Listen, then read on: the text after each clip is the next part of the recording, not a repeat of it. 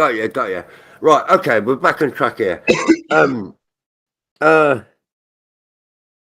you know, I forgot my point now, mate. Now I was trying to make a sensible point. I tell you what, That I, that no matter what, whether it's spinning and round or flat and stationary, whether I believe what I believe or see what I see, I'm just as skinny as everybody else, and like it's my own conclusions too. Like yeah, yeah, I yeah. I don't care whether somebody thinks it's a globe or thinks it's flat. It doesn't bug me. But if It's a somebody little bit asks weird, isn't me, it? like, How I'm not people going get to all say, a bit moody about it as well. Don't you think it's a bit weird, mate? How people get all a bit moody about it. It's like, no, what? It's like, what the hell? no, because their foundations of their belief are surrounded by what they stand on, what life they walk through. So if you start changing what they believe or opposing what they believe and it shapes their worldview, of course there's going to Right. be pushback. And it's Okay, so reasonable. we're gonna do the whole metaphor Cognitive of dissonance. It's dragging called older cognitive people dissonance. out, dragging older people out the matrix. Is it that metaphor? Yeah, kind of, but it's like cognitive dissonance. Like if for Yeah, example, yeah. Oh um no. somebody coming to the knowledge and conclusion that like for a Christian, women being saved through childbearing and the fact of hope and faith being surrounded by this. It's the same thing with the globe. There's a foundation for your beliefs in science, for your beliefs in religion, it's what you stand on literally and physically. So if somebody's coming by saying, "Hey, your house isn't actually square, it's round," and you believe or you look and you see what you see, of course there's going to be a little bit of like they're going to be like, "Wow." And even on the flat earth, like for us flat earthers, we can't answer certain questions and that bugs us. So when they ask us questions we can't answer and we get annoyed at them, it's the same thing with them and their globe. And we're both I like see. Yeah, technically yeah. in the I get same it. boat. I do get that, mate. But I'm gonna tell you what. I shouldn't say this in front of which I am in front of, right? I could handle any question you throw me at about flat Earth if you wanted it, and I could fucking bat it back at you because I know it's fucking flat, mate. We all know it's flat, and yeah, because this is a flat Earth channel, man. I'm gonna keep going on the flat Earth thing, yeah. I'm gonna have a rant quickly about these bloody globers, right? These so-called intelligent globers, mate, yeah. They can't be that smart, mate, because if they were, they'd have figured it out, which makes them either shills, fucking NPC, government agents of the Matrix, call them what you will, or they're actually just dumb as fuck. How about this then? Let me go extreme with it. Can a flat earther be cheated on? What, by his wife? Or fucking husband? Well, I suppose anybody can get cheated on, can't they? Okay, now if you tried to tell the flat earther that their husband or their wife or whatever Oh, was yeah, yeah, I know where you're cheating going. on Yeah, them, all right. Yeah, yeah. it's kind of like that. It's like that. It's fucking hard, yeah. You see, lucky, mate, really, I didn't have this problem, right? Because when I was looking into the flat earth and stuff, in the background, my wife was actually quietly listening to all this stuff, right? And she kind of made her own mind up, and she's a flat earther, right? But I didn't hassle her about becoming a flat earther. She just listened to stuff I was listening to, and she kind of came to the same conclusion as well, right? My mum also as well. I mean, that's pretty lucky because I've heard of people, right? Their families have broken up, man, over it. I've heard of people having divorces because one's a flat earther, one's not. You know what I mean? It's like that's not really a thing to get divorced about, mate, is it? Okay, okay, I smoke. I smoke what that we're not allowed to talk about. Yeah, yeah, I But know. I don't gamble and I don't drink. Uh, but that doesn't mean just because I smoke things, doesn't mean that I would ever date a woman that smokes. Same thing with like flat Earth and like stuff like that. Like just because I believe in flat Earth, Yeah, it doesn't mean I want my partner to believe in it. And yeah, I'm going yeah, to of be course, man. honest. Yeah, yeah. If I have children that are in school, and I'm a believer, I'm a Bible believer. If I have children that are in school and their system of learning is based around evolution, the globe, and whatever, their dogma in there. I'm not Yeah. going to download my beliefs on my kid so that Yeah. they answer wrong questions and argue with their teacher. I want them to Oh, pass. yeah, And then when they're yeah. then when they're adults and time to make their own decisions, then they can get into flat earth, Yeah, I religion, can. Do you know atheism, what, mate? Do you know what, dude? That my dad always said that to me as I was growing up, man. My dad's passed now, unfortunately, but yeah, I don't think my dad would have handled flat Earth, mate. By the way, but yeah, my dad always said that to me, and also it's like kind of it's very hard to kind of equip your kids to go to school and learn one bit of the curriculum, and they're going to have to come home, and then you're going to have to say to them, "Well, this isn't actually correct what they're showing you here. It could be this, could be that." It's conflicting, man. It's because it's like the whole fucking it's the curriculum thing in it. Let's face it. If you don't Yeah. have that, though, if you don't have that, how are your children going to learn how to think critically? When they Well, that's graduate, their excuse. I think they do well better without it, just mate.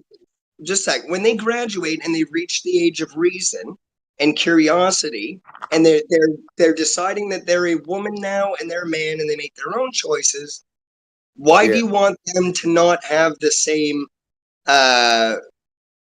clarity that we got? Because a lot of flat earthers say that the chemicals, the education, it's stopping them from being. But then, how come we're fine? How come we're so awesome? And how come we know the truth if we went through all that too? How come we're fine if it's so dangerous for them? If we turned out Explain so that as great, well, mate. But if we turned out so great and we were indoctrinated and we went to school and we did globe stuff, why is everybody trying to protect their child from something that's absolutely harmless and actually educational? It doesn't make sense. No, well, maybe we got lucky. yeah, and also this, I don't, this is not going to go down well, guys. But I'm going to just say it, right? Because you're having a sensible conversation here. A lot of people don't fucking care about that shit, heretic. True. From what I can see, right, living around where I live, do you know what I mean? They just think they're like, mate, I live in a council estate, yeah. They just fucking don't even teach their kids to read. They just fucking send them to school. It's the fucking school's job to teach their kids to fucking read and write. And this, and I'm thinking, that is crazy. I think the best thing my mum ever did for me, guys, was she taught me to read and write before I went to school. Dude, That's mine why, too. My mom. yeah, My that's mom why I was think I'm just a little bit smarter than the next guy because of that simple fact, mate. My mom wasn't a mathematician either, bro. But like, she helped what she did know, and my mom's an amazing speller, writer, coder, blah blah blah. She would sit down with me for hours on spelling. She dedicated so much. Fucking moms are awesome, dude. God, Oh, moms yeah, are yeah. Let's pick up I had an mums just awesome for a dad. brief moment. I had an awesome Again? dad. He used to beat the living shit out of me, but he was really All good right. because my mom would tell me, "Wait till your dad gets home," and then she'd Oh, put on a fuck's sake. mustache. She'd put on a mustache and just start punching the shit out of me. Just kidding. I'm Fuck joking. off. Do you know what? You nearly had me there, dude. You very nearly had me, you sly mofo. I stole that joke. All right. Hey, most jokes are stolen, mate. Good effort, though, for not admitting to plagiarism. Oh yeah, I Anyway. stole it right from a Facebook reel. Are we straying too far away from the flat earth discussion here? Because I've got another one if you want to hear it, but I don't know if it's going to go down well, right? I was thinking, right? Well, what we need is the first ever flat earth porno movie. Right? Yeah, listen, Ben. Yeah, listen, guys. Listen. Yeah, listen. I've thought this through. I really have, right? Kind of bringing awareness to flat earth through pornography, right? I've even got a title for it. We'll call it Fat Girth. I've even got an opening scene, right? It'll open right with the kind of. It'll be like kind of. It won't be dirty porno. It'll be kind of sexy porno, right? It'll open up right with a massive, like like a top floor apartment, yeah, where you can see all through the windows, right? You can see the skyline, yeah. Obviously, there's a woman and a man there getting jiggy, a bit sweaty, a bit kind of arty. And then as it posts up, right, you just see like this completely flat horizon, right? And it just comes up in big letters, Fat Girth, the movie. An Edgework production. You know what I'm saying? You fucking know it. You've thought this through as well, haven't you? Hey, we're going to Antarctica. All I brought was this bikini. Rated 18 starts Friday. All right, man, that is pretty funny. I'll give you that one. We're going to Antarctica. That would be part 2, wouldn't it? Oh no, we're going to hell, bro. Of an epic flat girth, flat Earth porn trilogy. If you like Lord of the Rings, but with porn Well, and flat Earth. My cruise Well, over. This is only yeah. I thought you were a Christian, man. You know what I mean? What are we doing here? Crazy. Anyway, I know I've just come in here and took over this conversation again, man. I'm really bad at that, guys. I know I am sorry. I'm just a bit excited because it's been good to catch up with you, like, man.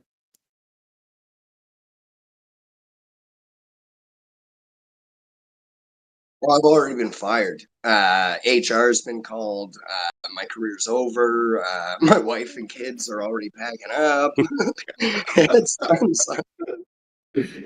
What's left now? I'm just going to hit the fentanyl now, isn't it? It's like, oh, sorry, we're supposed to leave out that type of discussion. Yeah. Yeah, fucking excellent. I really enjoyed just coming in here and have a quick chat with you lot. I know I can be really annoying, especially when I've had a drink, and I know you lot can tell I've had a drink. But yeah, I've had quite a day today, guys, and like you've made clear, this is not a fucking day for. Well, it's not. This is not the place to be talking about shit. But I fucking had some really bad news this morning, right? And it's taken me all day to get my head together, to be honest. And coming in here and saying hello to you lot and having a warm response has kind of boosted my fucking morale a bit. Is Roots been around? Hey, you're not the only one looking to chill and chat, man. A lot of people, same thing. It's Discord. That's what it. Yeah, Heritage, I can be really manic at times, man. If you get me when I'm drunk, right, you're just gonna have to keep me out of here, man, because I'm a fucking knob. But I'm not a mod. I just float in here too. I get my ass kicked out of here all the time. I swear, bro, they launch me into other rooms all the time. They're like, get up, right off the edge. yeah. Jace, don't worry, Jace. We won't be kicking you out. Hey, all Good to right, see you, mate. yeah, mate. Hey, good to see you, mate. Yeah, you're right, dude. Yeah, all good, mate. Yeah. Looking Cool, forward man. to seeing you guys next week. Oh yeah, man, it's gonna be exciting, man. Yeah, definitely. Yeah, man. Yeah. I spoke to Dave. He's good. So we're all lined up, man. 4 of us. Well, 5 of us with my wife. Yeah. Yeah, it's gonna be cool, man. Yeah, man. Go flat smacking around the town. Oh yeah, it's gonna be fun, mate. It's gonna be really good. Yeah, it's gonna be fucking honestly, man. It's gonna be funny, that is. Anyway, I've been talking my head off here, Roots. I've just managed to finally make this split, so I'm just about to light it. Mate here, I don't know who it was, smoked about 2 bongs while I'm rolling this, but yeah, I'm really looking forward to it, Roots, man. It's gonna be good. Yeah, me too, mate. Me too. I just hope I can get there early enough to catch all the action. Oh, dude, even if you turn up for an hour, mate, it'd be good, man. I've got you, man. It'd be good, man. Just show your face if you really want to. It'd be all right, man. I'll look after everybody mate, I'll for be the day. there. Yeah, I'll be there, mate. I'll be all right. No worries. I'll look after him for the day. Like I said, my wife can't really stay for more than a couple of hours, and Dave, like, he can't really stay that long. He's going to be aiming to get back, like, not that late at night. So it's going to be just a one day, man. It'll be all right, man. It's going to be good. I'm excited, man, about catching up with you, lot. Yes, mate. Yes, I know. I'm just going to be laughing for at least 4 hours. Yeah, it's going to be funny because thing is, like, I'm going to put it out on David Banner's thing as well. Just saying, if anybody's in the vicinity, this is where we're going to be. You never know who might. You never know who might turn up, Roots. It might be kind of, you know what I mean. Yeah, mate. Yeah. And do you know what? It all started because of you, you know. Yeah. Yeah.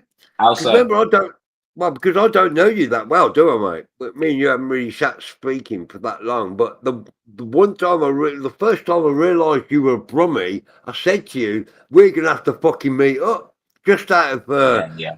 manners, because I didn't even know you. But I thought, fuck me, man, there's two of us in this city. We've just got to meet up out of fucking principle. And you went, yeah.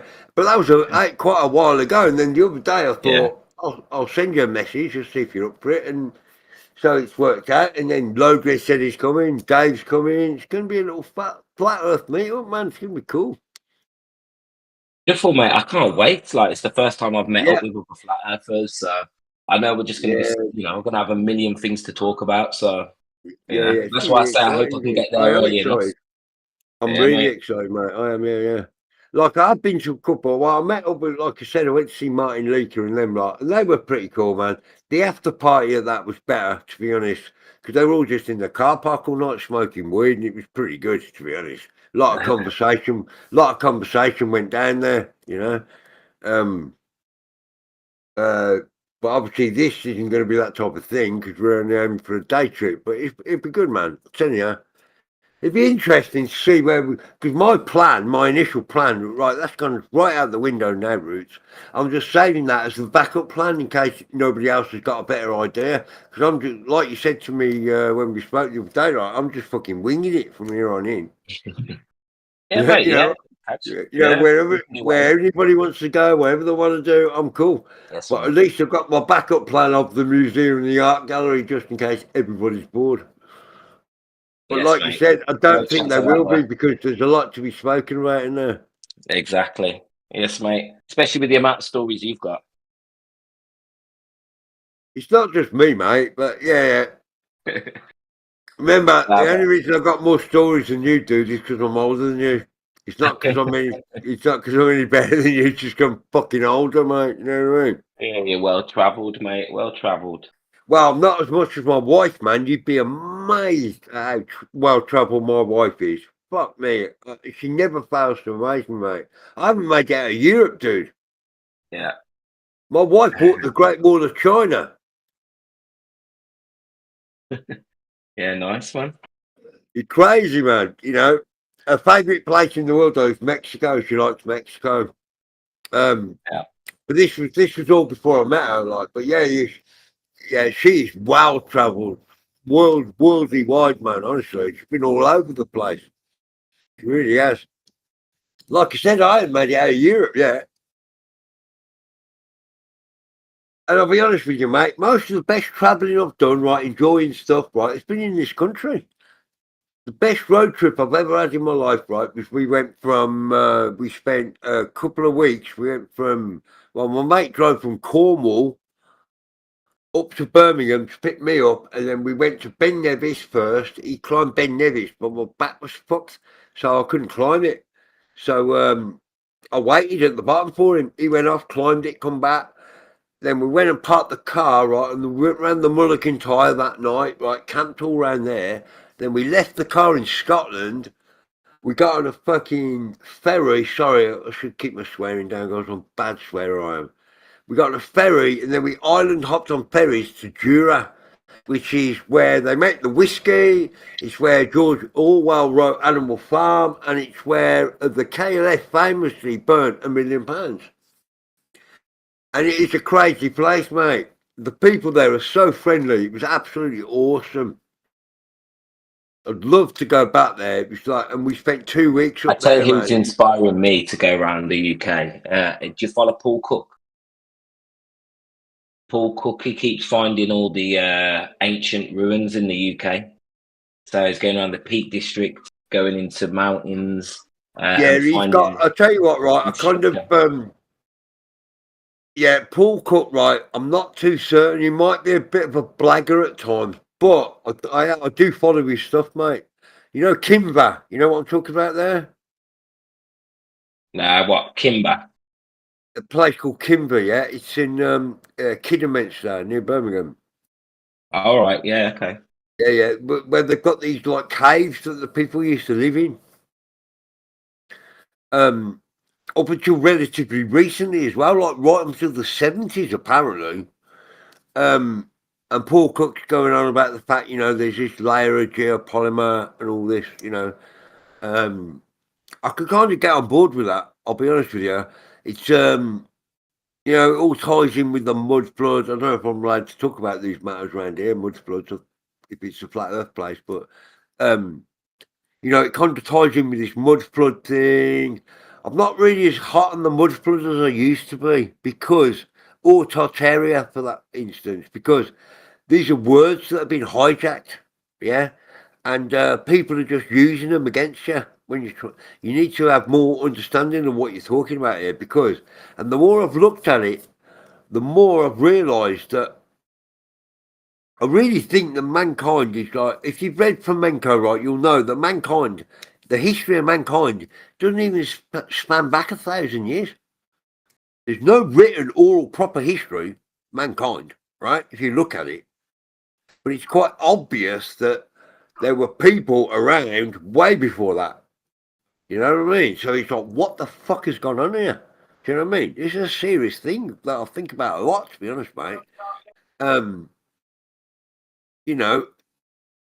reality is this is what it looks like to me. If you want to speculate, it looks like there was a civilization equally as large as our own right now, with cities as big as ours, and they've just been bloody melted or wiped off the fucking earth for some reason. For all we know, man, there could have been a nuclear war. We don't know, because we don't know, do we? Do you know what I mean? This is my whole thing where I'm going nowadays after the flat earth. It's the fact that, really, this is a crime scene, what we find ourselves in, this thing that we call reality. Yeah? There's something not right here. Let's face it, we all fucking know it. Well, none of us really have a fucking clue what's actually going on. Oh, you're right. You're right that these terms have been hijacked. Tartaria, mud flood. But if you dig into it, there's no smoke without fire, mate. And Tartaria. Yeah, good point, by the way. Dig into it like that. Yeah. If you dig into it, there's a lot of truth to Tartaria. Like, it was a real. Oh yeah. But I think I've stopped using the word Tartaria as well, mate. Like I said, if you hadn't invited me in here, I wouldn't even have come in these servers anymore, mate. I'd given it up. I really had. But the whole thing about Tartaria, right? It doesn't matter what you read. If you've done any decent amount of just reading, people can just use it and launch against you. Tartaria is this, Tartaria is that. This is why nowadays I'm trying to talk in more simple terms to people, right? And I know you get it, Roots. I know you understand. It's like, for example, right, this week, I've been reading a lot this week about Göbekli Tepe. Hard word to say that, Göbekli Tepe. This thing, they reckon, mate, is 7,000 years older than Stonehenge, right? Which pretty much predates anything that we know of in the human history. And I also read that fucking Klaus Schwab and them lot and the fucking, what they called, the World Economic Forum, they've shut it down. So nobody can dig there now. And I'm thinking, what the fuck are these lot? Why are they shutting down these archaeological sites? How can you date rocks? I know you have to wake up at some point, didn't you, Denmark? Yeah, I can go for it if you want to fucking go for it. I'm in the mood. You can't date rocks, mate. It's simple. You can't? No, of course you can't. Okay, so how do they know what rock or what thing's before what thing when it's all made of dirt? I know, dude. You're talking to me, remember, Denmark, right? No, I thought you were saying that they were like making sense. Okay, I got you. Yeah. Remember, like the whole rock. I'm going to go on a bit of a tangent in the weeds here. Again, I'm getting off the flat Earth subject, guys, but I'm not talking about drugs. Right, the whole thing about the dating rocks is weird, mate, because I spent a year looking for ammonite fossils, yeah? I've told you this before, right? They date ammonites, right? And they're kind of crazy, ammonites are. They predate dinosaurs, fish, everything, apparently. I don't fucking know, but they're there because I found them. You know what I mean? I've dug them up, mate. But they rate they rate the age of the rock by the species. Oh, another thing as well. We have had this discussion before, Denmark, about speciation and how it changes or appears to. Yeah. So you can look at the level, and ammonites are particularly good at doing this with, right? Because there's loads of them.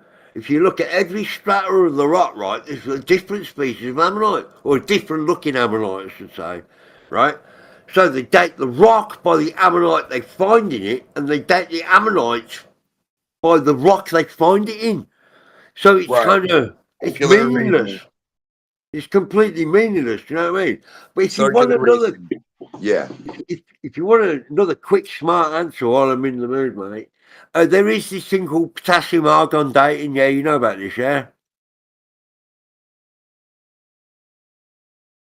Yeah, I think they use it in forensics if it's real.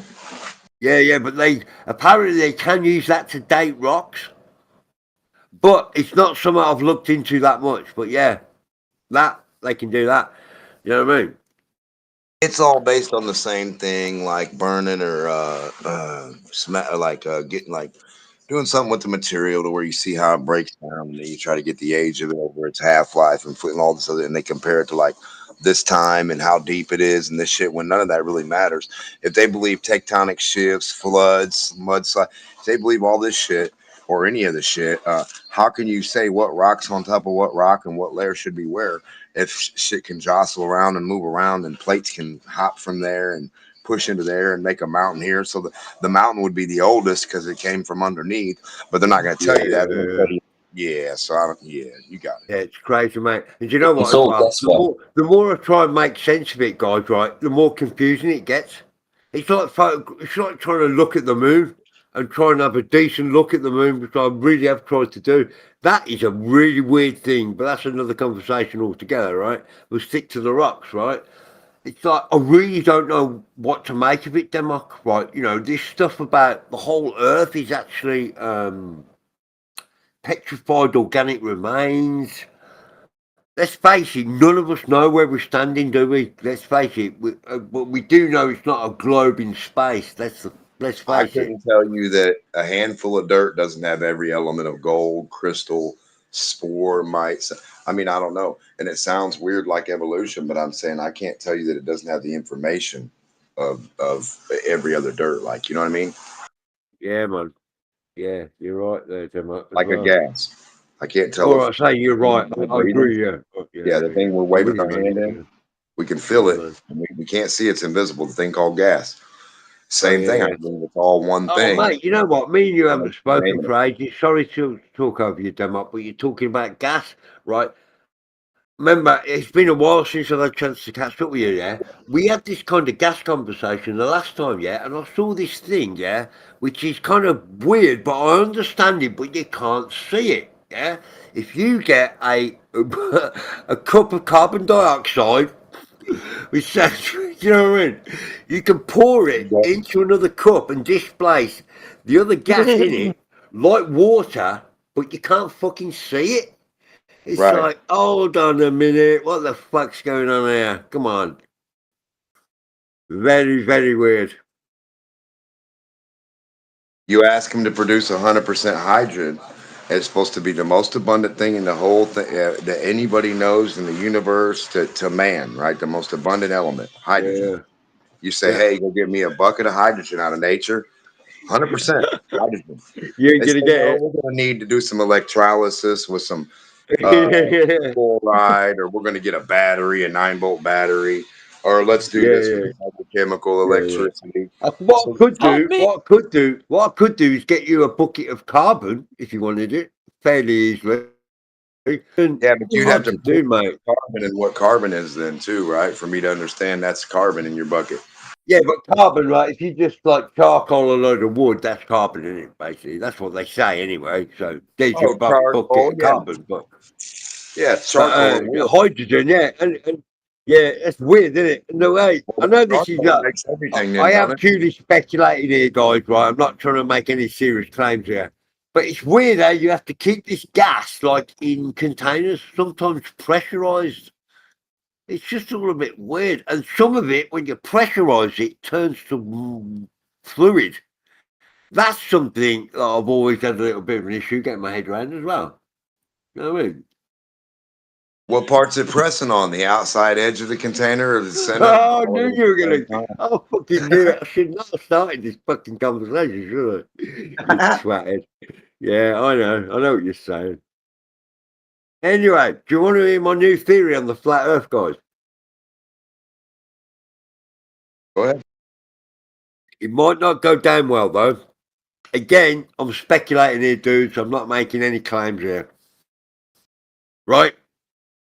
I know this isn't going to go down well, but I'm just going to say it, guys, right? I don't think the ice wall is real. I don't think the dome is real. I think all of this is a ploy to keep basically 1 billion or so people, 8 billion people, I don't know how many there are of us, in one place. Yeah? Because if you think about this, right, the globe is a prison, let's face it, we all understand that. But the dome model is still the same prison. You're still not going anywhere. What they're selling you there is the fact that you can't escape out of it. You know what I mean? And the more I've been looking at some of these old maps recently, guys, and I found this excellent add-on. I'd highly recommend it, dudes. Right? It's a fucking add-on for your your browser add-on. It's called Dezoomify. Yeah, you all need to check it out. Yeah, if you're on one of these sites that have these high-resolution images, but you can't download them, these massive resolution images, Dezoomify will nick it off these sites for you. So I've been getting all these maps, yeah, and the detail, you will not believe it, guys, when you zoom in properly. It's absolutely incredible what you can see. It is ridiculous, Denmark, it really is. And I've been looking at these old maps, yeah, and it's like, there's so many indiscrepancies in these maps. It's like, again, I know I'm speculating, so I'm going to get away with this, right? It's like, it almost seems like a couple of 100 years ago, something went down. Nobody's actually told us, like, people have redone the maps. They're trying to conceal something. I don't really know what it is. But every being of my fibre kind of screams at me that there's something's gone down here and we're not aware of it. And it was my mate Bart who coined the phrase, "This is a crime scene, Jace." Not me. I've got to give Bart his credit for it. Sorry, guys, I'm bouncing here. While I'm talking, sorry, man, that's rude, guys, sorry. But yeah, I really can't help the feeling that there's something fucking going on here, guys. And I know that sounds really paranoid and all that, but I'm trying not to be paranoid. I'm just trying to get across to you. Do you agree with you about the model? I do agree with you about the model, and to be honest, mate, no one in here will claim a model or a dome. Well, I'll be honest with you, dude. Right, I will carry on if you don't mind. Right, about what I said there. I don't believe in the ice wall and the dome. Right, I should explain myself what I just said there. I think, right, looking about that. Hold on. Isn't the ice wall just the globe's claim? Don't they just call it the ice shelf? Yeah, all right. Yeah, but you know what I'm talking about here. Yeah, let's not pick holes in it. Yeah. I think it purely comes down to this roots, right? It's a lot of circumstantial evidence here, yeah, that weighs up in my books, right? Look at Admiral Byrd. He went there. NASA's fucking Antarctic Treaty a year later. We had the Argentine War, right, in England. When you look into it, England and Argentina were fucking conflicting land over the fucking Antarctic Treaty. And I'm thinking, hold on a minute, that's why they went down to the Falklands. It's pretty fucking close to the fucking South Pole, let's face it. You know what I mean? It's all connected, dude, I'm telling you. I think, and it's the most simplest thing, I know I'm getting all excited here, guys, but at least you're listening. Most people don't. I think it's as simple as this. There's more land out there, right? Lot more land, right? They're using some very cunning techniques, guys, to keep us all shepherding into one fucking place. It's like we live on a farm, guys, let's be honest. If you're lucky enough to amass enough money into your bank account, like Elon and all these other compadres, then you kind of get a free pass out of the fucking zoo. Yeah? There's far more fucking land out there, guys. And all of this fucking ice wall nonsense, the dome nonsense. And to be quite honest with you, and this is not going to go down well, but I'm going to say it, this Christian nonsense that I hear a lot of, right? And please don't think I don't believe in God, guys, because I do. Right? I'm not buying into this fucking bullshit narrative that they sell people, right? I thought we'd all broken free of this, yeah, but it's like kind of, I still see people really badly buying into it. You know, the ice wall, all this nonsense, domes, containment. It's like, fuck off, man. It's as flat as we know. It goes on for fucking miles, guys. Far further but like than you we said, can ever. mate, like you Huh? said, nobody knows. Yeah, Like well, you I said, just think nobody it goes far more land. That's my thing. That's what I think, mate. It's the most logical thing I can come up with to say to you, man, to be honest. You know? Well, we shouldn't judge others really because we could be wrong. You could be wrong about the extra Oh, I land. could be I've way not off, heard mate. others I in could be line. fucking way off. And do you know what as Yeah. well? Mate, I gave up my ego a long time ago, dude, right? I'm happy. If I'm proved wrong and you've got some fucking solid stuff you can bring to me that makes me go, oh, fuck. Oh, nice one, man. Yeah, nice one. Now I understand. I'm all over it. Not many people fucking do that, though. Let's face it. You know? But yeah, you're Yeah, right. well, You shouldn't I judge. won't, I You won't shouldn't claim judge. a model. I won't claim a model. But Well, there do are you know those what? who I have. There are was those who going to have get built into this. models. Minutes, or are you in a hurry? Well, I suppose we shall see. All right, finish up the conversation. Okay. So I just asked for someone to post some sort of evidence of gravitational collapse, formation of stars, or other heavenly bodies. If somebody could post that, that'd be great. Because as far as I know, I it's a posted it. postulation. You did post it. That's Wolf Riot Star, yeah. Okay, so it's a new WR star. stars. Did they see it being made, or did they just detect it once it showed up? Are a rare heterogeneous set of stars with an unusual spectra showing prominent broad emission lines of ionized helium and highly ionized nitrogen and or carbon. Spectra indicate very high surface enhancement of heavy elements, depletion of hydrogen, and strong stellar winds.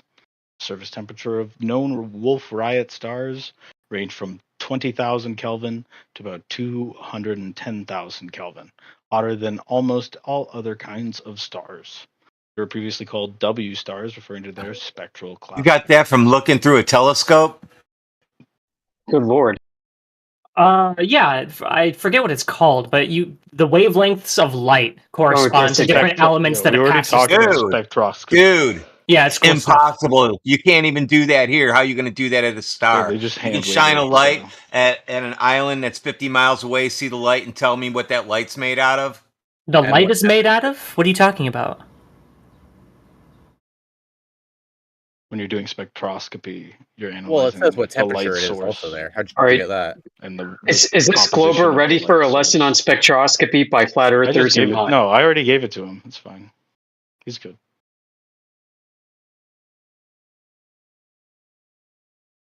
Yeah, so spectroscopy is you're analyzing what is emitting the light. So you're telling by the composition of that light what made that light. In lab spectroscopy, you get a reference sample. You don't do that in stellar spectroscopy because it's pseudoscience. You don't use reference samples in pseudoscience. Even if you didn't know anything Yeah, about you don't what know. element was what was another element, you had them in boxes, you could still do spectroscopy on them and analyze and get hydrogen, helium, and all the way down the list. So I'm sure you can, Rich. I'm sure you can I'm just easily just completely look at a irrelevant. color swatch and match it up to the element. It's so easy. Well, I don't think that anybody said this was an easy process. Well, you know the stars move, right? So must be pretty easy. You must be able to just take a picture and go, boom, that's 210,000 degrees, and it's got a bunch of iron and helium in it. Kelvin. Sounds fucking ridiculous. No, it's crazy, isn't it? Yeah. Yes, you guys are crazy. It's not like anyone can verify it, right? I mean, geez, they can make up whatever they want. Well, no, anybody in a relevant field who, does relevant work probably would be able to. Oh, yeah, able to- you need rely on telescope those time. You know how easy it is to get telescope time? It's like getting a plane flight. It's that easy, right, Radwin? Yes.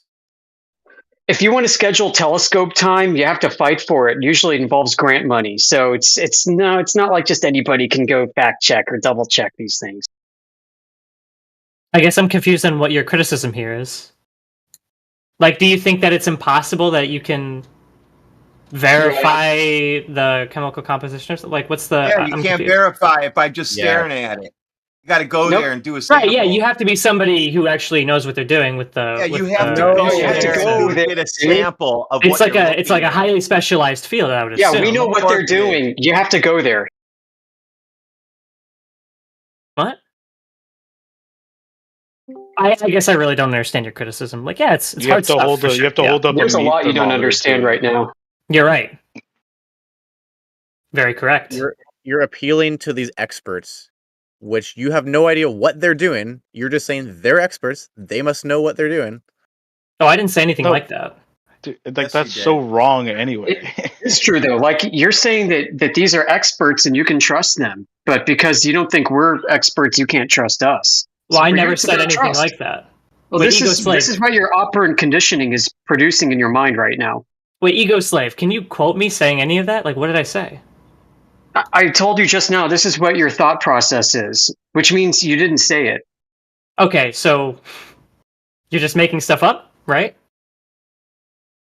It's you a said you have to rational verify deduction. somebody who knows what they're doing. It's a rational It's deduction. appeal to Yeah, the- because yes, is himsake is saying. I mean, you appeal to authority, which means you don't have enough knowledge yourself. When did I do that?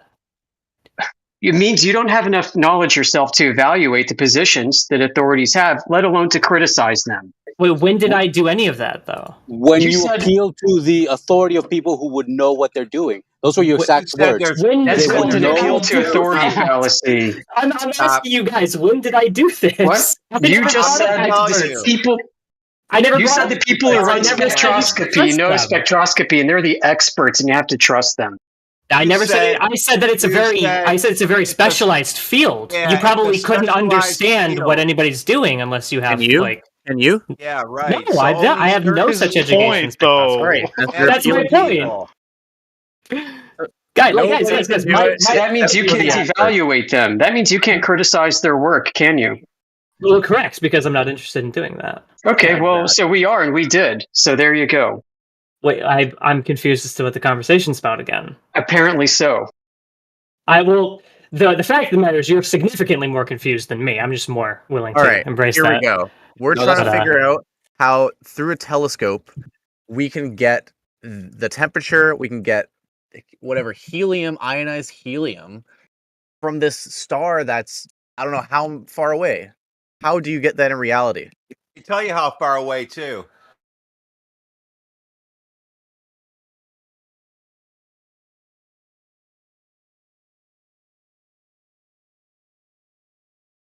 It's under the impression you can shine a telescope at a lighthouse and tell if it's an LED lamp or a candle or what kind of thing it is.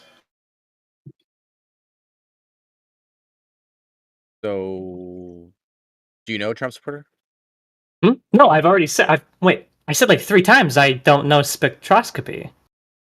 Why are you asking me? I've already said no. Okay.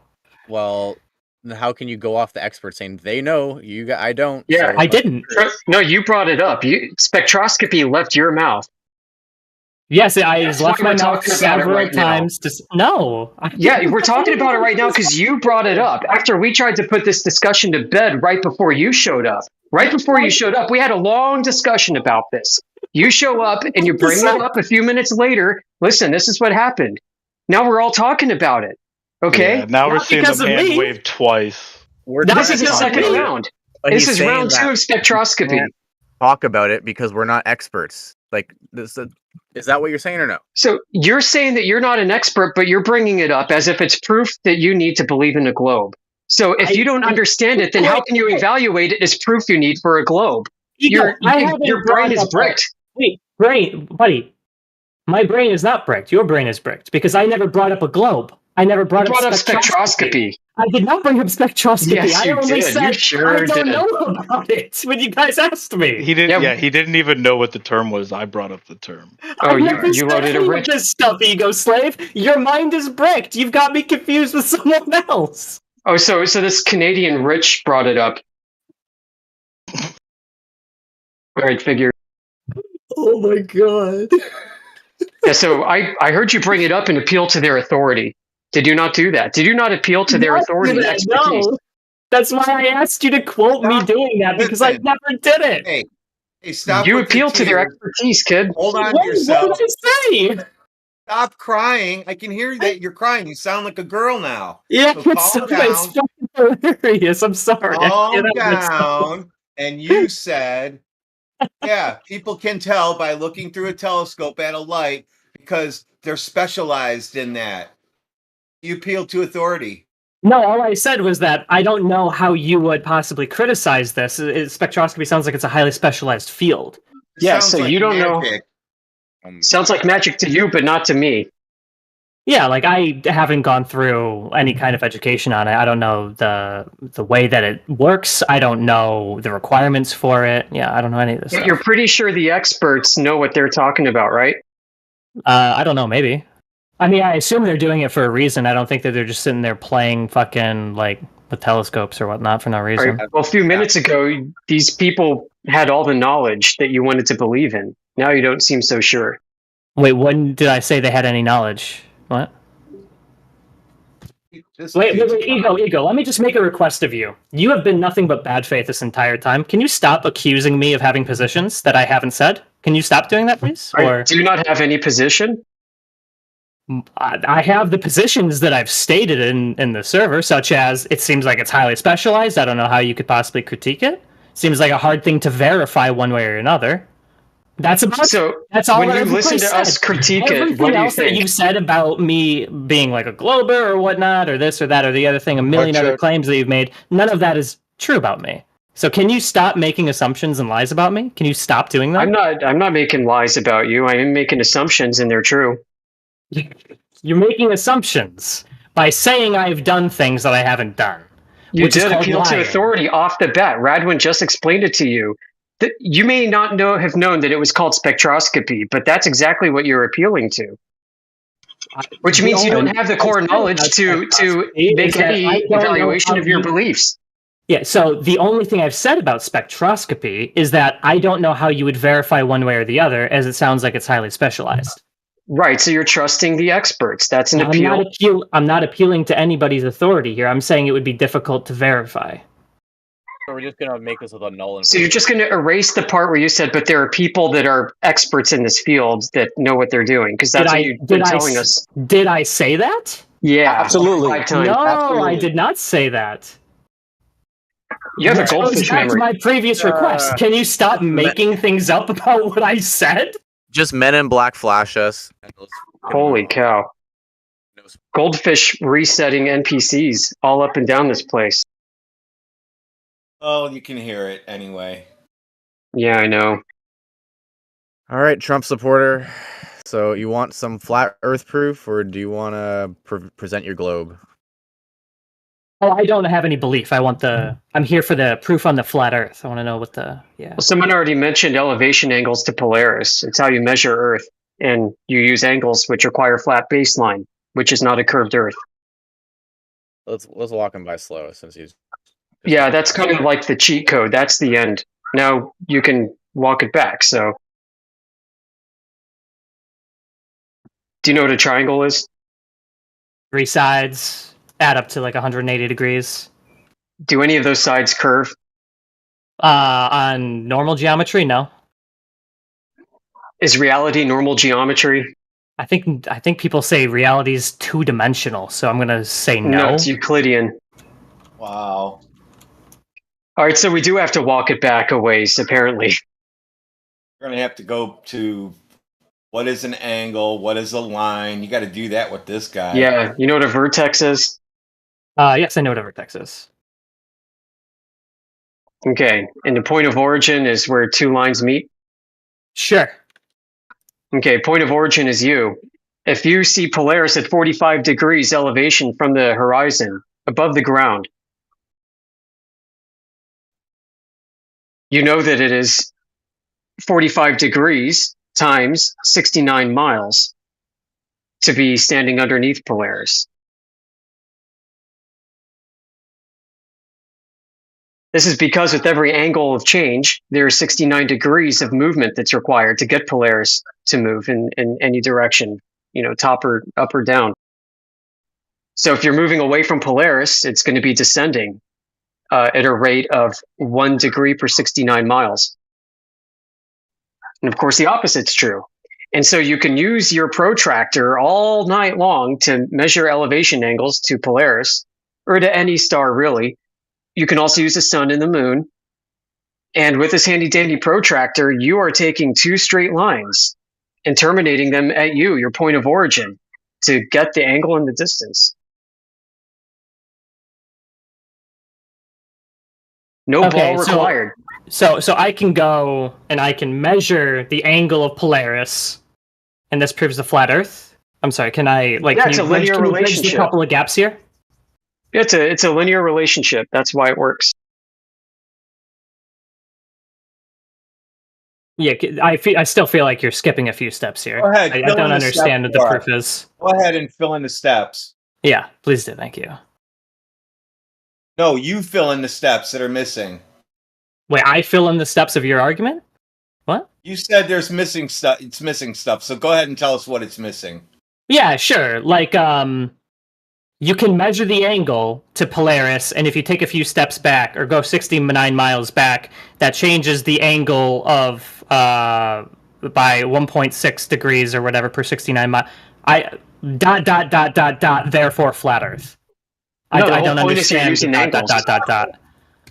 It is that easy, and you're using angles, therefore flat Earth, like you said it. Right. Yeah, okay. the GP to the star and your position are on the same baseline that has to be measured flat to get a 90. So you can get an angle, so then you can do a valid calculation to translate those into nautical miles or 1.15 miles.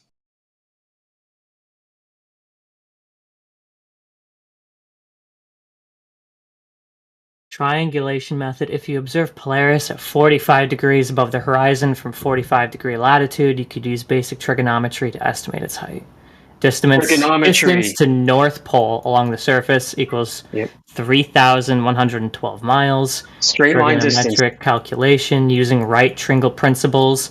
Height equals distance, tan angle. Height 3,112.65 miles, tan 45. So I want you to notice as you're reading this, it's all Euclidean, isn't it?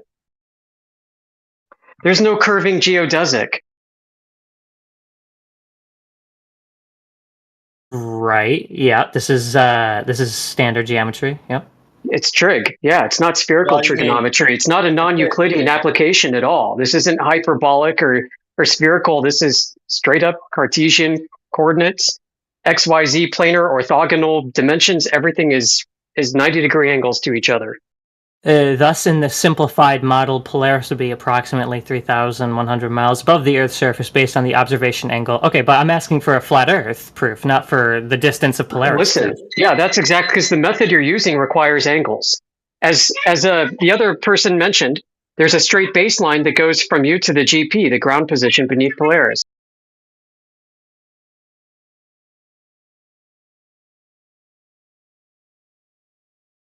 We don't just evaluate the data like numbers that are given to us. We evaluate the process, methods, procedures, and everything that goes into it, the thinking process.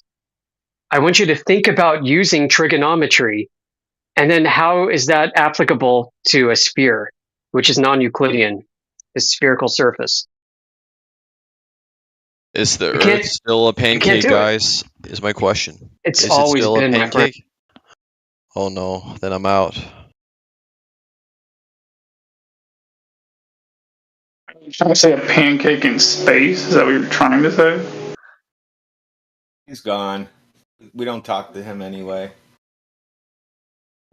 I hope the reality of the situation has really taken hold, Trump supporter, and I'm sorry we got off on the wrong foot earlier. No, I mean the reality situation definitely is taking hold. I don't know it's the one that you're thinking is happening. This took a matter of We can years for me to tell. sort out. We can tell though. I know Yeah. already. Here, I'll drop something for you. That's supposed to be what you're doing on versus what was posted for triangulation. So Yeah, there's no curves on a surface of a ball. I mean, there's no angles on the surface of a ball. So yeah, I was just about to say that's that. the end of that.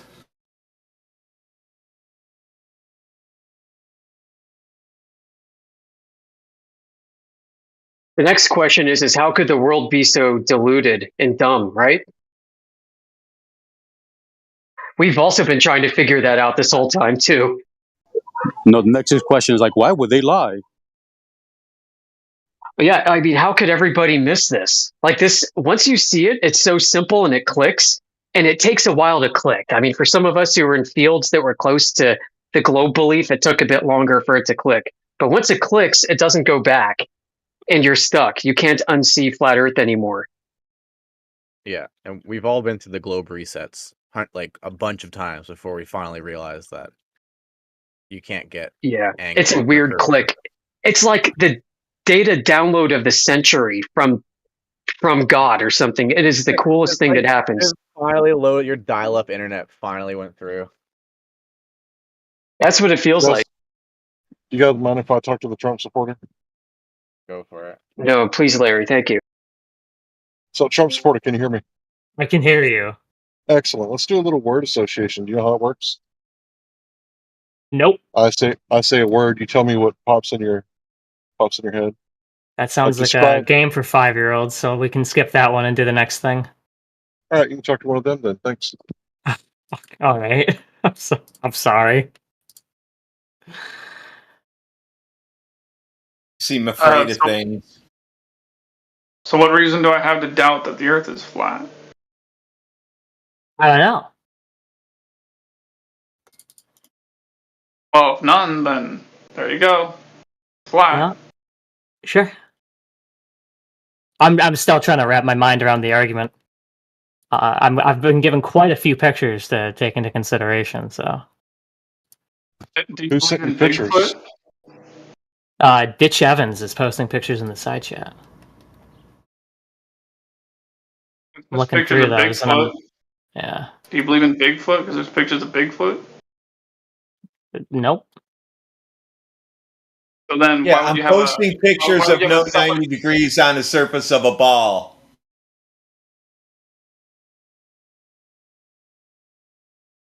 Why would you have a different standard of evidence with the vacuum of space? Like you've never been to the vacuum of space, you've never seen it firsthand. Why would Well, you have I've a different also- standard of evidence? Yeah, I've also never seen Disney World, but Yeah, but what reason do you have to doubt that Disney World exists? Any logical reason? Because that's not a logical reason. well, I haven't seen it before. Yeah, but why would it be an extraordinary claim? Like if I were to claim to you that Disney World exists, is that an extraordinary claim or not? I don't know if it's extraordinary or not. It's you not being an a extraordinary simulation? claim. You don't have to be very smart to figure that out. It's not an extraordinary claim. Now, let me ask you two other questions. If I were to claim that Bigfoot is real, is that an extraordinary claim or not? Probably, yeah. All right. Now, if I were to claim to you that there's a place up above our heads where things don't fall down, is that an extraordinary claim or not? There's a place above our heads where things don't fall down. Yeah. Is that an extraordinary claim or not? There's a You never place above experienced our that. heads where things don't fall. No, I definitely have. Zero gravity, he's alluding to. Zero gravity? Oh, talking about space. I don't know. It seems kind of The logical to vacuum me. of space, not space. The vacuum of space. What's the difference? Seems Space logical is now real, to him. but the he vacuum said. space is not. That's the difference. See, space, like height, length, width, space is real. The vacuum of space is not. That's the difference. So, what besides some like semantical conflation of two different terms Is there like an actual substantive difference between these two things, or? I think you may have lost track. I'm just pointing out to you that it's an extraordinary claim to claim that there's a place where things don't fall down. That's an extraordinary claim. Well, no, not really, because I mean, there's a space above me right now with a helium balloon where it doesn't fall down. Great. I'm talking about things that are heavier than air, like rocks. Duh. Well, at least he gets how specific. At least he gets how specific gravity works. So we don't have to explain that to him, right?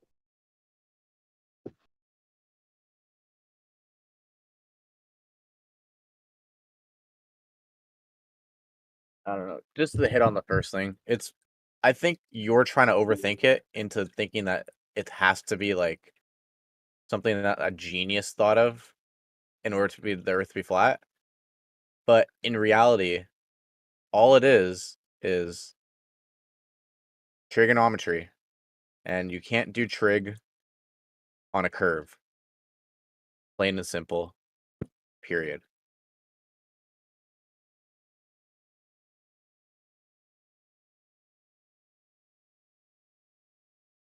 You could do it at a point of a curve.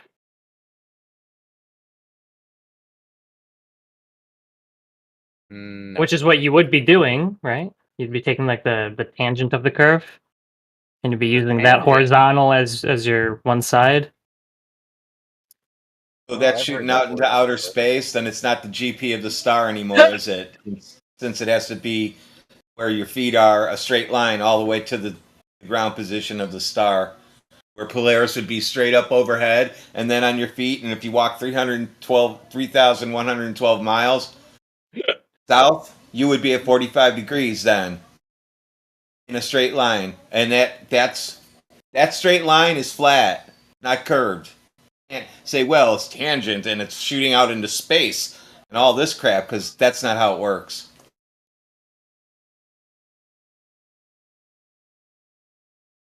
I guess I feel like you're conflating two different arguments at this point. Like, you could do like a right triangle trigonometry, like a 90-degree right triangle trigonometry on a curve. If you just take the point of the curve, take the tangent, and have that be one of the sides, right? We just explained this to you, that you can't, because it goes straight into space. We're trying to get to the GP and Polaris. Yeah, how would you differentiate? How do you differentiate an imaginary tangent from a curving surface? What do you mean? Like, the tangent of a surface is just a property. Yeah. Well, how would you measure the drop over distance? The drop over distance. We're just trying to measure a triangle. No, with the ball, it drops, right? At the ball. Yeah. How would you measure that? I don't know. It wouldn't be a part of the triangle calculation. That'd be a different calculation. Triangle, calculate my ball sack, nigga. Like, why are you trying to calculate the drop based off of a triangle where the tangent goes off into space, like you guys said? Like, that's not how you do that. Anyone want to tackle this? I'm not the best at this. All right, so the thing is, they say that there's all this refraction going on. And if there's light bending around the curve of the Earth, that's going to make all kinds of different angles, right? So in your model, because the light is bending down around the curve, and you're trying to get the GP of a star, that's going to make like acute angles. You have to have a right angle in order to get this calculation correct. So did you know that's what they claim in your model, that the light is reflecting around the curve? Okay, so you don't believe in the globe. Yeah, no, I have an open mind here. Oh, okay. No, so this is Dunning-Kruger agnostic. Time out. He just said he's open-minded, but he couldn't answer my question because it sounded like it was for first graders. What is a Dunning-Kruger agnostic? What is that? I'm just asking some basic questions. Is that frowned upon here? Well, yeah, that's like a first grader question. We don't answer those. Wait, See how what was dumb that the sounds? what was the first grader question? Gosh. Yeah, when I Guys, asked you, guys, be you know, respectful, guys, please. well, I tried to be respectful. I tried to ask a guy a question. He said that it sounds like a first grader question. So then he said Yeah. he's open minded, right? So both of those things can't be true. It's like eating a soup sandwich, Larry. Yeah. Your soup destroys the sandwich. Wait, I can't ask a question and be open-minded at the same time? I don't understand. No. I asked you, is your name Trump? Is that what they Yeah. call you in here? Yeah. Yeah, Trump supporters I are asked not you, yeah, Trump supporter. I asked you, can we do word association? And you Yeah. said that sounds like a question for first graders, that you weren't going to answer it. And then, not even 5 minutes later, you said that you're open minded. Oh So yeah, both I of those things don't. can't It sounds be like a true. game it sounds like a game for young kids. I'm Not not a interested in game. doing that. It's not a game. It's not Okay. a game. It's me Well, trying to I am analyze. open-minded about the arguments. I'm just not interested in engaging in word association. Okay. So Weird. So you're closed minded to that, but open minded to everything else, right? yeah, sure, that's correct. Because that's the only logical stance you could take at this point. I don't see word association as being an argument for the flat Earth. I'm sorry. It's not an argument. It's me trying to assess my target audience so I could tailor my rhetoric toward you. Oh, you can just give me the evidence for the flat Earth. That's all you need to do. I'm good. I think Okay. All right. Sounds good. All right. So, are you satisfied with the evidence that we gave you? You read some interesting bits about geometry relating to celestial navigation. It's all trig. It's all Euclidean. Are you satisfied? I mean, yeah. I mean, that's what you guys have. That's what you have. I don't understand some of the assumptions made here, but There's no assumption. yeah, like you guys were talking about trying to find the drop on the curve of the Glober's Earth, their model, by using a right triangle to Polaris, but I don't know why you would do that. That sounds like it would be a different equation. That sounds more like it's attempting to disprove the globe Earth and less trying to prove the flat Earth, which is kind of what I was looking for. I wanted like an affirmative case for Aren't the those two flat things Earth. one? Hold on, aren't those two things one and the same? Well, no, because you No. like if you Wait, well, hold on. What's the third option? Wait, hold on. I can think of two options: the Earth being flat, the Earth being a globe. What's the third option? a cube, an inverted globe with the universe and the sun at the center. Is anybody I don't know. claiming? First of all, the surface of a cube is flat. First of all. Second of all, is anyone claiming a cube? Because if no one's claiming a cube, then what are you even bringing that up for? Well, I'm bringing it up because you asked me for a third option besides flat Earth versus globe Earth. Yeah, but So is anybody are you claiming a giving the cube? third option for reason or just for troll? It's a third option. He's a troll, and he should have to claim a position, or he can just shut up. I agree. If I come in here, I have to argue. I can't just listen to the arguments of the flat earthers. Yeah, but I mean, you have to follow the conversation and think for yourself and say, hey, I shouldn't do that, you know? Wait, Stephen P., do you have an answer to that? Yeah. So this is going to turn into a meta discussion. Yeah. Okay, so this is what agnostics do: is they come in and they say, "Oh, I don't have a position. Tell me your position." And then they like act all cute, like, "Blah blah blah. Oh, that's interesting. Oh, that's interesting." And then they just do their little agnostic thing where it's like, "Oh, I don't believe that. I don't believe that. I don't believe that." And there's no point to it. There's no point to it. Sounds very squishy brained. Gotcha. Okay, if you don't think there's any point to giving your affirmative position, that's fine. I disagree, Mr. Stephen P. But So if you think that it's good to give an affirmative position, why won't you give an affirmative position? because I don't know what it is. Yeah, so you don't know shit, so shut the fuck up. You're right, I don't know shit. That's why I'm here asking questions. And so No, instead of just- shutting the fuck up, I'm going to ask some questions to try to expand my knowledge on the topic. I'm sorry no, that the upsets essence you. of you answering the third questions was non to debate. It's what you shouldn't have given any. I shouldn't have given any questions? No answer. Well, I didn't give Because any we're answers. trolling. So I think at this point, Trump, you have two things you can do. You can either ask questions and continue to do so in good faith, or maybe engage in some research. And if you want some research topics, we can give you some. Yeah. Well, I mean, that's all I'm here for, right? I'm here for research topics. I wanted the arguments that prove the flat Earth. That way I can research them. So along those That's lines, I literally got the a point of me question for you, being here, Trump. regardless of if Stephen P. is upset about that or not. Like, I'm sorry. How is the Earth? How is it not self-evident that the Earth is flat? But no, that's just not the self-evident position of me that I have. So you think you see like the curvature of the Earth when you look out your window or something? No, I don't think it's self-evident that's a globe either. Hey, that seems very disingenuous. I've never thought about it. I've never done the research into this. How could I have a position? Yeah, so disingenuous is definitely the right word to describe these agnostic people. Yeah, Stephen P. is very upset that people come in with no preconceived notions. You're disingenuous, bro. That's okay. That's okay. The term You don't I have use to is believe me. intellectual. So, like, so is the angular? You can't have an angular right triangle calculating the position of Polaris and yada yada. Is that the one and only proof for the flat Earth? So that I can research this and do my own thinking on it. Proof. Okay, well then, can I have some more proofs of the flat Earth? Sure, go research water. Go research water. Yeah. Does water curve? There's no research required, just your intellectual honesty. That you know that water finds its own level, rest level on its surface.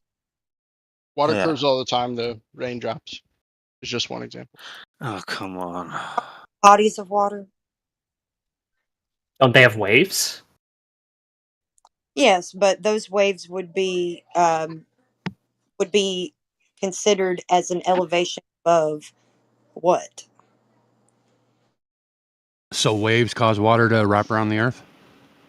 Well, no, I'm trying to say, like, with the waves that would No, be I was talking to the other guy. Oh, sorry. Well, I don't know what shape the Earth is, so I don't know what the waves do. You just asked me to think of if water curves, and I thought of waves. Well, we're thinking about water curving around a globe. Well, I'm asking for the evidence for a flat Earth, not a disproof of a model that I don't buy into. I don't need you guys to disprove a water curved is flat, Earth. dude. Straight up, man. Waves are in relation to what? Like their elevations above sea level. So there's a mean sea level because water finds its own level. So this is an axiom. It's not like I'm introducing something to you that's outlandish. No, I never said that you were. Yeah, no, I think it's fine. Right. So that's what I just the wave is I guess measured as above or I guess below for the low parts. I would assume the sea level, but I was just asked to think about if water curves. So Right, I got you. So what you were saying was waves, which would be in relation to a mean sea level. So Mhm. that's elevation above a flat plane because you use this sea level for celestial navigation and rise over run for requiring elevation angles to say mountains, hills, and topography. And then, of course, you would use mean sea level for building upon land. So all of that is in relation to the first proof that you got, which was the elevation angles to Polaris. You use the horizontal plane of reference from the horizon to acquire this. And you're talking about at any position, whatever the ground position of the star would be, on the ground position of the ground, not in some tangent. So you're using the surface of the Earth as a horizontal plane. Mm-hmm. Okay. And then if anybody else wants to give him some, it's just expounding on each other. All of these evidence just coalesce together. Yeah, what I was wanted to point out is, if you have not been indoctrinated, right, by school or studying or university in general, I guess you have been more smarter when you were younger and observing things. Just so you know, your intellect is now basically barricading you.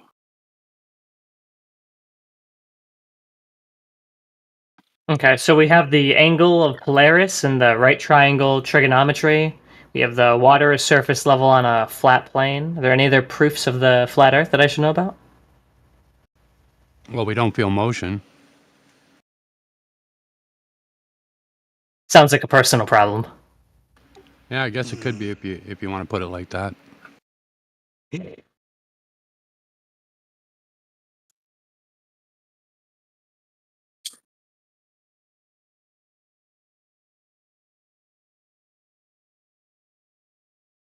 Okay, so nothing else then. All right, I He's- guess I got my two things. Fantastic. I got one more for you, brother. We see too far. We see too far. Yeah. Yeah, why don't you go to our home server and check out the channels? There are about 10,000 proofs. Gotcha. Boom, boom, boom. 1, 2, 3.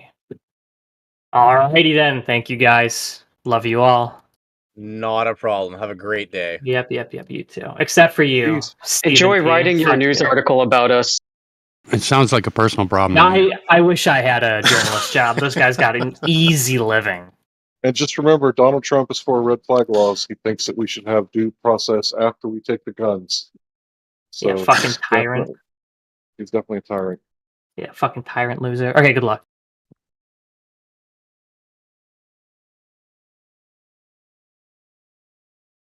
What did the Who say? Meet the new boss, same as the old boss.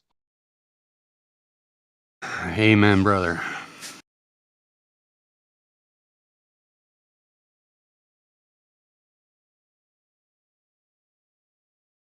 They just announced on the news last night, in the last week, we had a by-election here in Canada, in Ontario. And I've never even heard of one, but we got a new boss. A what election? They're calling it a by-election, and it's federal. It's so weird. What the heck? I know. I've never heard of it before. It's brand new. So you got a new In boss of Ontario. Yeah. Yeah, the It's not Conservatives. Doug the Ford? I don't think it was Doug Ford. I don't know who it was exactly. I can't remember the name anyway. But the Liberal got replaced with the Conservative. Oh my Well, that's okay. That's fine. Like you just said, though, the new boss is being replaced by the old boss, or vice versa. The way I see it, the left, they push too far towards communism, and they make people like beg for the right, which pushes for authoritarianism, and the people get hypnotized and lost in the sauce, right? And all they can think is that, well, things were cheaper when Trump was president, so I'm going to send Trump some money, right? And they don't really get into the minutia, but that's how the totalitarian tiptoe works: left wing, right wing, and Yeah. I think Trump is going to bring in all this crazy stuff, and people will cheer for his authoritarianism, give cops complete immunity. Like, that's like the last thing that anybody would want. Like, to have people running around with like a license to kill, like Judge Dredd, like judge, jury, and executioner. But that's what he said he was going to do. Yeah, this is a problem with charismatic people, They always get fooled. First Obama and then Trump again. Doesn't matter what side they're on. Well, back to the important stuff. Yeah. Fuck both sides of the government. Hey, fellas, can I ask a question? Sure. I was just wondering, and this is something you guys say often, and it's why would they lie? And you guys kind of say that a lot of the time, like it's a joke, but that's my genuine question. Why would every single government lie about the Earth being flat? Because here's how I figure it, is that every single government with a space agency, there has to be a certain number of people that know that what they're doing is complete horseshit, right? And so my question is, why would they lie, and how many people would it take that know that this is bullshit before it got leaked? Well, the thing is that we can't know why liars would lie, right? And even if you asked a liar why they would lie, would you trust their answer? So you're asking us to speculate, which, each one of us can answer. What does NASA get, like $68 million a day? Would you hold down a lie for a really comfortable government job? Well, what was that rover worth? Anybody remember the rover on the moon? How much did they pay for that rover? Anybody got I that don't know, number? but I get your point, though, brother. How about that toilet, the ISS toilet? How much did it cost? Right? And can anybody verify that those things were actually spent on what they were spent on, or could they have just provided us props and then we believed it, and then it's a black hole money pit for the U.S. taxpayers? Or, last speculation, what if NASA's nothing more than the propaganda arm of the military-industrial complex, and they make people believe that we're going to space for science, and really we're bombing brown people and installing Federal Reserve banks? Okay, so that's the U.S. What about every other country? So I come at it a little different way, brother. Like, do you think people are lying if they don't know that they're lying? There we go. Perfect. Did you hear me? Are you asking me? Who are you Yeah. asking? Yeah. Well, you're the one that's talking, right? Right. Sorry. What was your question? I said, do I do you think people are lying if they don't know that they're lying? If somebody doesn't know that they're lying, I don't think they think they're lying. No. So then, like, I'm trying to get around to how many people would really know about this, right? Yeah. Like, most people, like, we're all raised to believe this. We're not even, we won't even ask the question, man. Like, I didn't ask the question until I was in my 50s, dude. Like, it's crazy, right? Right. You know, it's you're just brainwashed right from birth that you know how the universe was created and you know how you got here and everything else. So why would you even bother asking, right? So most people just buy right into this thing, right? Like, everybody just believes it, right? There is no other truth, right? How many people do you think know? I don't think very many at all. Like, I think everybody just believes that it's the way it is, right? Okay, but there are definitely some people that know. Well, you'd assume so anyways, right? Like, there has to be somebody at the top. I don't know. You know, and then I've thought about other things too, right? Like when the Russians and the Americans were racing to get to space, you know, and it was all a big race, and you know, and the Americans won, right? So if that was a lie, right, then the next people that come after him are almost responsible to keep that lie going, right? Like, you know what I mean? Like, what are they going to say, that he was lying back then? I don't think so. I think they're going to perpetuate it, right? I understand what you're saying, but there has to be a certain amount of people that. Well, how many do you think it would take? Okay, well, I've thought about this a little bit, and so what I think is that there's at least 5 major countries that have a space agency, right? So you have the United States, you have Russia, you have the UK, you have Japan, fuck it, even North Korea has one. There's a couple more that I'm missing, but there's more than 5. So there's all these space agencies that know, and they have, let's just assume that there's like 10 people at the top that know that this is all bullshit, right? So let's say there's 5 major space organizations, so that's 50 people, right? And so 50 people plus you have to plus all the commercial companies like your internet service providers. There's people at the top here because they have satellites apparently that provide internet service to some. But what does a satellite prove, though, right, brother? What is a sat? I'm just saying this is what they claim, that Yeah, satellites. so there's satellites. Like, I agree, there's satellites too, but what does that prove? It would prove for it to be able to orbit. I would say that. Okay, so the orbit part might be a little different, right? Okay. Like who knows what they're doing up there? We're not up there, right? Well, they What do you say say? that the satellite's falling, but it's not falling down, right? So that's one of those things to where that requires a great deal of faith, because in your everyday experience, you ever saw something continuously fall and not fall down? I've only ever experienced things to fall towards the Earth. Right. So Hubble's been up there for how long? Like at least 20 years, right? Yeah, much longer. So they lifted Hubble and dropped it so perfectly that it's falling in a circle around the Earth, and it hasn't fell down for 20 years. But they show us like a bowling ball and a trampoline, and as soon as they start dropping the ball, the baseball, tennis ball, and golf balls, they run right into the freaking bowling ball. So Are you talking about? Do you mean the International Space Station, or do you mean Hubble? Because Hubble is Hubble's a not orbiting the Earth. I don't believe. It's not. Is it on I don't. stilts? I might be wrong. It might be somewhere farther out. I would have to fact check that, but Look into that, because You're thinking of James Webb. James Webb is supposedly at a Lagrangian point, out far away. yeah, but it hasn't been falling for 20 years. Where's Hubble at? here, let me look. I'm pretty sure Hubble was like not orbiting the Earth. So Hubble's not in orbit right now. It's on the ground somewhere. The Hubble Space Telescope, okay, orbits the Earth at an altitude of around 320 to 340 miles. My bad.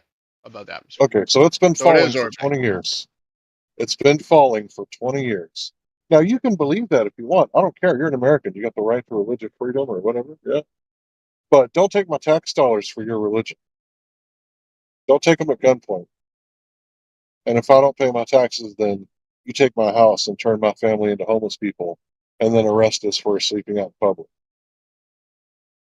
Because I don't do that to you with my religion, right? Right. Yeah, I wouldn't do that to anybody. Are you looking at the side chat? Me? Sure.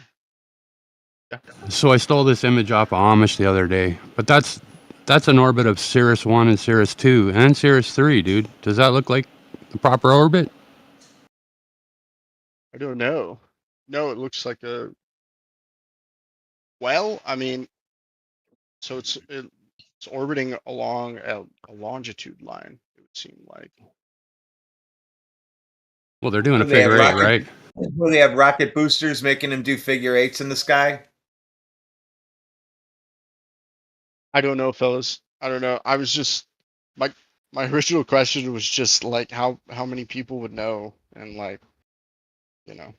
No, but did you know about that? How many people do you think even know about that kind of orbit? I don't know. I really don't. Well, you're asking us questions that we can't answer. Sorry. Without speculating, we can't answer your questions, right? And our speculation is worth just as much as yours, right? It's not worth very much at all. So we don't know the answers to your question if we're being honest. At best, all we could do is speculate. Do you see where I tagged you in the open chat, Ryan? Yeah, I do, and I can read that. Sorry, I saw it, but it's two paragraphs, so I haven't read it yet. I was just my fundamental position is that too many people know. There's no way that the Earth could be flat with this many people claiming that the Earth is flat. If we know, right, then the secret's not safe. So I mean that's out the window then. Yeah. I'm in people in like these high positions. There's too many people that it wouldn't leak out eventually. Well, what are they supposed to say? Yeah, we know. Honestly, like, what are they supposed to say? Like, Yeah, you're trying to make this argument as though our position implies falsehood. That what do you think people are going to necessarily say? They're going to laugh at them. What I think people would say. Hang on. Hello. You're making this argument as though it's a reductio. You're making this argument as though it's a reductio. Making this argument as though our position, affirming the surface of the Earth to be horizontal, necessarily implies false propositions about the political world order. It's just not the case. Right? Our position does necessarily imply that we live in a corrupt world order where humans have been lying to the public for centuries about the nature of the earth. Just because you're incredulous about the severity of human corruption doesn't mean that it's not possible for this to happen. It is possible, and it's happening. Yeah. I don't know. I disagree. But Just what continue, would they Adam. have to do then? Like what would be the first thing these imaginary people would have to do to stop the information from getting out? I would feel it. Let me answer one question that said, like, what would people say? I think somebody would say, like, for SpaceX when they launched into the atmosphere, you know, maybe some of the scientists, some people in the control room, they would be like, we're not launching this into space. You know, this is like going into the ocean or something, or this Yeah. is flying somewhere. I mean, how Well, many what they people do, are in what those they do control say, rooms? yeah, what they do say is that we've practiced the simulation so many times before launching that we wouldn't know the difference between the real thing and the simulation. But I believe it to be the real thing. That's what they say on Not tape. sitting there with the big giant window that faces a rocket outside. Sitting in an office with monitors. Right, but what You're about also like you're the also data failing they to get back? acknowledge.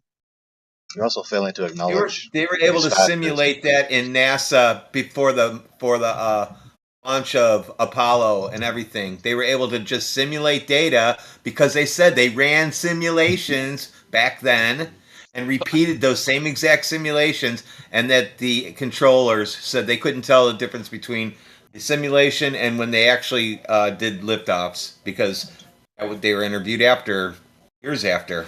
Okay, so that's one thing they could do. They could operate all of this on a computer screen so that nobody could tell the difference. That's that. All right, check. They did that. What else could they do to maybe like hide the information? What would they have to do? Can I touch on that really quick about the simulation part? All right. So I work for a company that deals in aerospace, and I'm an engineer. I'm an electronics and computer engineer, and I create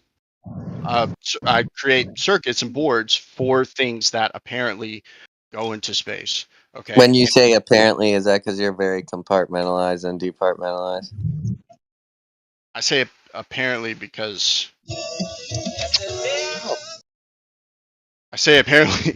that's in the conversation. I mean, you guys don't believe that. Well, do you know? Yes. Do you know? Yeah, do you know that those things, are you sending them up? That's what I'm asking. Or are you compartmentalized that you make this product and then you're not sure what happens with it after, really? I went It's just through with yeah. him before, and he just puts things in a box and they send it to somebody else. Okay, sorry. Okay, well here's what I'm getting at is that I simulate these things too. So it goes through a simulation process, right? Where we simulate it with what it thinks it might see up there, right? Specifically, I'm talking about, if I can get specific, it's a neutron spectrometer, right? And so I designed a board and a circuit that is supposed to measure epithermal and thermal neutrons coming from outer space, and we simulate this in a box. So I put my detector in a box, it gets covered, and we put like a radiation source in it, like cesium. There's also cobalt-60 that we put in it, and so this is a way to be able to simulate neutrons interacting with this material, right? And so do you guys think that I'm stupid or that I'm dumb enough that when this thing Hey, actually nobody said goes that, into man. I'm not saying I know, I'm just, this is my part of my You're question. compartmentalized, that's all. When this thing apparently goes up into space, do you think I won't be able to recognize between like the bullshit data and data that's coming? So say they do take it and they just put it in a box with some radiation source. Do you think I won't be able to notice that? I don't know. Have you? Dude, you just put things together and you put them in a box. You don't sit in a control room and monitor this thing. So what? You don't think you, or do you think you could tell the difference between two different simulations? Yeah, because it's supposed to be different. What we see in the box is just So to maybe make they sure make that a simulation that's a little different, dude. All right, next thing. What else would they have to do? Like, I mean, people. I mean, it was addressed. Like, you know, pretty much people asked you, like, if you had deceived yourself, would you know it? And you're like, yeah, I would know I deceived myself. If I, you know, obviously not. It's self-refuting. But Okay, so you guys think they would be able to bullshit me? I don't know. Could you deceive yourself and not know it? Could you fool yourself into thinking you know something and not know it? I don't know how they would be Yeah, able to do it. that's what deception is. I mean, that's just the definition. And for you to say I couldn't have deceived myself into believing something that's not the case, you would just say that the word deception is to make believe. I mean, you don't know. Well, the only way they would be able to do it and I have also thought about this, is that they would have to actually fudge the packets that are going to the packetizer and coming back and being saved into memory. So they wouldn't even put it somewhere where there's a radiation source. The detector wouldn't even be used. They would have to literally fudge the data that's being saved into memory. And the only person that would be able to do that There's is only me. one person then. Oh. Because So I'm you're the the one one. that me Well, and my listen, I hear team. you. What else? You can't deceive yourself. You're the undeceivable guy. Dude, you make these and put them in a box, and they go to somebody else. I get that, but that somebody else wouldn't know what the fuck to Okay, do you with don't it. know what they're doing with them. What don't you get? I'm just saying that I mean, these Dan's people been wouldn't said be to you able to several times in this fuck raid. with Like they because must they have don't know ordered. the circuit. They must have ordered the circuit though and know something about it, right? No, Like me and my they need team it, are the right? ones. I designed the circuit from the ground up. I designed it. I understand all fabricated that, it. brother, but they needed this application, right? Like you wouldn't have got paid to do that, right? They needed a neutrino detector, didn't they? Neutron spectrometer. Okay, perfect. What does that have to do with flying around in space? The point I was getting at is that the simulations that they run. I mean, the simulations we run here are not the same shit that it gets. You're trying to back up something that we don't care simulate. about anymore. We already know simulations. Yeah.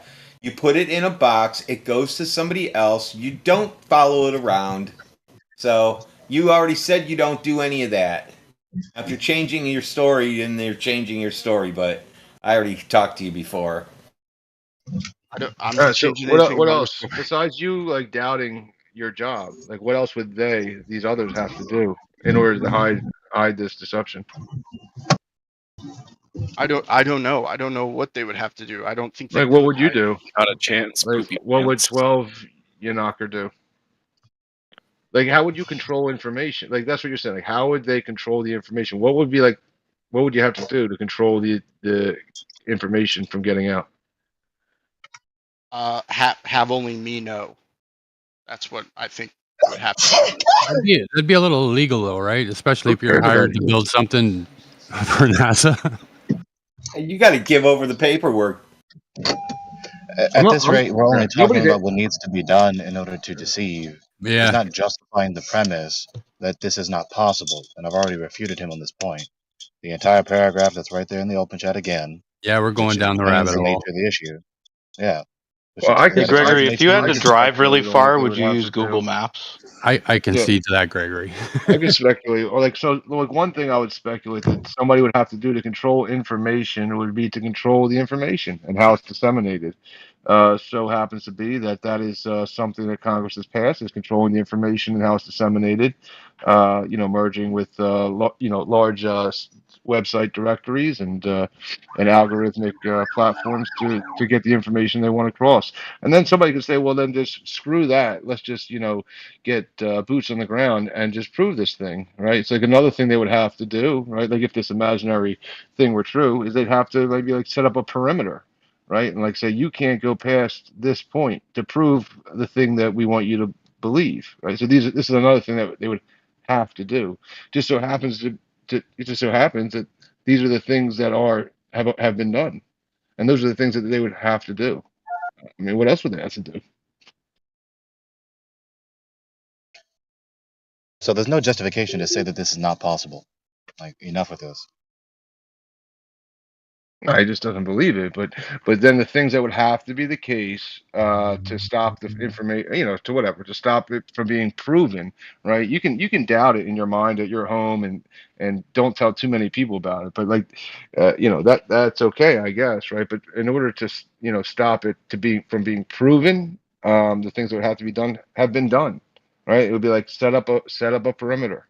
set up, rules and penalize people who break the rules on the internet for putting out this disinformation. Those things have been done, decompartmentalized to the point where everybody's just working as a team for a greater good, but they just have to focus like a little ant on their job and their task. Done. Check, check, check, check. Like all these things are checked off.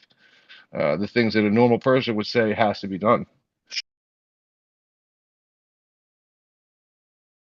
So I mean, that's all well and good. But now, what can you do to prove it? To prove that this is the case?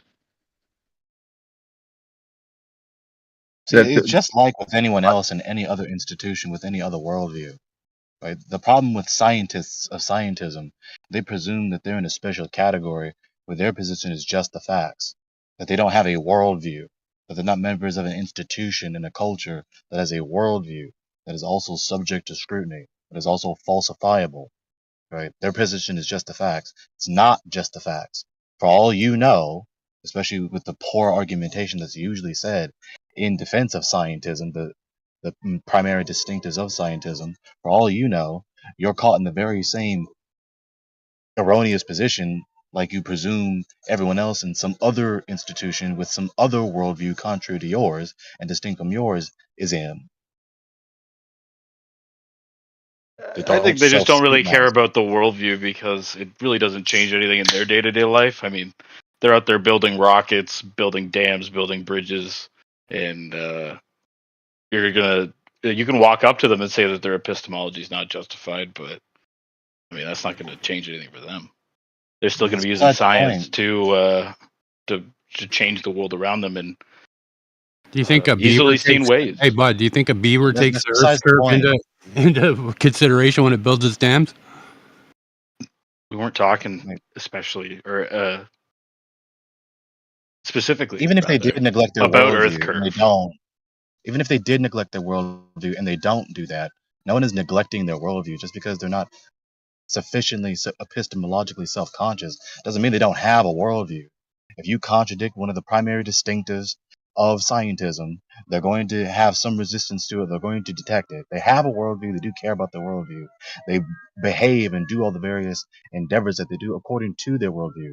So no, it's patently false that they don't care about the worldview. And again, even if they did disregard contemplating philosophical matters, that doesn't negate the fact that they have a worldview that, as far as they know, they don't have any justification to believe. They just take it for granted without any self-scrutiny. Yeah, like just for instance, Rich, the one guy who was just talking, he has a worldview, right, that is based on the goodness of humans, and human nature, that they would not deceive him on this grand scale. That he believes that humans are good. That's his worldview. And if everybody was lying to him, then everybody would be bad, and that contradicts his worldview. That everybody's inherently good. Or at least humans are not that bad. But for all he knows, without any argument, they can be that bad and worse. Maybe he's the only good guy out there. Maybe we're all bad. I disagree. I know a lot of good people that I work with, and I don't That- think and these yeah, people are so you liars and think. deceivers. And, Yeah, that's your worldview. Yeah, people are good. I hear you. I mean, I can't Therefore, speak for people I don't know. Obviously, people within the organization that I don't know, but I know that me and my team, we built this thing and we've tested this thing, and when we get the data back, nobody's bullshitting the data, at least within my group. And so it's my belief that this shit is not possible because one person can keep a secret, the second two people know it, it's no longer a secret. So, and We I'm know gonna it, read so your how? thing, Gregory. So, and I'll The respond. vast majority of the participants, just like with every other group, like this is the problem with scientists of scientism. They don't think about these things. They're still locked in this presumption that their position is just the facts. Every group, the vast majority of every group, are the unsuspecting, uncritical masses that just comply or just take for granted and just passively absorb the worldview. So you and your colleagues are not actively engaged in an attempt to be epistemologically self-conscious, especially with critical consideration and a bit of suspicion that perhaps there really is a hazard. of the superiors in your institution deceiving you. You don't think like that. Until we started speaking up, you people never thought like that. Or very, very, very few of you. The sweeping majority of you didn't even think like that. So of course, that's what you believe. But again, you don't have any justification to say that it's not possible. And again, if our position is true, and it is, concerning geodesy and the other aspects of this cosmological controversy, it necessarily implies that someone has been lying, regardless of the vast majority being deceived and He has complacent. no reason to think like that based off of his experience. Yeah, I don't disagree with you, Gregory, that somebody could be trying to bullshit me. I think I'm fairly okay at being able to sniff out bullshit. It's not like I'm in the mindset of like, oh, no matter what I do, if I see shit that's weird, I'm not gonna try and call it out. That's just not true. I think it's human nature for us to sniff out bullshit. If I got something back that was totally way off than what I was expecting, then I would start to call bullshit. Or if I saw somebody, or if I saw some telltale signs that somebody is fucking with my circuit, or data is being inserted into memory where it shouldn't be, which would be hard for them to do because me and my team are the ones who built the circuit, and they would have to know the ins and out of this type of circuit to be able to fuck with it. Is kind of what I'm getting at. But no, I know you'd like to think that about yourself, but if you did really do that, then you wouldn't be having the worldview that you have.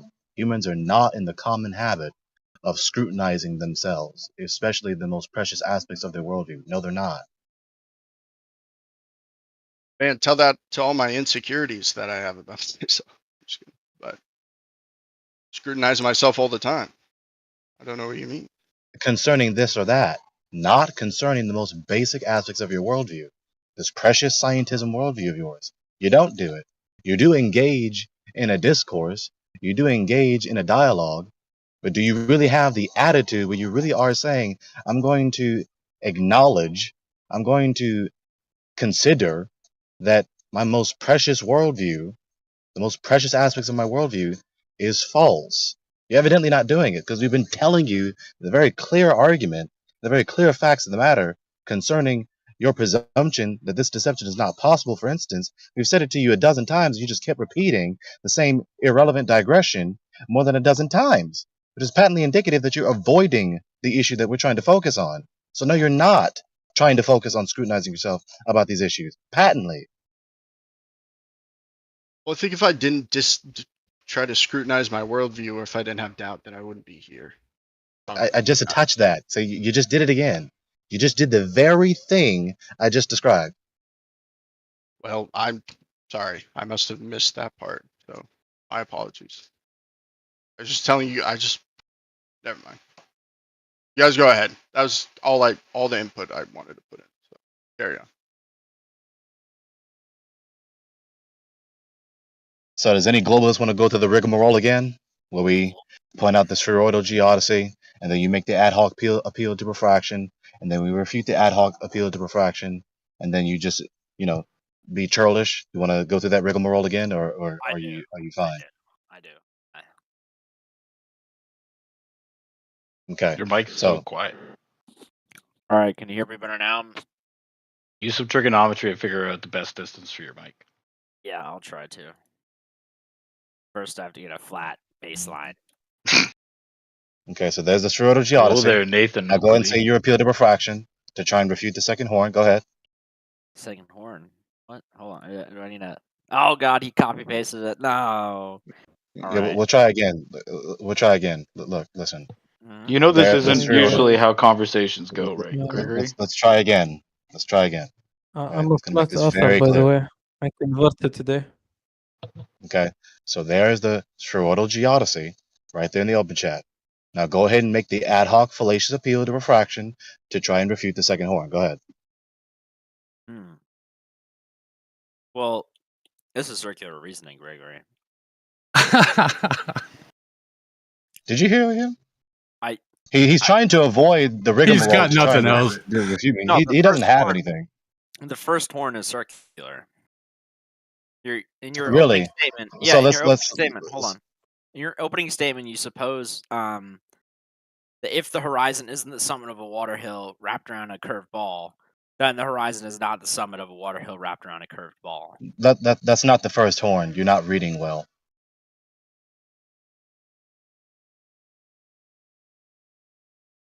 Try again. Read what's actually there. The horizon. This doesn't make any sense, Gregory. That's why it's circular. Read the whole thing Okay, out loud. Let's see if it makes okay, sense. that is not valid, right? Just Yeah, because you read the whole thing failed. out loud. Read Hey, the whole thing out loud. hey, stop. Just because you failed to interpret it does not therefore mean it's invalid. It doesn't read the follow. whole thing That's out not. loud, Gregory. That's hello, dude. That's non sequitur. So read Your the whole thing failure. out loud. Your Repeat, and it'll dude, sound retarded, dude, Gregory. stop Do it. I'm not gonna stop. Stop. Repeat it out loud, and we can Stop disrupting the room. I'm not disrupting, Gregory. You're the one who's over speaking me. Stop talking through my reply. So I'm going to finish this reply. Your just- failure. Yeah, You're doing I it know. again. Yeah, you're just gonna say I'm stupid. I He's get it. just disrupting every time I attempt to rebut him. It's the same stupid shit with this guy every time. Your failure to interpret the argument is not necessarily nor even strongly indicative that it is at fault. It is logically sound regardless of your failure to interpret it. Don't repeat this stupid cavil again. There you go. It's just you're stupid. You can't understand it. So repeat it Wait out to loud. distort what I just said to you. Yes, that is what you just said, Gregory. Wait to distort what I just said to you. So stop doing it. All right, repeat it out loud then.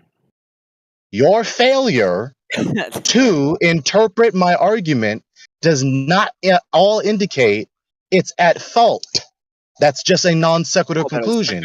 It can be and is logically sound in spite of your failure to interpret it. Don't repeat this same critique again. Circular reasoning, dude. So it's not circular reasoning. Circular reasoning is to repeat the conclusion in the supporting premises. I didn't. I only said the conclusion at the conclusion. The first premise is a conditional. The concluding premise is not a conditional. It's a straightforward predication. You're wrong. Don't repeat this critique. What do you mean? Your supporting argument is the horizon is only an optical phenomenon. Your opening statement is if the horizon is only an optical phenomenon. So it is circular reasoning. Those are two different propositions. There's a straightforward predication at the conclusion. There's a conditional premise at the beginning. It's very simple. They're not the same premise. They are, Gregory.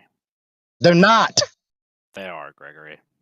Yeah, so just repeat yourself ad infinitum. It's just a fallacy repetition. So his critique that it's circular reasoning is false. He's acting as though there's no such thing as a modus ponens or a modus tollens, which is exactly what the rule of inference is for both of those horns respectively. The first one being modus ponens, the second one being modus tollens. Very simple. It's not begging the question. The earth is flat.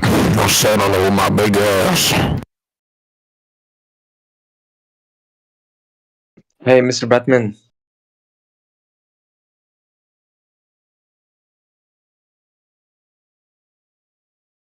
Yeah, so I would say that the horizon is geometric. So, I mean, it's a false premise anyway. False premise. So circular you're dead on the second horn then. How am I dead in the second horn? As the second one says. Why you don't server muted? I'm going to moderate that. I was trying to. It's hard to do it on the phone while driving down the road. No worries. Yeah, I grabbed him, but he jumped too quick. All right, so when do we see too far? Yeah, like the black swan, like all these other long distance observations. When just standing at the beach, we see beyond the horizon as it's clearly written in premise 2. The unedited Acknowledge it. one or the edited one? The unedited swan, black swan or the edited black swan? One. The black swan, whatever the hell that qualification is supposed to mean. Yeah, so the unedited, if you look at the original video, it's not at all the same as what you post all the time. You want to go ahead and post the original. Would you like to specify something, or are you just going to say another vague retort to try and dance around the fact that we see beyond the horizon? All right, so post aren't you supposed to have evidence in this argument? There's plenty of evidence. May I ask I can show something? you the black swan Say again. I can show you the video from D Marble again. Yeah, so let's see the Black Swan one, since that was the first one that you came up with. May I ask something very quick? No. Okay. Trig, you've seen this thing so many times, dude. Yeah, I know. So why do you need him to post it? Because I want to see the Say image. your point, man. Because I want to see the image that he's gonna post. Me? No, that Gregory's gonna post. Oh. If he posts the images that I think he's gonna post. He posted. All right, there we go. Okay, so what's your sophistic reply to this? The top Black Swan image is edited. This is not what it looked like. What do you mean the top Black Swan image? The one that you sent included to the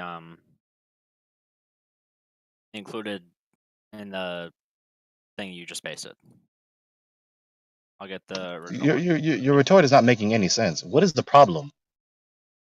The problem is that you the image that you have that you posted is edited, right? Edited in what way? What about the addition is a problem? All right, let me post the GIF then. I can also find the original video and clip out where this. So in the that one's on a different day, but the Monkeys are told my boss ride while listening to Jingle Bells. there we go. Okay. If the Earth is a ball, okay, it's very simple. Don't obfuscate. If the Earth is a ball with a radius of 3959 miles, then appealing to these images is patently necessarily implying that the Earth's radius is changing. That's obviously a false implication. So given your own premise, it implies absurdities. This is patently indicative that the horizon is not the summit of a water curve wrapped around a ball. This is self-defeating. Wait, what? How does the horizon? I mean, like this would only affect for stuff that's far away, but I wouldn't. The horizon isn't affected by the sort of refraction that you're seeing in the image. Just making sense. Way to miss the point. Way to miss the point. You appealing to this while you sustain the premise the Earth is a ball necessarily implies the radius is changing by orders of magnitude, by dozens of miles, if not more. That's patently false. So your pattern of reasoning reduces to absurdity if you sustain the premise the Earth is a ball. This data, this empirical data, these photos patently indicate and demonstrate the horizon is only an optical phenomenon. It's not the summit of a water curve wrapped around a ball. So then, can you look at the image and your image side by side and say that you weren't deceived into thinking that that's the real Black Swan, and tell me where the horizon is in the? Dude, what? Yeah. Just take a look at the image I sent to you. The side chat. That's the same image. What about it? All right. So why did flat earthers have to edit that image to make it look like that? What was going on there? Is there some sort of trickery going on? You still haven't specified the addition. What edit? Oh, making the water beyond the horizon, or making what appears to be the flat earthers basically made it look like there's actually water beyond the horizon. Look at the image. you take the original and put a negative into a negative and just so you're half editing it and it. just put it. Yeah, it doesn't matter. It's still the same image, just in Well, you're negative. editing it. It's a composite. No, it's still the same overlay. No, it's a composite, dude. Oh, do you know what a composite is? I don't think so. Maybe you should try to define it. Composite is like multiple images taken together. Yeah, this is multiple images taken together? I mean, not for this, no? Prove that. Prove that. Prove what? What? What do you think? What That's- you just said and what I just clarified. Prove that it's a composite? Hey, Yeah, dude, you're prove it's lost. Let's composite. try again. Heretic's question is very simple. Prove that the image that I posted, which you're trying to refute, is a composite. Please follow. All right, so looking at the two, can we at least agree that they were taken on the same day? I mean, this is the same. The boat is in the foreground. Stop asking questions and say the argument. Don't say questions. Say an argument. All right, so this is the same video or image from the video that this other image was taken from, the one that you sent. I'll send it again just so you know it's side by side. May I have a question? No. Oh, fuck. Not yet. Hold it. So the boat in the background and the boat in the edited image are both on the same sort of non-water air beyond the horizon. So you can't define the horizon in this image. That's why flat earthers had to edit the ground in the image to make it look like it's actually water. It's not. The horizon ends at where the darker water. You're saying they took a picture of another. Okay, they took another Yes. picture from the location of another day where there's what, water behind the rigs, and then they edited that No, together with a no. picture where it's not behind the rigs. Why would they do that? No, You're I'm saying saying that multiple pictures are spliced together to create that image? Well, I call bullshit because I can get the same result from just turning up the contrast on what you have there. yeah, do it then. All right, that's what's been done. All right, if you do it, Yeah, and is it that has the same not the result, image that I continue. posted? Yep, I'll Let's try continue. again. Is that it? Let's try again. Is that not the image that I posted, which Heretic is referring to, with the heightened contrast? No, I don't think that's just heightened contrast. I think that's It is, right? You no. don't have an No, argument. You no, don't hold have on. evidence. Heretics No. You hold on. Not with your Heretics is sophistry. turning up the contrast, so we'll No, wait. not you. Hold on. Not your sophistry. No. My image that I posted is not a fucking composite. It You're is. lying. You're It's persevering to deceive all right. yourself. No, it isn't. You don't have You were any deceived, argument to prove that. Gregory. You haven't given any evidence to prove that that's the case. Yep, except for the fact that the boat is in the same position, but it's edited in the image that I. So reassert it, right? No argument. Just reassert it's edited. Just reassert that it's edited. It has to be edited because it's the same image, but it's just taken out and then edited to make it look like there's actually water beyond It's the not horizon. a boat. Say It's not a sentence. boat. It's a landing. There's seals on there. It's a platform. It's not a boat. It's Okay, same there- image inverted. There you have it.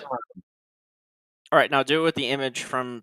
Hold on, no. Heretic's doing it for the image I sent. He said he would do that. Wait, let me get this straight. Trig, are you conflating a photo that has heightened contrast as being a composite? Did I get that right? Oh no, I was just taking a jab at what flat earthers say about NASA images. That's all. Okay, so you're retracting your statement then. Not the whole statement about being edited, but about it being a composite. I mean, So, it's edited. so is there anything wrong with heightening the contrast in this scenario? Absolutely, or not in that scenario, but because see, look, This here put it scenario. on the image. It doesn't even look like the image that was. It looks worse actually. It looks like there isn't any water beyond the horizon. That's pretty weird. Okay, so by enhancing the contrast so as to accentuate the distinctions in the image, revealing something that we wouldn't see otherwise in the new image, there's a problem with that? Mix. So what I'm trying to say is that the image that you share all the time now isn't even close to what the original looks like. So Because of the heightened contrast. nope, not because of contrast. I think it's actually been altered. Okay, so in that case, that's up to you to prove that. That's It it, has right to be there. altered. No, it That's has to it. be So altered. it is It right has to there. be I'm not. altered. No. Stop. Shut up. Gregory, No. Gregory, Shut it up. has to be altered. Hush. Be quiet. Be quiet. Gregory, Stop. you can't fault I'm someone just for gonna being sit there. intellectually honest. All you're doing. It's all you're doing is just trying to talk through the very punchline right there. You just said, I think. You don't have an argument. You're just reasserting over and over again that it's edited, an unspecified edit that you don't have any demonstration, no evidence, no argument to What do prove. you mean no evidence, Gregory? Holy shit. We've just been talking about how I sent the original image or the original capture from the video and how no matter what you do, unless you physically edit the quote unquote water beyond the horizon, you won't get the same image unless you actually alter it. Not true. Yeah, I but just then took you said you another think. frame. I just took another frame and I got it. I just got it with the contrast from another frame. No problem. Straight off the Yep, video. let's see it. You're just wrong about this. Let's Yeah, see one it. second. It's being uploaded. Just bullshitting going in circles. So what? I did it too. I did it too contrast. to Heretic's picture. I just changed the contrast and it looks similar. Yeah, I There did. you Look go. at that one. Really defined water line These right are behind it. screen captures. All I did was turn. Yeah, all Really I did was turn defined up the water line? Are they floating on Yeah, air? these are screen captures, son. Really? Are they floating on air? No, I can Come on, see there's a guys. contrast. Don't be between water. dishonest, Trig. Just look to the left or to the right of the photo. left Yeah, the and horizon's right? clearly behind To the Reagan. right. Is it clearly beyond? Seriously? Yes, it is. Get your eyes checked, bro.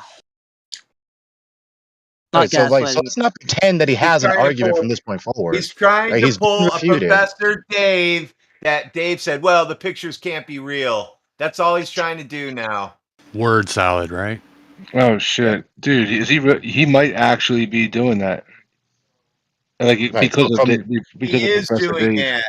it. I'm not doing But because of Professor Dave, that's weird. Right, so from this point forward, Have you right? ever talked to Professor Dave? Have I? Yeah. Have you?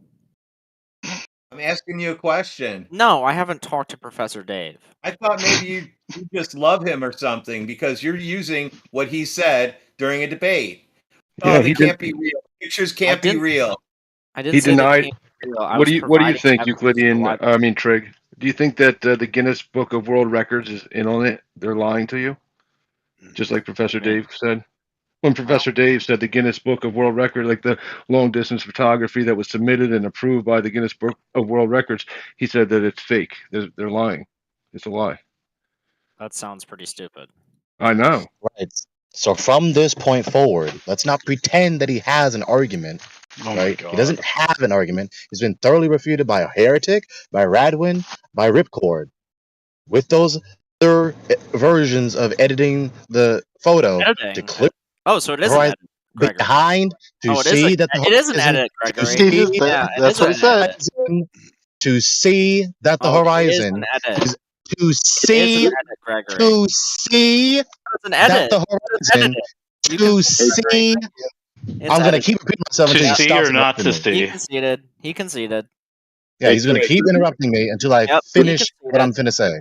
So he's gonna keep interrupting me, right? Because he can't engage in good faith. So let's not pretend he has an argument when Heretic, Ripcord, and Radwin, and I think a couple other folks gave their other versions of editing this photo to clearly see that the horizon is behind the oil rigs when they should be in front of them. You're done. Wait, what's the argument that the Earth's flat again? That's another tactic that they like to do. I'm They distract asking. themselves with amnesia. I thought if you Pretend wanted, that they I have thought if you amnesia wanted to and change recycle it. topics, See, you know, I began speaking when he stopped talking. So why is he talking to me? because you're going to This be is also what- talking for the he's next still 2 minutes doing it if no one again. talks over you. He's still doing it again. I began speaking after him. So let's try this again. Exactly. You He's began still- speaking after me. still I was doing speaking it. and then you spoke. Every time I begin talking after he finished, he wants to start talking to me again. Yeah, this is what they do. They pretend that they have amnesia or they really inflict themselves with amnesia. Then they repeat the very same initial question that began the entire debate so that they could just repeat the debate so they exhaust the opponent so that they say, fuck this, I'm tired of talking to this asshole, and then chant themselves the victor because they're tired, because the other person is tired of dealing with their ridiculous bullshit. That's their tactic. Yeah, and just to be clear, right? The tactic in this scenario was conflating two distinct terms, right? Both under the category of what we're calling an edit, right? A composite versus heightened or decreased contrast, right? And when it was agreed that in the scenario that yes, there indeed is a heightened contrast so as to accentuate the features, right? There was an attempt of a gotcha saying, "Oh, haha, there you go. See, it is edited. I win." Right? That's It's why totally- I told him. it's totally retarded.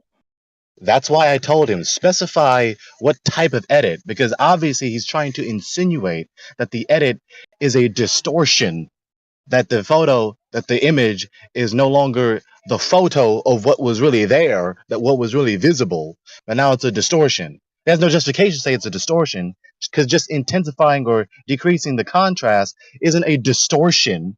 You see what is there, and like Mick just said, it's accentuating what was there in the original photo and what was there to be photographed.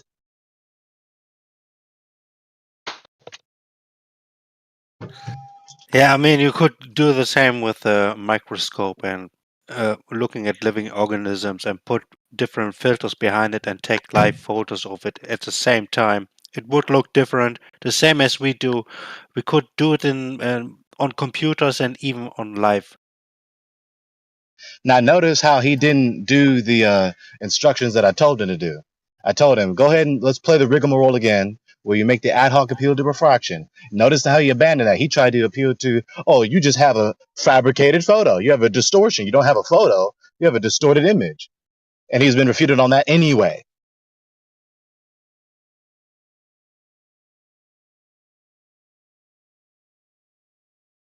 So wait, what's the argument for the flat Earth? Really? I'm hearing a lot of arguments against. And that's all fine and dandy. I was just wondering if Gregory knows it's flat. He should have a valid and sound argument, should you not, old Greggy boy? Hear how vindictive and butthurt he is? Watch. I'm going to embarrass him again. Because obviously he's going to pretend as though once you refute the premise that the surface is curving, that it doesn't necessarily imply the surface is flat. He's going to pretend like that doesn't necessarily follow. But let's go ahead and play that game.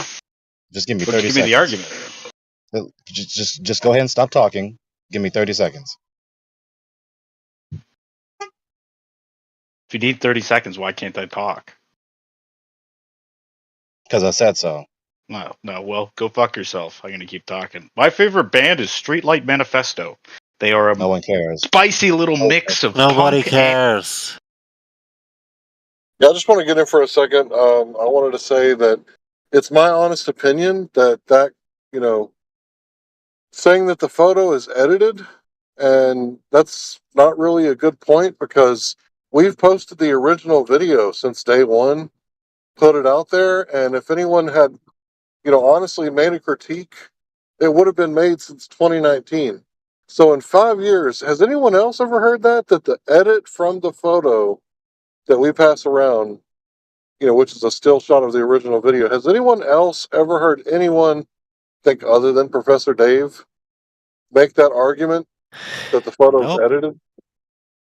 So 2 people in 5 years have said, well, the photo is edited.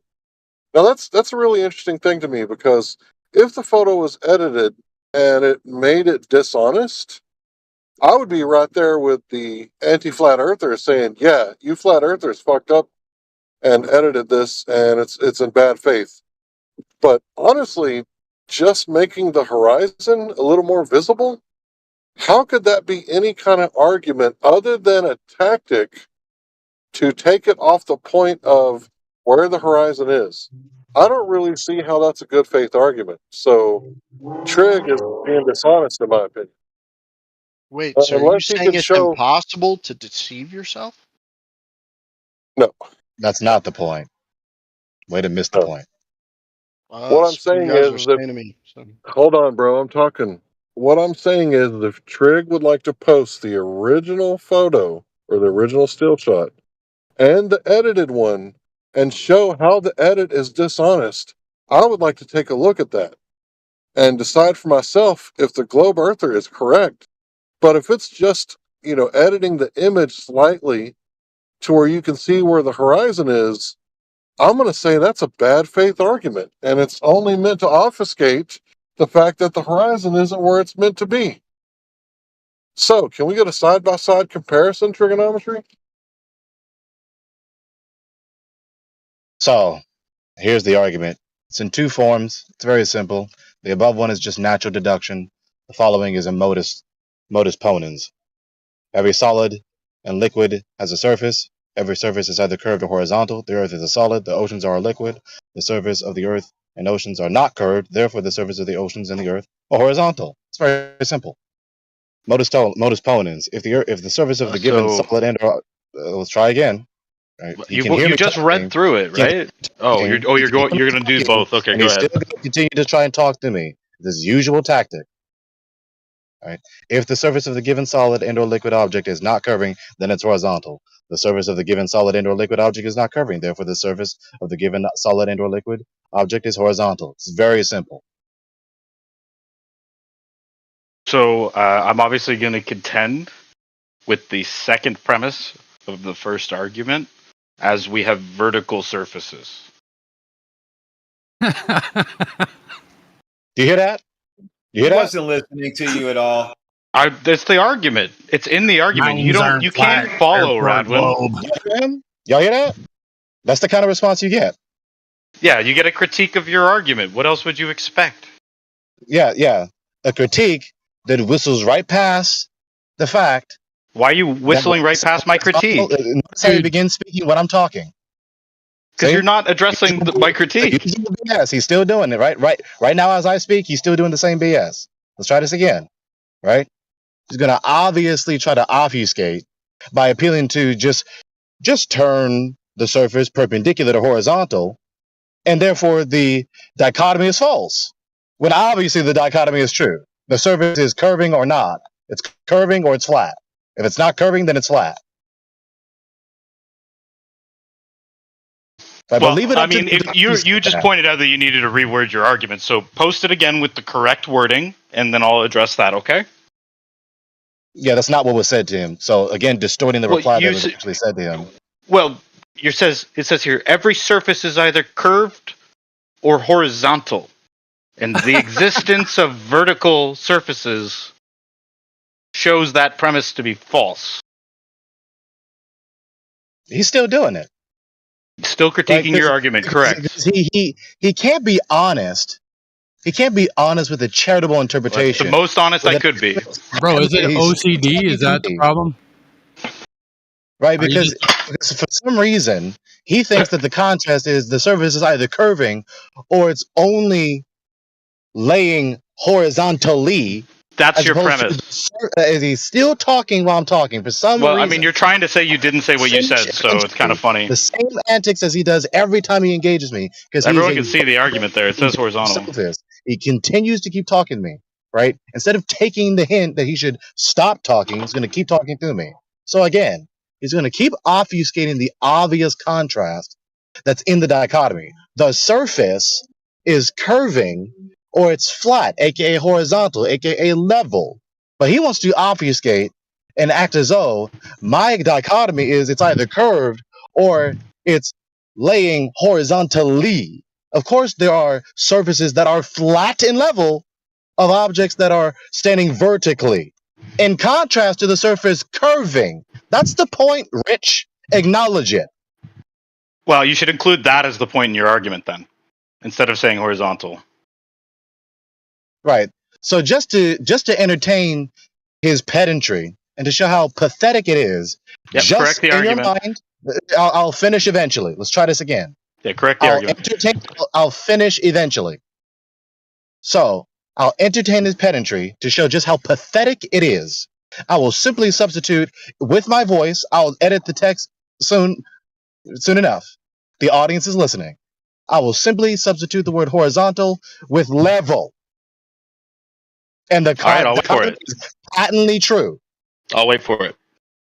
Yeah, the dichotomy is true whether you see it in the text or not.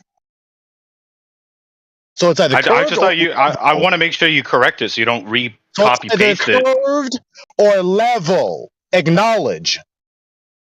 Something could be curved and level?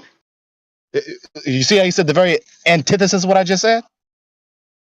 I'm speaking very clear into the microphone unless he needs to fix his equipment or unless he needs to fix his ears or unless he needs to fix his heart. I can have a bendy line, that's like a wave that's still it's level. My fault. Right? It's not my fault that he said the very antithesis of what I clearly said with good English diction.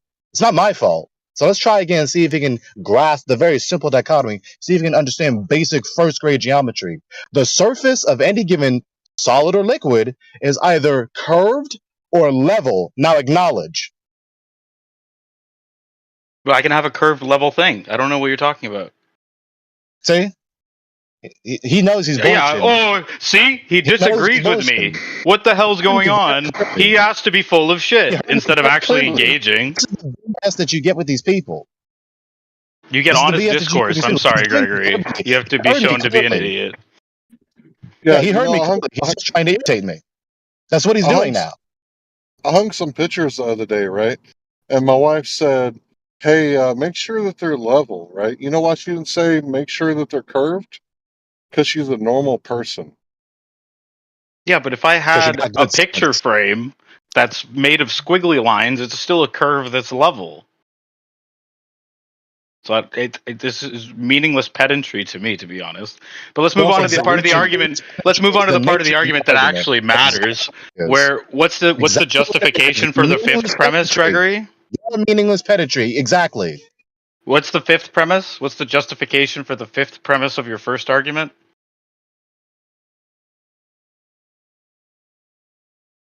Give me a moment.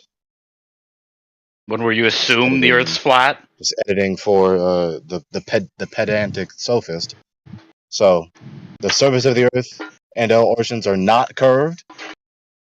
You know, what's the justification? We don't ever empirically detect, nor measure, nor use the surface of the Earth nor the oceans as a curved surface, except in one's imagination, where they're determined to delude themselves into believing that they live on a ball flying in a cosmic vacuum.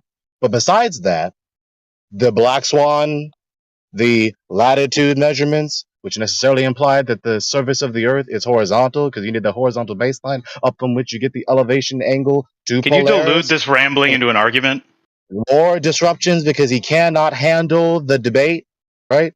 Yeah, those proofs that clearly and patently and conspicuously, as I say emphatically, demonstrate the Earth's surface to be horizontal. Yeah, those. Instead of incredulously listing them, can you give me one of the arguments entailed? I said incredulously listing them. What the fuck does that mean? Look it up. Look it up, he says. Yeah, if you want to know what a word is, in the voice go channel, ahead. what incredulously listing means. Yeah, stop trying to use big words on you a don't whim, understand. like kind of just like trying to posture, you know, just like, oh, this is so, it was so above me. Okay, so besides that word salad, obviously he was doesn't a- know what he's talking about. He's using words he doesn't understand. Define word salad? Look it up. Oh, you can't define it, guys. It's just like Dave. Just like Dave, you can't define. Yeah. So obviously he's been thoroughly refuted on this issue where he's going to sit up here and pretend, well, can you now prove that the Earth's surface is horizontal? Well, yeah, given that it's not curving and it has a surface, and the surface of any solid or liquid has a surface that's either curving or it's level, horizontal, flat. Therefore, the Earth's surface is flat, level, horizontal in its orientation. Very simple. Did you know the Earth's surface is flat and not curved? Say again, that was a bit muddled. How did you know the Earth's surface is flat and not curved? Like, what evidence do you have that it's flat and not curved? I'm going to say this one more time because he's a new voice in this dialogue this evening. But I strongly suspect that he heard everything I just said, and he just repeated the question that I just completely answered. No, you gave a list of assertions, but you need actual evidence to back up that assertion. That was a problem with the premise in your argument, is it's just an assertion without evidence. So if you can give evidence, then your argument could be considered to be at least true, but you have no evidence. So give evidence or kindly remove your argument. Yeah, the evidence is in the open chat. Black Swan, furthermore, supplemented by a very clear and simple syllogism with natural deduction and or a modus ponens for your consideration, again in the open chat. Yeah, it's already been presented. So as you try to condescend harder, So Black Swan is your evidence. I'll finish eventually. Yes? As you dig your heels in to condescend harder, the evidence has been presented. So from this point forward, don't pretend that the evidence hasn't been presented, and don't pretend the arguments haven't been said. So the evidence is Black Swan. If the evidence is Black Swan can be explained with just refraction. And what's Once your again, argument okay, against so that? here we go, the rigmarole. Yeah, so go ahead and look in the open chat again. Give me 10 He's been in seconds here for you. 1,000 times. We don't really need to even talk to him anyway. So, I mean, it's up to Gregory, you. if It's it's up to just you. Black Swan can Up be to you. explained with refraction, can't it, Gregory? May I continue with him, or are we done with him? It's your choice, moderators. I mean, could you explain why If it's not Black refraction? Swan, that has been explained using refraction. Moderators, let me know. Could you just explain why it's not refraction? Because I actually want to know. Just Okay, continue. that's a different voice. So there's that in the open So chat. why isn't and it then here's refraction, Gregory? I'm literally in the middle of speaking. Right? You can listen when you stop speaking. That's how you listen. Okay, so just make a note of that. All right. So could you explain? I'm trying to do it now. I'm Oh, looking for something in my clipboard. All right, so there's that first paragraph right there at the bottom of the open chat. Then here's that also. That's a big one. Right. So this appeal to refraction is a new and very contemporary apologetical point. Once we have pointed out the spheroidal geodesy dilemma, for millennia this was not said. Right. For millennia this was not the appeal. Right. Because we didn't really bother to make such long distance observations, at least not as often as we do now, so we can expose that the horizon is not the summit of a water curve wrapped around a ball. So that's all this is. It's an ad hoc retort.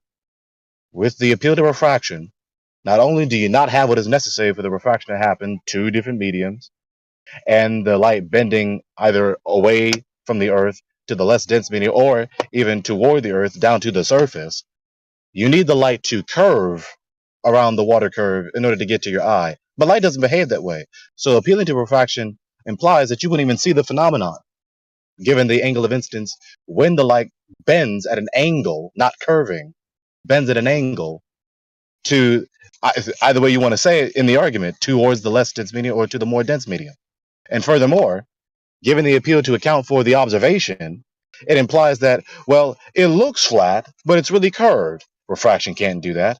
Oh, the horizon seems to be much further away by several miles and more than really is, but it's really closer. Refraction doesn't do that. And the object that's completely obscured by the much larger object, while it's on the surface thereof, is appearing on the top, but it's really behind it, which refraction also doesn't do. So it implies falsehood in 4 different ways, and is therefore false, because that which implies falsehood is false. Or it Right, so implies you you've just misunderstood all 4 of those different concepts. So the problem is refraction doesn't actually cause something to be brought in front of something else. What it does is it extends the distance at which the horizon begins to obscure things. So when you say that something that was behind or on top of, below something is now on top of something, that is you completely misunderstanding it. Next, we have evidence of refraction happening. We have experimentation and measurements of refraction happening on the surface of the Earth with a singular medium of the air. It's just that that medium of the air can be broken down into smaller mediums due to the density of the air. So if it has density A and density B, you classify that as medium A and medium B. It's just a semantics problem that you don't understand. And finally, there's no problem with angle of incidence unless the angle of incidence is so wildly out of whack that that ray of light can't go from the object to our eyes, which it can go from the object to our eyes. That's how light works. That's how vision works. And refraction just causes that ray of light to bend slightly as it's moving through the air from the object the light first hits to our eyes where it's received. So he's obviously wrong in persevering to once again dig his heels in to try and condescend rather than engaging in good faith, because he is determined to not acknowledge that creation glorifies the God that he doesn't want to worship. But that's beside the point. He's going to continue to act as though that his appeal to refraction doesn't imply the 4 false implications that I just explained. He multiplies rhetoric with highfalutin jargon to obfuscate the fact that with the appeal to refraction, it appears to be flat, but it's really curving. That's stupid. Refraction cannot do that. Acknowledge that, please. We'll go one by one. Okay, refraction can't do that. I acknowledge that, Gregory. I don't think refraction causes things to look flat. They always look curved. It's just that sometimes the horizon doesn't appear somewhere where we can make out that curve very easily. We need tools still because it's such a small amount of curvature. Okay, so let's go on. So he conceded that. Next point, your appeal to refraction necessarily implies that the horizon will be extending away from us. That's stupid. Acknowledge that. How is that stupid, Gregory? How is it stupid? Because you don't have any demonstration of refraction doing that with anything ever at all. I see. Acknowledge. So it's not stupid. It's not stupid. It's just you haven't seen a demonstration of refraction causing the horizon to extend away from us, but also to change. Skunk Bay does that. That time-lapse video of Skunk Bay, you can see the horizon change its position due to refractive conditions. So how is it stupid? So You're trying to That was say stupid, that Gregory. let's see if you can track with the dialogue and stop talking to me as you usually do, right? Well, last time you responded to me, what you did was you just insulted and you just made a bunch of assertions. Doing You it. said I was saying He's doing it sophistry as I without speak. dealing with You hear this, audience?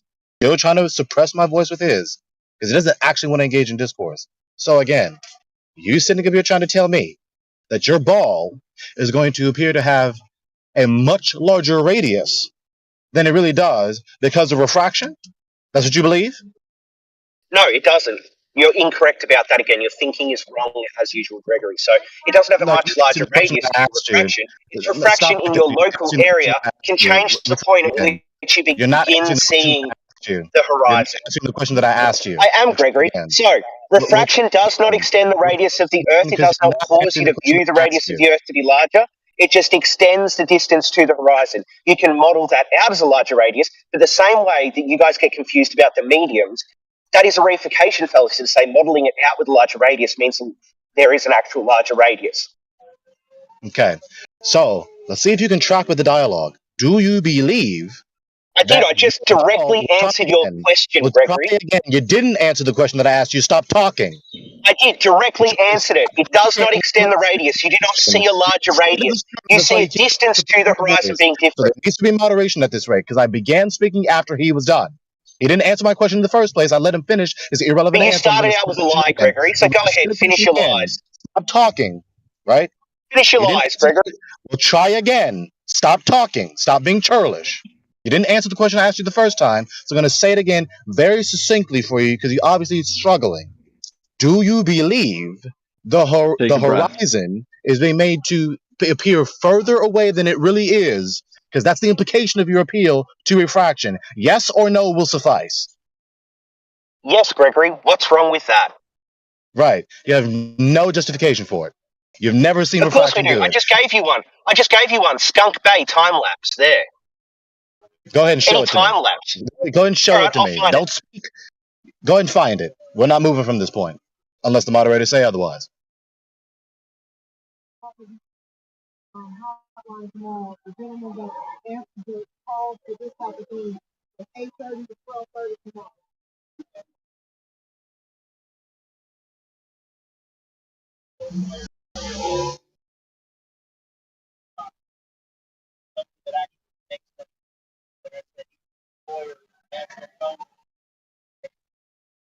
Is somebody All right, let's talking? watch this. There you go. It's Well, yeah, it's in the chat, easier. and you can clearly see that the horizon changes its position throughout the day due to different refractive conditions.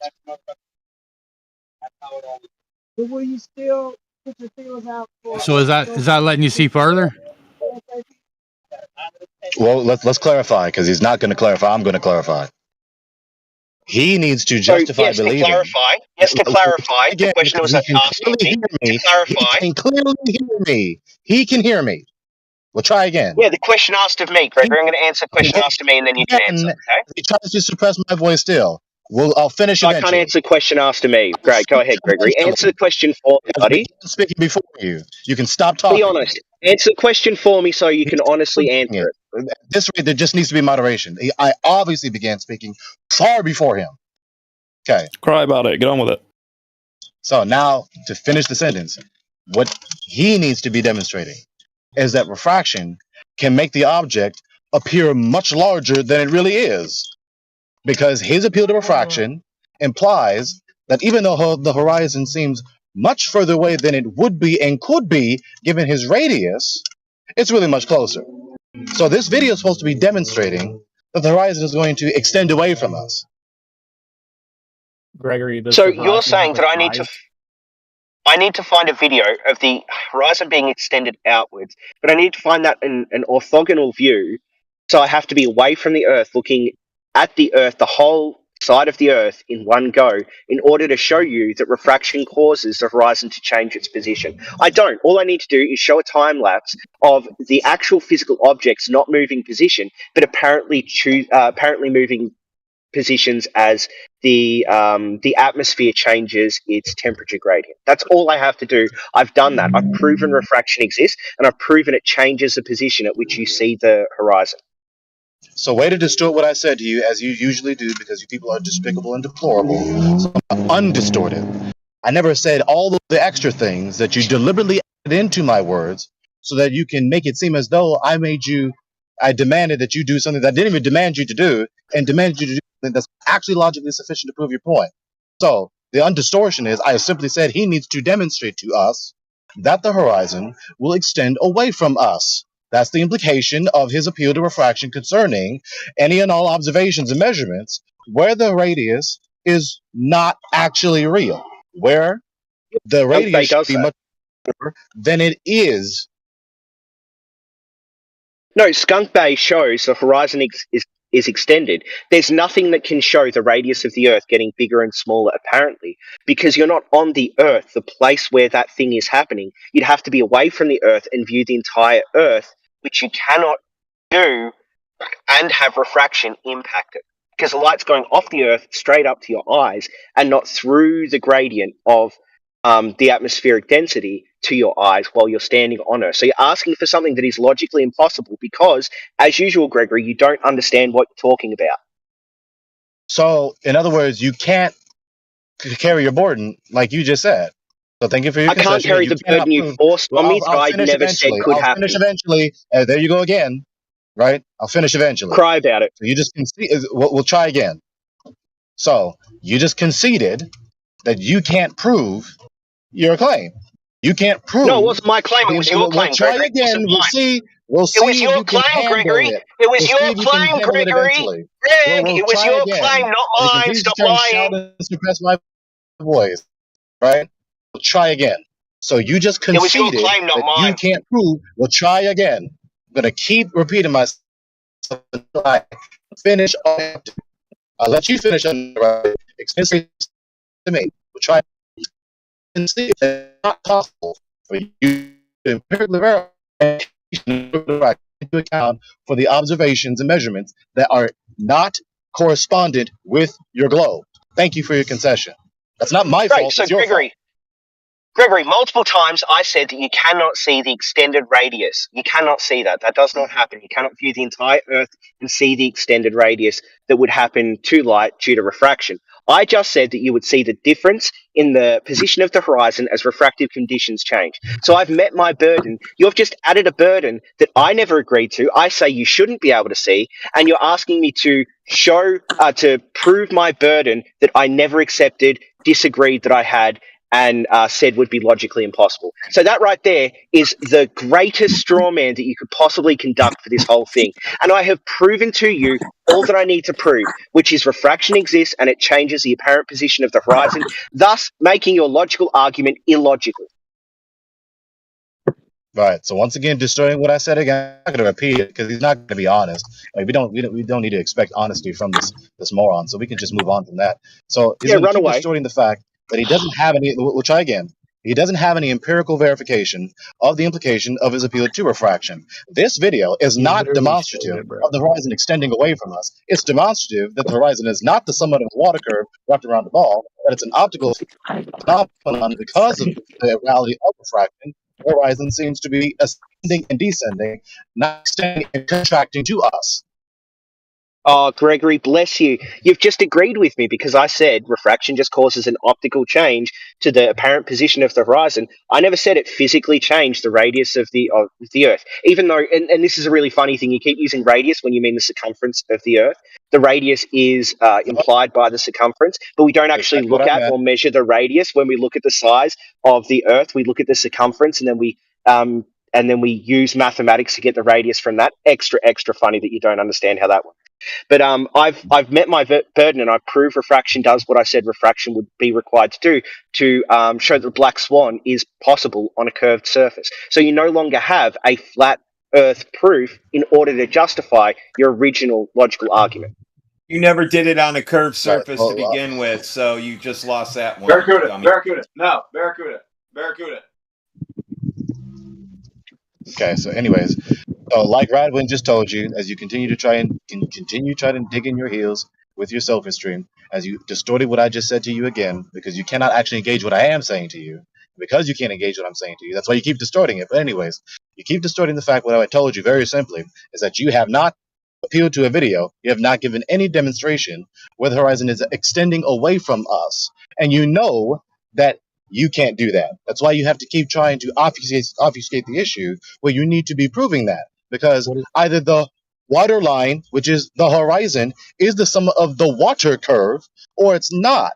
So given that the appeal to refraction necessarily implies that all the other implications that I've already repeated so many times earlier, and that the radius is changing, especially by several miles, if not more, are patent falsehoods. You are implying falsehood in at least 4 different ways, if not 5 different ways, as you appeal to refraction to account for the fact that your radius has been falsified. This is pathetic. Yeah, so you're just confused again. A change in the atmospheric conditions doesn't physically change the Earth or change Haven't the conflated radius. the two either. All it Haven't does conflated is the it two. changes the way that Haven't you see conflated the light two. as it moves You through the atmosphere. saying that So I when didn't you say conflate them. we I need to, distinguished them. when you say we need to show that it changes the radius, that is you falling into a reification fallacy where you're taking an abstract concept and trying to make it a concrete change to the Earth. And that is you, again, not understanding logic, using fallacies just like the massive straw man you used, and just being as illogical as possible.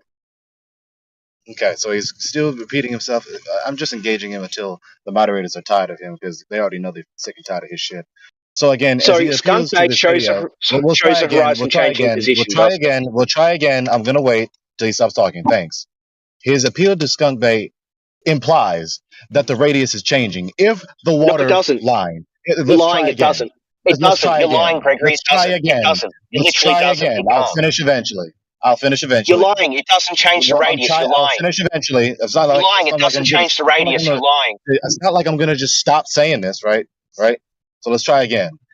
He You're knows lying. that the appeal to any of these observations, like what's happening here in the video that he posted, necessarily implies, if he sustains the premise that the water line, the horizon, is the summit of the water curve, that the radius is changing. He knows that is a dumbass implication. So he's trying to exclude that. He's trying to pretend as though that's not the implication by necessity, logically, given his appeal to this video, instead of just acknowledging that. Because it isn't. The radius is a mathematical concept for half of the internal distance between 2 points on a sphere or on a circle. The circumference is the outside measurement of the surface of that sphere or that circle. So you can take the circumference and you can say the circumference changes. That can be true, but it only apparently changes. It doesn't physically change. Like if you closed your eyes and you got a piece of string and wrapped it around the Earth, that piece of string wouldn't change its size. It would just seem at certain distances the string would disappear further away compared to like at a different point on the Earth. And nothing about that apparent change would physically change the radius of the Earth, because the radius of the Earth is a actual physical thing not changed by refraction. The circumference of the Earth, the measurement using apparent measurements, can change due to apparent changes to the path of light, but it doesn't physically change the shape of the Earth. So all you're doing is you're confusing apparent and physical, because that's all you have, Gregory, a confusion. So notice that he contradicted himself earlier in the earlier breath. He said that the radius is just the concept that you measure from the central point to the surface. And then he said the radius is physical. But never mind that. So besides him contradicting himself because he's a lying sophist, this man is trying to obfuscate the issue.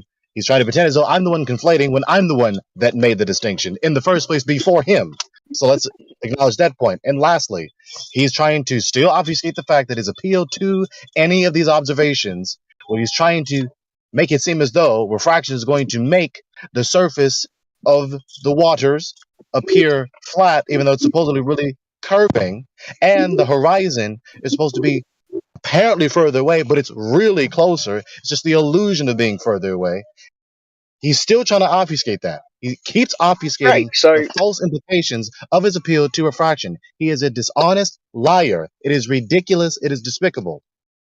So you're not smart enough to remember when I agreed with you that refraction doesn't cause the curved Earth to look flat. All it does is extend out the apparent location of the horizon, which I've backed up. And extending out the apparent location of the horizon will mean that there are less things obscured by the horizon. So there's less amount of an object behind the horizon obscured, and some objects will now be at the horizon line even before the horizon line.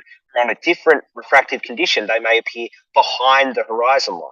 That's all I have to back up. That's what Skunk Bay does. I don't have to show the curve is actually flat in apparent conditions because I don't agree that that happens. There is always a horizon off in the distance. That horizon will always obscure things bottom up. Things will go over that horizon like the sun and be partially obscured before disappearing. So it's not perspective. It has to be a physical curve that things are moving over. It's just the apparent position that we see with our eyeballs changes due to refraction, explaining Black Swan, which means, again, Gregory, you have no evidence for the flat Earth. So again, still trying to obfuscate the fact that he didn't demonstrate that the horizon is extending away from the observer. The video Skunk Bay. demonstrates that. We'll try again. He didn't It's in Skunk Bay, demonstrate. Greg. We'll try again. He didn't demonstrate that the horizon is extending away from us. He is appealing to a video where he's falsely describing what is there in the video. The horizon is not extending away from us in the video. The horizon is apparently increasing its apparent height in the shot. It's not extending away from us. It's apparently increasing its height in the shot. It ascends and descends, not extends or contracts towards the observer. That's just your opinion, Greg. But Gregory, when I watch this video, sometimes I see the horizon in front of these this row of buildings, and sometimes I see it behind the buildings. So that seems to me to be the horizon extending away. Okay, go ahead and show me that in the video, because it's not in the video. With a If you look wall just to the going left in of 56 front of it. seconds, I'll- the I'll- horizon's I'll- behind I'll the finish buildings. eventually. Christ alive. At around a minute Hey, it's like 14, when I begin it's in speaking, front of the that's buildings. the cue for other people to begin speaking for some reason. I don't. Is that a rule in this channel? When Gregory begins speaking, that's the time for others to begin speaking. Let's try again. In the shot, we don't see the water line going in front and behind the buildings. Okay, Gregory, when you say the horizon is extending Oh, he's muted. So if you look to the water to the left of the outcropping where the buildings are and where the land is, you can see that the horizon line is in front of those outcroppings, and then it goes behind those outcroppings. So you can't see the water behind the outcroppings or to the side of it. It is obscured just before the outcropping, and then it is obscured behind the outcropping later on. It's as simple as that, Greg. At what point in the video? It's like 60 seconds or something. All the way to a minute and something. Like a minute 50. Watching now.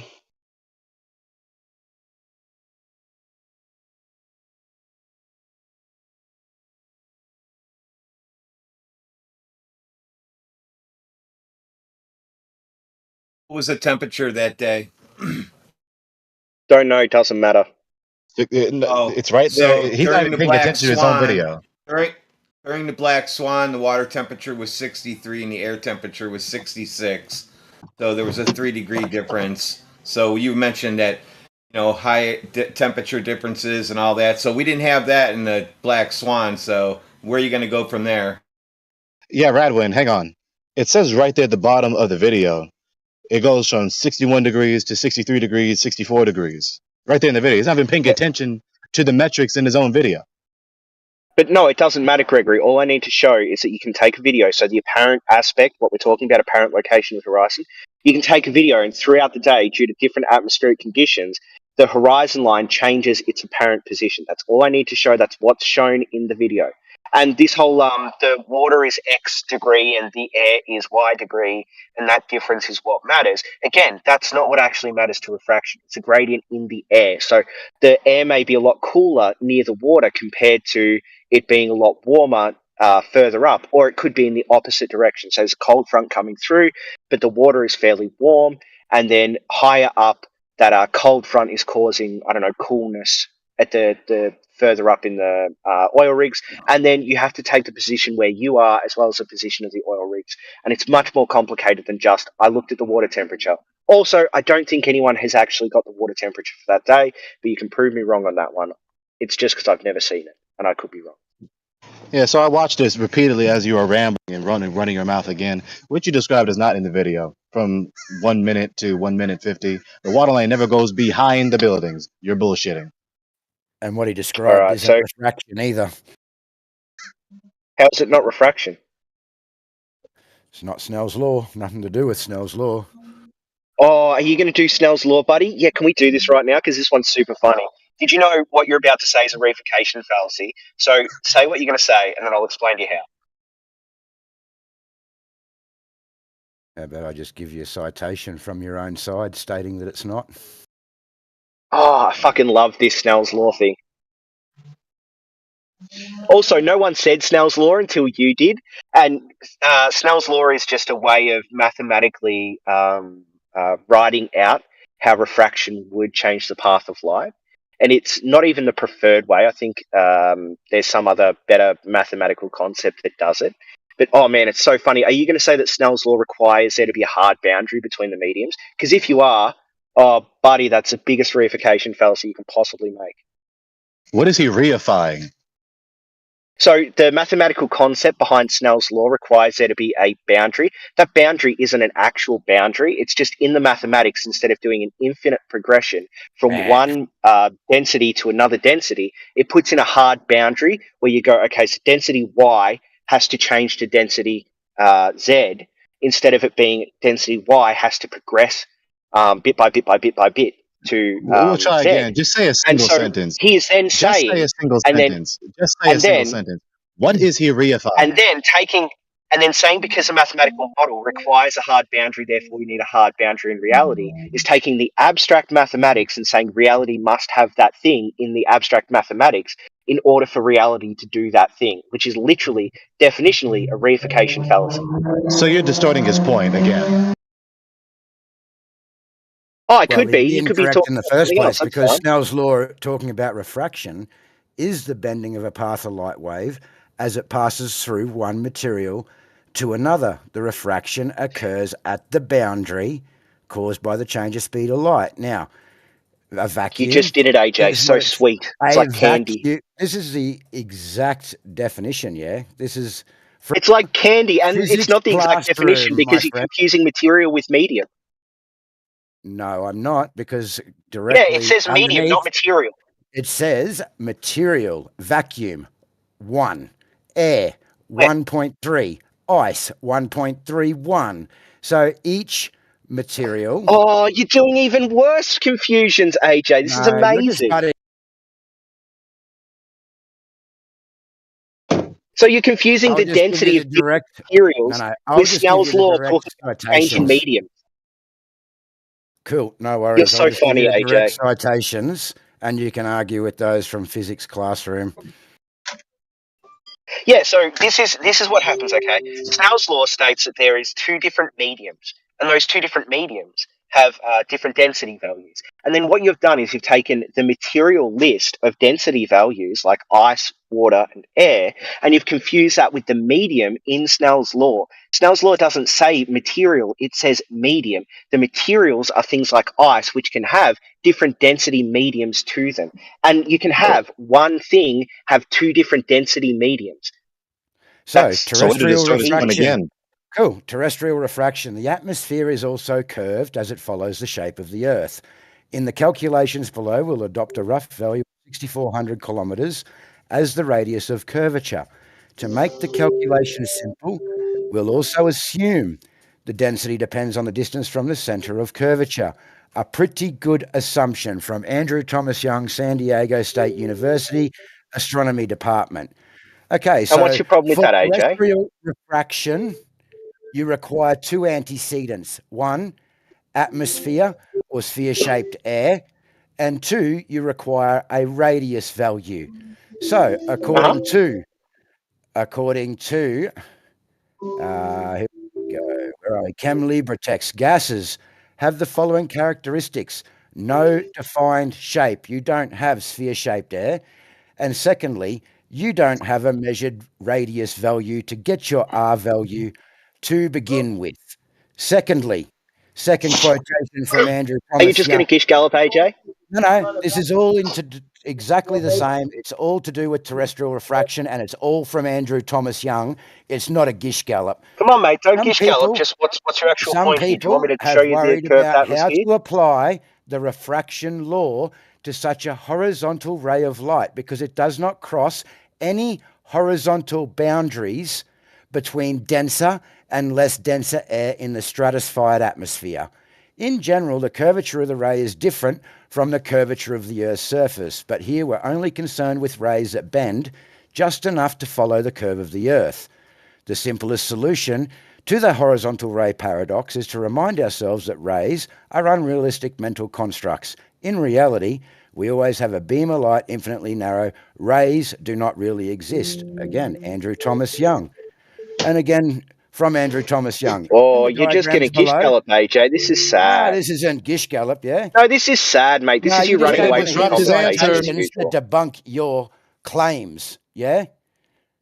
So, in the diagrams below, heavy lines represent rays of light. If you're not familiar with this conceptual fiction, yeah, please check the optics for beginner. So far, you've got sphere-shaped air that doesn't exist, according to gas laws.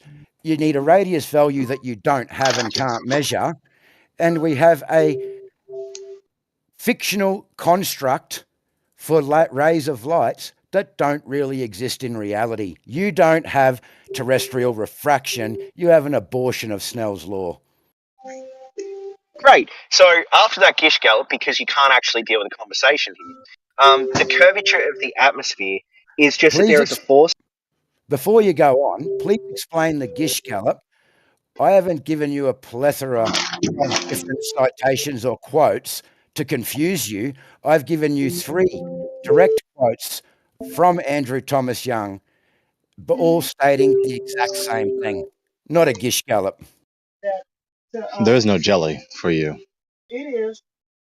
We'll find it. Okay, great. So I was finishing what I was saying, AJ. Thank you for muting me to run away from conversation yet again. No, I'm just the Earth clarifying is your curved bullshit. because the Earth is curved because there's a force pulling it in all directions downwards. Now, the necessary antecedent to a pressure gradient, which is what we have on Earth, is the force forcing the air at different amounts of force. So you're not going to rebut the actual citations from San Diego State University. You're just going to ramble on with nothing. Flat owned. Flat owned. So let's review, right? What do we have? No, Gregory, I'm going to finish what I was saying because I was actually refuting what he was saying because he said you couldn't have curved air because of gas laws. Let's see if you which actually I do just this time. disabused him of. I proved that that's incorrect. Now, number Have 2, you? Can you put a citation in you're the talking chat, about please? the radius being the other necessary antecedent. I'm going to finish talking, then I'll put the citation in. Number 2, the radius that is a necessary antecedent of this as well. The radius can easily be calculated due to the change in angle to stars, or you could use things like the transcontinental arc, the parallel. Either one you can choose. I know them both really well, and I can explain how both will derive a radius value. So that is your first problem dealt with, because you said we can't have this refraction if the Earth doesn't have the atmosphere curving with it, and we don't know the radius value of the Earth. Now, I've answered that, haven't I, AJ? No, you haven't answered that. You've said we can calculate a radius value off of flat Earth angle measurements to celestial bodies. So all you've done is supported my argument. They can't be flat mathematically, AJ. You're just incorrect about that. So if you do it flat, then you will have a Well, okay, you non-linear just make distance all for these every claims with degree no of angle evidence for change. any of If you your have it claims. curved, it will be a linear distance. I love So how let's you Did you make hear what I all was let's these see if you can claims. give it the argument. Let's see if you can give the AJ, argument. did you hear what I was Give the saying? argument So if for you have it as a saying flat, that you can't get elevation angles up from a horizontal surface.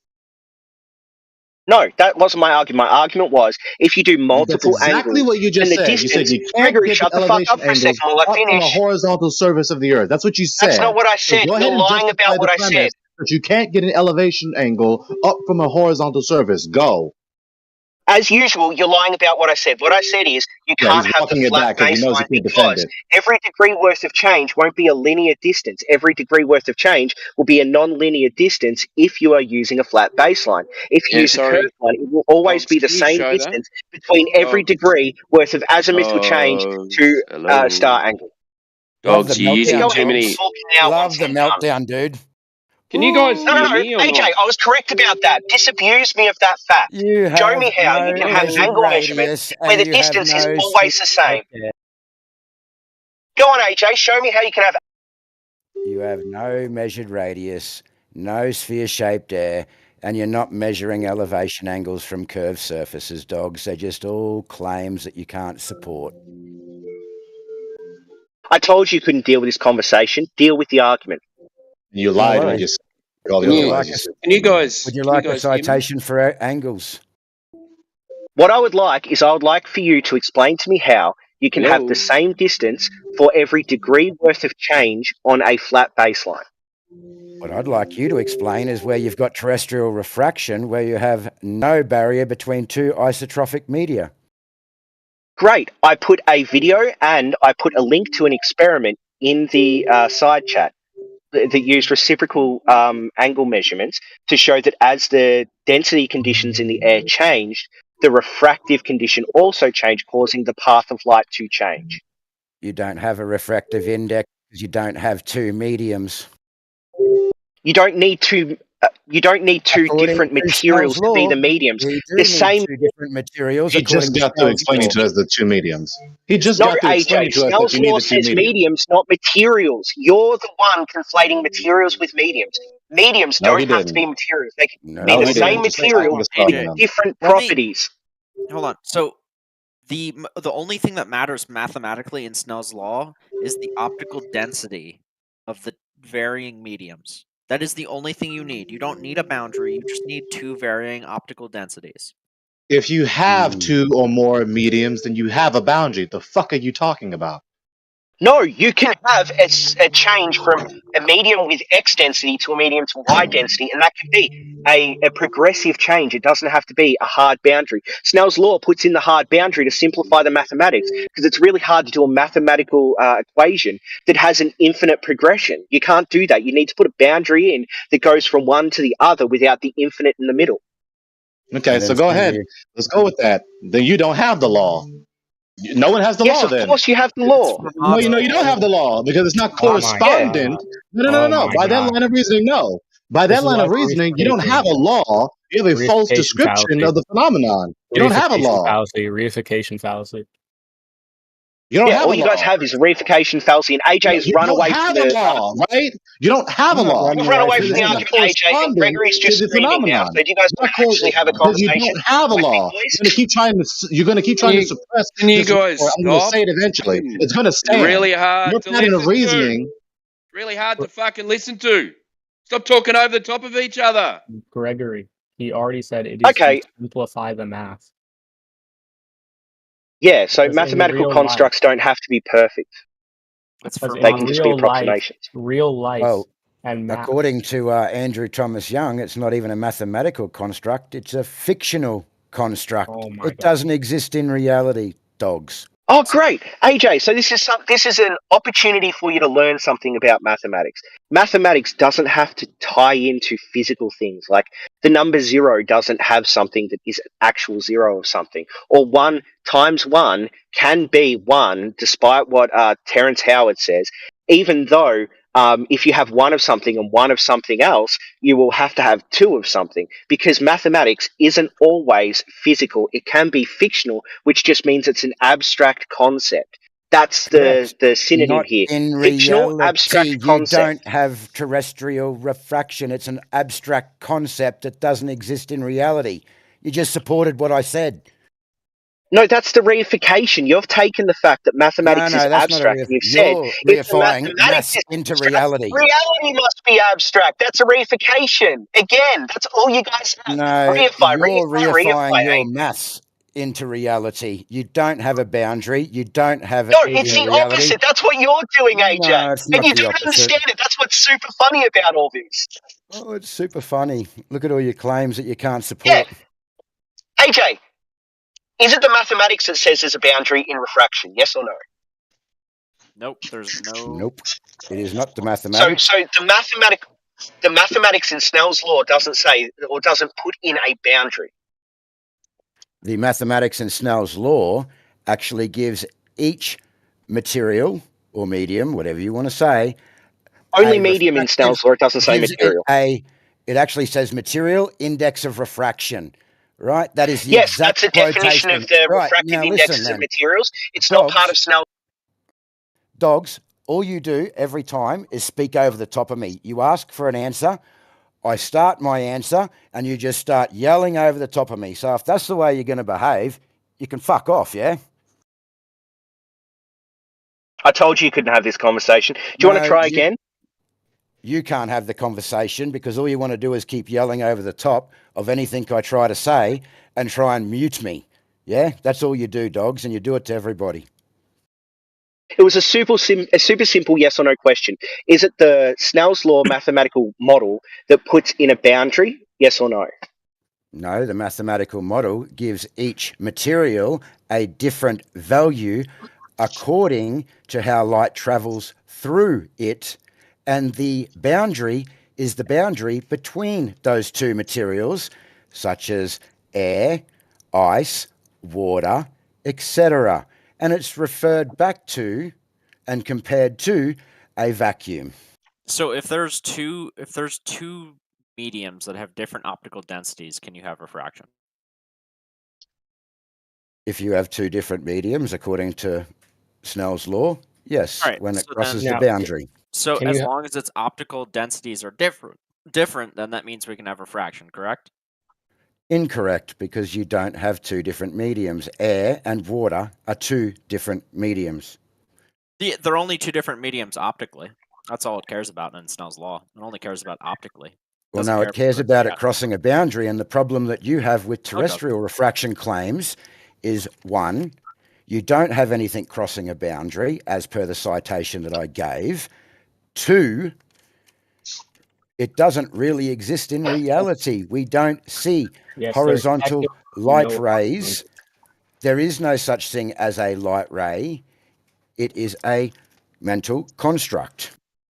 The boundary is in the mathematics. The boundary isn't necessary in reality. And stop Boundary's not in the conflating material mathematics. with The medium, boundary AJ. is the materials. You can't read citations. It's in the chat. It is to read in the for yourself. mathematics, mate.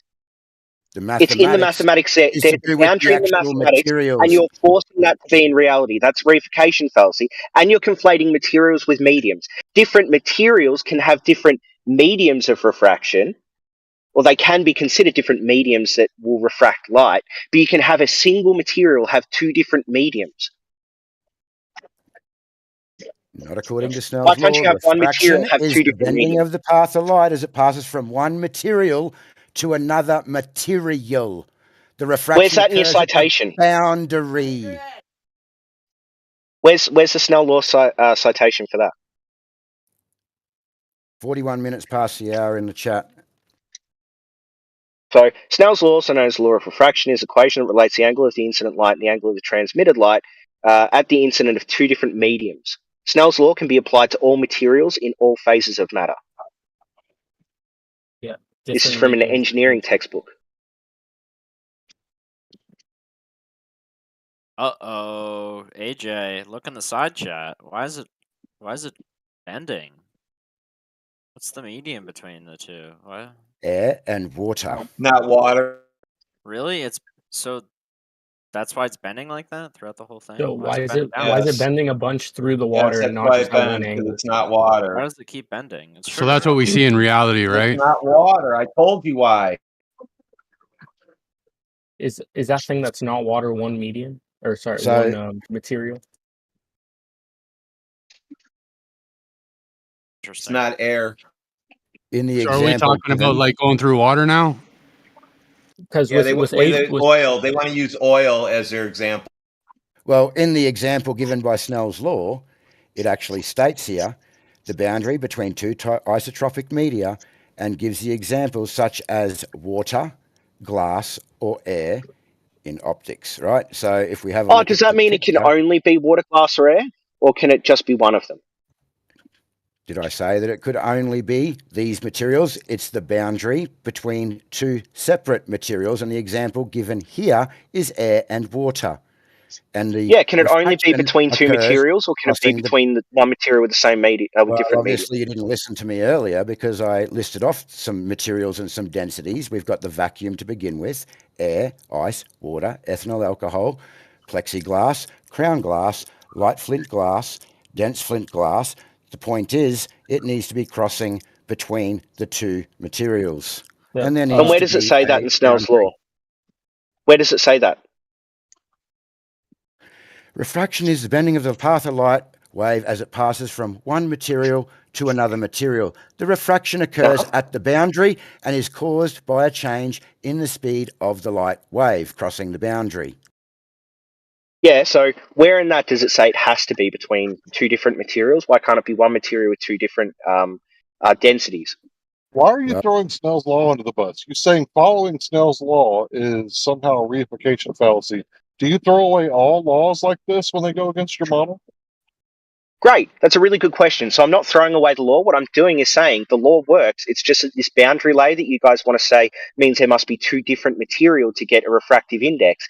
It's not what Is we're part saying, of the dude. mathematical concept and not the actual thing that needs to happen in reality. That's the reification. The law still works. It's just the law can Do you work think we're within making the this same stuff up, dude? material with two different densities. You Great, think we're I'm done with making my it up? sentence now. We're making this Making stuff what up? up? The No, stuff I think that's being you're booked. confusing. I think you're confusing what you're reading. You So just how don't do you understand it. explain the You're horizontal intentionally ray trying to paradox then, confuse So it. we're Dogs? reading what we're reading and we're confused? AJ, in Yes, that you're image, confused. Yes. how's it possible for that beam to keep bending if it's only going through one material? I would like to know how you explain the horizontal ray paradox then. But no, this is real life. We're looking at real life right here. So how Yeah, we are looking at real life, yeah. We're looking at in this image? this terrestrial refraction does not meet Snell's law because it does not No, cross any in this horizontal image. boundaries between the less dense air in the stratified atmosphere. All right? So Okay. how are you going to explain the horizontal ray paradox? Because you were saying that Snell's law only works between two different materials, right?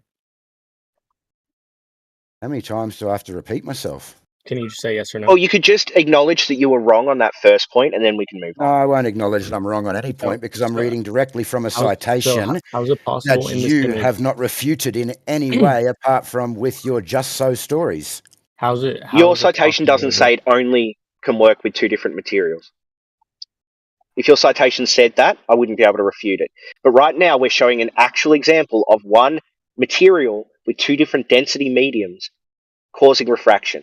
If you can find a citation that It's says not it must refraction. be two different materials, then we'll believe you, AJ. Can Hey, you find that wait, citation? Yeah, wait. This it is stop 1 sec. This is really fucking annoying. All right, what does the citation say? Would It you like me to lists read that it you can have in its refraction between two entirety? different No, materials. dogs. Just be quiet for a second. Does the citation talk about two different materials? Yes, it does, but it doesn't say So it can only where work does it between say? two different So where materials. does Does it it, Timbo? say? Shut Does up. it, Timbo? Does it, Where Timbo? does I it answered your say? question. Answer mine, fuckwit. So where does it say that it can only be? Where does it say that it's between one material then? Oh, great. So that's when it describes mediums and different densities of the mediums. Okay, so in the So, citation that AJ is citing, what does uh-huh. it say? What does it say? So if you look at his Wikipedia one, it says that it's between materials for the general explanation, and then for the more specific one, it just talks about It's not media, from and it talks about Wikipedia, different densities dude. of the media. Stop lying. It's not from Wikipedia.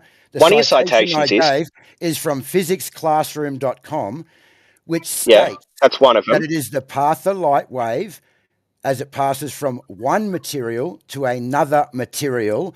The refraction occurs at the boundary, right? And then we have a list of separate individual materials: air, ice, water, ethanol, plexiglass, right? I then have a table from physics Yeah, classroom. keep talking, mate. Keep talking. It'll save you. No. No, stop, dogs, because there's like a disagreement here. But AJ's citing it from somewhere, and then you're saying, but it doesn't say that. But it does say that. Yeah, so the problem is that he's confusing Snell's law with the refraction No, in his stop. citation. He is not confusing anything.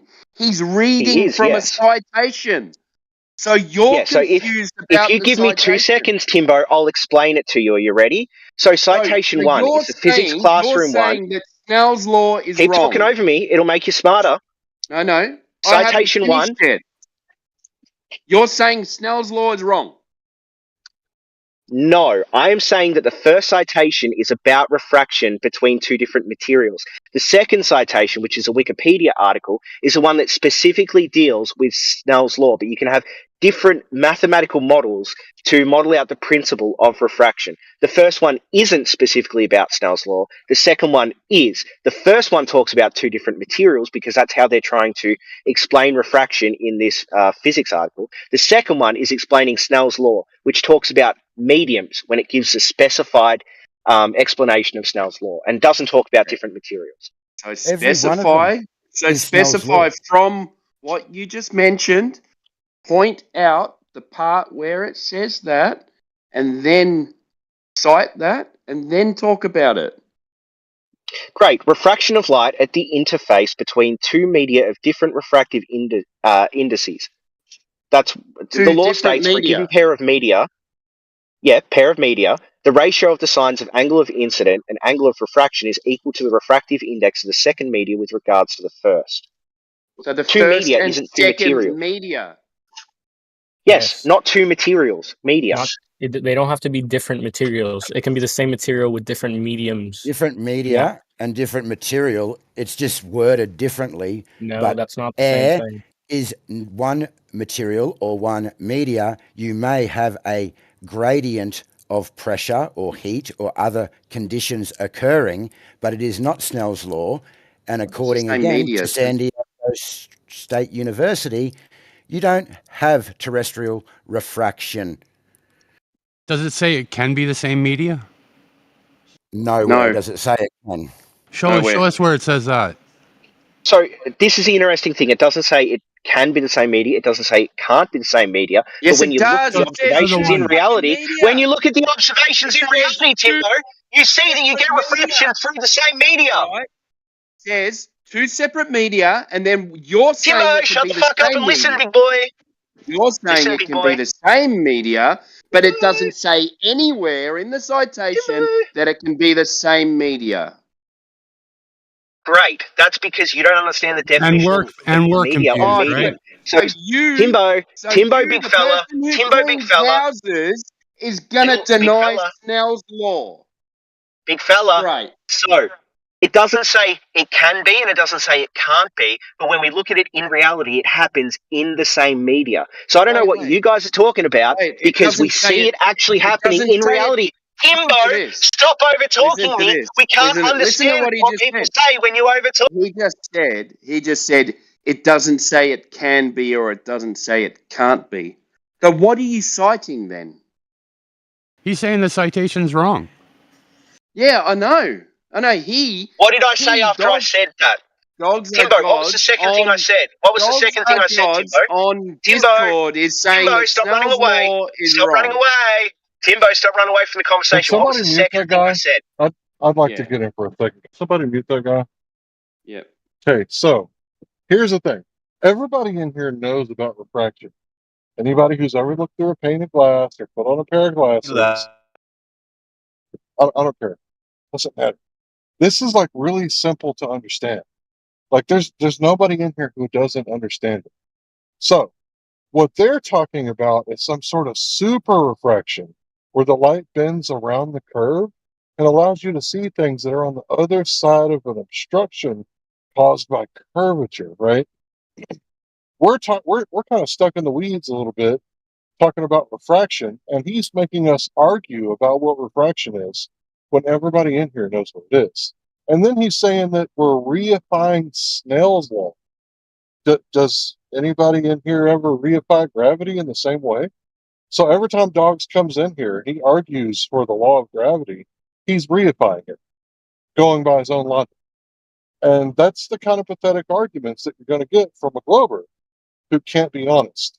So it's not a reification. to look at Snell's law and look at the way that he explained it, the way that they talk about it, the way the different scientists, specialists in their field talk about it, and go, hey, look at that. You need a boundary between two mediums. So what's going on here is really simple. Does this kind of, thing that we observe, right, that they're calling refraction, does it make things disappear from the bottom up, like in the Skunk Bay videos? Or does it allow us to see around the curve like they're explaining? I think that it makes things disappear from the bottom up. I don't think you could ever show you looking out at something that's completely blocked off or disappeared, and then the sun comes out and it causes all kinds of refraction, and now you can see a city that was already disappeared before. I don't think that's how that works. Well, from Walter Bislin's, my last one, from Walter Bislin, on terrestrial refraction, we cannot apply Snell's law here. I just lost the rest of it. I just moved my screen. Sorry. Give me 1 second.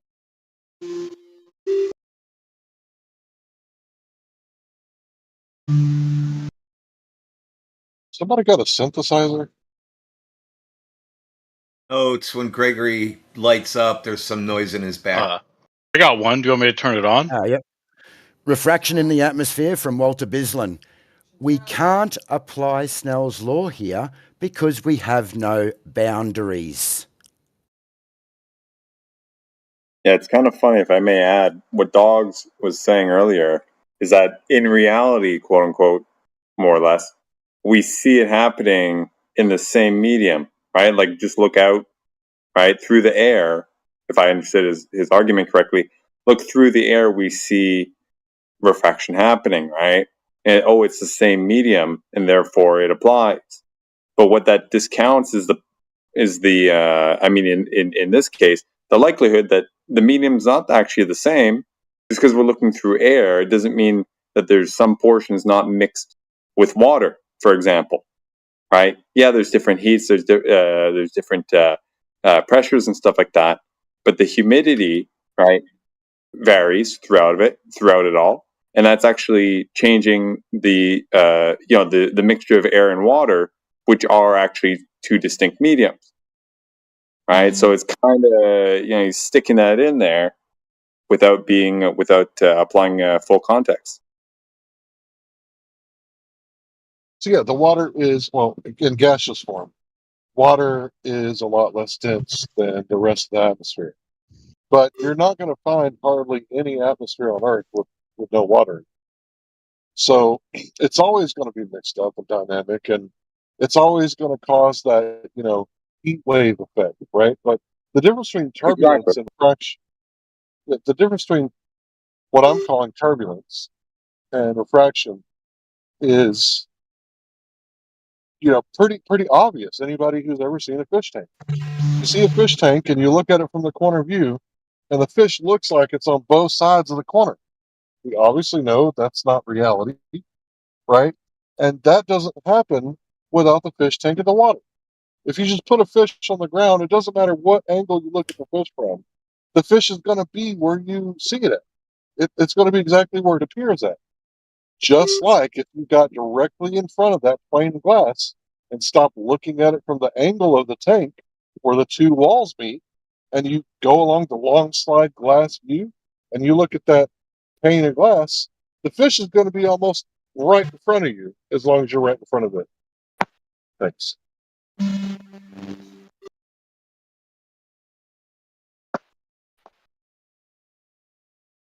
Well, he hasn't refuted anything because it's not Snell's law.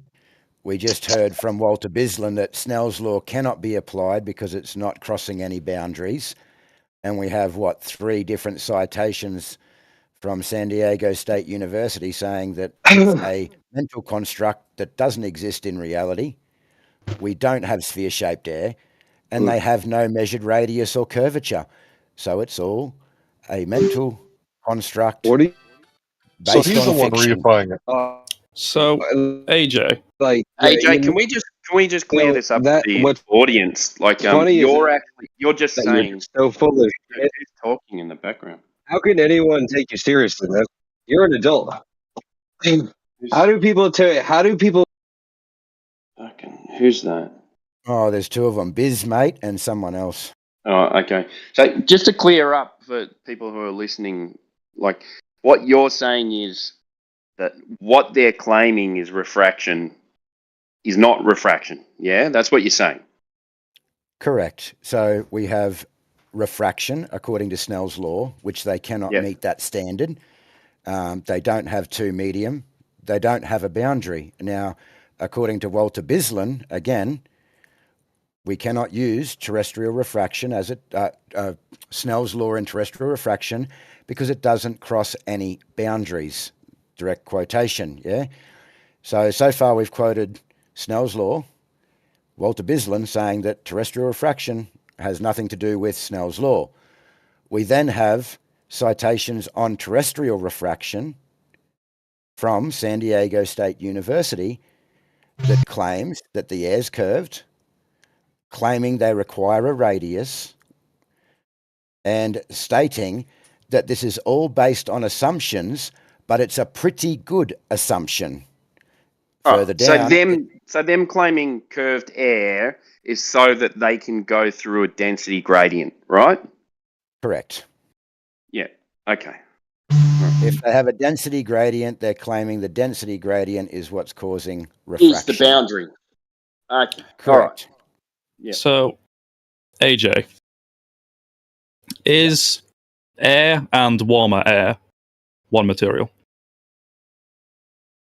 Yes, there's a temperature difference, but it's the same material.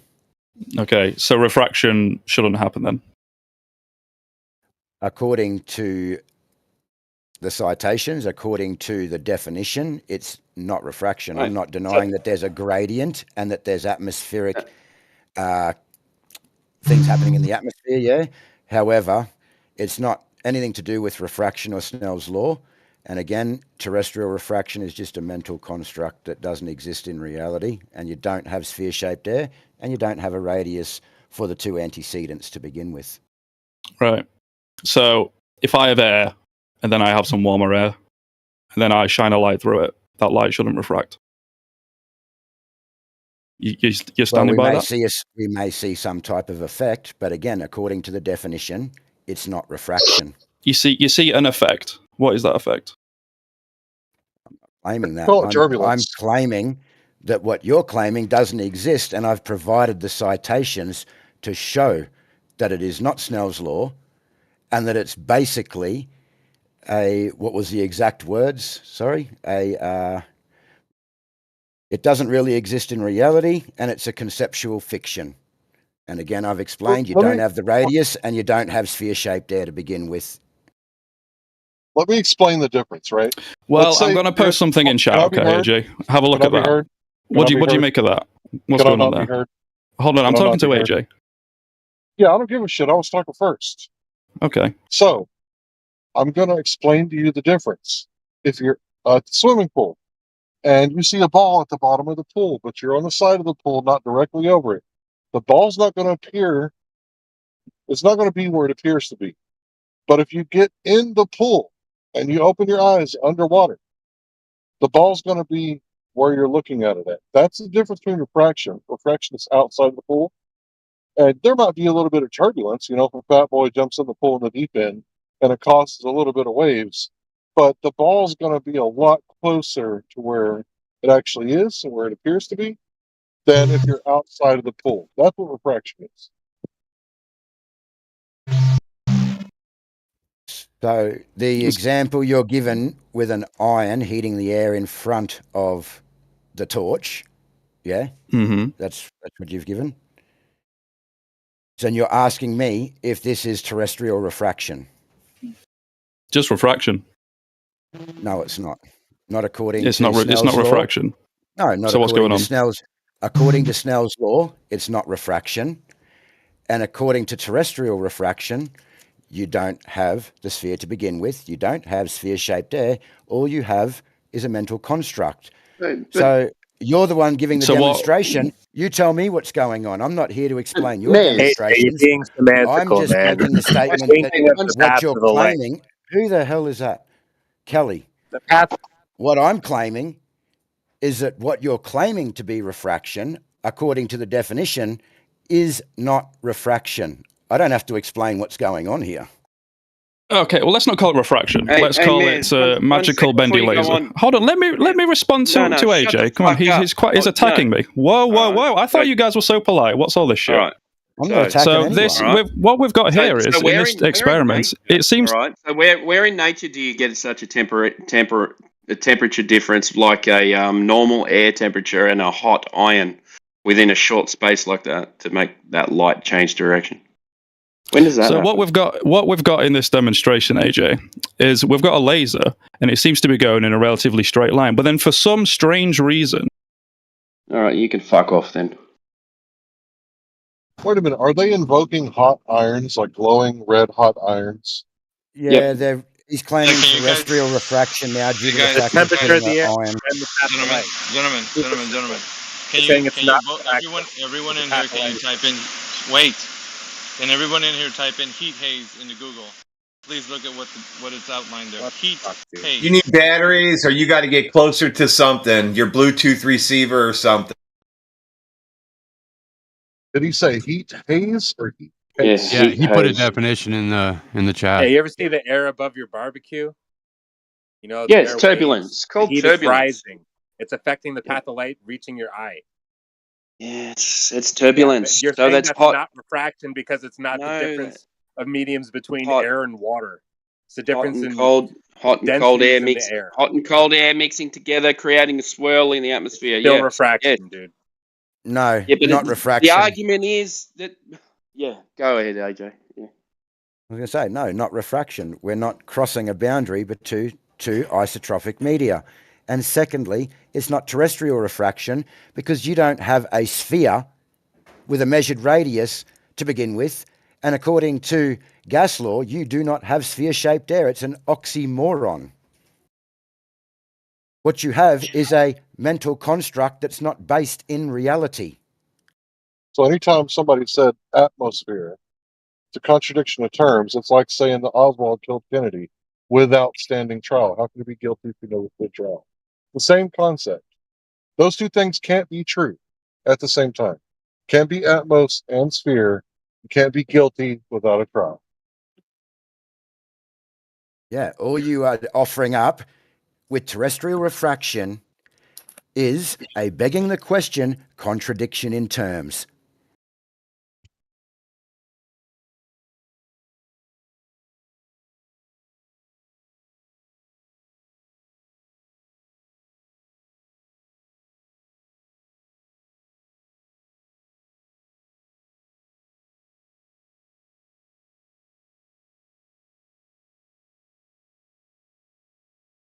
Man, I'm going to shut this refraction crap down, yeah, because every single time they just come out and it's the answer for everything. Oh, refraction, refraction.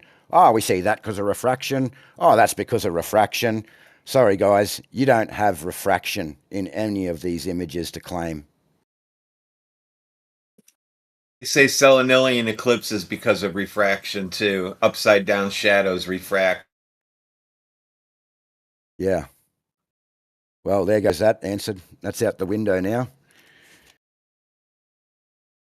2.3 trillion missing from the Pentagon on September 10th, 2001. Must have been refraction, right?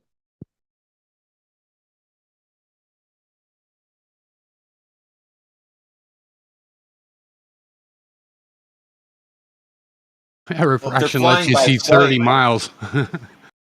If they're flying by sight with an airplane, I'm sure the refraction must have been involved. How did they know where they were going? You know, you really don't like the idea of refraction being able to happen in the atmosphere. No, Because I've if given it a can, citation to state things that are it can't perfectly occur in explained the and atmosphere, Kelly. You really, really don't like the. No, I'm going to mute you because you're just talking shit, yeah? I've given 3-4 citations stating that it doesn't occur. You do not have terrestrial refraction. It has nothing to do with Snell's law. And you just hand-waving and dismissing it and trying to get the last word in here for the audience is just garbage, yeah? I think someone thought I was another globalist when I was saying the other thing earlier, but no matter. Oh, sorry, I haven't even been looking in the chat. I just looked then. I seen you. But yeah, so it began with Dogs and I, then it dovetailed to AJ and Dogs, and then now what do we have? Like we've Well, thoroughly we got established by Kelly. now. We got Yeah, Kelly claiming that we just don't like refraction happening in the atmosphere, but he hasn't been yeah, able to Yeah, you're rebut any claiming of the that it's not the citations. case. yeah. There's that also. You're trying to say that So, refraction doesn't happen. so It's crazy. he's gonna continue to Oh, try and make it seem as though we deny that you refraction is posted happening. the when we iron obviously with don't. the light again. So I'm wondering where the iron is in the Black Swan. Yeah, they always have to invoke some sort of fish tank with salt water or sugar water in the sky, right? Because they Oh, like to make these it's false just a equivalencies. temperature gradient. Can I All you just need is a finish? I'll be. temperature gradient. Can I just? I haven't spoke very much today. I've been on here for hours. Been pretty quiet most of the time. So they always have to make these false equivalencies, right? And they're hoping that the audience is going to buy the fact that, oh well, we see this bending light because we got a glowing hot iron at like what was it, probably like 1800 degrees. Where's the 1800 degrees in nature? So this is You what I don't was say. trying to If you finish want to saying. listen, I said all you need is a temperature gradient. What's that? So this is what I don't was see trying to what's. finish saying. This is what I was trying to finish saying. What do we have at the end? Callie is also 3 trying to degrees press is this ad enough hoc then? appeal. Oh God, he's gonna meta review everything. 3 degrees is enough temperature to make things bend around the ball? Or does it have to be hot like an iron? Radwin, may I finish saying this? It sounds like Gregory was still going. The ad hoc. Okay, go ahead. The ad hoc appeal to refraction, right? Implying at least 3 falses, like you heard me say multiple times earlier. And then furthermore, of course, as AJ explained, you don't have the curvy air, you don't have the radius, you don't have the 2 mediums. You don't have the situation you need for refraction. And then, of course, lastly, with this last ditch appeal at the very end, just in the past several minutes, trying to make this false analogy between this hot iron and the air. Where's the point of analogy between the hot iron and the atmosphere?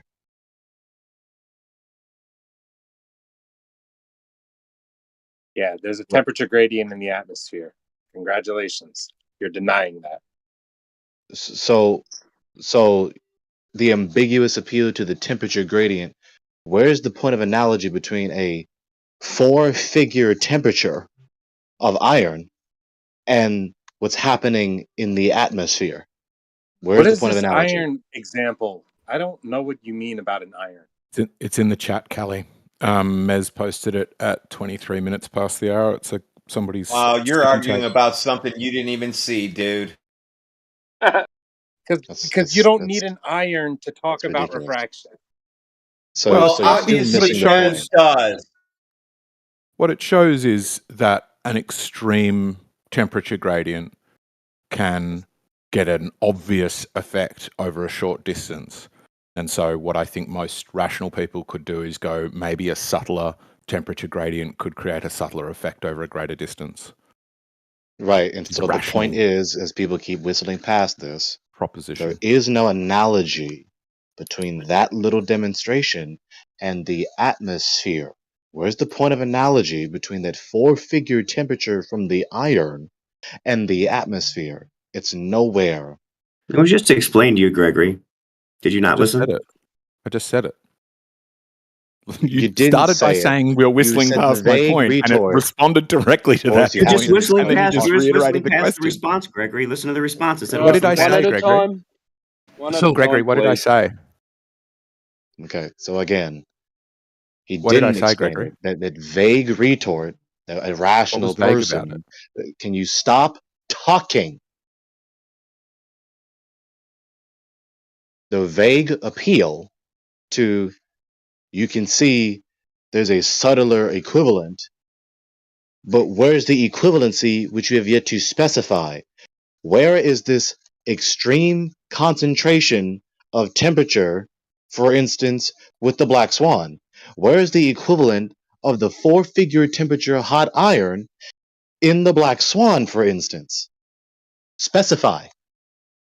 I mean, yeah, if you didn't understand what I said, then no wonder you don't understand why I responded to that. Maybe he didn't hear you, Eggshells. Can you just Yeah. repeat it, please, so we can move Sure. on with the? Yep. I think it just shows in principle, which is what most tests and experiments show, is if I exaggerate the conditions, can I exaggerate the results so it's easier to measure? And what this is showing is an extreme temperature differential can make a significant change in the path of light over a short distance. And so all one needs to do is draw a logical inference that maybe then a subtle temperature gradient over a great distance will yield a more subtle result. So this listen. happens. This So happens listen, at small listen. distance, right? Wait a minute. So- Listen. Did you hear what I said? Please demonstrate you heard what I said. So Wait, if I- listen. Go ahead, Gregory. He didn't specify. He is deflecting to it demonstrates that You're a whistling temperature past it, Gregory. increase- Stop whistling No, past no. it. Try again. Stop, dude. No. So what? So he actually, Gregory's right, because he just used the words maybe and stuff like that. So Sure. All Yeah, science is I'll probabilistic finish and eventually. inferential. I didn't finish. He did not specify what is analogous between the hot iron 4-figure temperature and the black swan, for instance. He is just deflecting our attention to the patent truism that the operation demonstrates that you can have this effect once you greatly exaggerate the temperature. He did not specify the point of analogy between the hot iron with its 4-figure temperature and something else involved in the atmosphere in the black swan. Are you clapping your hands while you're speaking? I feel like I heard you clap your hands then. I've heard you do that, Eggshells, too. So don't. I don't clap my hands while I make points. I sometimes pound the table with my finger, which I think is Yeah, there you still go. kind of cringe, but not nearly as cringe as clapping your hands. Well, I didn't hear him clapping his hands, and that has nothing to do with what he said. So maybe just Sure. respond to what he actually said. I did. Did you hear what I said, AJ? I think you might have understood what I was Yeah, saying. but can we just Yes. confirm that you did say maybe and maybe it's Yeah, this sure. and maybe it's that? Yeah. An inference. And that's not the worst part. He has not All specified the science- point of analogy. He has not done that. Again. The analogy is a extreme temperature change over a short space is analogous to a large space with a more subtle temperature change. No, That's it's the not. analogy. No, that's not the point No, of it's not. analogy between the particular instance I'm concentrating on. You are not pointing out, you are not specifying the point of analogy between the 4-figure temperature of the iron and something that's happening in the atmosphere with the black swan. Okay, temperature change in the atmosphere, temperature differential. Yeah, I don't know. how what that is making the takes that long temperature to get to that point. differential? You haven't specified. You didn't ask for what is making the temperature differential. You asked for the Temperature analogy. decreases with altitude on average, right? We're all aware of that, surely. It's cold up the top of very tall mountains. We're aware of that, surely.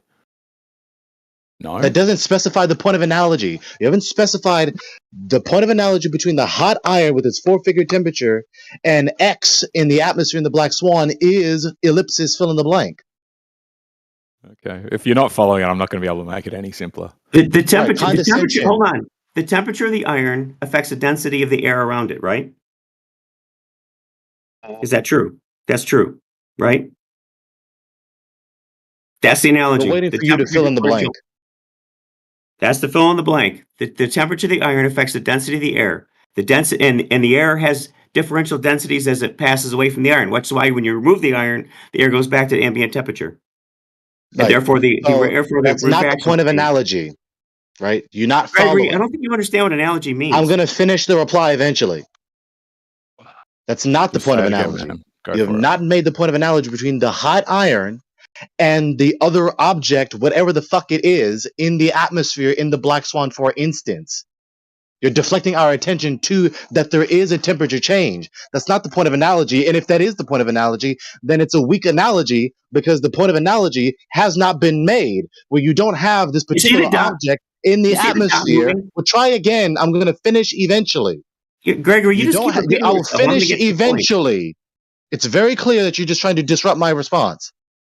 You have not specified what object whatsoever, ellipsis x blank, fill in the blank, that is analogous to the hot iron with this high temperature to make the temperature differential. You haven't done it yet. Okay, let's start over, right? The iron is introducing a temperature gradient, right? That temperature gradient is affecting the path of the light, right? So in this, the analogy for the light, the light beam on the wall would be the object appearing in your black swan image, right? The oil refinery or whatever it is, right? Okay, number one. What is causing the temperature differential is the difference between the ocean water and the air above it, right? And the air, as somebody pointed out, will have natural temperature gradients in it, right? That's the natural source of the temperature gradient. He's introducing an artificial one here to make a point very quickly over a very short distance. The temperature gradient in the real world is over some number of miles in the black swan images, for example. That's it. Okay, so I gave them several chances. I tried. Gregory, if you don't understand that, I'll finish eventually. I gave them several chances to make a correct analogy. They didn't. They failed in all 4 or more instances.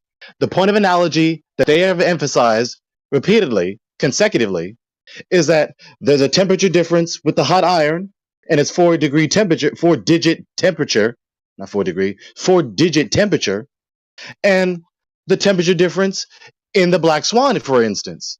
That's a weak analogy.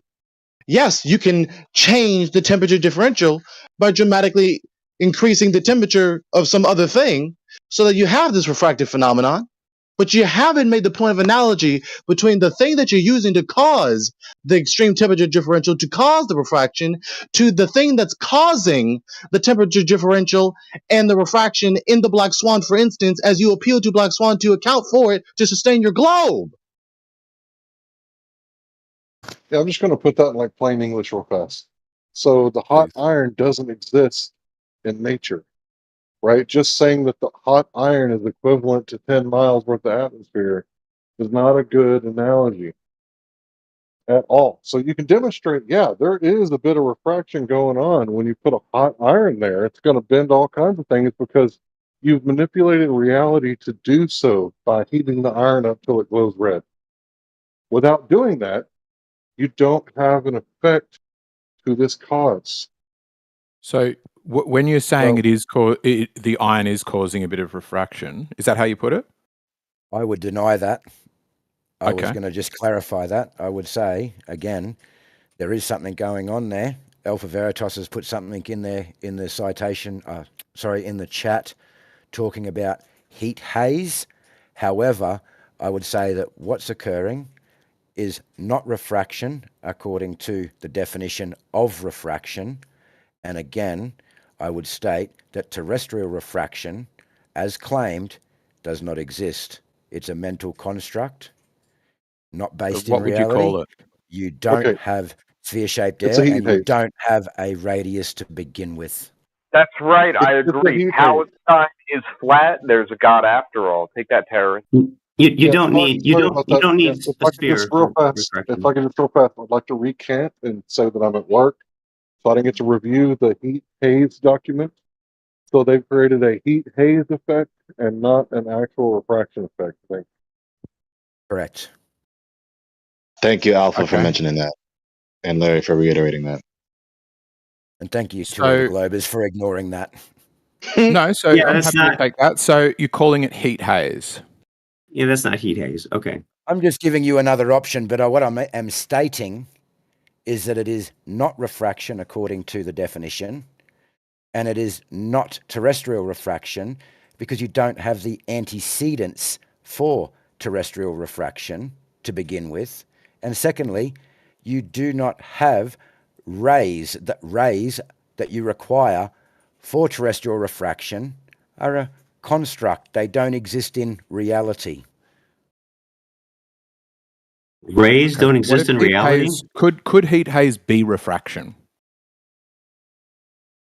Not according to the definition, no. You That's gotta an shove argument heat from haze authority. into refraction. That's what they're gonna do now. They're gonna shove heat haze into It's pretty refraction. semantical, you know. So So that's an argument from authority or argument by definition. What if it's defined, heat haze is defined or described in physics as refraction? But it isn't. So what? Okay, so All you gotta do is convection show it. causes the temperature of air to vary, and the variation between the hot air and the surface of the road and the denser cool air above it causes a gradient in the, wait for it, refractive index of air. From Mirage, the Wikipedia page. So if we're saying it's heat haze, what you're saying is yes, it's refraction. It's a kind of refraction caused by heat. So you said your source is Wikipedia? Yeah, I don't mind. I'll pick a different source if you want, but I mean, it's caused by refraction. So anyway, the A name exhaust for a on those refractive effect. rigs are right by those cranes, and you're seeing the exhaust. That's what you're seeing, making those whistling cranes past look the- like that. Nothing else. Nothing else has to do with the horizon. That's just the exhaust from the diesel engine. Are we whistling past the point I just made? What you said, well, hold on. You can I'm have trying that to point address it. for the sake I'm of trying to argument. address it. Yeah, you can Yeah, keep you- that point if you want. Yeah, if you want to make the point that you looked up something on Wikipedia, but we made a fallacy by quoting from the specialists in their field, and we're appealing to authority, I and you're didn't. appealing to some idiot on Wikipedia. I mean, that's fine if that's what your argument is. Do you think the specialists I'm in your saying field if- would agree with you? No, Yeah, we're I'm in just saying, agreement with if you're him. if you're using Do definition, you think Hold if on, they were time out. here, do That's you the think if they were here, they would agree with you? That's the difference, Scott Mackey. We're in agreement with the specialist. You guys are in agreement with Wikipedia. But you're not in agreement with the specialist. You don't know that though. So let's continue to obfuscate that the appeal to refraction is still ad hoc, right? They haven't found the globe in the first place. AJ's point. I'm reiterating AJ's point because he said this multiple times. I'm going to re-clarify this. Every time I see that they distort this and try to obfuscate this, I'm going to reiterate this. And if they don't like me reiterating this clarification, then they need to stop distorting the issue. It's very simple. They know how it works with me. So we're going to keep obfuscating the fact that they appeal to refraction to account for the phenomenon, like what is observed and measured during the Black Swan, for instance, is an ad hoc appeal because they never found the Earth to be a ball in the first place. It's just an a priori reinterpretation of the phenomenon.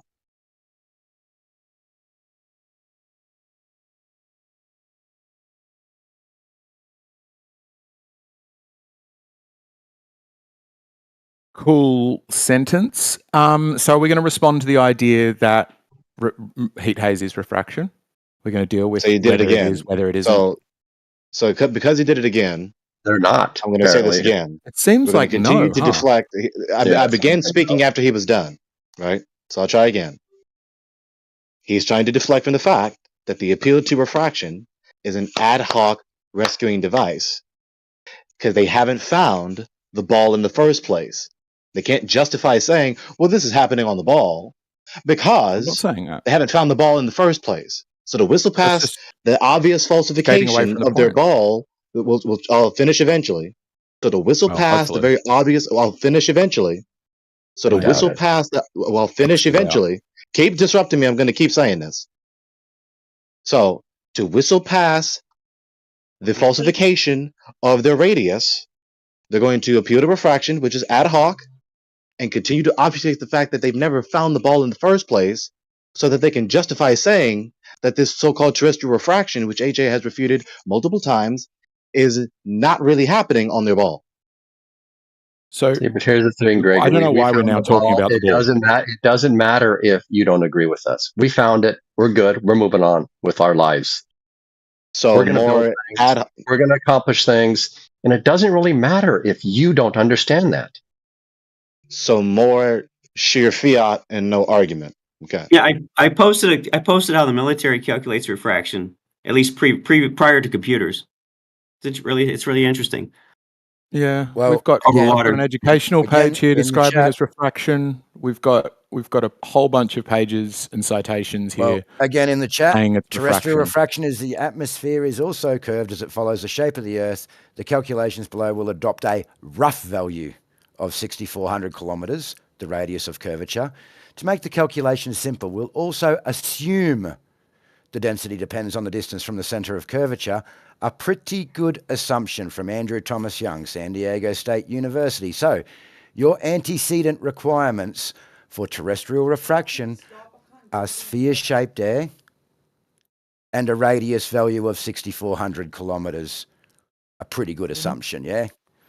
Are we not going to address the No. fact that the flat No. earthers were happy that it's called heat haze yes. and that heat Yes. haze is refraction? Are we going to address that at all? Refraction is you a weren't thing. listening. But not So you weren't ball. listening. You weren't listening. We already said you can have that point, which is still your defense of trying to make the ad hoc appeal to refraction. So we shouldn't have to say it again from this point forward. Savvy? Sure, okay. So we agree it's refraction. We Fantastic. don't have to say it again, I just said. Well, I can choose to, though. Right, so just repeat yourself ad nauseum rather than moving forward. Well, I thought I'd do that because I Oh, heard you, and I hot thought if kettle. I repeat myself but clap my hands, maybe it would sound better. Right, they end so up now we can conceding move after forward kicking because we're and not going to screaming be stuck on a lot. stupid like eggshells. So we can move forward. So he's still trying to defend his ad hoc retort, his ad hoc appeal to refraction. And as AJ just said again, you don't have the ball in the first place. It's an ad hoc retort. You're trying to say this is happening on the ball, but it's an unjustified retort because you haven't found the ball in the first place. Yes, we have. So, since he said yes, we have, say the succinct and concise syllogism proving that you detected that the Earth is a ball with a radius of 3959 miles. Go, please. We're going to do with a syllogism, so Don't really need to. It's just no, I didn't do it with a syllogism. Okay, so he hasn't presented the argument yet, so try again. Well, it's not an argument. It's a measurement. Yeah. So he still hasn't presented the argument to justify his conclusion. Try again. Well, I don't need to justify it to you. We've decided we're moving on with our lives. So he's forfeited. He's not going to attempt to do the task of saying the argument in the microphone in the hearing of the audience to demonstrate that he knows the Earth is a ball. If you want to live feel your like life you in need to ignorance, it's your choice, man. Go ahead. So more So it's condescension and bloviation, not an argument. So it's just a baseless assertion. No, it's a Scott baseless Matthews assertion. here to Okay, what's the yeah, Scott foundation of your Matthews here. the Matthews foundation of the here to assertion was to Alpha announce said to other heat people haze. that We it's found okay to be a glober. Yeah, we the found baseless credible assertion is that sources there's saying no heat refraction haze in is the caused by atmosphere, refraction. and you can measure it. So Yeah. Talking about Scott Matthews claims that the Earth is a globe. We've moved on. But yeah, we can go away from the whole refraction thing and go back to the globe if you want, if you feel that's a safer territory. Yeah, so right now, at this point, what the globalist needs is to actually prove by a logically sound argument that they know the Earth is a ball, not make an ad hoc retort to refraction to account for the flagrant discrepancy, like the black swan, which cannot be comportable with their idea the Earth is a ball with a radius of 3959 miles. Say the argument Unless that demonstrates you know the concluding premise the Earth is a ball with 3959 miles of radius. Okay, I've seen can the I ask sun a below question? 0 degrees angle elevation. Hey, that sounds pretty Explain good, it. doesn't it? 39, That's a 59. cacophony. We'll try again. One person at a time. We're adults now. Try again, Scott. Sorry, was the other person talking? Way you go, Scott. I've seen the sun below 0 degrees angle elevation. Explain that. That's not an argument. That's a question to me. You're supposed to be It saying is an argument. It's the argument that if anybody understands simple three-dimensional space and can conceptualize it, you will necessarily conclude that it must be a globe. Wait a minute. Wait a minute. Did you just So say, you're Larry, we're on the same page. Look, I think we ought to say the same thing. Hold on. So you think that appealing to the instance of the sun going out of your perspective. No, that's Right. not what I said. Use my words. Just mirror Okay. back the same thing you just heard. So let's It'll try make it again. better. Let's try again. See if you can manage to not be pedantic and recognize and be charitable that it is logically relevant to what you're But saying. he's not saying outside of his No. view, right? He's saying Right, he it's can outside of my still see perspective. it below 0 degrees. So Yeah. you Which to go, which it's going means which outside of the me, view is which immediately means stumbling. which Let me No, which finish. means means I will exactly what I finish. said. Should I clap my what? Which hands? means Should I exactly what I clap? said. Right. So what does it mean for the sun to be below 0 degrees? Well, you should understand. Do you not understand what that means? Do you really Explain not? it. It means we can take a zenith angle, get a vertical, and we can go 90 degrees off of that, and that creates a horizontal angle, and it's below that. Okay. How Now did go. you? When did you see the sun below the surface of All the earth? the time, many times.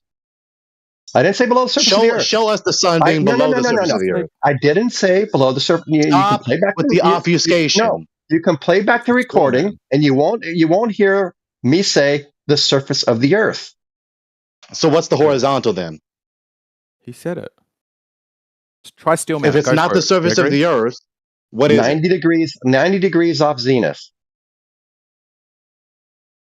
it? Right. The star that's your zenith. No star. No What is stars. it above? No stars. No stars. Do you know what a zenith is? We'll get through this eventually. Do you know what a your zenith is? up to what? Above your head, up to what? It doesn't matter. It's not up to anything. It's just vertical. Okay, so let's go ahead. Let's go with that. So something ambiguous, something unidentified, something is above your head. Yes. No, nothing's above my head. I said unidentified, ambiguous something is above your head. Yes. Then that's no. So then, what the fuck are you talking about with 90 degrees? What the fuck are you talking about? What does that have to do with the surface of the earth? Are you really incapable of conceptualizing vertical? Explain it. What does that have to do with the surface of the earth? Is the sun above the surface of the earth? Yes or no? I didn't say anything about the surface of the earth, did I? Is the sun above the surface of the earth? Yes or no? Nothing I said mentioned the surface of He's the earth. dodging every scrutinizing question.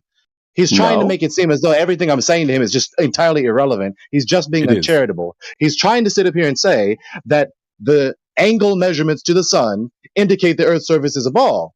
But the angle up from what? Down. It's down. How are you not getting this? How are you still missing this? Let me try to explain it. Plum This is silly. can be taken anywhere on Earth, and you can take 90 degrees from that plum. And that 90 degrees definitionally will be horizontal. And you can How do you relate this to the surface of the Earth? We're getting there. We're getting there. You need to take a breath, maybe a hot cup of cocoa. Don't clap while you're holding a hot cup of cocoa, though. Okay, put it down in order to clap. So you can take dead vertical, right?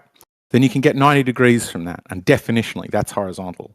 And what Scott's saying is, you can sometimes see that big hot orb that we call the sun go below that horizontal line, not below the surface of the Earth, which was your silly straw man, not some arbitrary, undiscernible above your head. We can take a line that is vertical, obtain 90 degrees from that. That definitionally is horizontal, and the hot orb is observable below that 90 degrees, which we call horizontal. So you see mathematical categories themselves? We see mathematical. When did I say that? Did I say those words, or did you? You said the sun is below horizontal, not below the surface of the earth, not below any concretely real entity, not below any material entity. You said it's below horizontal. Last time I checked, horizontal is an abstract entity, which is a mathematical category. So did you see horizontal itself? Who said you could see horizontal itself? Yes or no? Yes or no? No. Right. So you didn't fucking see the sun be below a mathematical category. So quit telling me this bullshit that it's below horizontal and you don't even bother to relate it to the surface of the earth. Try again. I think if I continue, you might have an aneurysm. So maybe best. So bad humor, no argument? Good humor. No argument. Dude, if I the think sun is is what in you the sky, as it lowers due to perspective, why would it cross a level line of sight? It should decrease in That's a good way angular to say it. size and eventually disappear at the vanishing point. He's saying that he observed the sun below the convergence line. That's what he's saying. How does that indicate the surface of the earth is a sphere? Because if the sun is always a... This shouldn't be... Think about it.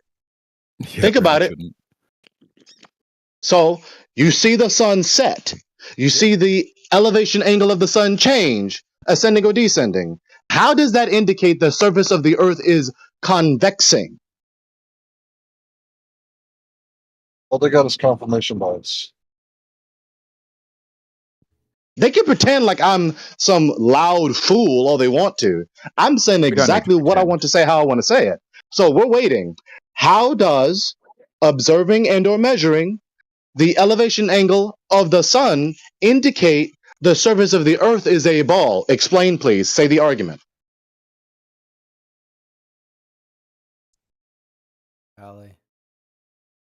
I mean, I got it. I would need a minute to lay it all out, is all. I guess. Oh, okay. I think it would just be greeted with more shouting and hand claps. So I'm happy to mean, I let tried to somebody else take it. summarize It's it a second ago. Scott's point. It's been about more than 30 seconds and still no argument. We're still waiting for the argument. No, I said exactly what I meant already. You want me to repeat it, I guess. Yeah, I think you said it pretty well. Could you Yeah, repeat you it for didn't me? explain, you didn't specify how you go from the premise the sun is X degrees of elevation angle above Okay, I'll say it horizontal, again. therefore the Earth's surface is a sphere. You have I'll not say it again. explained the He's connection gonna say it. between those premises to the I got it. conclusion. I got it. Right? On a flat Earth, the sun lowers due to perspective. Right? If you think that's a straw man, that's great. Whatever. If that's the case, then as the sun lowers due to perspective, it should decrease in angular size and eventually disappear. It should never cross the vanishing point or the line of convergence. He's saying that he saw the sun below a level reference, which would be 0. A level line of sight, 0. He witnessed the sun below that level. Okay, that's not possible if the sun is above the earth and lowering due to perspective. So you're telling me that when you measure the elevation angle of the sun or any celestial body and you see it apparently descend in your field of view, that indicates the Earth's surface is a ball?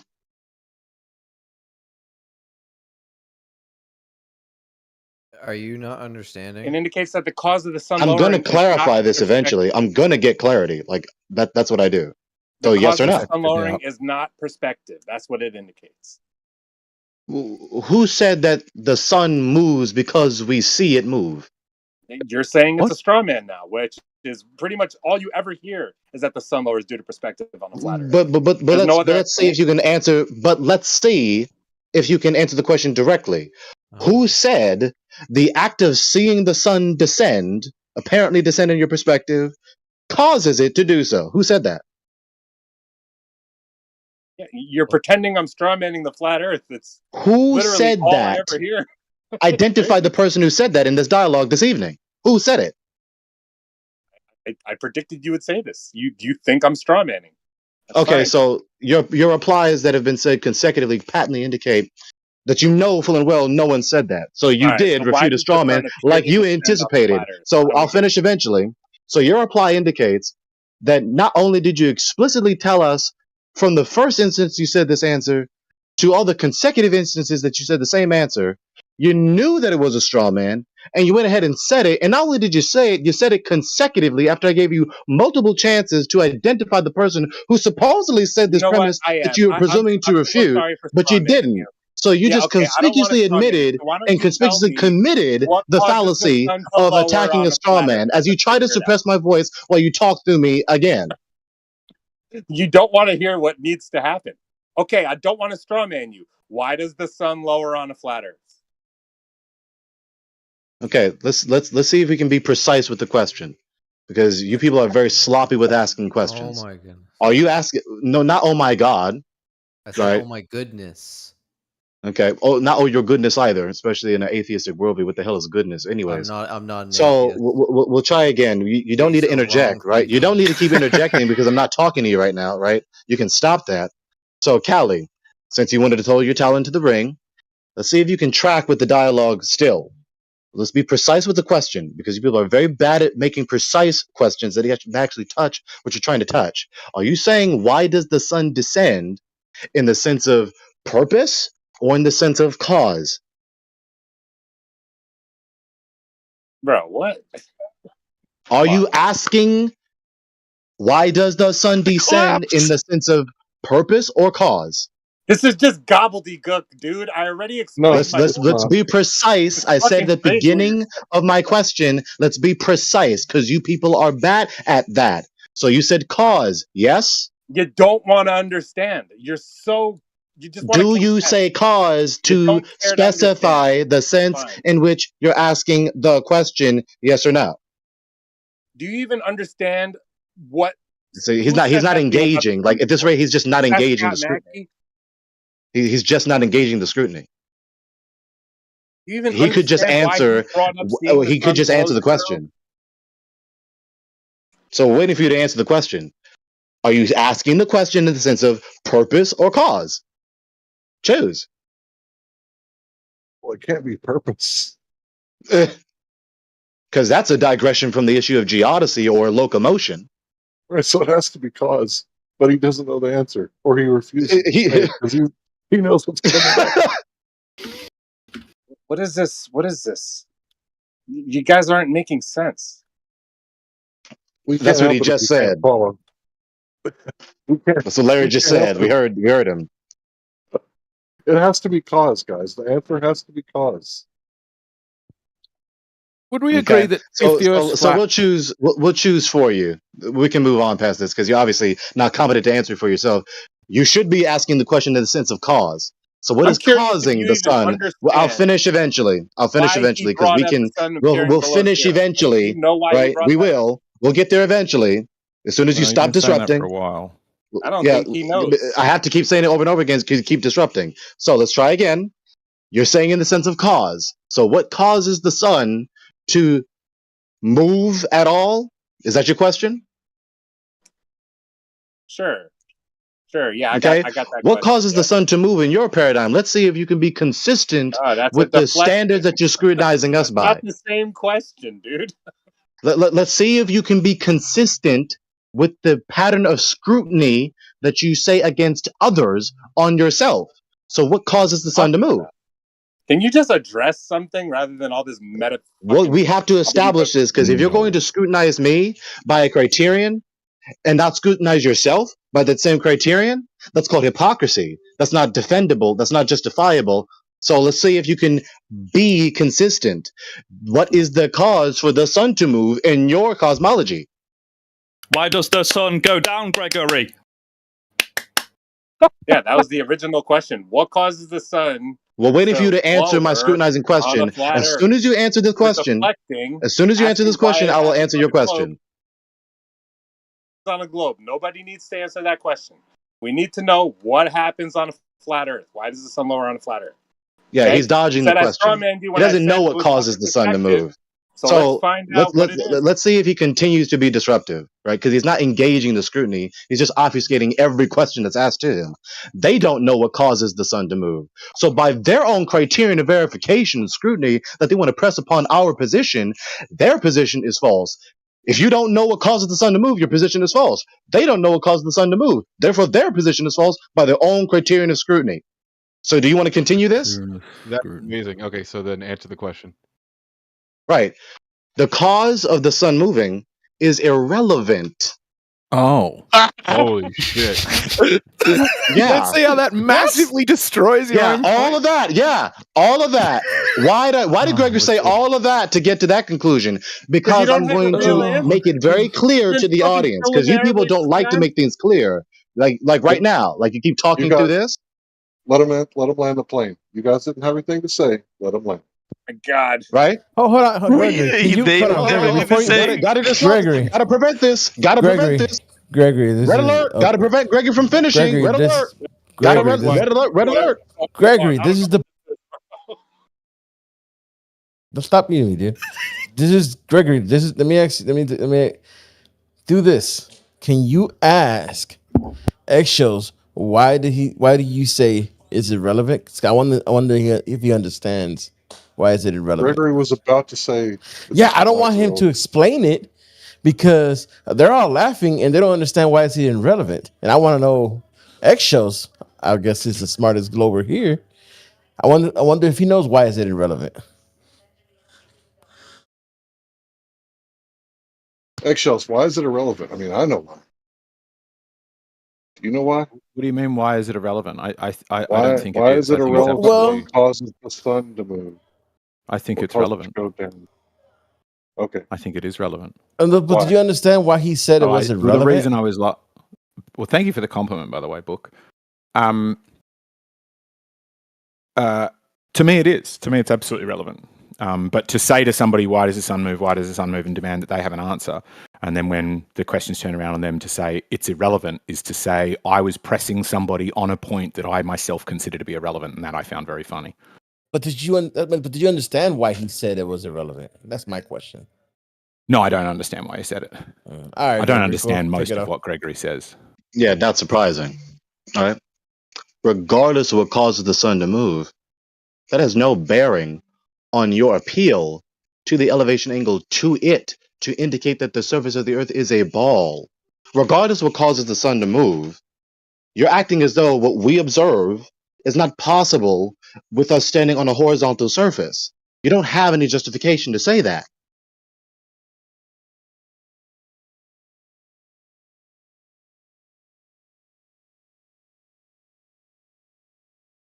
Cool.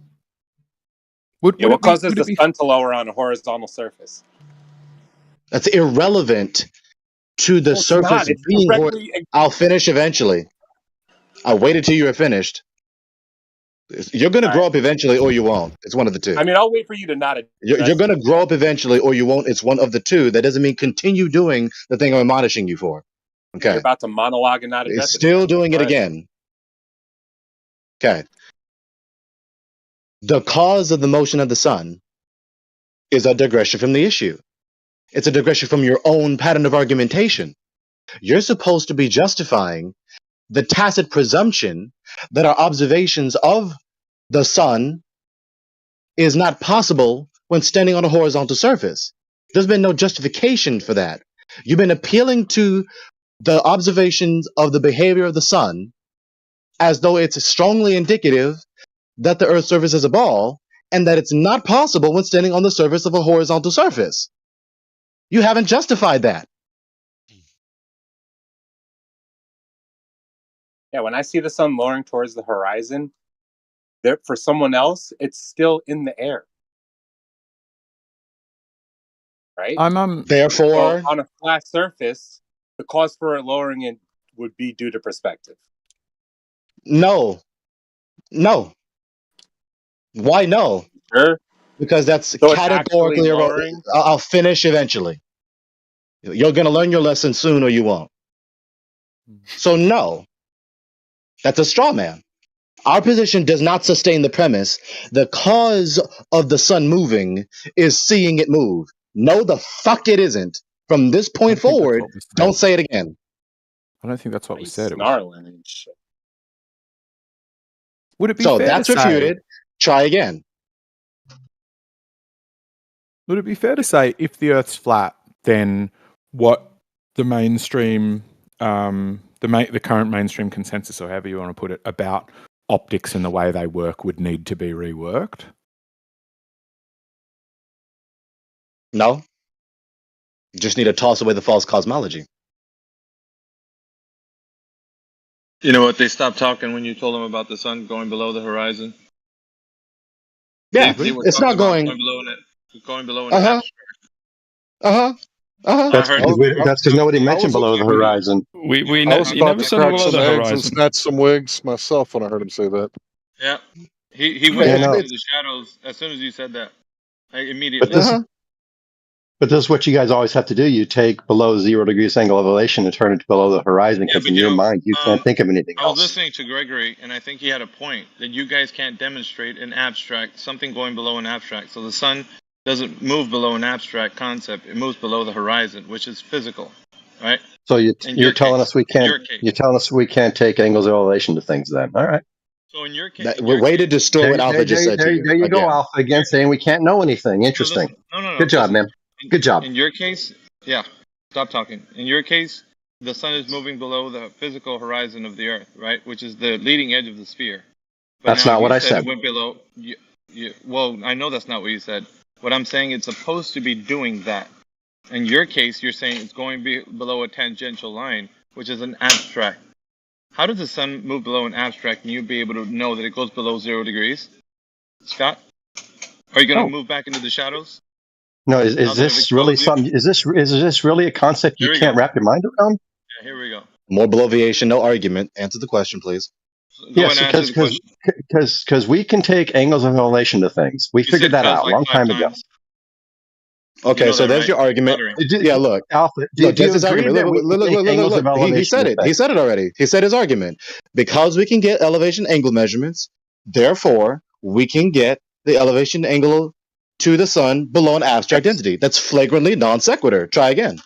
How Yep. And there because in your idea, you're seeing it go below the physical leading edge of the sphere, Nothing not to do below with an that. abstract. Yeah, it I does. didn't say anything about this in the edge of the sphere. That's something you have to add Yeah, in order to you're running away from the point. in order to defend This is yourself. Yeah. this is the main crux of the issue for you My guys as main crux Glover. is exactly what I said, man. Don't change it. Yeah, is it going below an abstract concept, Scott? No. Okay, then you don't have a tangential line that you're going to notice that it goes below, then, aren't you? Yeah, so then it's not going below horizontal Alpha, itself. Go can we back or to the can we shadow, not? Scott. Alpha, can we or can we not take angles of elevation to things? You Yes know or no? you got eggshells on your face, right? Can we take angles of elevation to things, or is this just another thing we can't do? No, that's not the point. The point is you're I trying to know. say that the sun is Ignore it. going below an abstract concept, and it's not doing that. In your case, it's going below the physical curve of the Earth, right? Do you notice how you Yes or can't no? answer a simple question ever? Answer my question. More deflection. Answer the Oh question. yeah, after he ignores. No, we're not going to listen to Blovier. Go ahead and answer my question, please. What was your question? Does the sun go below the physical curve of the Earth, or does it go below 0 It degrees goes behind it. Yes. to an abstract? It goes behind what? Yes, it goes abstract behind the concept or physical curve of the Earth. Yes. There you have it. To No all tangential line. observers. Yes. No tangential line is going beneath anymore. Thank you very much, Scott. Right. So after that, the next step is this: find the ball now. But do you notice how you guys explicitly avoid dealing with the? Yeah. So more distortions and obfuscation. No, this is just exhausting. Mm-hmm. Yeah, it's okay, Ripcord. We're going to keep doing this if they keep doing it. We're going to persist if they persist. It's not exhausting to me. And if you're exhausted Thank by you. it, Exactly. then you can 100. maybe go listen to some tunes or do something else. We're going to keep No, persisting with it. no, it was not directed against you or something. It's just in general, No, yeah, but we don't need to hear people that say, "Oh, this is so exhausting." Well, we know it's exhausting, but we need to keep doing it because they're persisting. We're going to persist. Well, no, he wasn't griping against you, bro. Yeah, he knows that. Yeah. So after that, right, we're still waiting. So what was appealed to so far? Elevation angles to the sun. Okay, great. How do you go from that premise to the Earth as a ball? How'd you do it? That's not. Bloviation, quite what it condescension, was. deflection, disruption. No argument. So let's see if you can make the logical connection from the premise. We get an elevation angle to the sun, therefore the Earth is a ball. What's the connection? How do you connect the premises? Go ahead, Mez, you're up. All right. How about this? Gregory likes his. We're not going to go. How about this? We're not going to go. How about this? You're going to answer the question. Does the sun go below the tangential line, which is imaginary, an abstract concept, or does it go below the physical leading edge of the curve of the Earth? Go. Two choices. Pick one. Well, those are kind of different questions. Well, but no, it doesn't really go below an abstract. Okay, there you go. Physical Earth curve, no abstract tangential line. It's not going below 0 degrees. Thank you. Next up, who's next? Who else was? How about eggshells? Was he involved in the conversation? We're gonna knock him down like bowling pins. You tried. What's that? What's the Go ahead, question? Egg. Does the sun go below a tangential line, which is an abstract concept, or does it go below the curvature of the Earth, which in your case would be the leading edge of the sphere? Pick one, please. You might need to explain those differently because when you say abstract concept, All right, so you don't know. You don't know. There you go. One guy doesn't know. Two guys understood and said it goes below the physical curve of the Earth. No tangential line. Thank you very much. Anyone else? Who else was in the conversation? It's pretty much those three. Okay. Well, Eggshells doesn't know what we're talking about. He's confused. Scott Mackey picked it was the leading edge of the sphere, and so did Mez. So. Oh, don't forget. tangential We cannot forget. Callie, would you like to finally answer the question? Yep. Go ahead, Kelly. Leading edge of the sphere, or is it going below a tangential line, which is an abstract concept? Go ahead, Kelly. I wasn't. What? Is the sun going below the physical leading edge of the sphere when it actually goes, as in the globe Earth, or is it going below a tangential line, which is an abstract concept? Please answer. That depends on the topography. You could watch the sunset. That depends above on a mountain topography, so you don't know the answer. Anybody else? I'm going to mute these guys once I'm done. I'm just going to go through everybody. He doesn't know. Eggshells doesn't know. Scott Mackey knew it was a physical leading edge of the sphere. Who else? I'm going to do this every day you're in here, Scott. I'm going to destroy the globe, and I'm going to watch you see it crumble before your eyes. Anybody else? Seems like we're all done here. Okay. So the best answer is Scott Mackey's confirmation bias of leading edge of the sphere. Right. But With he no can't tangential demonstrate. line. Yeah. So it's unfortunate for the Globers. Some people get tired of doing this, and I would say that if you're exhausted, take a break, fast, no fapping, come back. But for me, I'm just thirsty for Glober tears. I'm here for it. All right, I Larry, gotta I'm get going my to release them all. electrolytes. Go Cameron's ahead, probably bro. going to burn out once I let him loose. All right, here So we go. why do we say all this? Because I can hear someone now. Alpha's just being mean. He's just being so short. No. This is why. They only have two options. The sun is going below something that's concretely real, or something that's abstractly real, or nothing at all. I guess you have three options, right? So Well, let's go dude, with or three you could options. say both. Did Scott dip after this? See, this is the kind of spanking they needed. I think you misunderstood the argument, Gregory. No, I think you did. Finish eventually. Every time I begin speaking, that's How for some about reason, how about we speaking. syllogism? Nah, you're I'll not finish gonna. eventually. Go Scott ahead, Greg. realized He wants he's to pretty bargain. He wants to wasted. bargain He with was you. just saying. I realized he was saying dumb shit because you can hear him slurring his words. So he probably got a little text that said, "Shut the fuck." Yep. So they only have, if you really want to extend the amount of options that they really have, they have three options. It's going below the sun is descending below something concrete or abstract, or not, or neither. It's not real at all, right? So if they want to go with nothing at all, that's obviously ridiculous. You can't go below nothing, right?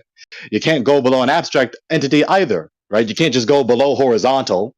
You go below a horizontal thing, concretely real thing, right? You can do that. So the only option they have is to go below the concretely real supposed surface of the earth that's supposedly convexing into a ball. But that's not an instance of finding the ball. That's an instance of reinterpreting the motion of the sun as being indicative of a ball without actually seeing the ball you believe you're standing on.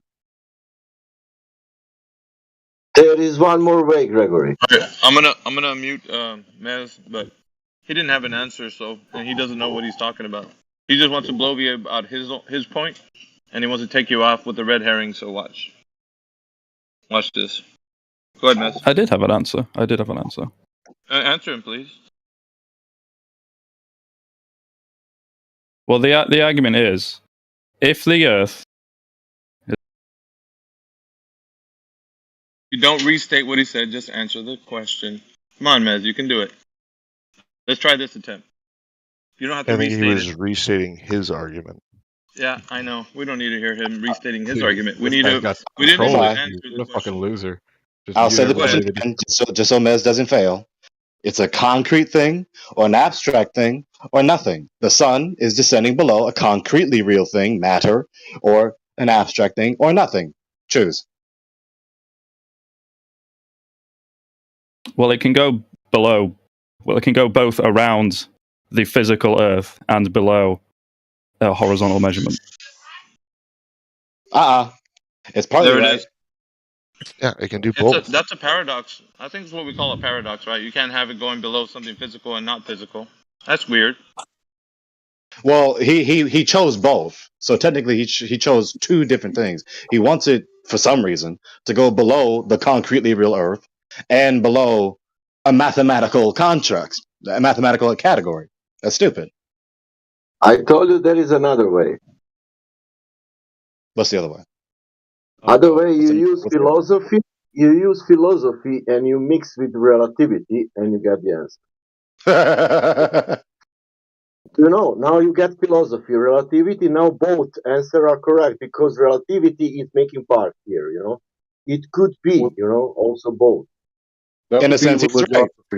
In a sense, Sasha's critique is right. That's exactly what they do. That's reiterating my point. It's an a priori reinterpretation of the phenomenon of seeing the sun do what it does, to then conclude, well, it's really the Earth spinning, and it's a ball that's spinning, by the way, rather than acknowledging that we don't ever see the Earth be a ball, and the sun is the object that's moving, not us.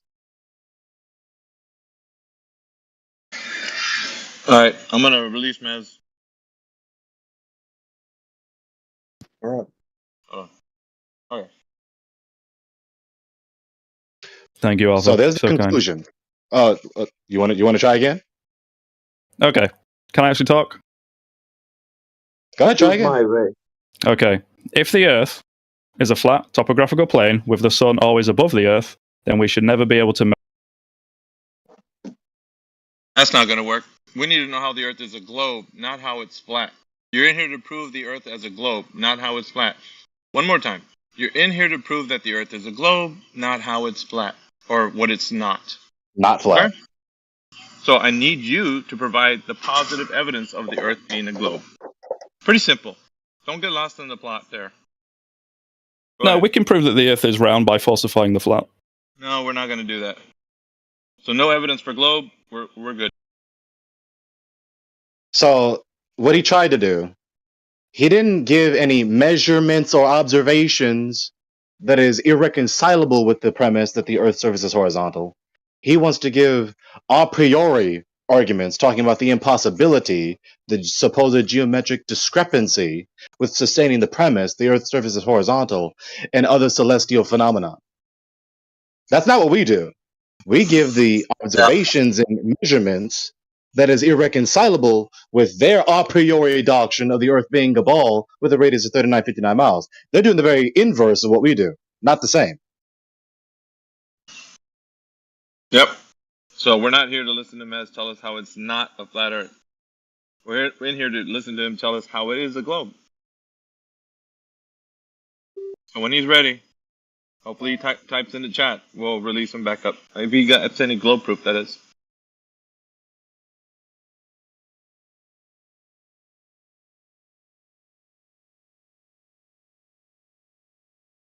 Alpha, AJ, Larry, Radwin, all the usual participants. Very good work today.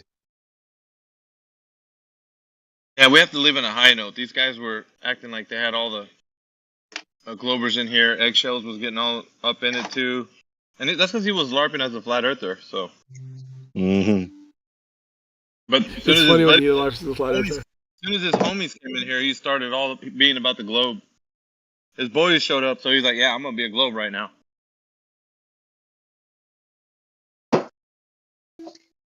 Yeah, wolves travel in packs, and so they also hunt in packs.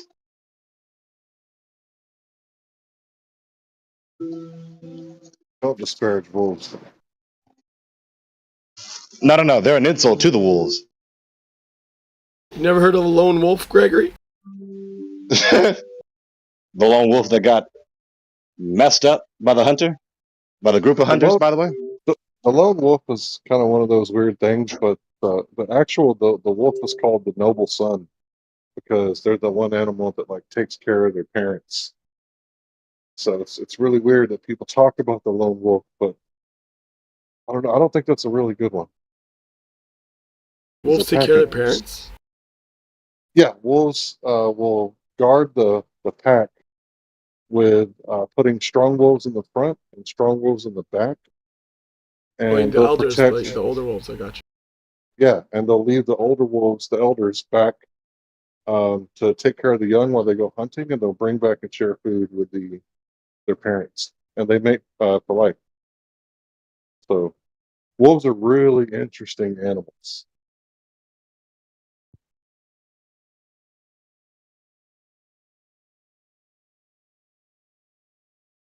Yeah, sorry about that. Yeah, the noble wolf, the noble son. Look it up. I think you're exaggerating. Just talking about the sun changing angular size if it lowers due to perspective. That's all I was talking about. All this wolf stuff is kind of weird. Oh, I hate studying about wolves. You guys are weird. You don't like dogs. Who thinks wolves are weird? What's wrong with you, man? I don't understand what other people are talking about, so I'm going to condescendingly express my ignorance. You know the reason why you don't own a wolf? Because they would be challenging you for dominance, and you probably don't want that. Because you're a beta! You probably won't like the challenge. No, he wouldn't even be challenging him. Wolves only challenge alphas. Does the Well, sun lower due to perspective? Yes or no? It's kind of hard to say what the sun does, right? So we all witness the sun moving around, right? So why does it go down? It's really hard to get the causation there, right? Because we can't manipulate anything. We have to observe. So why does the sun appear to go down? Why do you think? What's the sun? The sun lowers due to perspective, but it doesn't get smaller because of atmospheric magnification. What is going on with the sun? No, what is going on with the surface when sun is crossing the sky? What's the sun?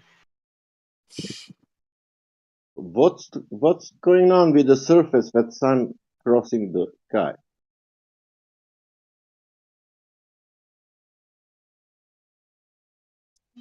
The Because surface it change isn't as or though the surface change of surface is You know, the you same. treat the Earth as a globe, and this problem just goes away. You don't have to say you don't know. Wait a minute. so. It isn't You as gotta. though there's only two options, right? Because of course it couldn't be the case that there's only two options. That when we see the sun move, it's either the sun is moving or not, and if not, then we're moving, right? Of course, it couldn't be a very simple dichotomy between the sun is moving and we're not, or we're moving and the sun is not.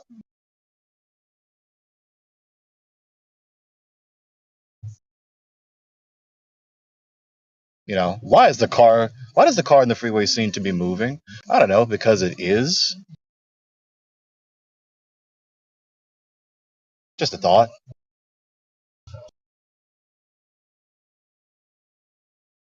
Actually, in the relativistic worldview, the road is moving. The car can be stationary. It depends on where you place your infinite reference frame. Can't believe people actually entertain this shit for over 100 years. That part.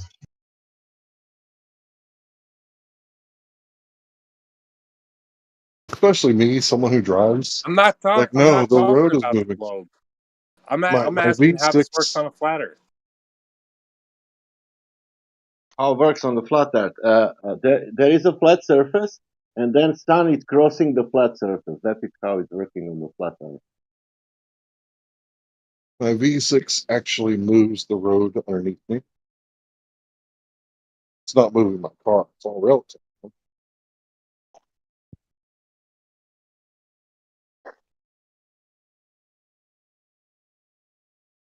Yeah, if the sun is staying a height above the surface and it's moving away from you, then the reason for it lowering is due to perspective. So Is that your why claim? would the Can you sun back that appear up? below zero? Is that your claim? Can you back that up? All right, I'm over it. I don't care. Is that your claim?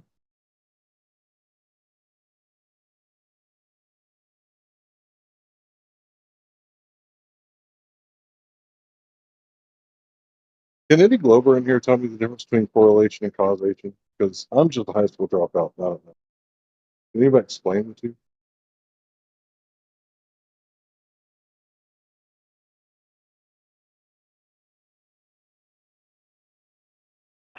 So what was that, Larry? What were you asking?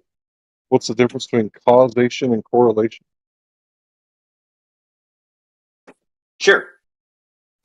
One is a necessary antecedent for the other. The other is merely a coincident with the other. So for I can explain it, but I think you get it. Right. So how do we figure out why the sun is appearing to get closer to the horizon? How do we actually figure it out? Like, forget the flat, forget the round. How do we actually figure it out? Well, we have satellites that have gone to the sun, or at least near the sun. You work for NASA? Well, I help JAXA? pay their bills. You can see the results of their experiments. If you'd like to say it's all made up, I'd like to see proof of that, because I see proof of the experiments, which raises the probability they've happened to more than 50%. So, Are you paying the bill? yeah, I think I am paying part of the bills.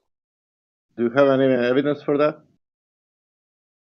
Well, I'm not going to show you my tax return, but trust me, That means that I do file that means that taxes. you, I am a U.S. maybe citizen. maybe you don't know. Maybe you don't know that you are paying. Maybe you want to pay, but maybe they are not taking from you.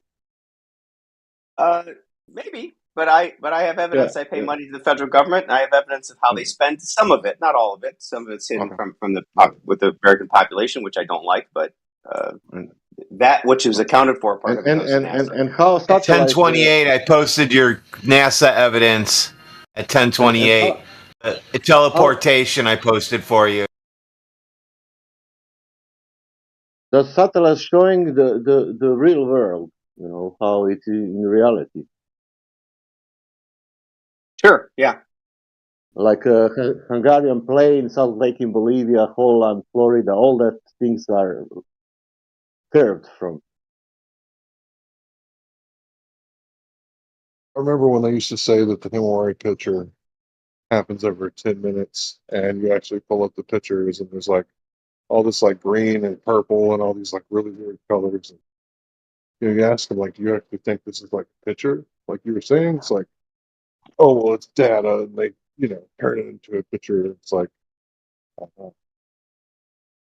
Marco, if you start like this, if Earth is the sphere, but if you think about geometry, how you will continue? I'm sorry, I didn't understand that. What were you asking? If you start the sentence with this, if Earth is a sphere, and then you use geometry, how you will continue the sentence? If Earth is a sphere, yeah, I'm sorry, I did not understand the rest of that sentence. After okay, what am I supposed to fill in the blank? okay. What am I supposed to continue asking? Let's try like this. If Earth is a sphere, and then now you use all the heliocentric math, and geometry, and you continue the sentence. If Earth is a sphere, I don't know what you want me to say after that. Now use all heliocentric model, size, geometry, everything, and continue the sentence. If Earth is a sphere, if Earth is a sphere, it's I guess I'm in the wrong room. I will help you. If Earth is a sphere, then it's almost 35,000 miles around. There's lots of entailments. I'm not going to go through all the entailments of Earth being a sphere. Yeah, but that is what is written in on the internet. That's not what I wrote about. That is it. That heliocentric model. Yeah. I mean, well, the Earth's a sphere doesn't Is it necessarily that? have to be heliocentric. Yeah or yes? Concretely, factually, yes. Sure. Yeah, there's lots of entailments of Earth being a sphere. Yeah. Sure. Is it that what I will say? That size is that? Yeah, or is it that? Yeah, of course, that's the size. It's what size did you quote? I wasn't listening. 3,959 radius. That sounds right. Okay. There is written with 6 foot height, you can see 3 miles. Okay. Who wrote that? How far you could see? Yeah. It's a geometric equation, as far as I know. Okay. I mean, it's an approximation. Who is the person who wrote that? Not. I'm not saying who is the person in the sense what his name, where he's from. Who is it in a sense of geometry of the thinking about what is there? Well, it's not okay. So once you have the radius, the calculation is over not flat. That's a funny thing to say. Oh, then you don't have anything. That's the end. Over a smooth curve is it's just geometry. I don't know who invented. Yeah, it is geometry. Yeah, it's actually trigonometry, but I'm not sure who invented trigonometry. It's a good question. Yeah, but it's simple geometry also, because you can measure drop over distance like on every sphere. If you take a basketball, for example, and you take let's say finger and you put on the top, and then you move like a 10 centimeters, you can measure that how much of that. I think it will be drop about 1 or 2 centimeters. Yeah, it turns out Hippocrates or Hippocrates. And that's for this size. This is for air, and that is 3 miles. Okay. But we see 18 with 6 times less height. Yeah, sure. Over water with refraction, sure, absolutely. What refraction? That's a word. Yeah, the other pictures I've seen which demonstrate this, and you posted, not you personally, I don't know.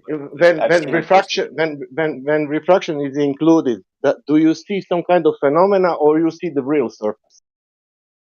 I see a phenomenon. I see the real thing. Oftentimes it's a little distorted, but I see something in the image, if that's what you're asking. I'm asking you about the surface. Yeah, right. So I'm trying to understand what you're asking. So your claim is that we should only see 3 miles. No, that's not my claim. I told you who wrote that. Some guy who realized the geometry behind the heliocentric model. Sure. Not me. I didn't put that formula ever. I only learned that formula is for the heliocentric model. Yeah. Yeah. So if you have evidence that you can see something which would not be supported, that would not be indicative or evidence for a heliocentric model, we can take a look at it. And yeah, we have the ones that I may see something. We have hundreds. We have hundreds, but that one, Black Swan, it's showing really like it's easy. You can see the surface of the water on the 10 miles. You say hundreds. And there may be hundreds. I haven't seen them. I've only seen maybe half a dozen or so, and there may be lots, and you guys just may have your favorites, and that's all I've seen. Yeah. But is there a database of all these images? I can go check the hundreds. I can speak you if you want like that. I'm in Born on one place is like there is no sea, but there is flatland. Valley, how to say, lowland. Was Pannonian Sea there. But no, I want to speak about Black Swan now. You know that example. Yes, that's the one. Yep. Yeah. You see the water. You see the surface. You don't. You say refraction. Refraction. It's a verb. How to say? You said something now. Okay. That means that something is doing something to what? What refraction is doing? Refraction is changing the trajectory of the light, photons, if you want to use that term, but it's changing the trajectory of light over some distance. Okay. And what I see, what do you see on Black Swan? Can you explain me that? All that what you see? Right. What there changed? Well, the light, right, is being bent along. It's not exactly a curve, but it's being refracted along somewhat parallel with the ocean curve. Okay.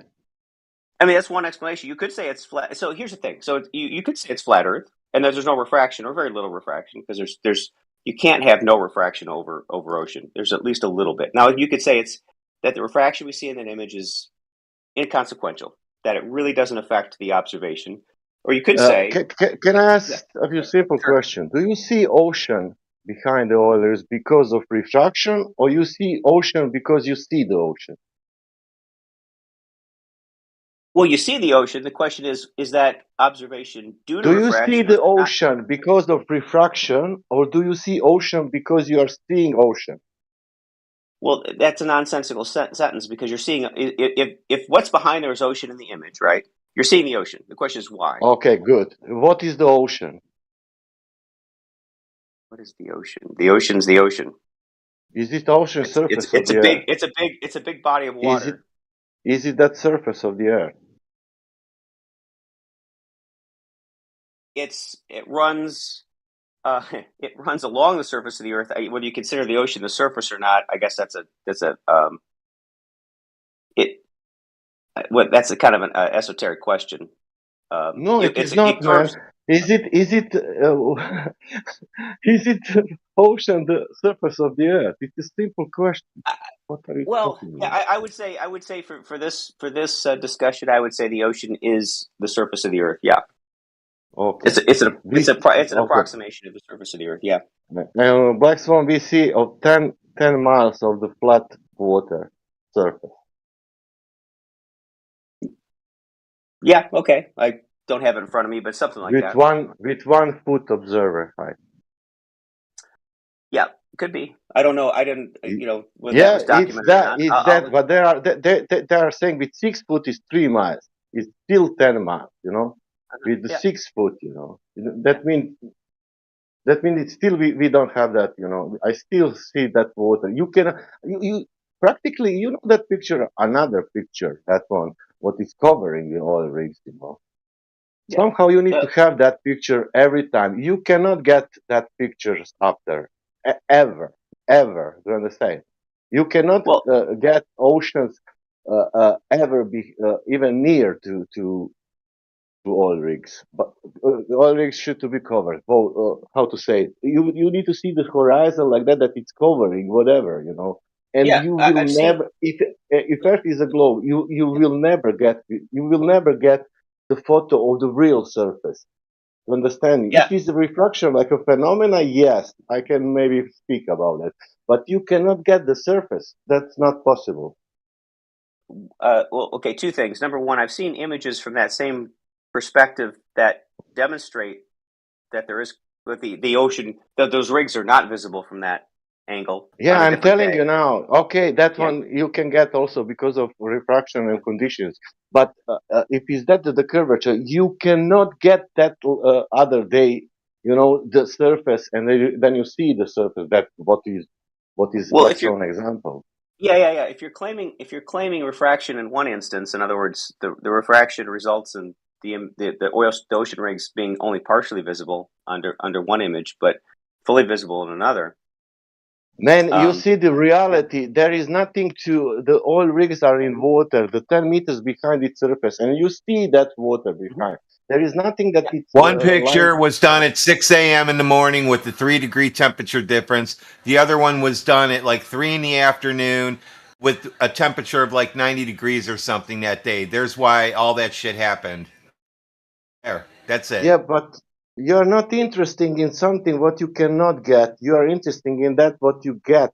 That means if you get one day 3 miles, 5 miles, 7 miles, doesn't matter, because you got another day 10 miles, not of some phenomena. You get the real image of something what is real. Do you understand me? Well, okay, so you've got. I'm maybe not picking up on where you're going. Let's say that this is competition about the long distance observation. Okay. Well, I'm saying you've got 2 images. One. Let's say that we have 10 images, and it's competition. One day you get 1 mile. Another day you get 2 miles. Another day you get 3 miles. But you get 10 miles, the 10 days, And how you will say which one is the record? That of 10 miles, what you get, what is real, what is there, what you get the surface, or we will say no, this is the 5 miles record. Right. So you have images which some you shouldn't be able to see, some support the globe model, right? No, man, this is nothing about the globe. Can you imagine like Well, this? okay. If me and you going to the beach, for example, if we do the same observation, we will stay like this. Look, there is a 10 miles of flatness, you know, and we will not speak about globe. Now the globe is coming because of the math, you know. That's what we didn't wrote, you know. And when we put that math, that doesn't of course work because you cannot see the surface on 10 miles because it's telling you that it's on 3 miles. It's starting to drop. Okay. Well, but you're okay. Practically, if you saying have something like on 10 miles, if you have something like let's say 50 feet high, you will not see them. Okay. Totally. But look, if you have many different images, how you either have to count that, you either have to say the Earth is, well, I mean, you could have lots of explanations, but let's say there's two that we're going to entertain. That the Earth is flat, and those images which show an obstruction are due to some atmospheric effect, or that there's a curve, and that the image which you don't see any obstruction is an atmospheric effect. How do you tell the difference? There is no obstruction, and there is Guinness record about 255 miles. That's one observation. There is the from Jay Tolan, he's showing even more from airplane, you know. 500. Right. But yeah, how do you determine that's not an atmospheric effect? How you determine that flat surface does not? How do you determine that flat surface is flat and does not curve? How you determine that curved surface when it's starting to curve? How? That's what I'm saying. If you looked at just the images, if all you had were just images, right, and that's all you could ever entertain, you could not tell the difference. Those images, just if you took a handful of images, let's say of that oil rig, and you took them on different days, and one day you saw that you could see all the way and it looked flat, and another day it looked like there was an obstruction. And you could only see 3 miles or whatever. You can say the difference.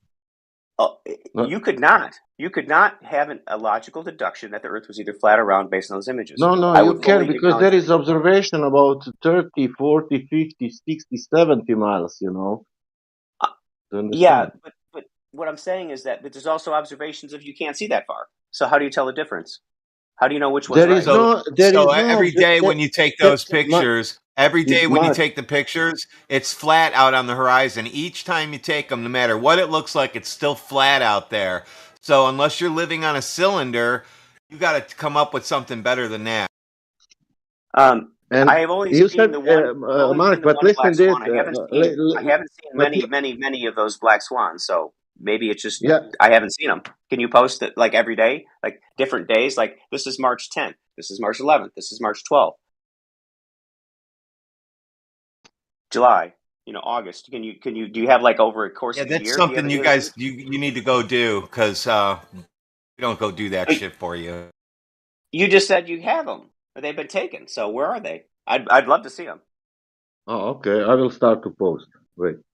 I posted the whole index in the chat, so you can see all of them from 24/7. There you go. The whole index is posted. Just click on that. Observations. Yeah, you can go look at everything you want. Yeah, but I'm talking about the same thing. I'm talking about like the oil rig, over multiple days or over preferably like multiple months under different conditions, right? That would be more of a scientific. Why? What does it matter? Because why does that all matter? If it matters that much, you Globers would be out there doing it. You're afraid to. It doesn't matter that much because it's really not. It's not really any evidence against the globe. So it doesn't matter. So really, we shouldn't have to go do it because it doesn't matter. Now it doesn't matter. It doesn't. It doesn't. It only matters in these rooms when you guys offer up that it's proof of some type of it's defense against for the flat Earth. And go debunk it. Go debunk it then. That's now it's on you. Now it's back to you. No, it's not. It's not that I can. I said, if you listen to what I was saying, if all you had were just the images, right? And that's all you had. So you had some images some No, days man, there are no showed one thing images. and showed Come the on, other. I will start to You post could. you now videos. What are you saying? What images? It You doesn't want to matter, see? images or videos. I would presume that somebody sitting on the beach, if they had really, really good Okay, eyes, they would see the okay, same thing. good. Do you wanna speak about another things? It's not a beach. It's elevation profile. Okay. You have a Well, northern. You have the which one you want? Do you want Hungarian plane? Do you want that Indian? Do you want that great plane in America? Do you want South Flat Lake in Bolivia? Which one you want to speak? Tell me. I'd like anywhere where they've taken over some period of time, like in different weather conditions. They've Man, taken the same and it has the same measurements. Yeah. I'm born in Pannonian Basin. You know that it's that's taking Hungary's part of Serbia, Croatia, part of Slovakia, part of 7-8 countries. You know, and that's all valleys there. Yeah. And there is like hundreds of kilometers of the valley of the plain, you know? And you can experience that, and it doesn't curve. And now you can find on the internet, you can type it, all that planes and people making drones, and you can see with your eyes how is that flat. You know? Not only 10 miles, not ships, not light. You can see the land. So I'm sorry, where is this? Where is this? It's a Hungarian plane, but it's also it's taking the part of the northern part of Croatia, northern part of Serbia, part of Ukraine, and part of Poland, and part of Slovakia. Okay, I will post it to you to see how Okay. it looks like. Hungarian plane. Let's see. Yeah, and you have American Great Plain, a northern plain. That is starting there from Canada. It's finishing there near to Mexico. It's 2,000 miles. There is also not a lot elevation change, and that 2,000 miles actually to be curving. You know, you can measure them. You know,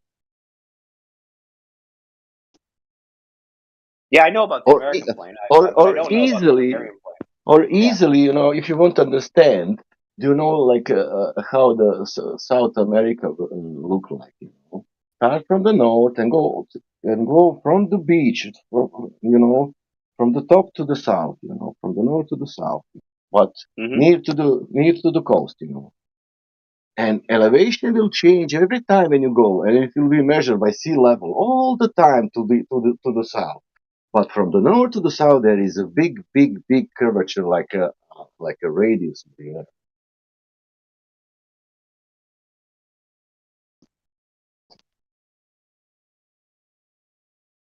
Understand that?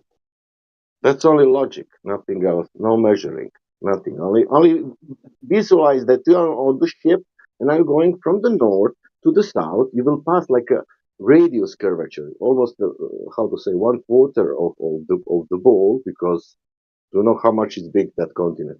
And you will go through near to the shore all the time, and all the time you will be on the sea level, and that's it.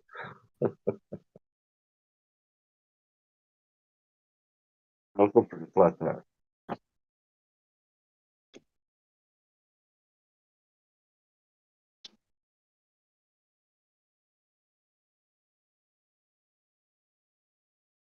Jesus, it's quiet in here.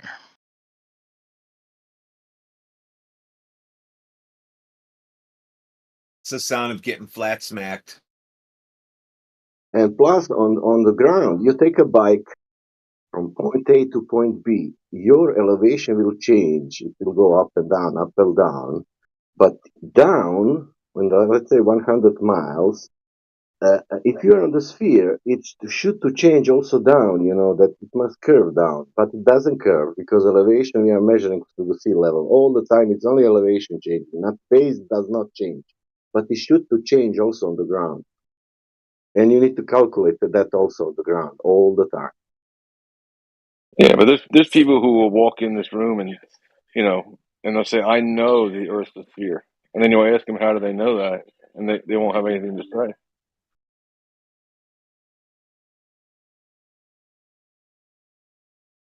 It's YouTube videos. Yeah, it's the most likely They say explanation YouTube for all the videos. observable facts. YouTube, yeah, YouTube videos. That's their. I like the ring of that, Mark. What was that? They heard say refraction. Say that they will be confused. Like, oh my God, we were saying refraction like 7 years ago. You know, that's ridiculous. I'm sorry that you're tired of hearing the same refutation to the same point you've been making for 7 years. So, so is that what makes it? If you just say like this is the easiest explanation for all things, you would accept it. That makes it reasonable. No, Tanks. I hate to surprise you, but not just because we say that. Okay. No, because there is a geometrical horizon. No. But that's the thing. There is a refraction. No. There is a geometrical horizon. No. There is a refraction. 2020, there is a black swan coming out. Globers, there is a refraction. Yeah, we know. We were telling you all the time. Yeah, one of the key concepts in science, one of the kind of core concepts, is the Occam's razor concept of parsimony, right? That's what that's referring to. If it looks flat, it probably is flat. Is that what you're saying? What is the best and simplest explanation that encompasses all the observable facts? If it looks flat, it must be flat. Yeah, if it looks flat, it's probably flat. What is observable? How do you observe a fact? If all you had were those images, those what black do you mean swan the images, observable facts exactly when you say that? What does that mean? Don't talk over him. He was just trying to talk. Well, yeah, what's the observable facts? Do you observe hold on. facts? I was saying, and this is the point I was trying to make earlier. I said, if all you had, if the only thing in the world, you woke up as a baby and they showed you the black swan images, and you had some images that you could see, look flat, and some images were like, oh, it was obstructed. Maybe the water's curved or something. Somebody said, hey, maybe the water's curved, and you said, okay, how can I tell the difference? People don't talk like that to babies. They go goo goo gaga. They don't do that. Yeah. Well, if you want to be obtuse, then you can be obtuse. But the point is that you could not, just using those images, you really couldn't justify one opinion to the other. I got one better for you. If you woke up from a coma and were just walking around, you would not think you lived on a ball. It's probably true. There was no evolutionarily. There's no advantage to us understanding that we live on a sphere because of the scale of everything. There really wouldn't be. Now it's unless just an we have to leave it. They're going to invoke now it's big. Well, first it's small. Let's go over the horizon. Now it's so big you can't see the curve. Yeah, I can say that someone said until we have to leave it. I would say evolutionarily in our past, there may be an evolutionary advantage in our future. That's true. Very small. Let's go over the horizon. I appreciate it's so it, Mark. big you can't see the curve, right? No, you can see the curve. The curve is subtle enough for every day. If you're humans hunting on the plains of Africa, the curve is irrelevant. So when you show the baby the curve, and you're like, "There's no curve, Mark." What was this whole baby analogy about? I just said from black swan images where you'd see. So I've seen the black swan image. I've seen images taken from that perspective, which show the oil rigs obscured by the ocean curve. The baby or the child right? Just big boat there. And if the boat's there, there's the boat. They point to it. And if you had, if you had both those images in front of you, you would not be able to conclude anything from those images.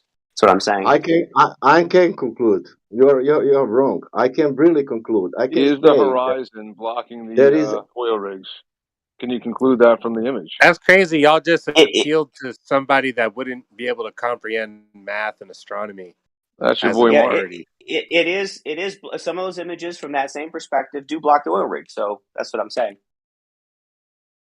Yeah, the horizon. But there is someone which does not do that, and they are real. Well, they're both real images. I'm not saying they're faked in any way. Either one. I think they're both real. Yeah, they're both real. You're correct. But the second one cannot exist on the sphere. No, that's Mark began making the just so Jesse's aware. Mark began by saying even a child would know that the Earth's a globe. That would be like their base axiom. Then he then he took that back and said no, they wouldn't know. That's so dishonest. That's not what I said at all. What was the babies all about? Why'd you bring the babies into this? I was just saying if somebody naive, I just used a baby for a naive person who knew nothing else besides the black swan images, right? Maybe they kind of understood physics, like they walked around and you showed them black swan images They didn't know anything about physics or satellites or anything like modern. You just showed them and said, okay. We showed them like a bathtub full of water and said, this is how water lays flat. Then we went to a lake and said, look, it's flat. Then we went to the ocean and said, look, you can see out there. And so now what? Now they're going to think it's curved? You're going to cut me off. All right, good. All right. So, Mark, that second picture, you know that Mark, you know that second picture, what you said, what is covering the oil rig. You know that one? Yeah. That one is also black swan. Do you know that? Yeah, I take them to both. Do you know that? Real Do you images. know that? Do you know that both of them showing that Earth is flat? The one showing the water in front of both of them. Holy shit. Mark, I know Rich has reasons, right? But why don't you just accept the world as it presents itself? Why do you deny it? Because I do accept how it presents itself, and it presents itself generally as a sphere, right? No, not right. Mark, right? It doesn't, right, Mark? No, it is. No, he is correct. Right? You are incorrect, Rich Evans. Rich Evans is correct that Mark is correct. Yeah. I mean, look, if I didn't, understand the things I was seeing in the sky and that they were all explainable by some pretty simple principles. Now, maybe it's all wrong. It could all be wrong. I could wake up tomorrow and find I was in a coma and deluded, and it could all be wrong. But as of right now, it seems the most reasonable. If boats don't disappear due to the horizon, like oil rigs don't disappear due to the horizon, then guess what? Then sunsets don't disappear due to Earth curve, and stars don't disappear due to Earth curve. Yeah, those don't follow, right?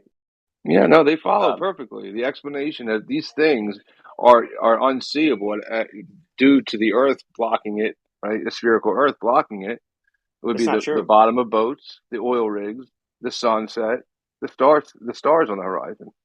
Okay, all these things due to Earth curve. They're not all the same, right? So oil rigs and boats, there's some similarity between those two things.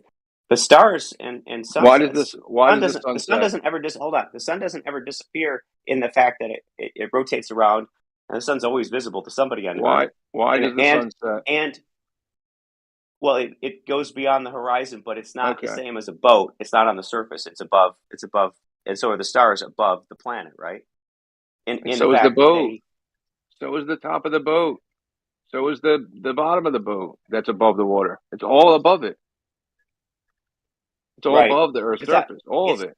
So if boats don't disappear, the top of the boat that's above the Earth's surface doesn't disappear due to the Earth curving away, then neither does the sunset, neither does the stars. It doesn't rotate over those two things don't rotate above the surface on a 24-hour, 15 degrees per hour rotation, right? So it's something else other than sunsets. It's something else.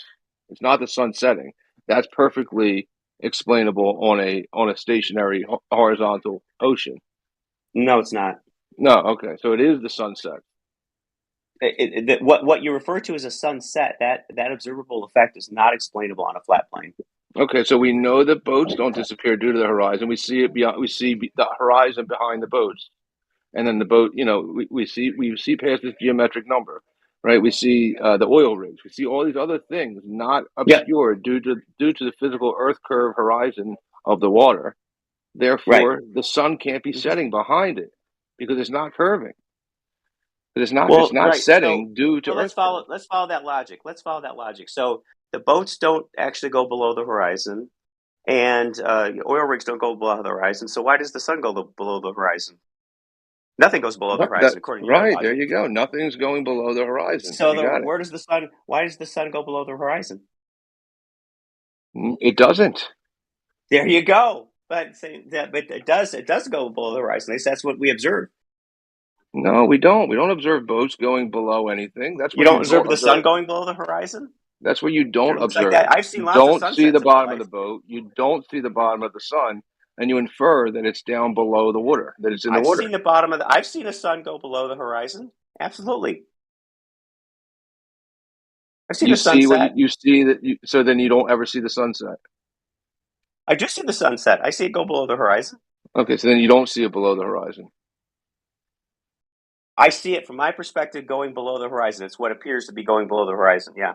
So then you don't see the bottom of the sun. So then, to be yeah, clear, I don't see. Yeah, I don't. Well, I don't see the bottom of the sun. Then it's gradually until I don't see the top of the sun either. I see no sun, and the sun Right. travels at 15 degrees per hour, constant motion.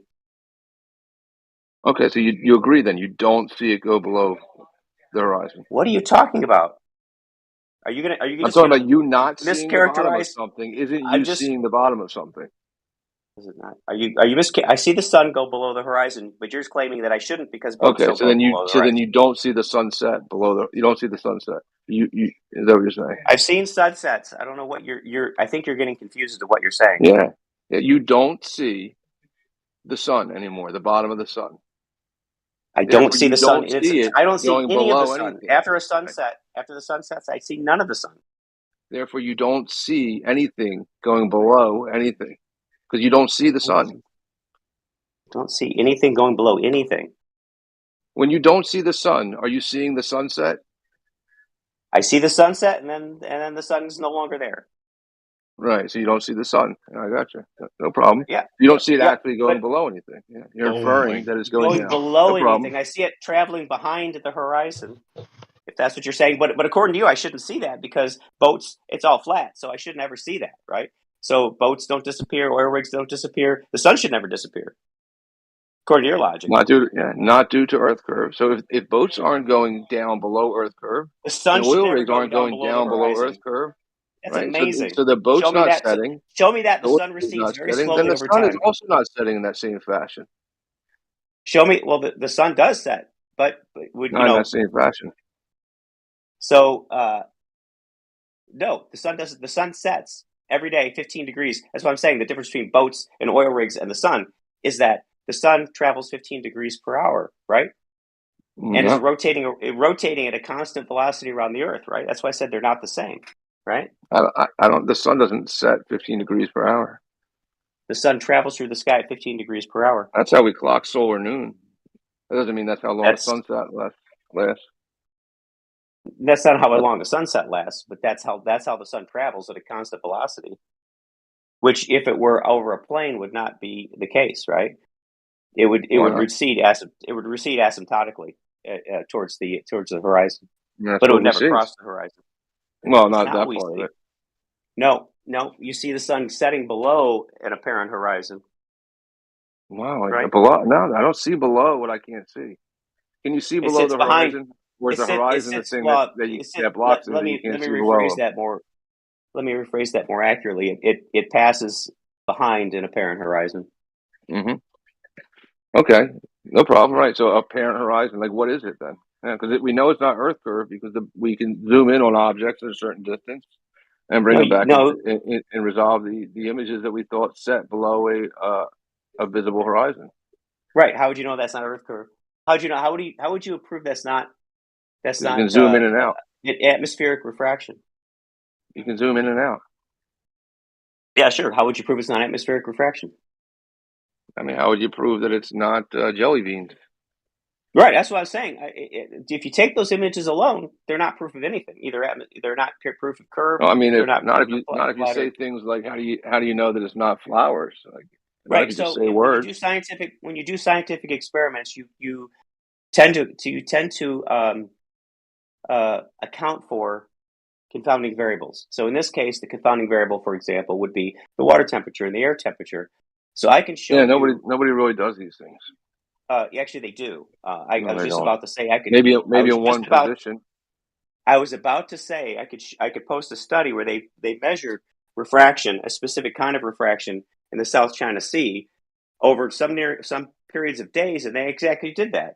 They correlated refraction with atmospheric conditions as measured by air temperature and water temperature and buoys and all these different things to calculate when refraction would be maximal because they were having problems and noticed different radio transmissions, right? So sometimes they could send radio further because of the refraction. Sometimes it was not as far, right? So this was a scientific study. The refraction being what? The density of the air stopping radio waves?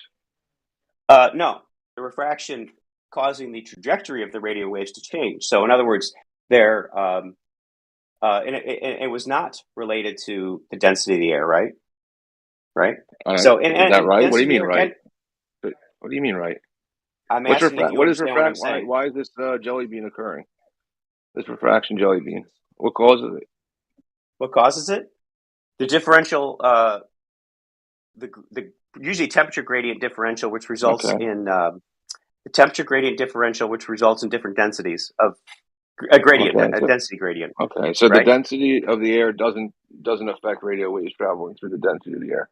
Oh, it does. It does. It changes. Okay, but the they main weren't thing it does. checking The for- main thing it does. The main They thing weren't it checking. does is change the trajectory of the waves.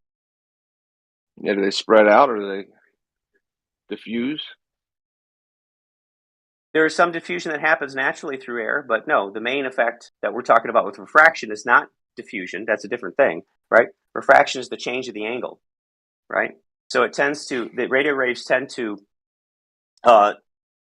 angle towards the more dense media. Yeah, no big deal. I'm just asking, when are you going to just accept the world as it is? Like, we know that boats don't disappear due to the Earth curve. Everybody knows it. It's ridiculous. Only until you say the Earth not a globe do people even say something like this.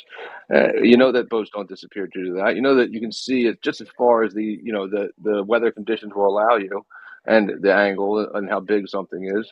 So therefore, the sun isn't setting over the thing that nothing else is setting over either, or underneath. Setting over it, sure, not underneath of it. Why would that be the case?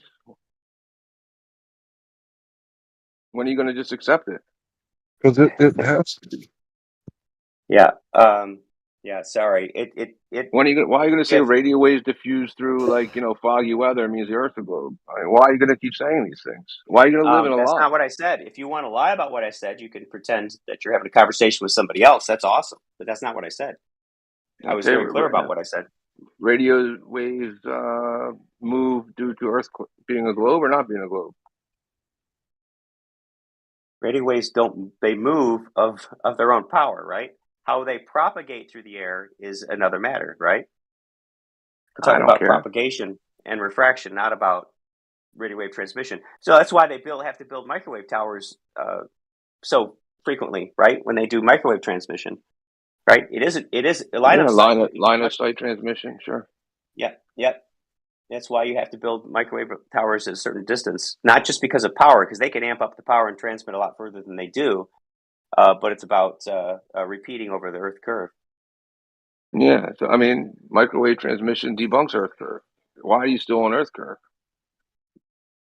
Microwave transmission debunks Earth curve. I could probably just Google like longest microwave transmission at what height was that line of sight accomplished, and it would probably be well beyond any Sagitta blocking it.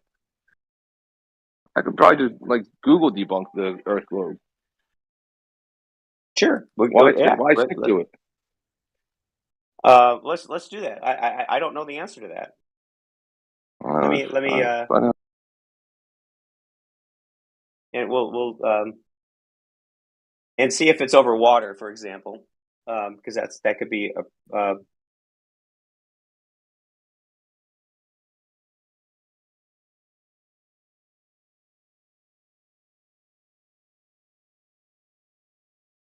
All right, Google says 220 miles.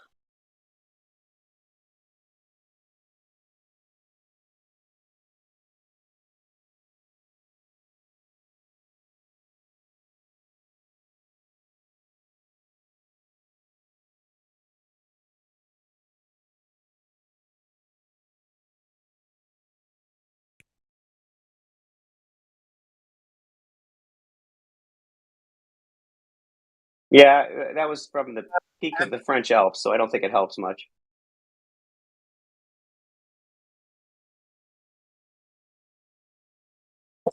Yeah, 275 miles between two peaks of the French Pyrenees. I don't think that's going to provide. But I could provide you military specifications on how they measure refraction, for example. But I guess they only need to be accurate. But maybe they're in on the whole thing about they're hiding the flat Earth and they're pretending. Is that weird that I like that sound? That I'm sorry. Is that weird? Thanks. What happens? Oh, Do you have any somebody's windows hot open, or is it micing. just the sunroof? Somebody hot micing about the sunroof? Globe Earth Is that Sniper. yours? I'll be fine. There. A sunroof. It's like it's pressure. Yeah. From the curvature of the Earth. Oh yeah. So hold on. Can you have a gas without a container? Okay, I'm gonna have to mute you. Gas If is you can't. everything. Hello. Yeah, but you can only. Yeah, but you can have gas. Yeah, but you can only hold gas in a container. Right. Like oxygen has to be in a container when you sell it, right? Yeah. So what is the container? Okay, had the server mute. Dues. Sorry about that. So back to Globe Earth Sniper. Can you imagine, like, telling your drill sergeant, "I can't shoot that refracted target, drill sergeant"? Actually, I just posted from the Navy postgraduate school how they calculate refraction. Drill sergeant.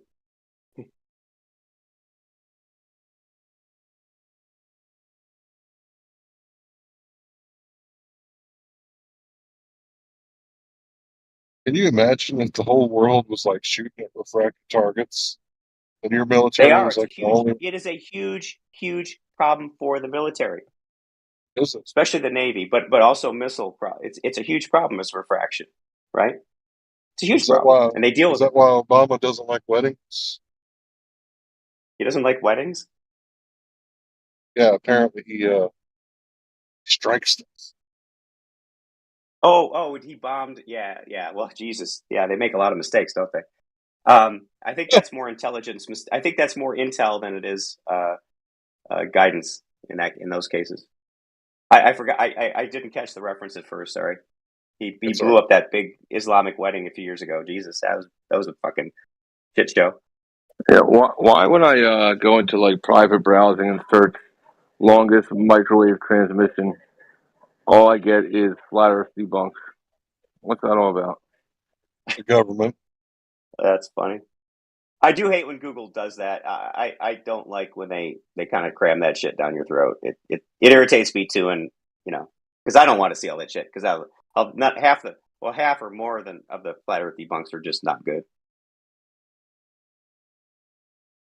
Well, that just shows you that obviously there's something to it, because you don't see the government asking specifically, like they did with the flat Earth, "Hey, what are you guys going to do about the whole flat Earth thing?"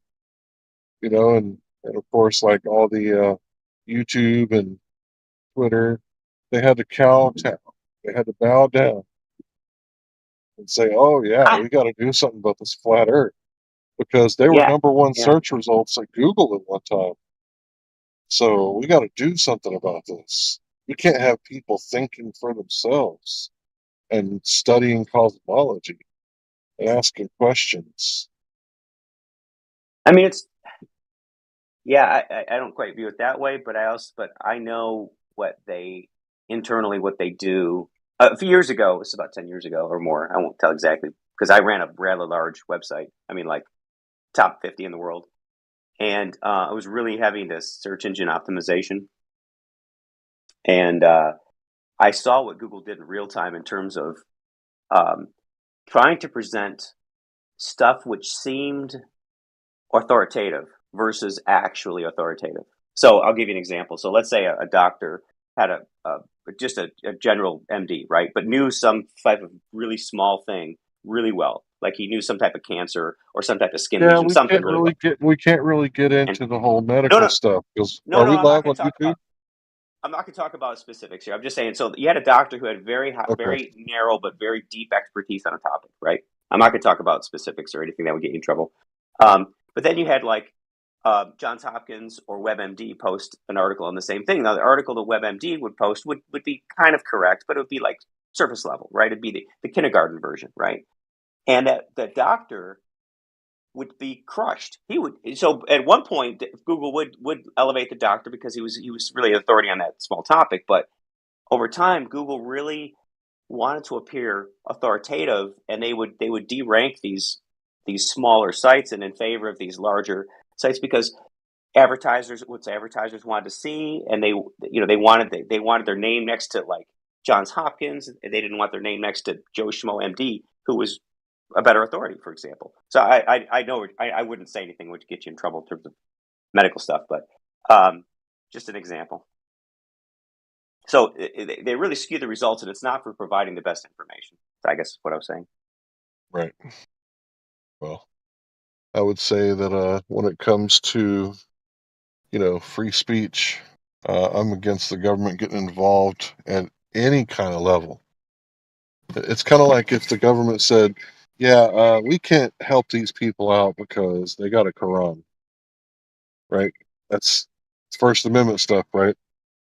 So it should be like completely off limits to the government. Yeah. So if there's people putting out fake news out there, and the government has a problem with that, maybe they should, clean their own room like Dr. Jordan Peterson told them to do before they start trying to take on the world.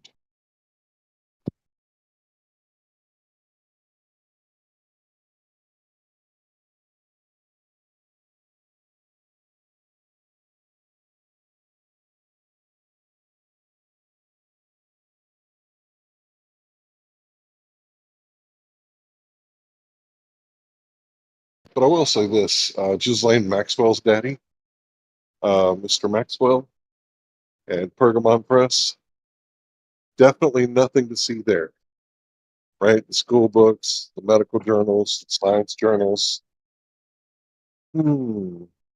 closely connected to the intelligence agencies. Yeah. See, that's the problem. That's the problem with this, is that there's so much, in my opinion, right? So I believe in some, more mainstream conspiracies, like, did Epstein kill himself? Probably not, right? And the Kennedy, was it a lone gunman? Probably not. I mean, I think Oswald probably shot shots at him. I think that's true, but there was other stuff going on there. Did the United States disclose everything we knew about 9/11 before 9/11 happened? I mean, do I think that it was a setup in 9/11? The whole demolition. I don't think that. But there's some truth to some of the elements of like the 9/11 conspiracy stuff. And the problem is that when you start covering for these things, you start not being honest, especially after this amount of time on all these things. It's like, then you allow people to just say what, they could come up with the craziest ideas, and because you've concealed it, even the craziest ideas seem as sane as the shit they're putting out, because you know nothing, you don't know what's true. So it's like, it's just leads to distrust of institutions, and it's a mess. Did you say that you believe the official narrative of 9/11? No, I said I believe that there's no. I said I don't believe the official narrative of 9/11. I said I don't know. They're hiding something. There's some clear things that they've hidden, which you can pretty much prove that there's some things they haven't admitted to, and then there's a whole spectrum up to the whole controlled demolition. Between some small lies and some huge lies like controlled demolition, and because they're lying about something, you just don't know how far the lie goes, and you're like, okay, what the hell? What do I believe? And then we're off to the races on what you might insert there, because the government's lying, right, about something.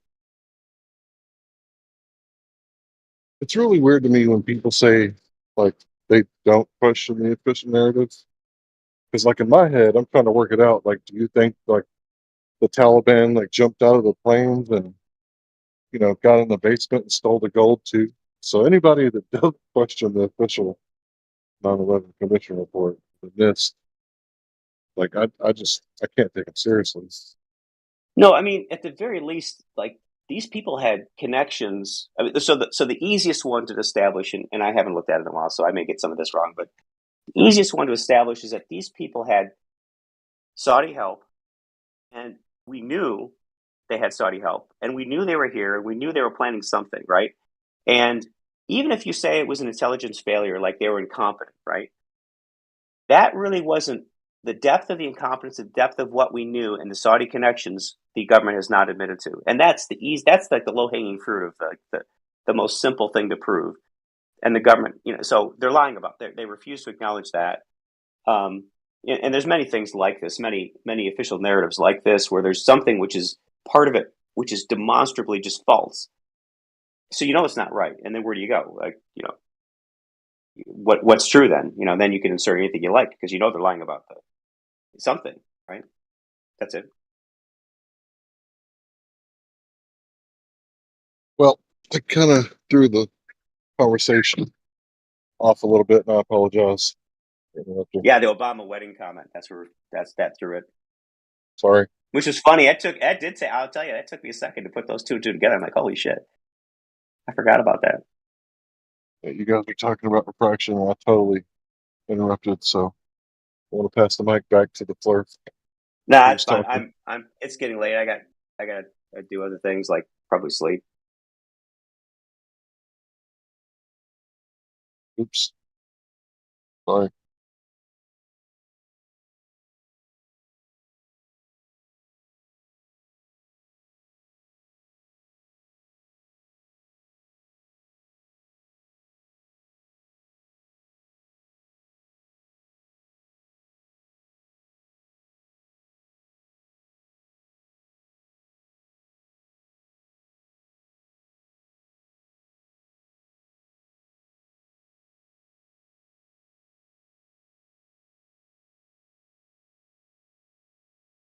All right, who's up to bat? I should probably unmute the people that were talking about the sunroofs. See if they're. Okay.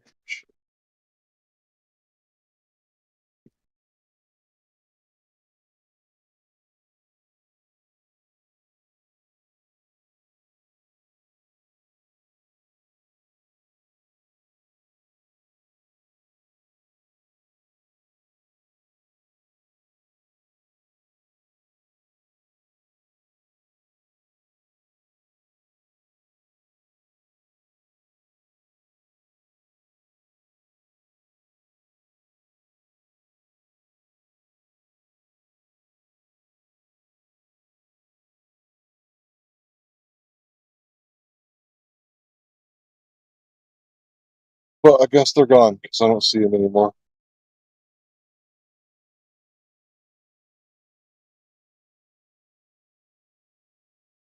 Did I ruin everything? I had to bring up Glowbird Sniper.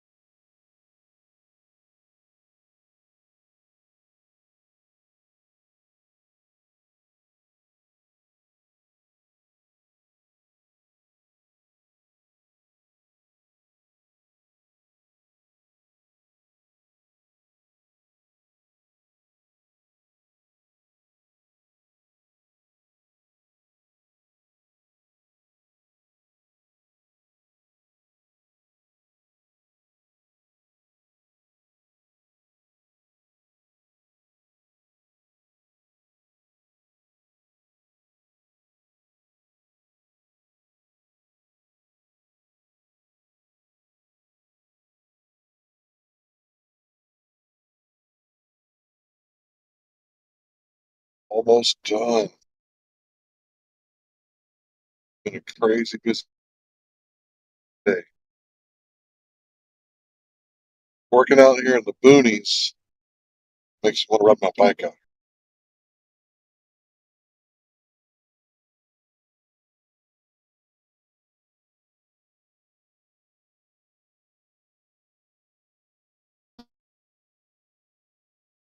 Lots of bikes out here.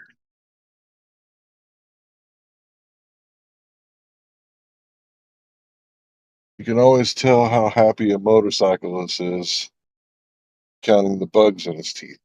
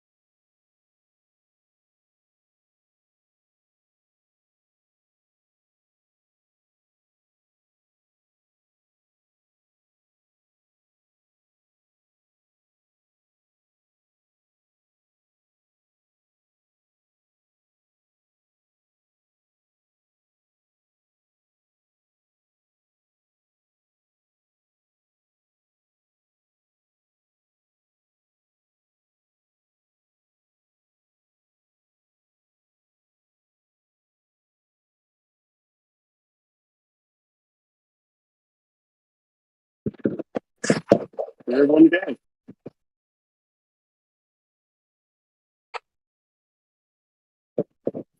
Anyone home?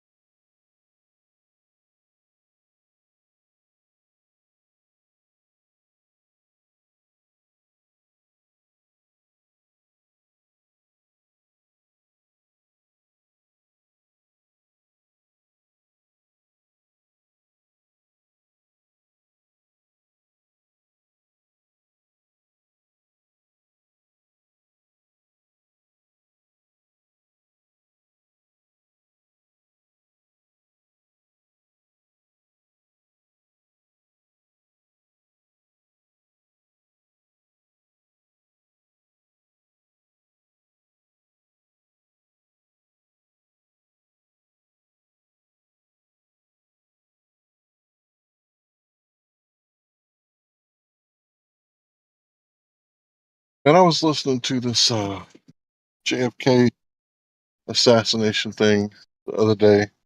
I think it was on Fresh and Fit. Like a recent upload, like in the past month. Like a 4-hour video. It was really long, really thorough. Really thorough. Like almost what most people would consider exhaustive. But the guy said that he had way more work. He said he was a ex-cop and started investigating this thing because he wanted to know who took his country away from him and how to get his country back. And he was talking about some things, and he actually mentioned the book suppository. Did I say suppository? What's that word? Depository? I don't know. The place in Dallas where allegedly a shot was taken from. So the guy was talking about how anytime that you're talking about a school book suppository, is it depository? I want to be stuck on that. I'm sorry, it's late. I'm tired. Not even gonna lie. I've been working since 11 a.m. Anyway, so they said anytime you have one of these, like it's either going to be a contract with the CIA and intelligence groups, or it's going to be outright owned with the intelligence groups. And I started thinking about Ghislaine Maxwell and her dad. I can't remember his first name, but Mr. Maxwell being like a double or a triple agent with the intelligence groups. And I started thinking about Pergamon Press. Then later on, he mentioned the airport where the 9/11 hijackers allegedly were trained, and that was connected. And his argument was that, look, I can't tell you everything that happened or exactly what happened on the day JFK was killed, but I can show you these connections, and I can show you these relationships of people that shouldn't be around each other, but they were related somehow. He didn't mean related like bloodlines. He just meant like, these two people shouldn't have known each other. There shouldn't have been a connection here, but there was. And he was pointing out all these connections. And if anybody's got a lot of time on their hands, watch that shit at 1.5 speed. And yeah, I definitely recommend that one. And on that same channel on Rumble, Fresh and Fit, I can't remember how long ago, but they also did a 9/11 one, I think, and it was a different guy. But that one was also really thorough and well done. And yeah, I'm not a really big fan of the Fresh and Fit channels or whatever, but I've been trying to expand my horizons lately and look at things that I normally don't look at. And I've been trying to sign out of my accounts and look at everything without the algorithm interference, and that's definitely one of those things.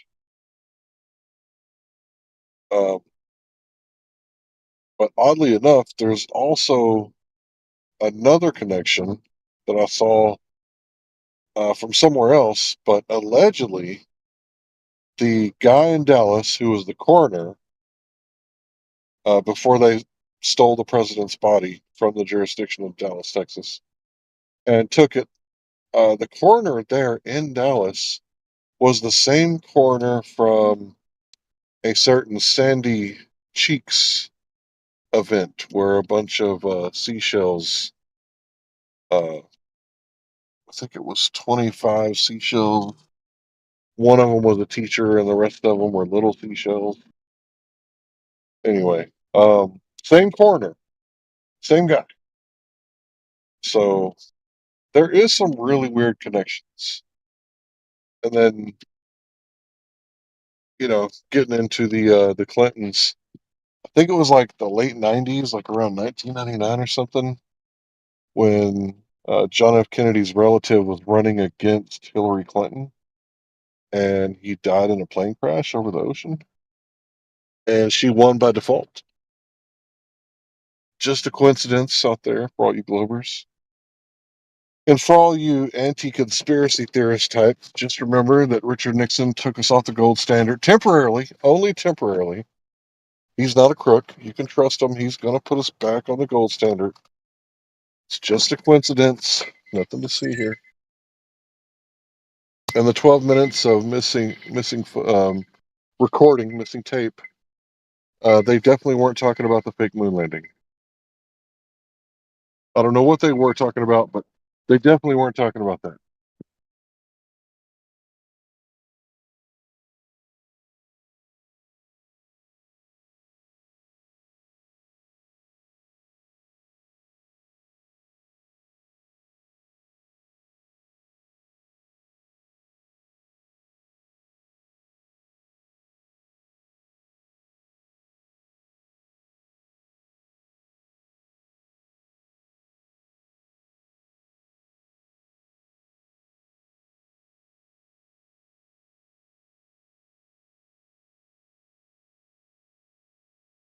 Mic check. Yep.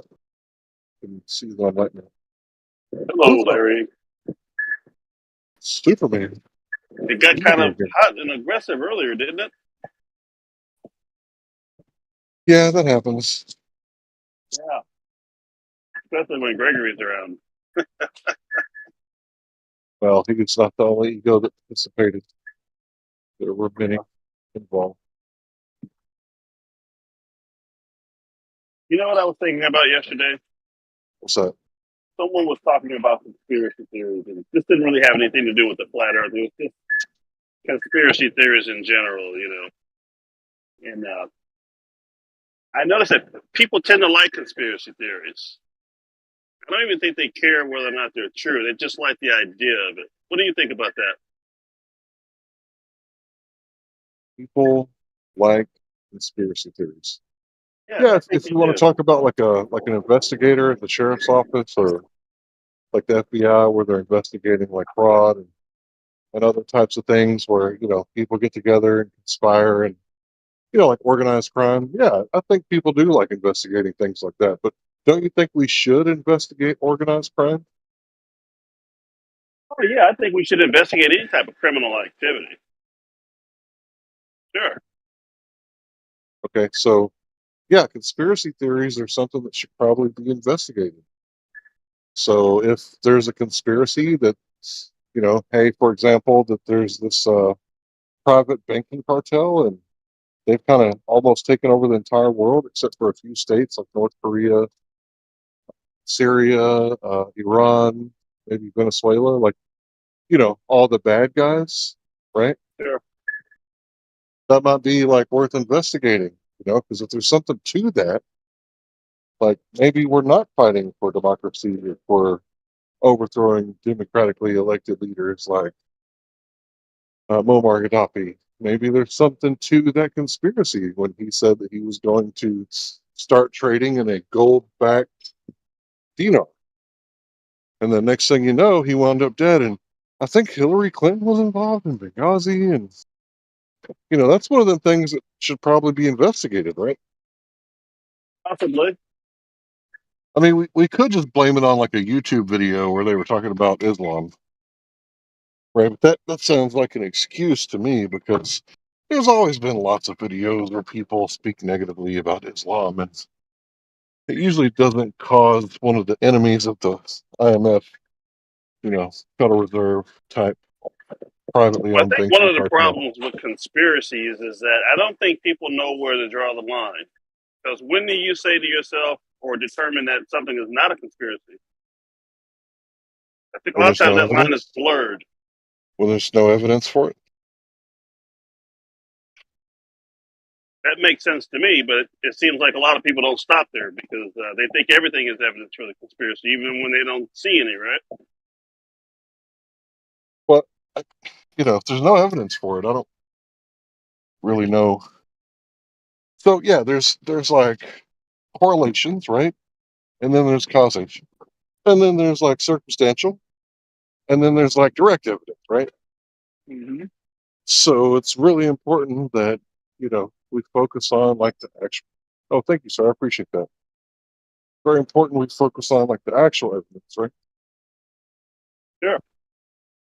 Well, that's what a reasonable person would do, but I think a lot of people don't know when to stop and say, "Yeah, there's nothing here," you know? Well, what do you think about the Clinton body count? Do you think there's anything there?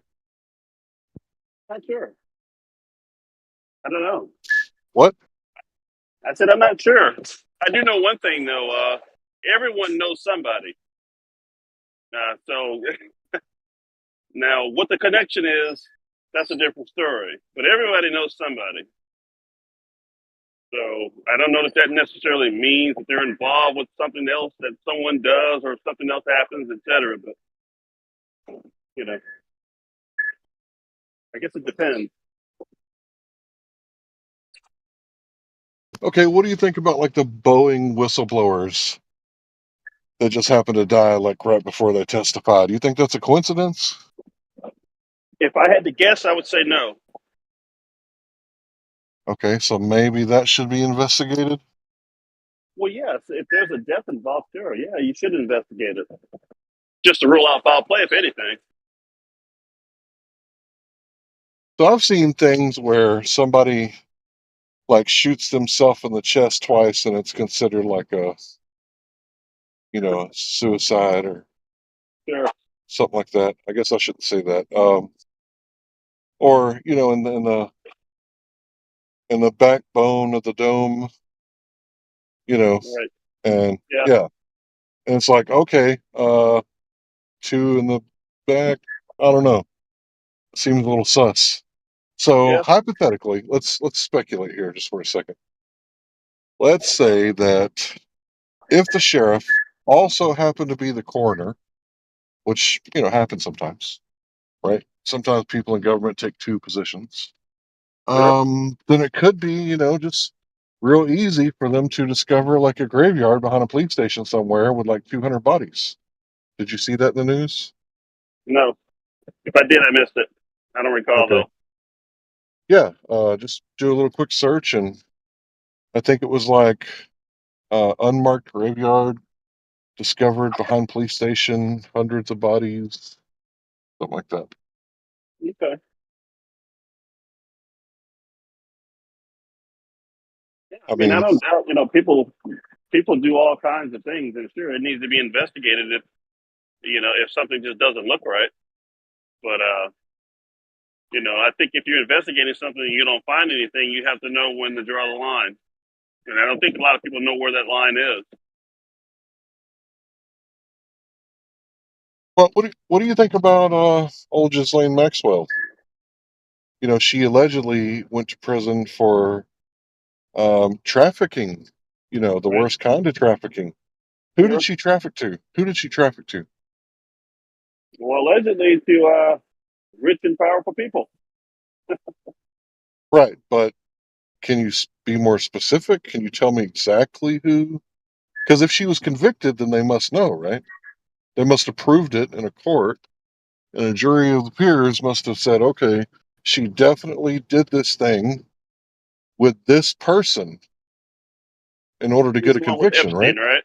She was the one with Epstein, right? Precisely. So right. who did she do that to? I don't know exactly what she was charged with. Do you know? What was she exactly charged with? I just told you. Sex trafficking? Was that the charge? Yeah. Or human trafficking, whatever. Okay. I don't know. And she was found guilty, I don't know the specifics of the case. Right. She wasn't. We don't know who she was sex trafficking to. That's the thing. So, do you think maybe that there's a cover up if the public doesn't know? Well, I don't know what the jury knew. They had more evidence than we did. So. Right, but it's public information, is it not? The charges and stuff are, yeah. Right. If you look at the charge sheet, sure. So if she did it, and she must have done it, with someone, then how come we don't know who the, participant was? How come they haven't been charged? I don't know. You'd have to talk to the DA, I guess. Kind of weird, right? Yeah, you would think so. Because she's trafficking to no one? Is that the story right now?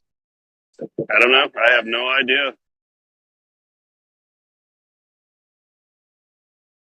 So that's just kind of one of those things, you know, like, should we stop investigating right there? Is that where we should stop? Well, if that's the case, I'd say no. But Okay, I that don't seems know what all reasonable. went on behind the scenes, though. I don't know if they're not allowed to disclose who she trafficked people to. So I don't know all the ins and outs. I would say that's probably pretty important, because if they're putting laws in the books right now in our country and they're like a known criminal, you know, maybe that might be noteworthy. Well, it's like, for example, if someone gets convicted of raping a minor, you're not going to know who that minor was. We can't say that word. I think we're still live. Oh, we can't use that word? Which one? The R word? Yeah.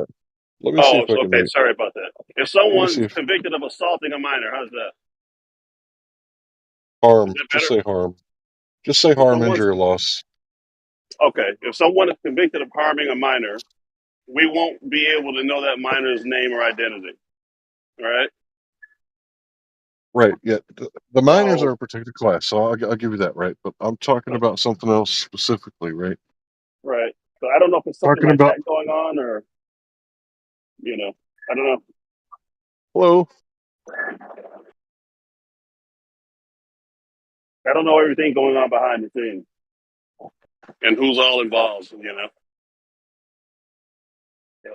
that might partly answer why you don't know names or faces or this kind of thing. Who went to who, etc.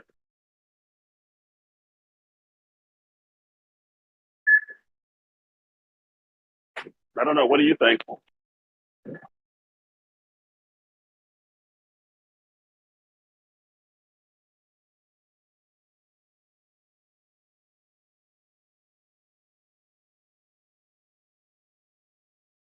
Are you still there? Yep, still here. So yeah, I'm just curious, you know. It's like you said that sometimes there's nothing there and people don't know when to quit. I would say, give me an example of a conspiracy theory that you think that people investigated too far when there was nothing there. I don't know. I think the JFK thing might have got a little out of hand. I'm not sure though. Really? The president was assassinated. Right? Nobody was convicted. And you think that there's nothing to see here, huh? No. I think it should be investigated. But I can see Oswald taking those 3 shots by himself from his position. Oh, you're one of those magic bullet crew, huh? No, I watched What? that video. I watched that movie. That was a good movie with Kevin Costner in it. I like that movie a lot. I actually have it. JFK. Well, that was the propaganda. That was a So if good you movie like the though. propaganda. Yeah. Well, I mean, Well, I the read thing stuff is too. that the evidence that they collected shows that there was more shots taken, right? Right. So their own conclusion goes against their evidence of what actually happened, Yeah. because there was more than 3 shots. There was. Well, when I said 3, I mean Kennedy got hit 3 times. So. Well, But yeah, there were more stuff. there was more than 3 shots. Right. There were. So yeah, and plus the rifle could have been nothing more than a prop, because it wasn't even sighted in. You ever tried to shoot a rifle that hadn't been sighted in yet? I have. Really? Yeah. Were you trying to sight it in? I hope. I was. I was trying to bore sight it. Okay, there you go. So with a bore sight, it kind of gets you on paper within about 20 to 30 yards. It's not real great, but it's a good start, right? Right. It is. It makes it to where you can start printing and start moving back. Once you can print it on paper, then you can start dialing it in and moving back and dialing it in and moving back. Sure.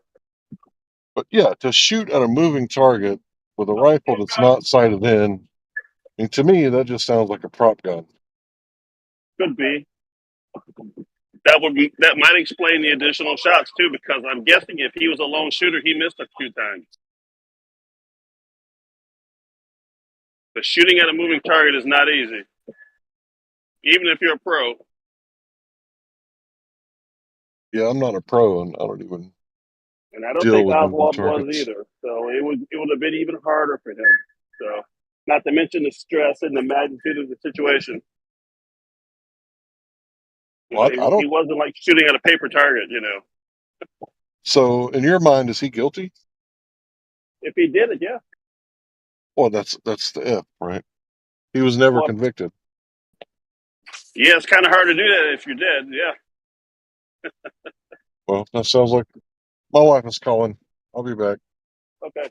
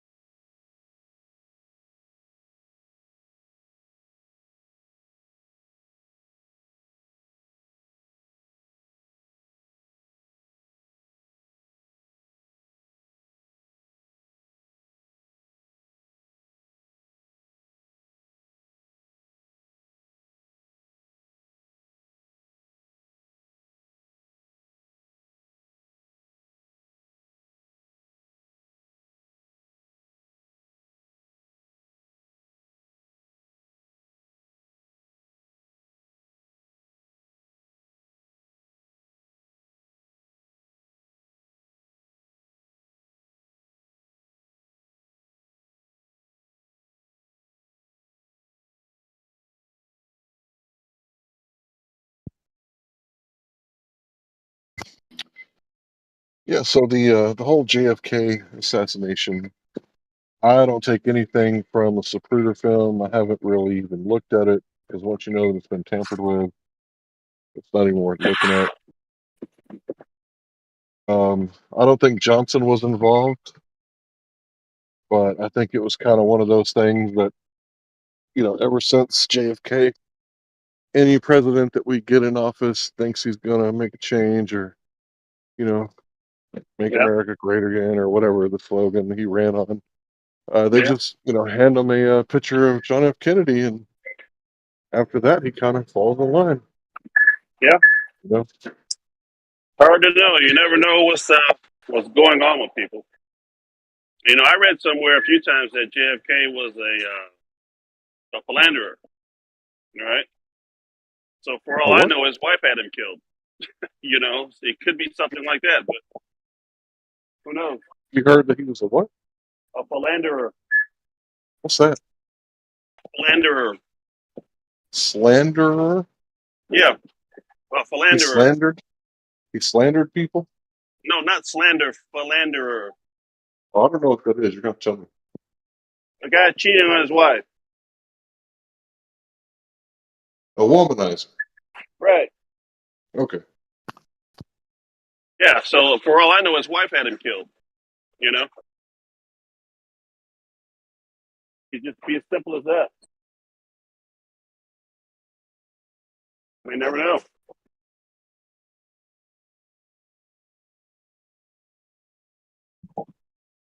It's not unusual for cheating husbands to end up killed by their wives. So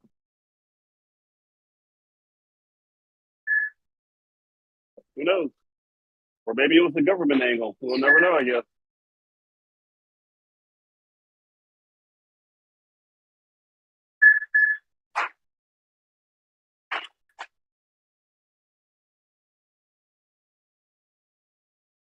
Isn't it weird though that Bobby, JFK, and Marilyn Monroe all ended up dead? Oh, say that again? That's a coincidence, right?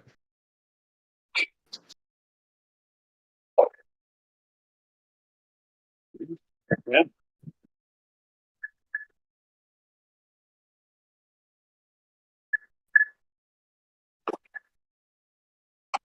So, in It's your almost view, like what's the best way to settle this flat versus globe thing? What do you think would do it to just settle it once and for all?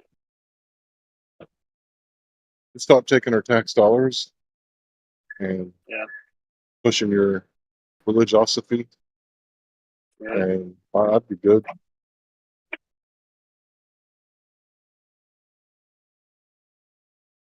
Probably do it for me.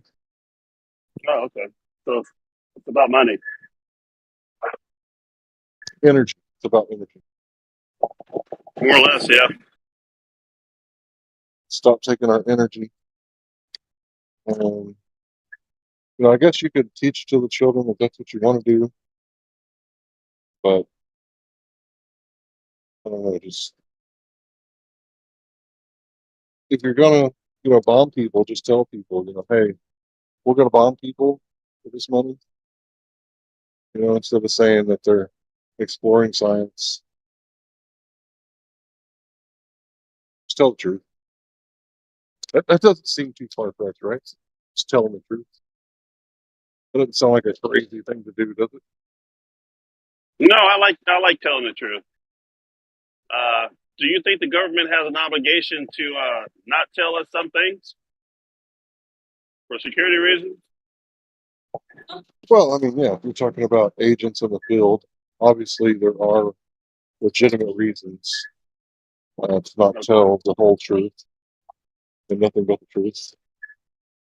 But as far as we've seen documents where we've requested them and then requested them again and then got two different redactions. We look at the redaction that wasn't redacted in the original, and there's absolutely no reason whatsoever to redact that part of it.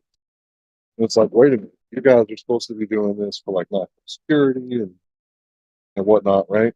But why is this part redacted? And it's has nothing to do with national security. So there's limits to what they should be able to redact. Yeah, no, I mean, I agree. Unfortunately, the government is made up of people, and you know how people are. They tell lies, they hide stuff, etc. It's not anything new. I have trouble getting people to understand that concept, that the government is just made up of people, because some people think that for some reason these statists think that government has more higher claim over your life, liberty, and property than you do. And I think that's weird. Yeah. I mean, yeah, if you create a victim, then the government has jurisdiction over you to restore that person to the original glory. So if you go in there and say, I didn't do anything, and you're on tape harming this person, causing harm, injury, or loss to a man, woman, or little person, then yeah, I mean, they actually have legitimate, claim over your life, liberty, property. But if you're going 31 and 30, I mean, come on, really? Now, 101 and 30, that's a different story. Yeah. Because public safety is a real thing. Sure. Right? So 101 and a 30 is just ridiculous, because 30 mile an hour is usually residential, right? Right. Now, if you're going 101 miles an hour on private property and it's a racetrack, that's not public. So the police shouldn't be able to police the private.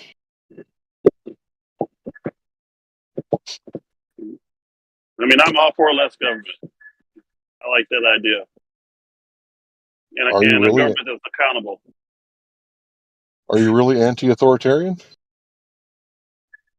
I'm not anti-authoritarian, but I do like the So, idea of less government and accountability. I like those two ideas. so you're pro-authoritarian. You like authoritarians. You like the boots on the I might be necks. somewhere in the middle. I'm not too much one way or the other. I like a balance, you know. Well, me, you're I'm either not. for it or against it. I don't think that's a middle of the road fallacy on that one. Well, I mean, it's kind of you ask me like one extreme or the other, you know. You got to have some government, and you know, and I'm not for anarchy either. You can't have no government. So, you know. Well, you sound like a statist to me. Like your religion is the state.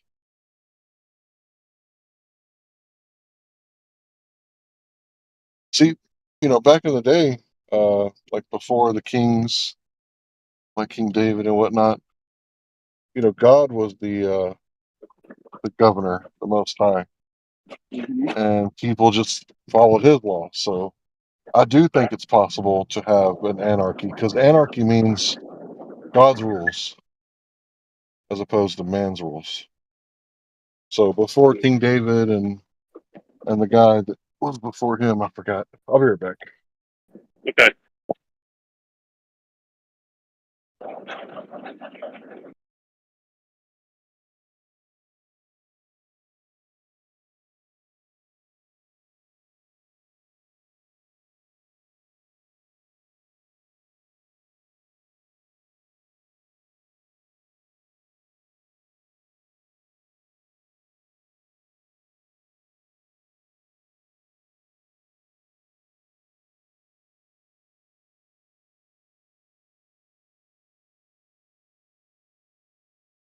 Round about.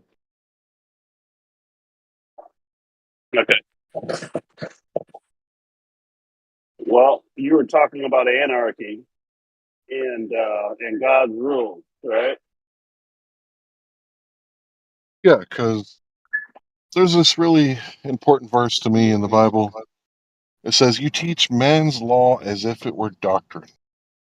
So man's law is like the legal code, and doctrine is like God's law. So if you're a Muslim, Jew, or Christian, which is more important, man's law or God's law?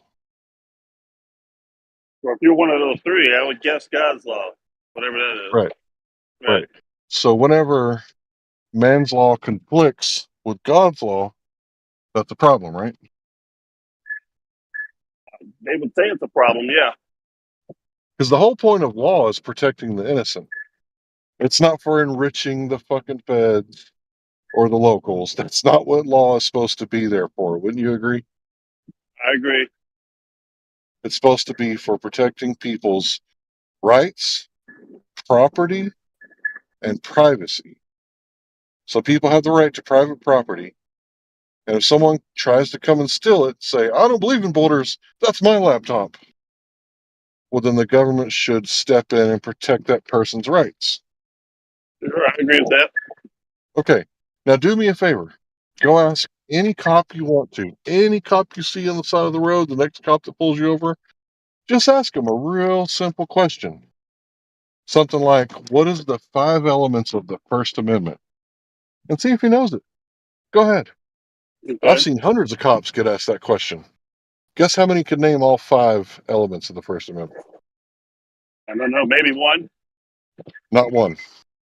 No? So how are they going to protect your rights if they don't know what they are? Probably because they're just thinking they're doing a job and that's it. Like a lot of people, you know, I'm just at work today and I get off at this hour and that's it, you know, that kind of mentality. Well, I'll be honest with you. I didn't graduate high school. I'm an idiot, right?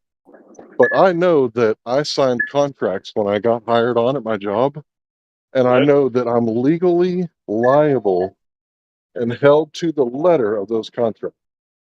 Okay. Are cops held to the Constitution? They're If they supposed swore to an be, oath yeah. to it, especially if they were military, right? If they swore an oath to it twice. Right. Well, you know, we're dealing with people, you know, keeping in mind. So what people are supposed to do and what actually happens a lot of times are two different things. Yeah, but like if it's your only job to know this one thing, how could you not know? Yeah. You know? Baffles me too. But that's the world we live in, right? Well, unfortunately. Yeah. But I mean, how hard would it be for them to learn I don't those know. things that they swore? Because it's like this: when you're in the military, you don't swear to the president. What do you swear to? Wait, say that What do again? When you're in the military and you swear that oath, you don't swear it to the president, right? What do No. the military guys and gals swear to? It's God and country or something, right? No, the Constitution. They swear an oath to the Constitution to defend it from enemies both foreign and domestic, or something Right. along those lines, right? Yeah, the country. Yeah, it's like patriotism. No, they swear it to the Constitution, bro. Say it with me. They swear an oath to the Constitution. Yeah, the U.S. Constitution. Yeah. Right. Okay. Right. So cops swear an oath to the Constitution and to the state laws, right? Yeah. Okay, so it shouldn't be too hard to figure out that if the Second Amendment says shall not be infringed at the end of it, Right. but at the same time there's gun laws, how could you be a good, moral, prudent person if you swear an oath to two opposing things? Because every cop swears an oath to the U.S. Constitution and to the state laws. Now, you know what happens when someone gets caught committing a felony, right? Sure. They lose their gun rights. Yeah. So, Forever. yeah, except for in Texas. But Hold on. yeah, sure.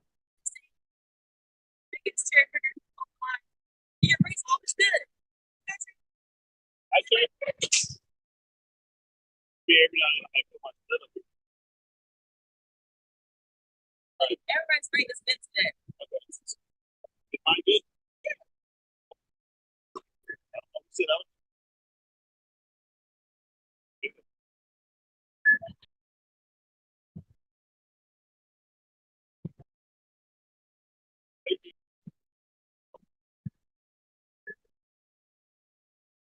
Sorry about that. Right. So just real quick, little refresher, because you probably haven't heard this recently. A well-regulated militia being necessary for the security of a free state, the right of the people to keep and bear arms shall not be infringed. So there's a few key things here. The militia is necessary for a free state. Rights of the people to keep and bear arms shall not be infringed. So this is like the bedrock of our civilization over here in the West, or over here in the States. Like this is the absolute foundation, right? That we got to have a free state, and what do we got to have? A well-regulated militia. And what does arms mean? Like arma, like military weapons, right? So a cop swears an oath to this, and at the same time swears that he'll confiscate guns from people. At the same time. So when they say that they're not coming from your guns, how many felons lose their gun right to get arrested if they have guns? So are they coming for your guns? Yeah. Every time you commit a felony, they come for your guns. Well, I'm pro-gun. I guess I just need to make sure I'm not committing any felonies. Well, there's a book that I got on my computer. I got the PDF, and it says that you commit 3 felonies a day. Really? You don't even know it. Yeah, there's like, Oh, is there, like 15 million laws on the books? Yeah. So if you commit 3 felonies a day, I guess, it's only a matter of time before you lose your gun rights. Sure. You know what? I think a few years ago I accidentally opened someone's mail, so I know that's one. Don't say that, bro. Don't say that.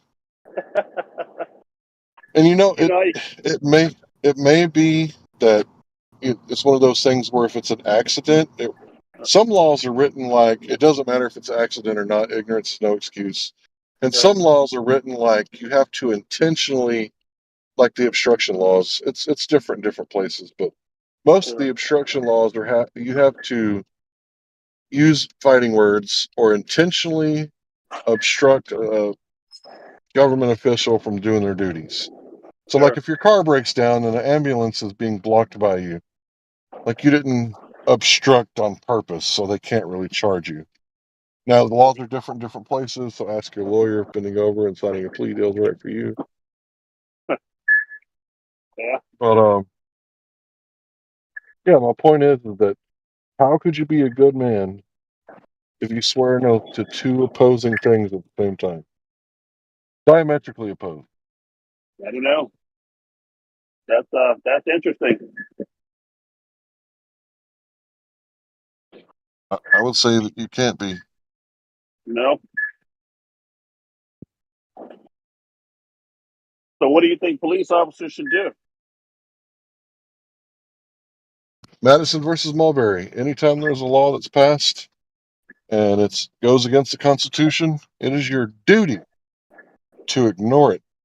And I've heard the judges say that if a law is found to be unconstitutional, then they will not enforce the part of the law that is unconstitutional, whereas the rest of the law that is constitutional, they will enforce it.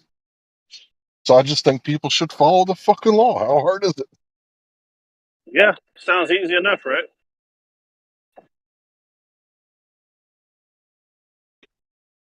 Hang on a second, I'll be right back. Okay.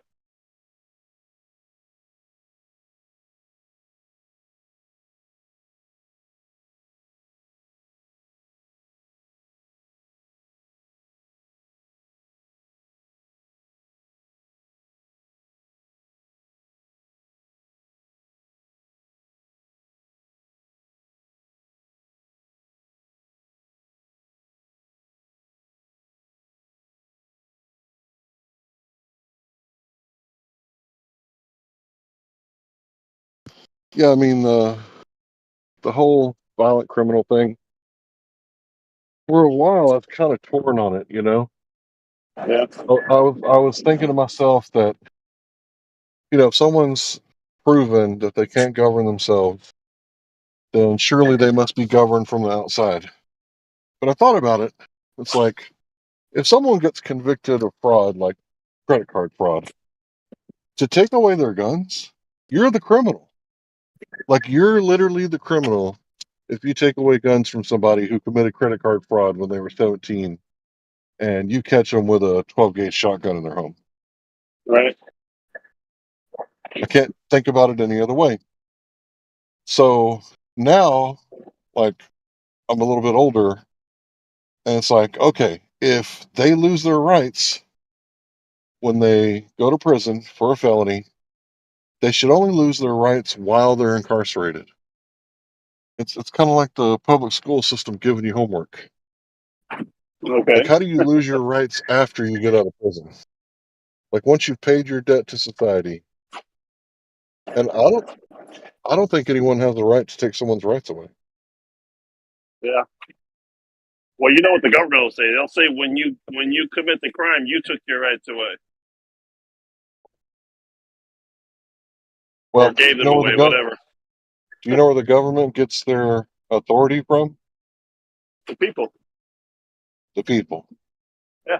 So all the people have to do is realize that taking someone's right to vote and right to own a firearm away is like taking their Bible and their Quran and their Talmud or whatever Jews read away. I guess it's right back to the same thing. We're dealing with people again. They're the ones that made these rules.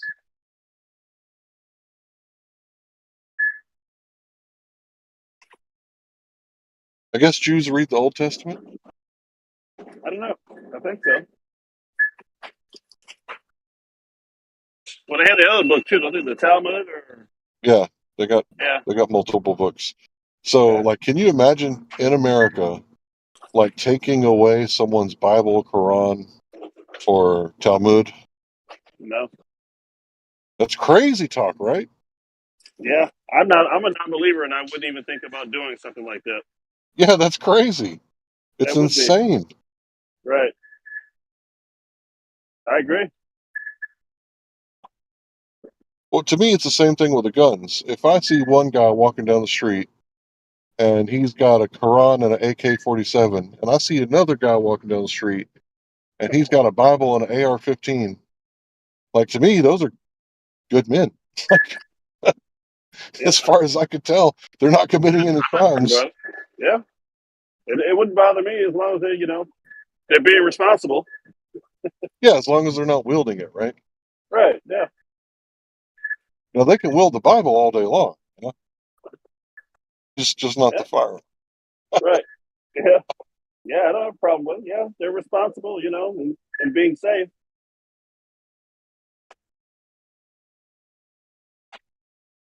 Yeah, like I said, I'm pro-gun, so I agree with all of that. The Second Amendment, protecting it, and all that. Well, maybe you're a little less authoritarian than I had originally thought. Okay. Yeah, probably. So I guess, me as a Second Amendment absolutist, like, I guess I think it's weird when other people don't see it from my point of view. Yeah. It's like, why would you want to take away the ability of a woman or a crippled or, the gays or the blacks or any minority? Why would you want to take away their ability to defend themselves? Not only to defend themselves, but choose the absolute best tool for self-defense. Sure. Because nobody's guaranteed peace and safety. That's not a right. Nope. Nobody. So, because of that, you have the right to self-defense. Yeah. I mean, that just makes perfect sense to me. And some people need weapons for hunting too. Yeah, but that's not the whole reason in the. Oh yeah, I know that. Yeah. I'm just saying, ostensibly, if you had your gun rights taken away, you wouldn't be able to hunt either. Right. Not with a gun anyway. So. I think if more people just went back to the old way of doing things, yeah, I think this place could be great. Maybe because Stalin was a one-armed man basically. His father beat him so bad that he lost the use of one of his arms, right? Right. But how many millions of people died under that man? The Earth is flat. Yep. Yeah, we can get into that in just a minute. I just need to wrap up what I was saying. So you can hang out for just a second. So, yeah, Stalin didn't enforce anything. He could. I mean, most women could probably whoop his ass. Most children could probably whoop his ass. He only had one arm. Right. To fight with, right? It was the yes men who just followed orders that killed those millions of people under Stalin's communist regime. So I guess I'm going to get into the why we think the Earth's flat. So, new guy, I didn't catch your name. What's your name, bro? Oh, do you know who Matt Nuclear is? Yeah. No, that's my brother. Cool. Yeah, it's going to get real loud if I keep mic'd up here. So I'm probably going to be quick. Why do you guys think the Earth is flat? It's because we don't observe the Earth as a globe. When you go outside, do you see the Earth as a globe?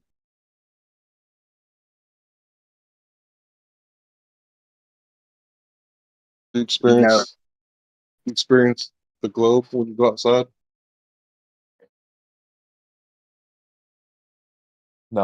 No, because it's big. Right. That sounds like an excuse to me, right? Like, that's the Snoop Dogg fallacy. Like, you have to get higher to see it. No, bro, a little bit higher. Oh, just a little bit higher. You'll see it once we get. That's a Snoop Dogg fallacy. So it's an excuse. It's a fallacious argument. How do you So know the it's not point, just big? well, that's what you're saying. How do you know that it is? You're the one making the positive claim. You know how a positive claim works, right? I mean, isn't it true that like the sun sets like 2 minutes later on the Burj Khalifa? You know, at the top versus the bottom. So you can see farther the higher you are. I agree. What does that prove? No, it's not. Yes, you can see higher. You can see further when you get higher. No, it's that you can see more of the curvature, right? The straight line where the sun is, right? So did you know that if you're on a pool table and you get higher, you can see further? Okay. You don't live on a sphere, like your house isn't a sphere, right? Yeah, it's just like why would the sun go over the horizon? I don't understand that. Right, you're kind of. I was talking to Matt Nuclear's brother. I don't know if you're kind of interrupting or whatever, but you're kind of throwing in some stuff. So he asked why we think it's flat, and I was saying the only time you see the curvature of the Earth is when you open a book, magazine, or turn on your TV or cell phone.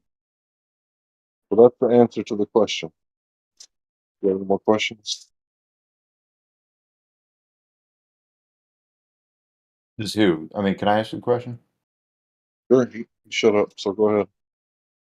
Yeah, I mean, like, you know, in tall buildings, you know, the sun appears to set earlier. I mean, what does it mean for the sun to set exactly, or to rise in the flat Earth model? Well, there is no flat Earth model, right? So you have to get that out of your head. We're just talking about in reality, right? Yeah, yeah. Why do objects in reality appear to get closer to the horizon? That's what you're asking, right? And disappear over them, yeah. Right. So let's say we got a drone. We fly at 399 feet up, the legal limit. The drone's right over your head, right? And then you fly it due east for 6 miles. Wait, repeat that, and then what? It's right over your head, and then what? And then we fly it due east for 6 miles. Okay. It's going to appear to set, right? Yeah. But we didn't change altitude. It's still at 399 feet. It's just 6 miles away before you start to lose connection. Those DJI drones, they got about 6 mile range, right? Okay. So that's what the sun is doing. It's due to perspective. And yeah, the perspective is kind of a concept, but it's Well, not I guess what does altitude mean? Above the surface. Okay, but the surface of what? The earth, the water, whatever you're on, right? Right, but the water, the ice. But it kind of matters the shape of the Earth when you define altitude, right? Because like if the surface of the Earth is curved, you know, even though it's maintaining an altitude above the surface, it's actually dropping from your perspective because there is curvature, right? Well, you're making the claim that it's due to curvature, but actually, you could be on a salt flat, do what I said with the drone, and it's going to appear to disappear into the horizon. Sure, but Because it's like I mean the sun, for example, you know, if it was just getting further away, it would get much smaller, right, as it was going further away from you, right? So you believe in refraction, right? Atmospheric refraction. Yeah. So if the atmosphere is acting like a lens, and there's atmospheric magnification, when an object gets further away from you, if there's a magnification happening at the same time, there'd be a cross canceling. You know what that is in math, right? When there's cross canceling. That's a very generic term. I don't know what you mean by that. Right. So if it's getting further away from you, it should appear to be smaller, like you said. But there's also atmospheric magnification happening at the same time. So those two things are going to work against each other and could be happening at the same time, but you wouldn't observe any effect because they're happening simultaneously. Okay, but it's like, I mean, is there a new sun that appears in the opposite direction? Right? Because the sun also rises. Yeah, like 12 hours or whatever time later. So when does the Same sun disappear? Right? I mean, because well, let's take that drone, and after it flies due east, let's say you set a course to let's say you set a course, right? And the drone starts now going like in a circular path to the west, right? And it came back around from the west. Yeah. But how would it? Are you saying that the drone is going under the Earth or something? Because No, like bro, the drone is still at 399 feet. right, but the thing is that the further that an object gets away, if it maintains its altitude, it doesn't ever reach negative altitude, right? But the sun clearly does, right? What's negative altitude? Well, negative altitude in the sense of if the Earth were flat, negative altitude would be where half of the object is now invisible because it's below the horizon, right?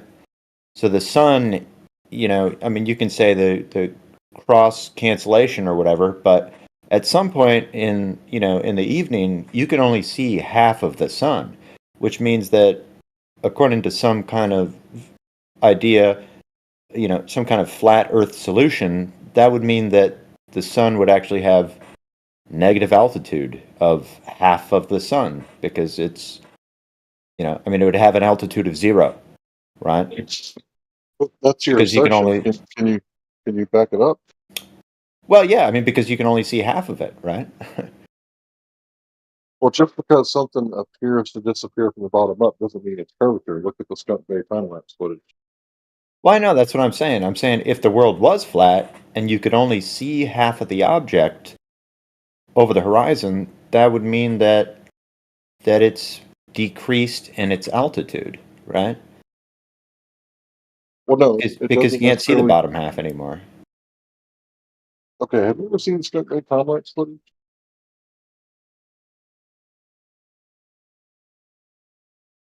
Skunk Bay time lapse, you ever seen it? What'd you say? Have you ever seen the Skunk Bay time lapse footage? The what time lapse footage? Sorry. Skunk Bay time lapse footage. Skunk Bay? Yeah. No. Okay, so in the Skunk Bay time lapse footage, if you could search it, it should be a pretty easy find. I think someone posted it not that long ago, but you probably have to search for it.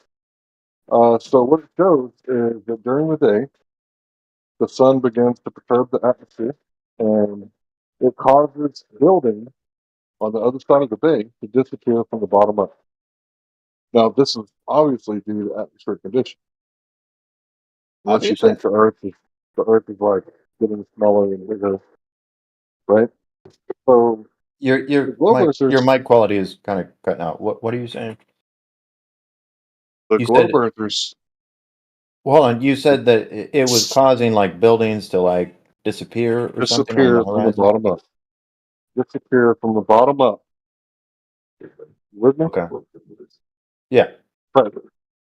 So if these buildings are disappearing from the bottom up due to atmospheric conditions, the globe earthers claim that no, it's the opposite. It allows you to see too far. It allows you to see past the curvature. But the actual footage shows the opposite of that. Well, hold on. So You're changing the topic, man. No, I'm not. We're talking about things disappearing from the bottom up. I'm directly over the target, on top. Okay, I'll hear you out. Okay. So, if things are disappearing from the bottom up, in reality, as shown by the Skunk Bay time-lapse footage, which is not done by flat earthers, they're just done by normal people. And what we see is the opposite of what Globers say should be happening. Well, hold on, because like it's kind of very different because the buildings are not moving away from me, right? But the sun is. So what I'm not describing the sun, the bottom half of the sun is disappearing. I'm saying it's being obfuscated. It's being blocked by the horizon. It's a different thing. No, it's the same thing. The buildings are also being blocked by the horizon. Oh, you're saying like this is like satellite footage? No, bro, this is footage from a camera here on Earth. And Is the camera moving? Buildings. No. It's just due to atmospheric conditions.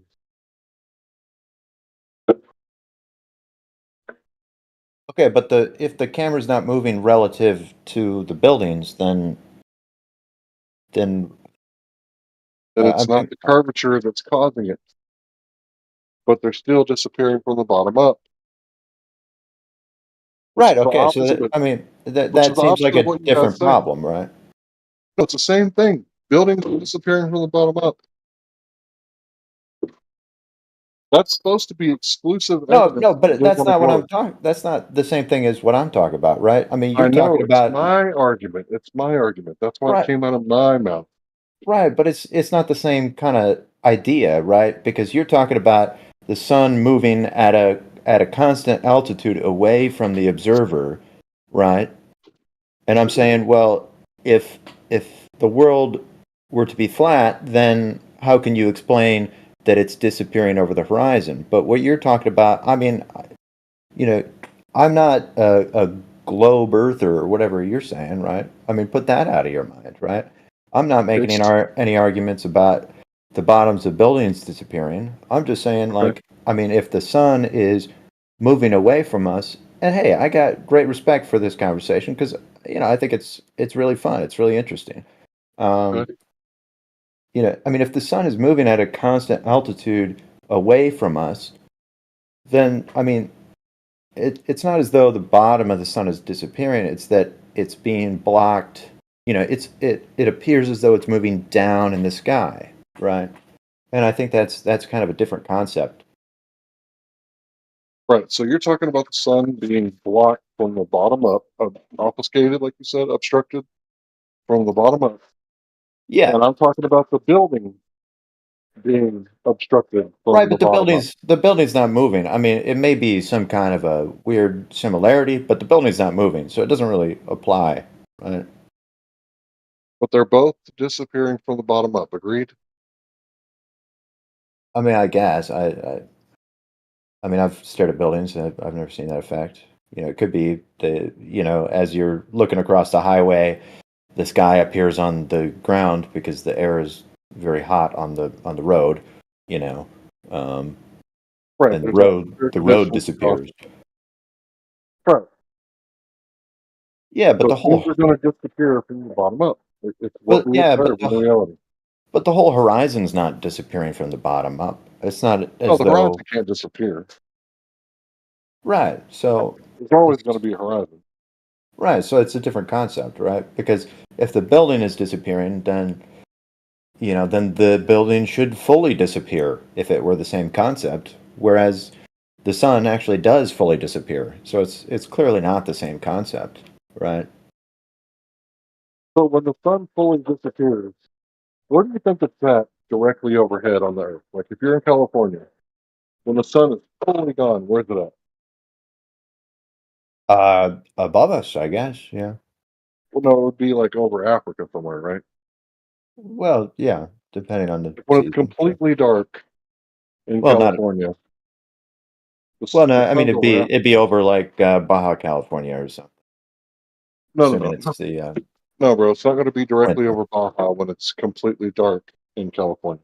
Oh, when it's completely dark. Yeah. Yeah, when it's completely dark in California. The sun is going to be like over Africa. Do you know how far Africa is from the United States?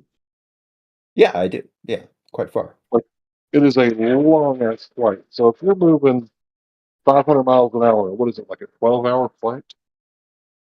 I wouldn't know the average, but yeah, it's a good Something 10,000 miles away, something like that. Yeah, something ridiculous, right? It's like ridiculously far away. So let me be honest. Let me say, uh, let's say it's over Egypt, right? Okay. It's going to be directly over Egypt because I'm not trying to exaggerate.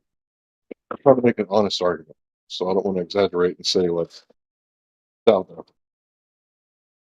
So yeah, it's going to be really, really far away.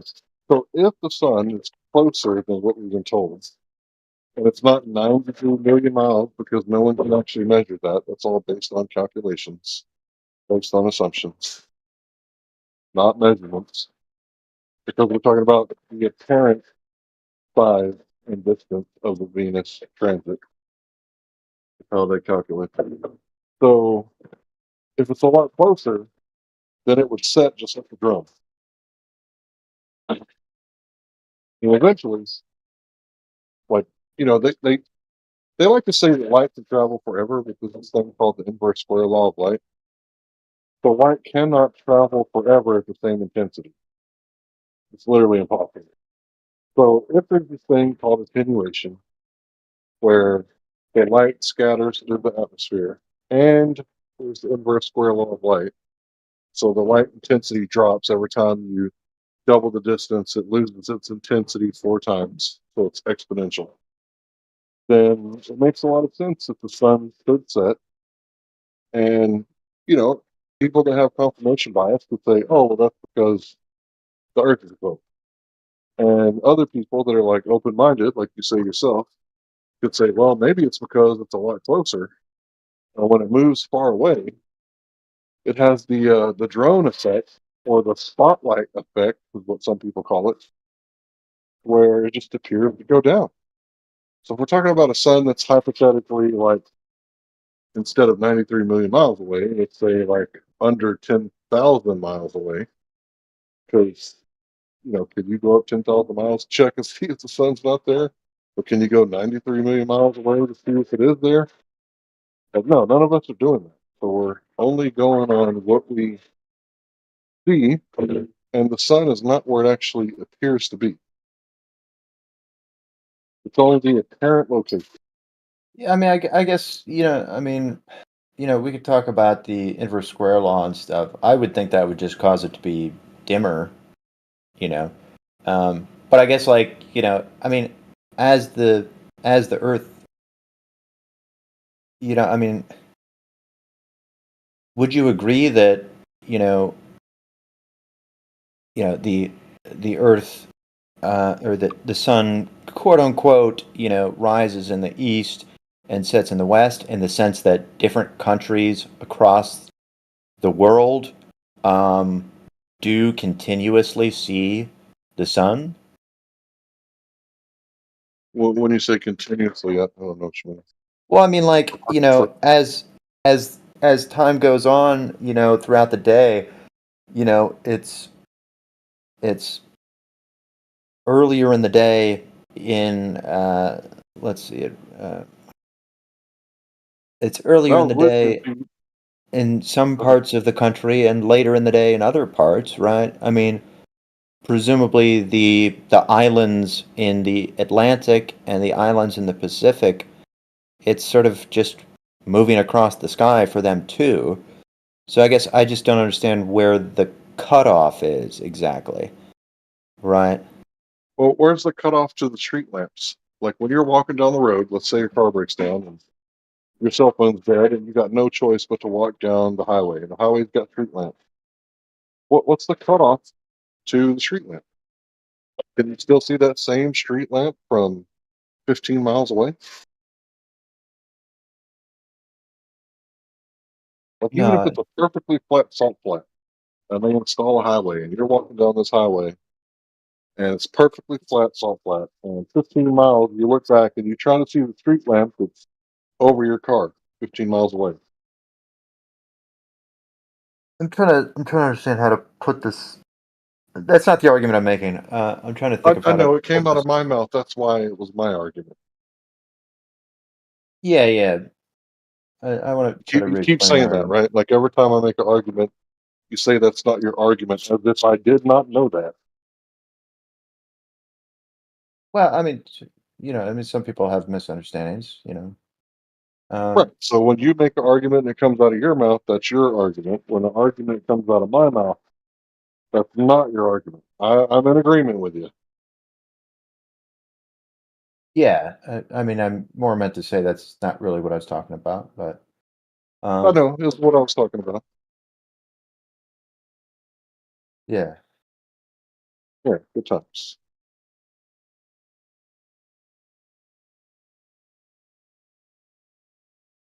Did they teach you that like day one, like Glover School?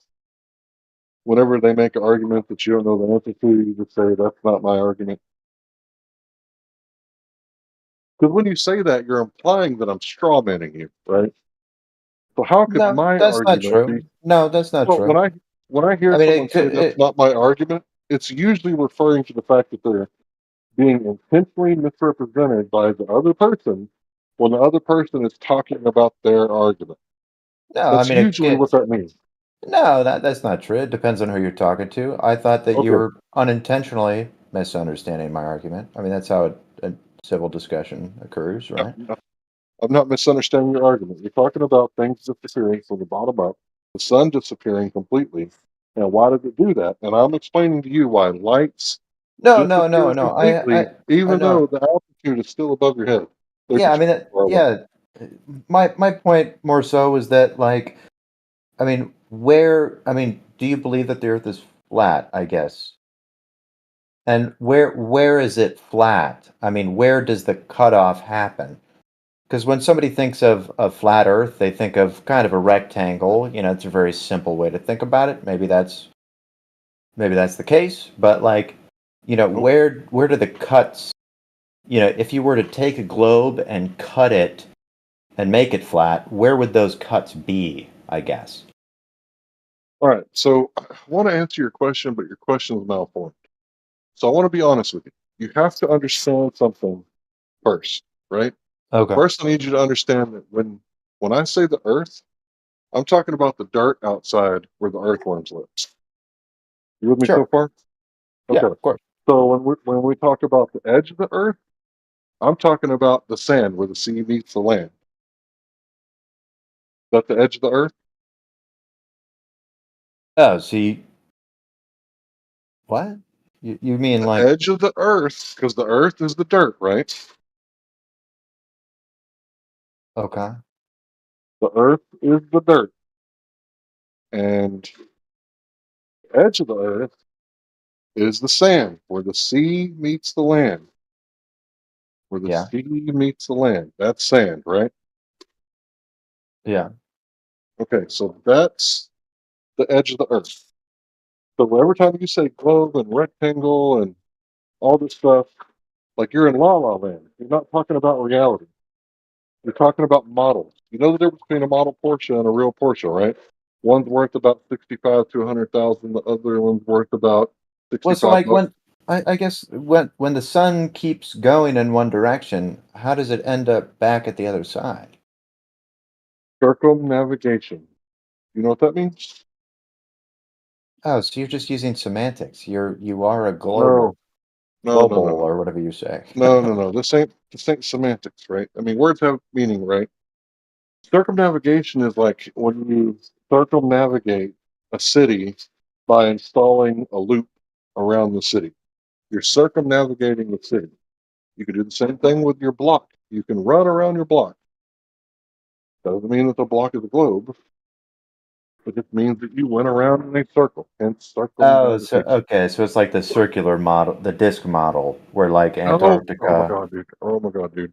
I'm just asking, dude. You don't have to be so Yeah, goddamn offended. Jesus Christ, what are you, I'm not 13? offended. I'm just trying to get you to understand the dirt Well, speak is like a outside. human. Jesus Christ, man. I'm trying to speak like a human. I'm trying to convey these ideas to you. And they're complex ideas. And maybe I'm not the best explanator, or however you say that word. So what I'm trying to point out is that there is no model of the flat Earth, right? In my opinion, there's no model of the globe either because it's also incomplete. So there could only be the real dirt outside. Well, models are just ideas. They don't have to be, you know, Right. And ideas aren't correct. real. Ideas are abstract. Well, sure, but it's like, you know, we invented computers based on ideas, you know. I mean, they can create actual, you know, things, right? Some ideas are just bad ideas. What'd you say? Some ideas are just bad ideas. That's all they Yeah, I mean, fair. Yeah. All right, so I think that I've been as honest as I can be with you and tried to explain to you that the Earth is not a model. The Earth is where the earthworms live. That's what it actually is. Yeah. The land outside. Right. The model And just you asked me, describes what people's ideas of the Earth are. And many of them are wrong, right? right, and when you say that the map is the terrain or the model is the real thing, that's called a reification fallacy, where you add concrete. Yeah, no, I don't believe that. Of course not. Okay, Yeah. cool. Glad we're on the same I mean, page. most people don't, right? I mean, maybe they think that they do, but they don't actually. So They just don't have I the apologize vocabulary. if I get frustrated. I have been working for like 12 or 13 hours or something. It's cool, man. I'm enjoying this. You've been Gross. pretty respectful. Appreciate that. I'm Chill trying. out, Larry. Just chill out, Larry. Yeah. How you guys doing, man? What's going on in here, man? What are you guys talking about? We're just chilling, Oh. discussing Right on. ideas, which are fake. I Which dare are fake. I got Not all no. of them. Not all of them. Let me tell you my idea. No new taxes. Read my lips. That's a capital idea. Wow. I think it is anyway. Capital. It's a heck of an idea, right? Yeah, no new taxes. What? No new taxes. Even if the globe is warming? Even if there is no globe and no warming, no new taxes. Yeah. What do you guys think of carbon tax? Is that weird or what, man? I think we're all made of carbon, aren't we? They taxing your ass, man. Your ass is carbon. So bigger your ass, bigger the tax. Weird, man. I always thought that was weird. It's like, how you gonna tax carbon, bro? Good luck with it. They come up with some cucky thing, you know. Yeah, so I want to answer your question. Now that we know what the dirt is, the land, see, I think that it's a topographical plane. Topographical meaning hills and valleys, and plain meaning that it's on average pretty level. So I know for a fact that when I went to Corpus Christi North Beach, that there was not a 66 feet hump of water in between me, who was at the USS Lexington, North Beach. The water was up to my armpits, and I was looking at Ingleside on the Bay. I know for a fact there was not a 66-foot hump of water. Now, can I pretend to know everything that was going on that day? No. But I know there was not something obstructing my... Because I didn't even know Ingleside on the Bay was over there. I had no clue it was over there. I wasn't from there. I was on vacation, 4th of July. I had no clue what was over there. So I thought, then looked it up, and see things on the interweb. My wife is relentless. I'll be back.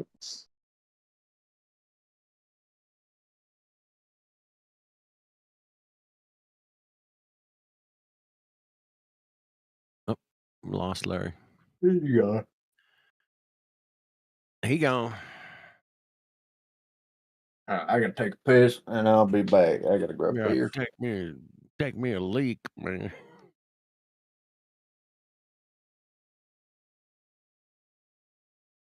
What's up, Flatman?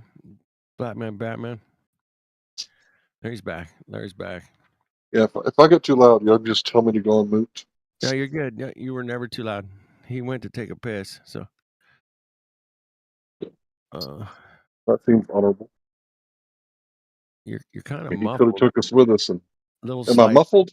Slightly, yeah. That's Yeah, not good. I got studio monitors, man. I can hear everything.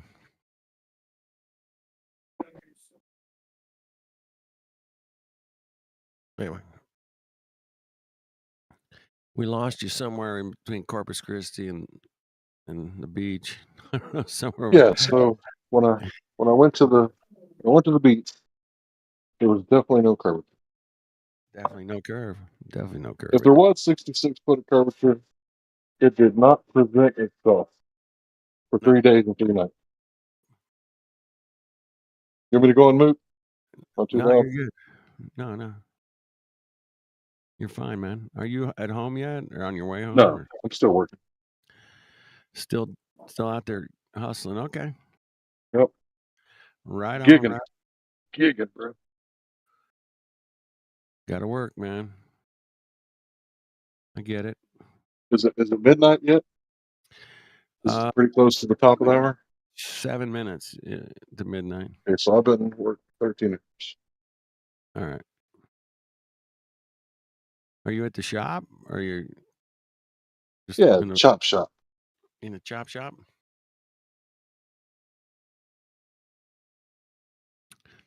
Oh, we got a few people jumping in. What's going on? What's happening? People I don't know, man.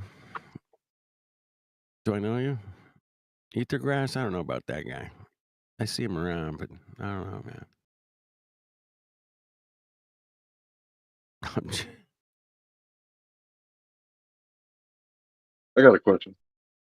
Okay. So if ether exists, hypothetically, I'm not saying that it does. Okay. But if it does, when you smoke grass, do you smoke the ether too? Ooh. I'll have to smoke and think on that one for a minute. What is ether? It's a hypothetical medium. Hypothetical medium. But this in a vacuum. If you would like to know more about what is ether, Carl Proteus Steinmetz and people like Nikola Tesla and Faraday and many others wrote volume, especially Steinmetz.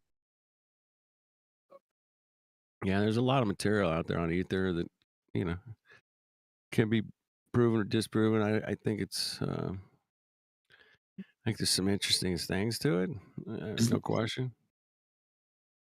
I think the frozen water experiment was one of my favorites, where the guy was talking to water and freezing it on 2 different sides of the country and coming up with the same patterns. I was like, what? Is it not? It's a pleasant smelling, colorless, volatile liquid that is highly flammable. It's used in anesthetics. No.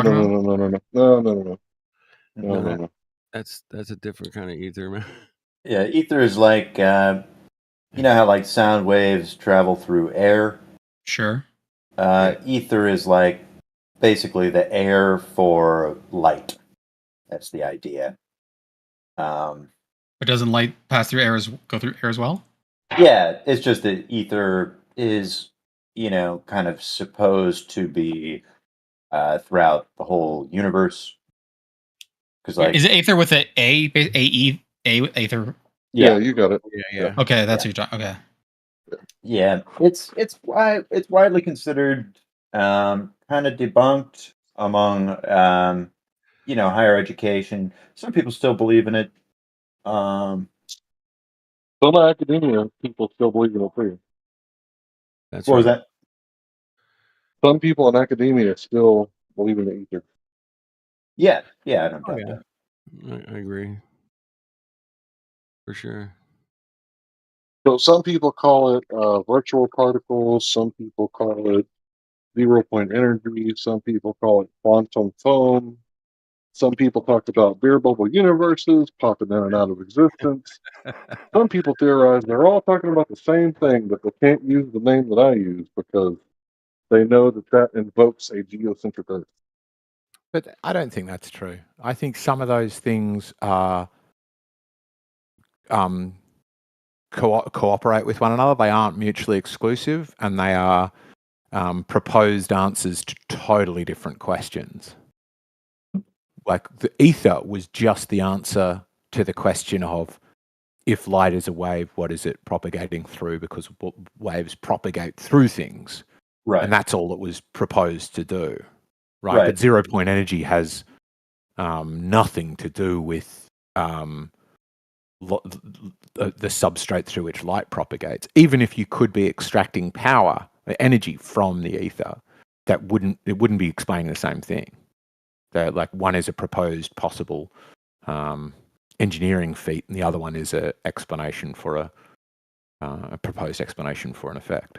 Right. Plus, the idea of the ether was proposed well before the ideas of general relativity, and some of the some of the disproving experiments. They didn't have that context in mind. If I might add to the conversation real quick, the Bose-Einstein condensate matches the classical descriptions of what people perceived ether to be back in the day. So anything after that seems to be like lore added to, or what we're trying to look through a glass darkly to see. But when I look at this one scientific thing that's really weird, and I look at this weird subject we call ether, or aether, it's like, okay, this matches the description. That's quite interesting. Interesting. Another thing is the fact that multi-bubble sonoluminescent systems match the temperature of the surface level of the sun. I don't know. And also, there's this thing called the vacuum catastrophe, where when they compare the energy in the background medium, what they call the vacuum energy, and they compare it to the expansion rate of the universe, they get this wild number with 10 to the 120th power. So this whole vacuum catastrophe is what led to the cosmological constant crisis. So there's definitely something in the vacuum, or there wouldn't be a vacuum catastrophe.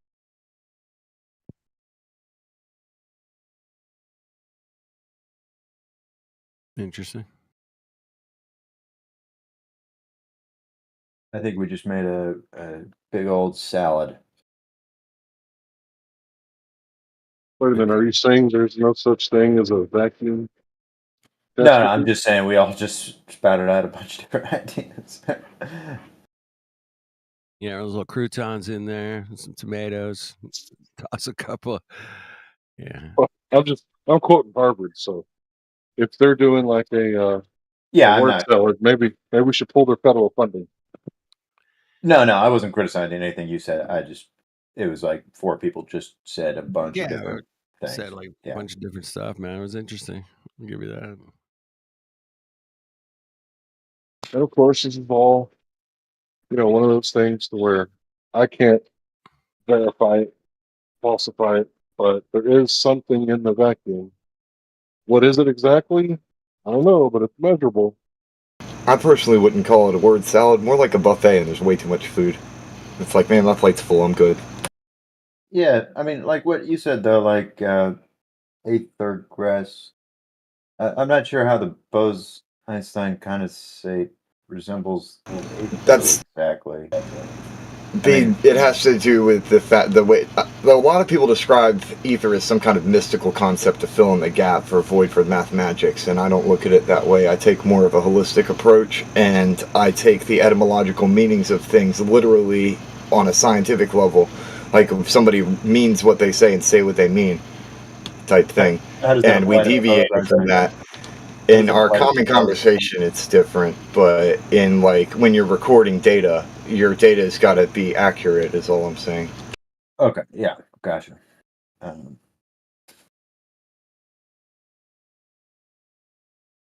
Yeah, that makes sense. Yeah, so the thing about the vacuum and the bell, or the alarm clock, or whatever they use, they can suck out enough of the atmosphere to make the thing go silent. But when it comes to light, they cannot create a vacuum strong enough to put out the light. So there's two assumptions there, right? The first assumption is that you don't need ether. Light travels through a vacuum. But when they say vacuum, well, what do you mean by that?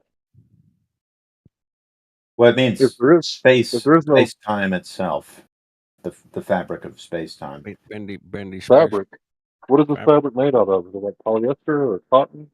Ether? No, it's made of space and time. What if it's made of Oh, ether? so those are like two mathematical concepts. Those don't really have anything to do with periodic matter from the periodic table, or some kind of chemical compound derived from, right? Sorry, what? Space-time is not from the periodic table. No. Right? It's a mathematical concept, right? Right. Okay. Correct.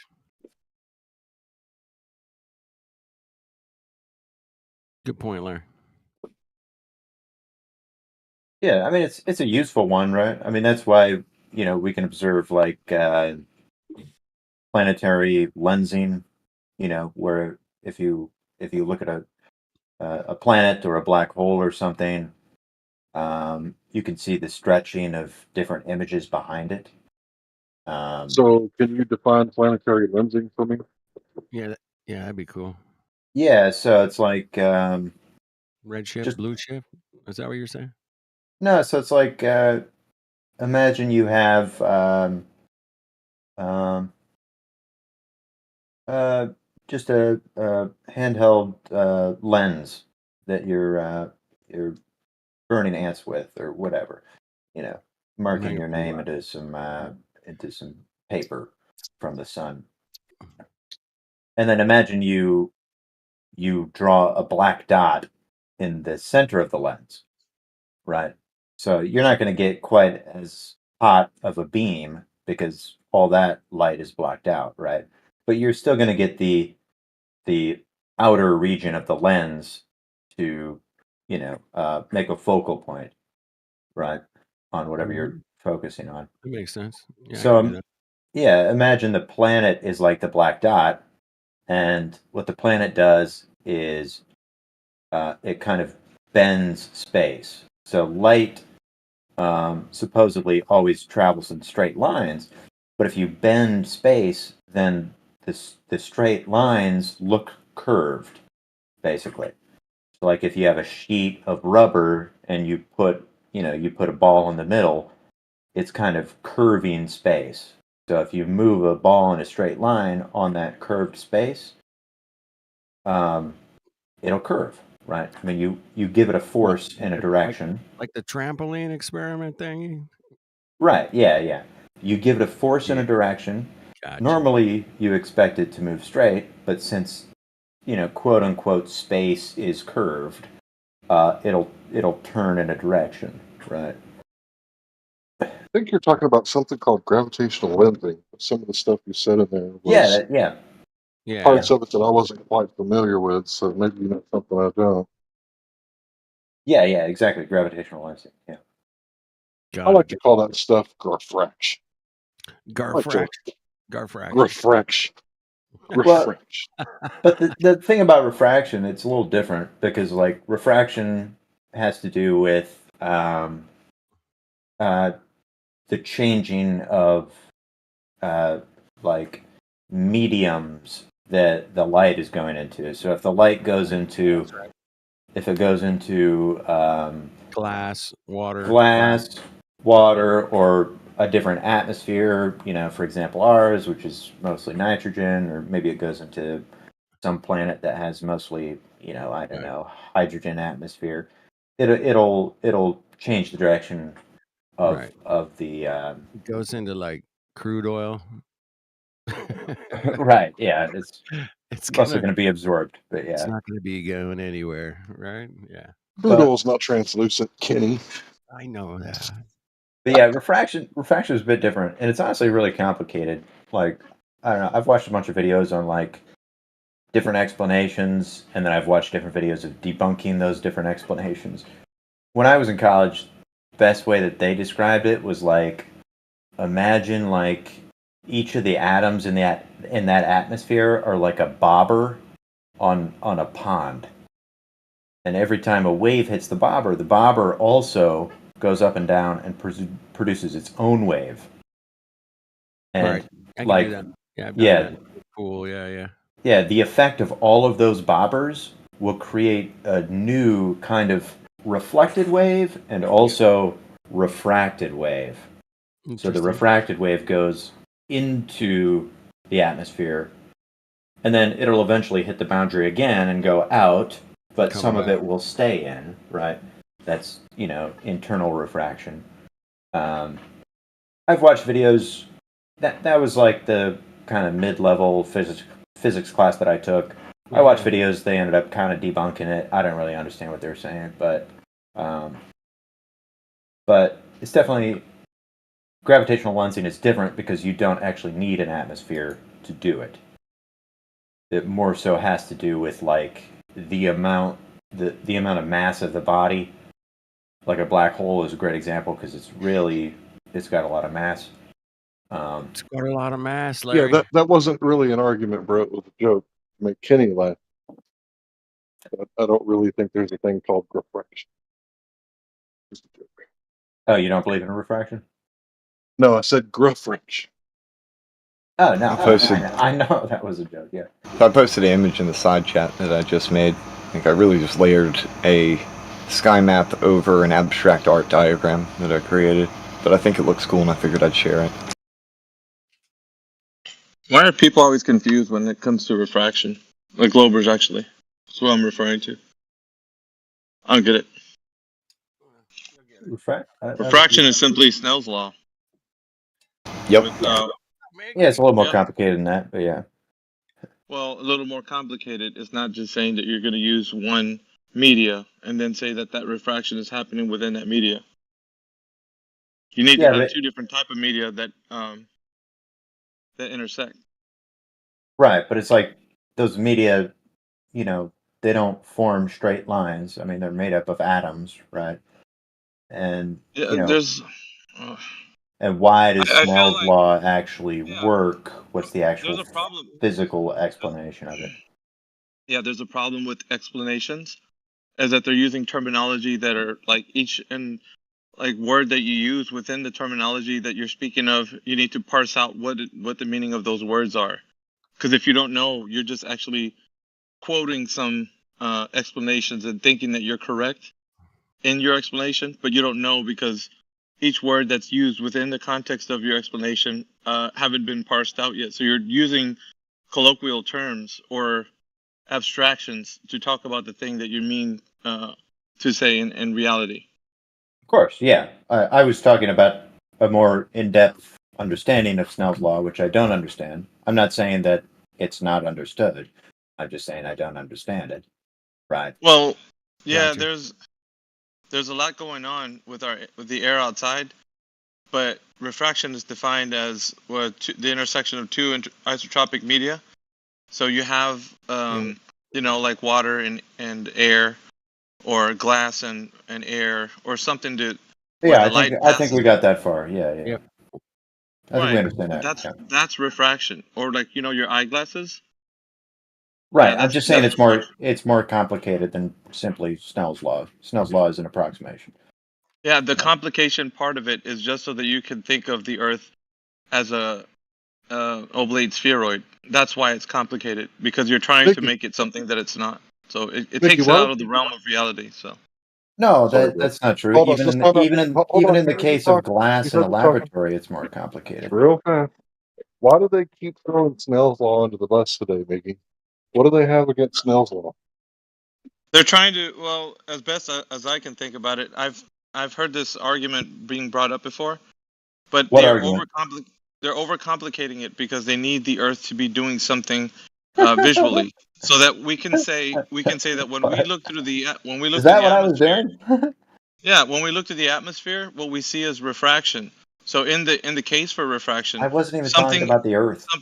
Something is appearing in a location where it's not actually. In the case for refraction, so like when you look down into a pool, I think you used this example earlier. When you said you can see a ball down in the bottom of the pool, but it's not actually where you think it is. So they have to use that idea of refraction to say that's just like the curve of the Earth. You think you know where it's at by looking over the Earth, but it's not actually there. Jesus Christ! Who are you talking It's another to? place. Yeah. Your explanation. Are you stroking your cock right now? I'm not talking about the flat Earth at all. We're talking about physics. When I talk about this, you see how they get? I mean, it's just like the saying goes: you step on a cat's tail, they're gonna holler, right? Or the No, mask starts to slide off. I mean, So this gentleman, instead of rebutting with the intellectual way, he goes straight to insults, and that just shows that you don't have a way to articulate your point because you are bankrupt in this particular arena. I You don't want to have use a point. buzzwords. I Yeah, don't you want have to a use point. buzzwords. You want to use buzzwords and Buzz? confuse the audience. So What was my point? yes, I never had one. your point is to say that you don't understand refraction in the case for beyond Snell's law. It's more complicated, and for everybody listening, they have to realize that you're full of shit. You really don't know what you're saying. You're just you want to speak in a You're a way break, dude. and sound intellectual, but you're not really. And so I'm here exposing that. People that are intellectual have done the research, they know what they're talking about, and they bring up points that they can articulate. Unlike you, we're using these words that you don't have no meaning behind them. You don't know what they mean. You're just repeating things that you may have heard, Yeah, but you don't dude. know what it means, I according to agree. you. I agree. I totally agree. Well, see, well, that's the point. Okay, And in this can arena, we get back to like the normal discussion we were having before this guy this is a accused normal me? discussion. This is a normal discussion. No, it's not. You accused me of like some kind of point that you thought I was making, that I wasn't making. Well, you were trying to talk about refraction. No. Ask Flat Earth, dude. Yeah, and he'll back me up. We were just talking about some simple stuff like. And then you came in here and you were being an asshole to me for no reason. Ask Flat Earth, All right, dude. so you just wanted Flat Earth dude to say one little bit, and then you just overtalked him, and then you said listen something. to him. Listen to him. Fuck you, dude. Listen to him. Okay, so now you're. Listen to him. I don't know why you have to be so hostile, dude. I'm just actually pointing out Because that you're being an speaking things asshole. that you don't know what Because you're talking about. You're putting things into your own mind about things that I said that I didn't say. Okay, you said. Look, just listen to Flat Earth, dude. Just listen to him. Listen. No, I'm just talking listen to about him. what We you can listen. both shut No, up. don't get upset. Stop. We have Don't a get in your third feelings. party. We have a third party. You don't have to get in your feelings, dude. You don't just because I'm exposing you. You don't have to get in your. Just relax, okay? If you know what you're saying, then there's no problem. You'll be able to articulate your point. What I'm saying is, if you're saying that Snell's law is good enough for us to understand what refraction is, yet there's a more complicated answer that you have no knowledge on, then why are you speaking about it? Why? We were just Why? discussing it, Meg. We were Not just you. discussing it, FPD, bro. FPD, Listen, I'm not Maggie. you, Maggie, brother. I'm we were speaking to you. I'm speaking to the gentleman. Why do you want to speak about something you have no knowledge on? Sir? Sir? Okay. I He got climbed nothing to up. say to this guy. I know. See, this is the point that I always raise. When people come in here, they usually have, nice conversation is great. If you want to have just a passive conversation. But when you start bringing up points that actually are what the Globers usually say when they come in here to make their point, that it's just too complicated, you guys. No, that's some bullshit right there. If you want to talk about things Yeah, that I you know, muted that guy, speak on those Flat Earth, things. dude. I mean, is that what you thought I was Okay, saying? why are you Is leaning that on Flat what Earth you dude? thought Why are you leaning on that him? I You can, was trying to do in this? yeah, don't. That's. Can I We get were in just, just for a second? we were Can I just get in just for a chilling second? and talking, and this Yeah, guy comes just in. real fast. Yeah, just real fast. Yeah, we were chilling and talking, and this guy came in. But I have to agree with Mickey. You said that that's not exactly how Snell's law works, or that's a simplified version or something. I said you were throwing it under the bus, right? Because Snell's law is a law that is absolutely observable. Anybody can get a fish tank, a swimming pool, or a puddle of water, or a pair of eyeglasses and see how Snell's law works. So anytime Pink Glober says something stupid like what that guy said earlier, he said something like, what did he say? You're reifying Snell's law if you think that you need two mediums and a boundary in between. That's exactly how glasses work. It's not a reification of something unless it's something that's abstract. Snell's law is not abstract. Shut the fuck up, you fucking nigger. Coon. Somebody needs some preparation H. That was man. He's brother. He's all in his feelings, Larry. Man's got to Yeah, go. Nigger coon. Bye, he's man. brother. Bye, Nigger. Hey, bro, you might need to go see the Bye, man. proctologist because your butt is sore right now. You saltier than a peanut, bro. Move on. Why are you so salty? Back to the subject. All I was right. just trying to have a nice discussion. I mean, I wasn't trying to put anybody down. I wasn't putting Snell's law That's down. the thing here, bro. This I is never a did nice, that, you know. This Not this once. is a nice discussion. You can't really be tone policing in here because we're not really attacking you personally. We're Right. attacking your ideas. We don't hate you or dislike you or anything like that. Correct. We're just noticing a pattern with the Globers where they're throwing Snell's Law under the bus I for the never second did that. time today. I never Okay, did that. maybe I misunderstood you. Maybe you did throw it under the bus unintentionally. I don't know. I'm just pointing out that Snell's Law is not theoretical physics. It is observable reality. Anybody who's ever been to a swimming pool knows that if you throw the object in the pool, you look down at the pool and you dive right where that object is. Once you get there, the object isn't there. That's when you actually start searching for it. Once you're in the water, because the majority of the refraction has Right, disappeared Larry, once you're Larry, in I understand that. medium. And I agree, right? The only thing I was saying is like, why is it true? I was just asking questions. I wasn't denying it. I was just saying that I went to school and I took a class and they were trying to explain why it is true, right? And they gave me some explanation on why it was true, and I was like, hey, that makes a lot of sense.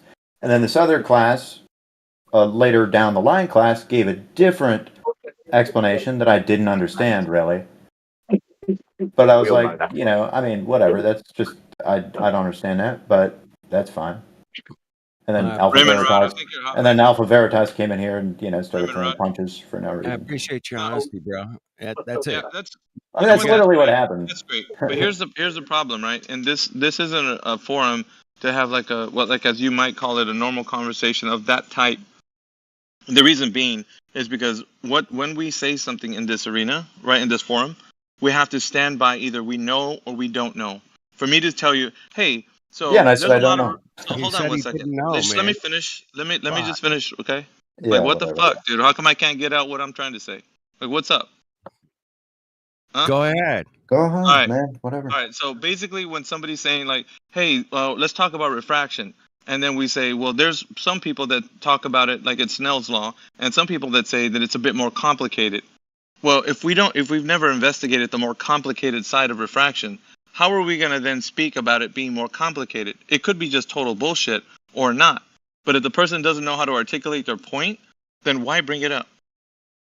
I don't get it. That was exactly my point. Is that I was describing my understanding of Snell's law, and then I said that there's some other class that described it more complicatedly that I didn't really understand, and that the explanation for Snell's law is kind of a lot of people disagree about it. It's not that they disagree that Snell's law is true, and then you just started attacking me for no reason, putting words in my mouth. Oh my god! Stop playing the victim for God's sake, dude. He's attacking your I mean, idea, that's bro. straight up what happened, dude. This sounds like a total beta kind of fucking deal. Look, listen. Everybody that comes in here, when they say something, it's like, hey, do you know what you're blah. Dude, you see how you are? And FED's backing you up. I don't understand. You're being a child right now, and FED's backing you up. I don't know. I Because don't you get got a fucking dick up your ass and you're pissed off about See? something. You want to take it off How do you on like me. that, FED? Can people say those kinds of things and you back them up, bro? Like, what's up, bro? We're having a perfectly civil conversation, and then you came in. Yeah, here. dude, you are a jerk, dude. And if anybody co-signs for you to back you up and that you're a civil person, it's a disgrace. It is. It really is. You on your feelings, man? No, I'm just saying. You are the one salty. I'm not. Yeah. Got it? Yeah. So, like as you put it, civil conversations in here only go so far. When you start talking about things that you don't know about, I mean, why bring it up? It's like just You talk joined the about things that are true. conversation. The conversation you didn't know shit about what I said, and you started swinging. What are you talking about? You're the uncivil Okay, person. didn't here. know shit about what? What are you saying I didn't know about? The context in which I was saying things, and you just thought I was Yes, I did. dismissing Snell's law. I mean, you went on a tirade about how I'm dismissing Snell's law, yet I never did. No, I said That's you are exactly saying what you that said. there's a more And everyone complicated knows version it. of Snell's law. I'm telling you what I said. Listen to me when I'm telling you. This is what I said. I gotta go That to you're bed, saying that guys. there's a more complicated This guy version can of Snell's back off. law. You see? It was nice talking, Flat Earth, dude. Larry, Yeah. good talking. Oh man. my god. Dude, just go to another forum if you're gonna be that butthurt about shit. I don't get it.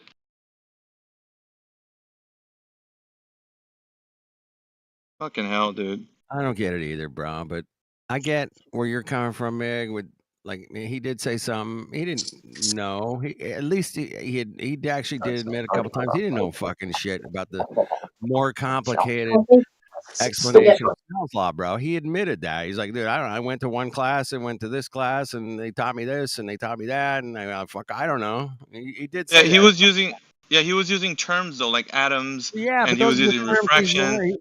Those are the same terms he learned in school, bro. It's not. He's No, not making those up out so of thin air or something. so yeah, when They people teach come in here and people in they're fucking saying these schools, man. words, yeah, when they say these words, the problem they're having is they're taking them for like whatever they've been told that they are. So Yeah. we're doing a little bit of We a little bit of house cleaning, right? Yeah, we do the house cleaning, brother. point those things out. I get it, Hold man. on, I get it. hold I on, get hold it, on, man. hold on a second.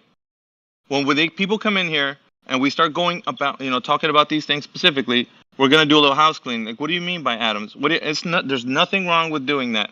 Now, No. if you start defending them, saying like, hey, wait a minute, we're having a civil conversation.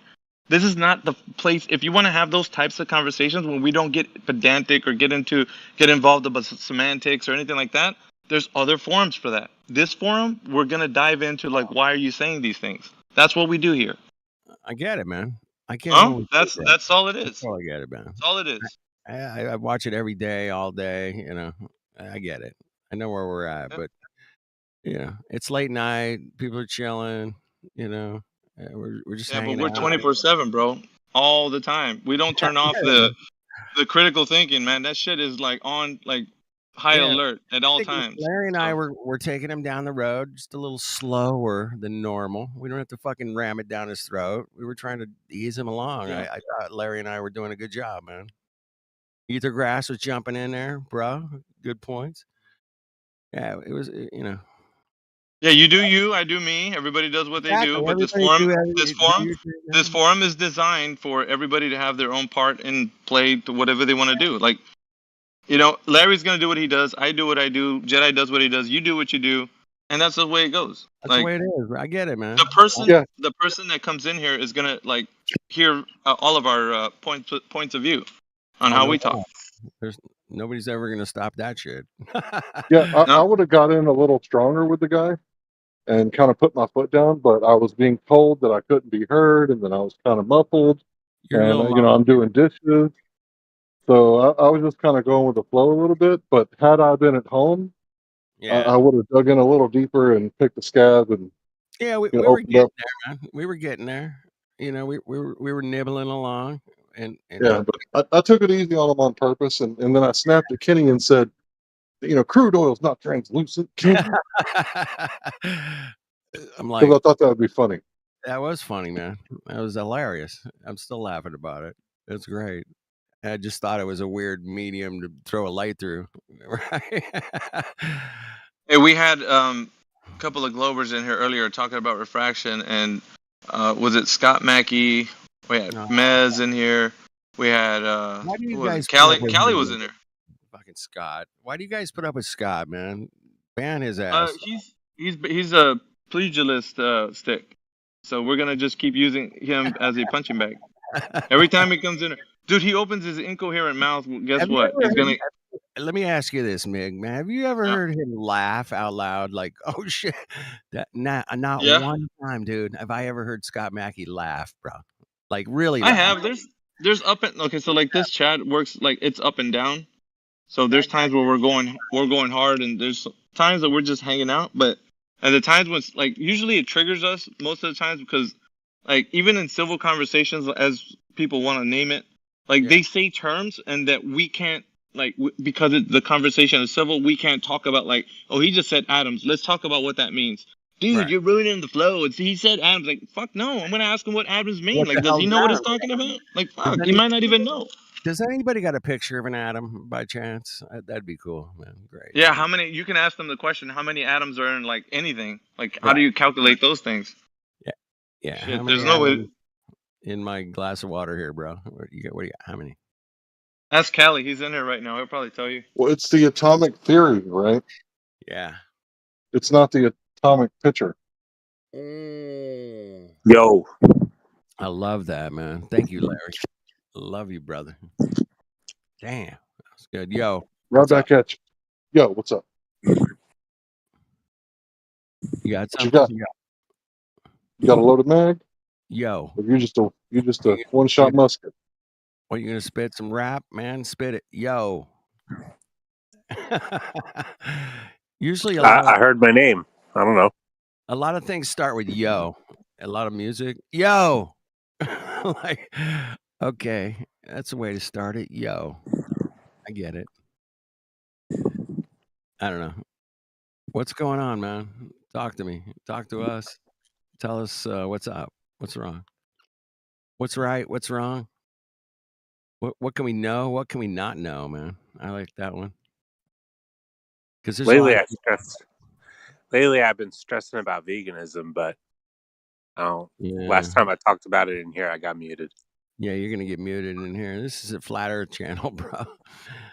You can take that shit up, man. They have a vegan fucking server in here right there, dude. It's called Vegan World, bro. Go over there. Fucking have a nice day, bro. Good luck. All right. Right above this channel, I swear to God. I couldn't make that shit up if I had to, Larry. He's talking about veganism. There's a fucking channel called Vegan World, bro. That is comedic fucking humor, bro. Come on.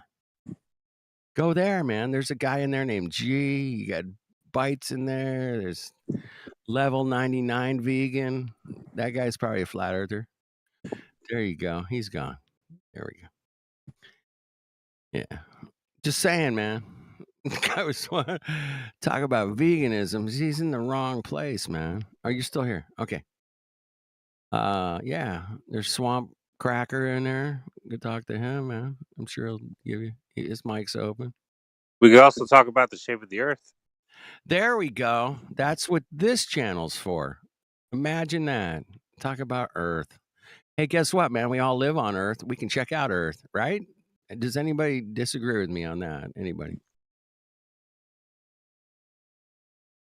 What y'all know about that swamp donkey? The what? The swamp dog? Swamp donkey. Swamp donkey? Yeah. Dude, that was a curveball, man. What the hell is that? What's a swamp Swing dog? Yeah, what's swamp Swinging. What is it? Swamp donkey? What the heck is that? Look it up. All right. Look it up, man. I'll look it up. Swamp donkey, bro. I gotta check it out. Hold on. Anybody else got anything to want to chime in or chime out? You can chime out if you want. I don't care. I don't care.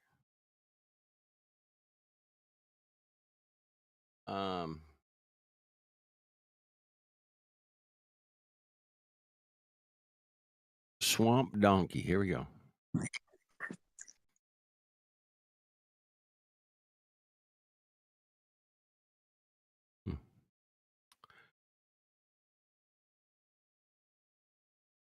Go with the Urban Dictionary or Wiki? Yeah, whatever you can find on it. Very fine. One of those things that I've known about for a long time. It's They sell them on kind of interesting. Amazon, it looks like.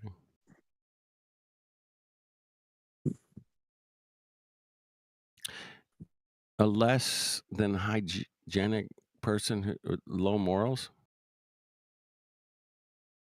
and poor character. Is that what I'm going with? Yeah, but is there an animal? Is there an actual animal? So I thought I saw the word elephant in there, but did I see that? No.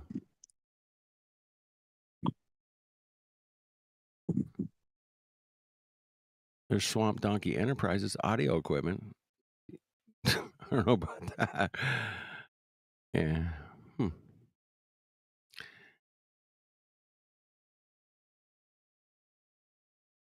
Wow. Yeah, there isn't even a wiki on this thing, man. That's weird. Why do you think there's not a wiki on it? Like on the first page, as usual. They got the Urban Dictionary. There's I don't even want to read it. I feel embarrassed reading it, bro. Tell you the truth, Larry. It's a little creepy, bro. A little creepy. Mm. It's all right, bro. It's just one of the funny things that we used to call each other. Oh, really? Okay. Back in 2016, bro. A little further back. A little further back. Okay. Yeah, back when we would drink 40s and smoke wacky tobacco and play hacky sack until we couldn't stand no more. I love that, man. Love it. Yeah. Does anybody want to bring up something cool about Earth here since we're on the Flat Earth 24/7 Discord?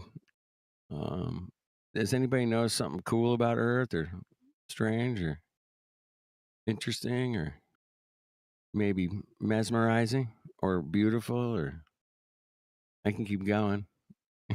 How many more? Yeah, I got one for you. What is more beautiful, the night sky or a female under the moonlight? Wait a minute. Can I have both? Your female under the moonlight, since you're American. Why can't I have both? Hey, what's more beautiful? Why can't I have both, bro? Why can't I have both? Well, you can only look at one at a time. How do you know that, man? I could give you some scenarios that maybe it might have worked out. I could see both at the same time, but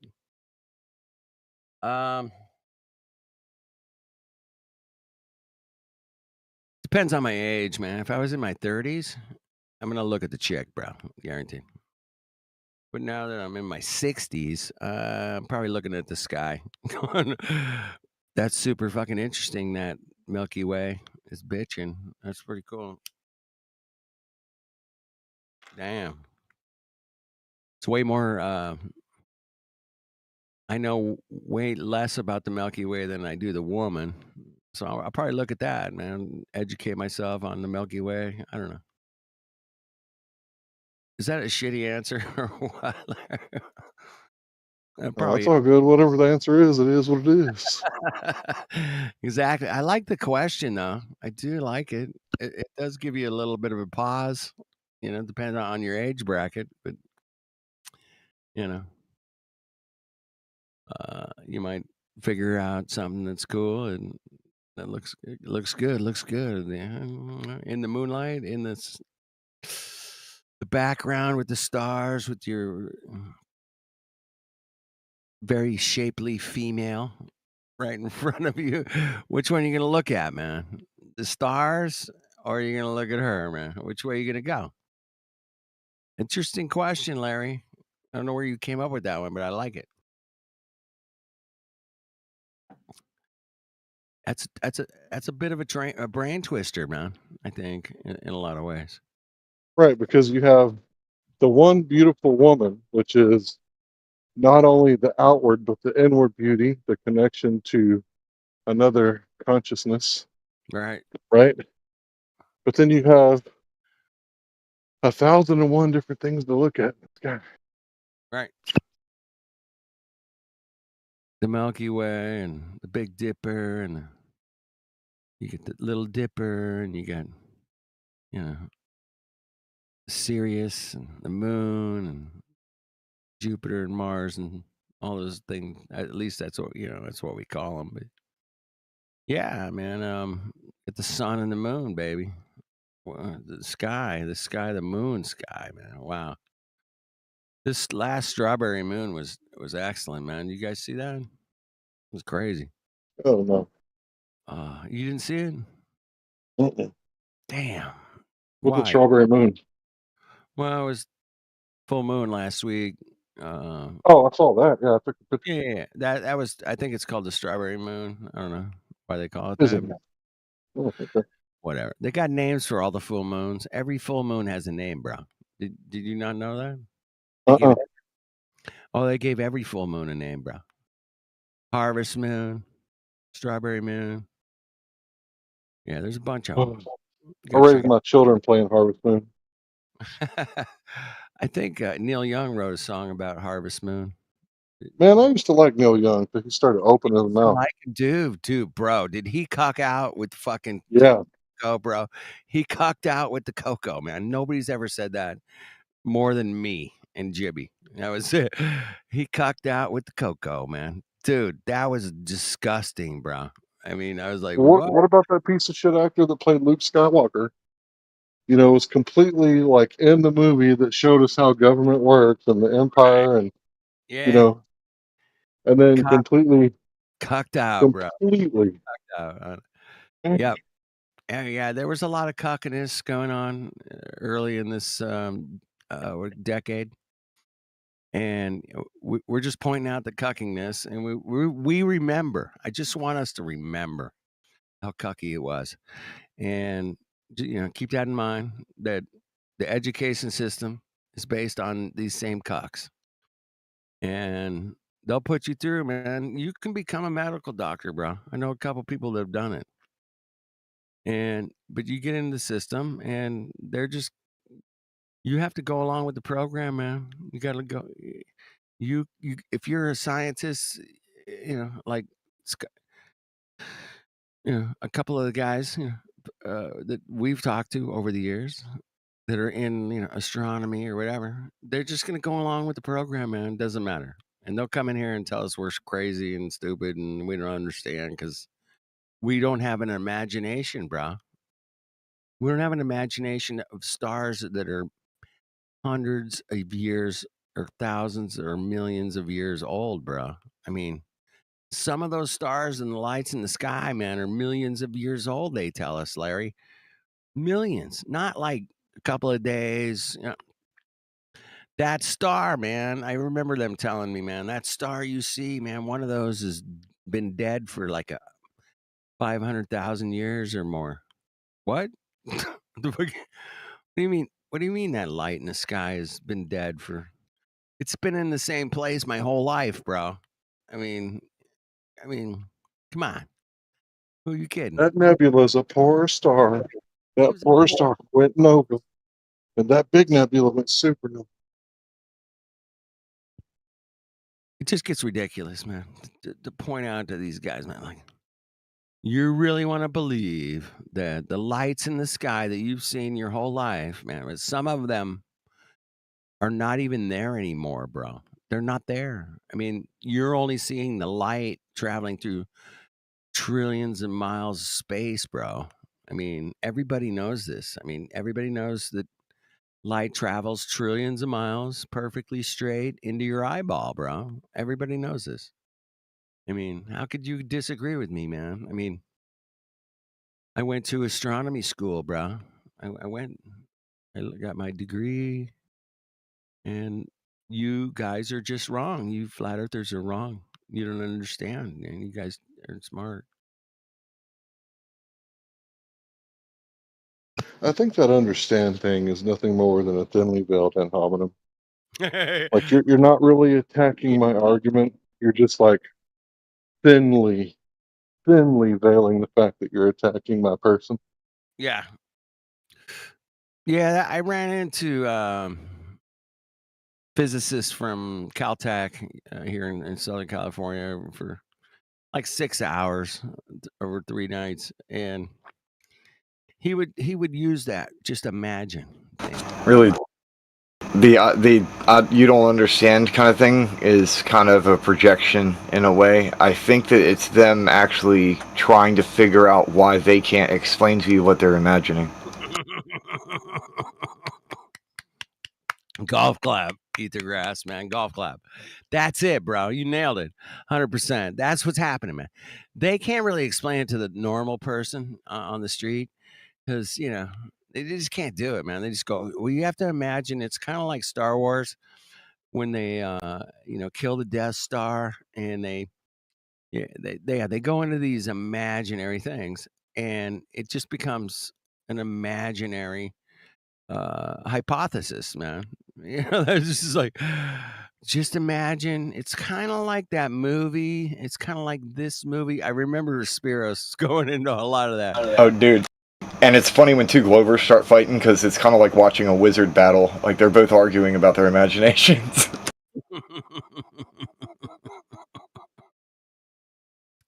Yeah, I find that super interesting because if you watch the very, very first motion picture ever made, according to our timeline, It's called a Journey to the Moon or a Trip to the Moon. And there's a bunch of wizards standing around arguing, bro, about shit. You can see them. It's a silent movie. And they're all arguing in their wizard hats and their fucking robes and jewelry, whatever they got going on. But they're all arguing. You can see they're arguing, man. It's like the opening scene of the movie, bro. They're all arguing, you know, and you can see they're getting all frustrated. And then they come to an agreement, and then they come down to the closer to the camera. They take off their wizard shit, and they all put on lab coats, bro. And they all go, yeah, we're going to the moon, bitches. We're going to the moon. You know, that's not really too far from the actual thing that happened, because everybody knows about Jack Parsons. Yep. Founder of JPL. Like, he really was a dark wizard, bro. No He was doubt. a wizard, man. He's a fucking He was wizard. a wizard. But he was hanging out with fucking, you know, L. Ron Hubbard and Aleister Crowley, man. I mean, all those. He was a rocket wizard. As a rocket wizard. Exactly. Gandalf's real. I love No, that. Gandalf was a white wizard. We're talking about dark wizards, bro. Like dark. Well, I'm just saying that. Well, white wizards like fireworks too, but you can use fireworks for evil. So. Did you say rocket wizard? He's a rocket wizard. Yeah. That's what I thought you said. I really, really did, man. I thought you said rocket wizard. I didn't say white wizard. Rocket wizard. I was like, yeah, rocket wizard. That's those Mongos became. And that's what we're dealing with, man. We're dealing with rocket wizard. It reminded me of Gandalf doing the fireworks show, and then he had the dragon. I was like, there hasn't been a dragon in the Shire, and talking about how many years it's been. Yeah, but it's kind of like Revelation of Method, huh? They basically made people think there was a dragon. There is the one ring to rule them all is the Ice Ring and the Antarctic Treaty. Drop mic. Drop mic. Boom.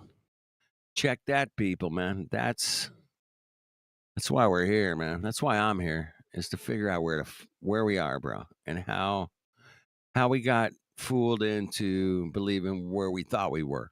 I'm like, but I really, really, really want to know where we're at, and the pieces are coming together slowly. Well, from what history tells me so far, it has something to do with kings and people playing Popey Ball Master and taking the Popey Ball and capturing all the kings and making pocket monsters out of them. You could put them in your pocket and trade them for stuff.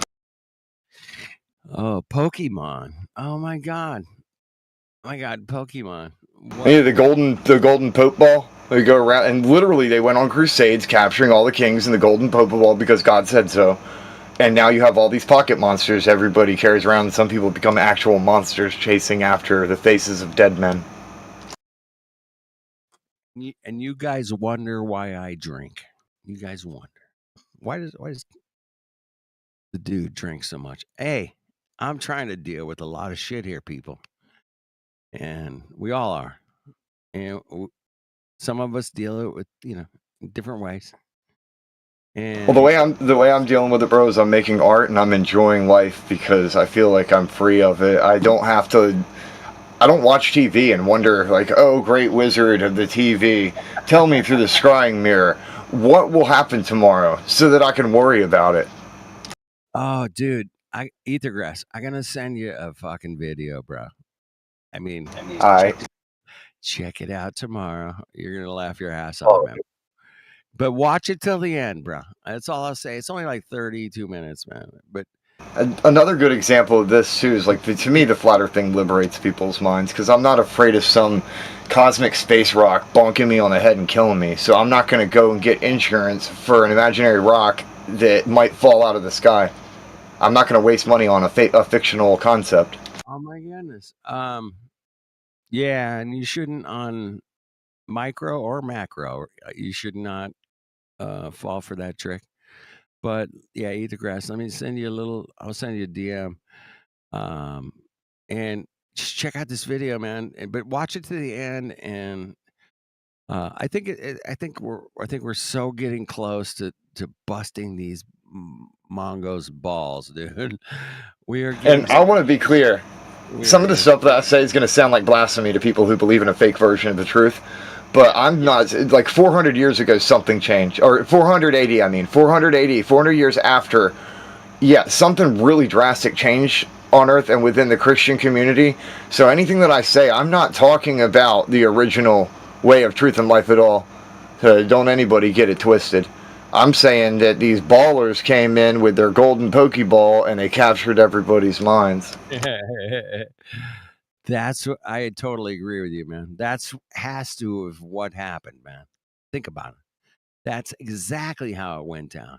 They captured the minds. And once you capture the minds, Bro, think about it. the rest is easy. There's multiple. Oh, sorry. No, I'm just saying, man. Once you get the minds, man, the rest is easy. Go ahead. And then you just, you wait for the children of the children's children to pass off and you have their minds forever. But the ages of exploration, right? That's connected to this too, which it goes back to ancient Egypt if they were seafaring. But it always has to do with people, a king saying, this is the border of my reach. That king ain't going out to the edge of the earth. He's sending a man out there to go bring a message back. Everything the light touches is my kingdom.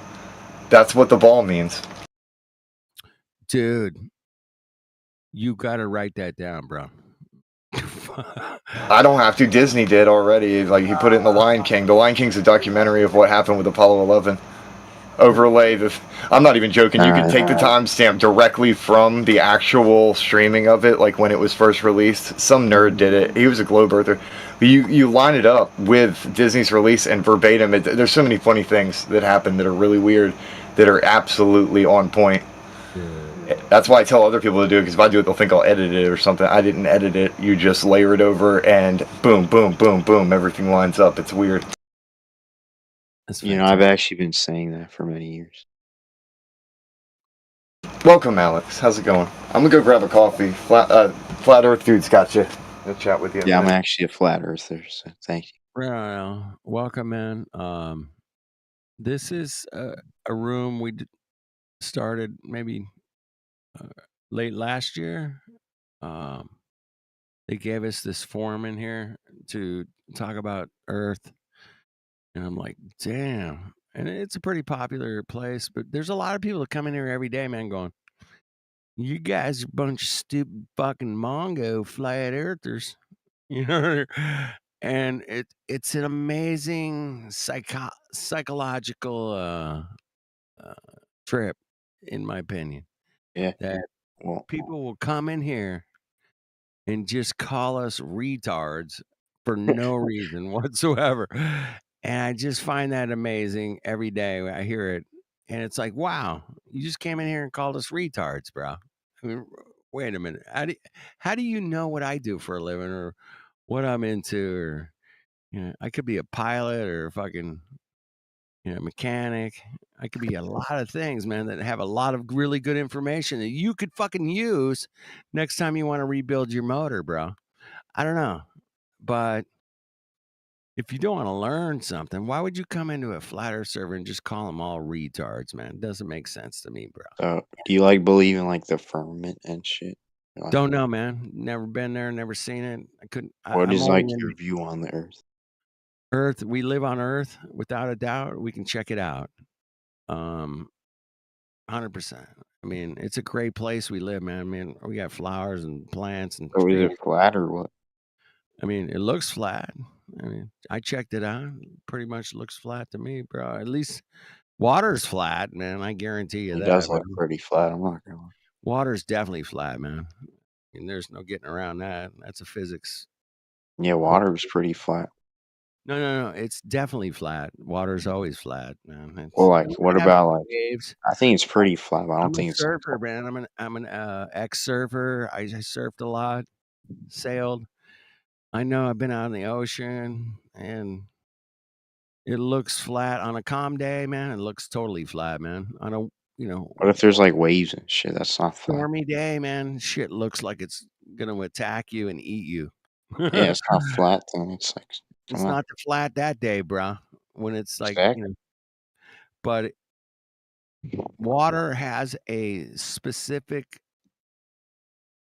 physical properties that we can all check out, man. It's not, nobody's ever lying to you about water. Hey, man, if you take a glass of water and set it on your table, man, is it level or not, bro? I mean, You can check it out. I don't have to convince Yeah, I you. mean, it is pretty flat, you know? It's definitely flat, man. No, They it's not use fully flat. Like, because what I it- see around the edges, it kind of goes up a little. That, you know, that kind of confuses me. well, that I think they call it. What do they call that, Larry? Sinking and stooping. So What? there's different types of refraction, right? That's what they call it, you know, colloquially. So it's sinking, right? So sinking is literally what makes things look like they're disappearing from the bottom up. What? Sinking is a phenomenon which makes boats look like they're disappearing from the bottom up. Yeah, I didn't We say can, we, anything about that. I said, Yeah, we were talking about water level, Larry, and sorry. There's a thing called surface tension, bro. oh, that's surface tension. That's what it's called. If you take like a drop of water and put it on your rose petal, let's say it rained last night, and you get up in the morning, you walk out, you see your roses are covered in raindrops, man. Have you ever seen that phenomena? Yeah. Beautiful, isn't it? It's fucking gorgeous, man. I love a good spring rain with flowers. Oh, fuck yeah, man. That's beautiful. So we see like there's a bubble of water. It looks Yeah. like a half sphere of water, because we know that the bubble doesn't go underneath the petal of the rose petal. It's a half sphere, right? And the reason that little bubble holds itself together is because it's like it's attaching its like feet to the rose petal, man, and it's like holding on, man. It wants to hold on, bro. The little water droplet wants to hold on to that little rose petal and like give it some love. And but Yo, really quick. Let's say you pour 1,000 of those little petal droplets into a glass of water, and you look at it, it's totally different, bro. Right? It becomes flat level. You know, Yeah. you can hold it up to eye level. You can see its level. You can turn it left, right, almost upside down, and it's still going to be level, bro. There is no getting away from level water, bro. You can't get away from it. Not going to happen. So, Hey, can I say something really quick? Awesome. First of all, what's up, Flat Earth dude and Aethergress? What's up, my guy? Haven't seen you in a bit. And Larry, are you fucking Hank, bro? What's your other name? Motherfucking Hill. What's up, bro?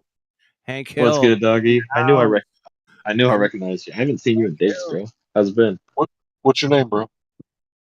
It's a person. Yeah. I remember you, bro. Yeah, what's up, bro? What's up, man? Not much, bro. Good It's to see been you, man. days. Been days. Oh, shit. Great. I was just browsing around and I saw all you fuckers in here. I was like, what? Since when? Bongos up in there, fucking 24/7 politics. Yeah, no way, bro. We're just chilling, talking to people about Earth, man. That's all we do, pretty much. Honestly, I think we should take the squad and hop down a channel and explain to LGBTQ about flat Earth. I think that'd be a blast. Let's try. Hey, give them some substance, right? Yeah. Get them some milk. Hold on, man. I gotta think about Just that. tell them that they might be open to the idea, since flat is round and round is flat. I mean, it makes sense to them. Oh my god. I mean, can I identify as flat or round? I mean, I get You it. can, yeah. I can identify. Yeah. Okay, that's the game plan. You go in there representing yourself as a flat Earth.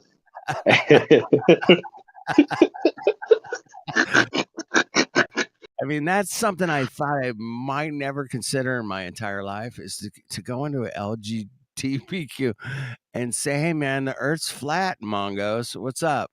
No, you got it. Okay, hold on, stop, time out. You got to tailor the rhetoric toward your audience. Yes. Go in there and tell them that I'm tired of the patriarchy. This cosmology, the patriarchy, has to stop. It has to stop. Oh no, Hank has got a point. They can smell a sane person from a mile away, so we got to tread lightly. Okay. Yeah, we got to come in disguised. We got to go retard. Okay. Yeah, the All right. patriarchy of the cosmology is the patriarchy. Yeah. Come on, man. Yeah. Cosmology. That is fair. That is fair. all those white men, Isaac Newton and Albert Einstein, Copernicus.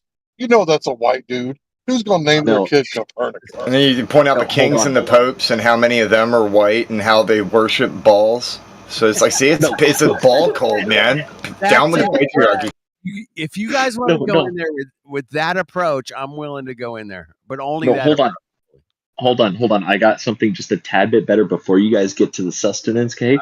Hit them with like one of those pyramid scheme ads that you find once in a while on the internet where it'll explain absolutely nothing for 30 minutes, but it'll build up so much anticipation and then finally get to the point after like 30 minutes, or have something in the background. Do you have like a soundboard that says, Johnny, get off the computer? Okay, guys, never mind. I'll be Bro, I would die. Just make them wait and monologue for 30 minutes. I would cry myself to sleep, bro.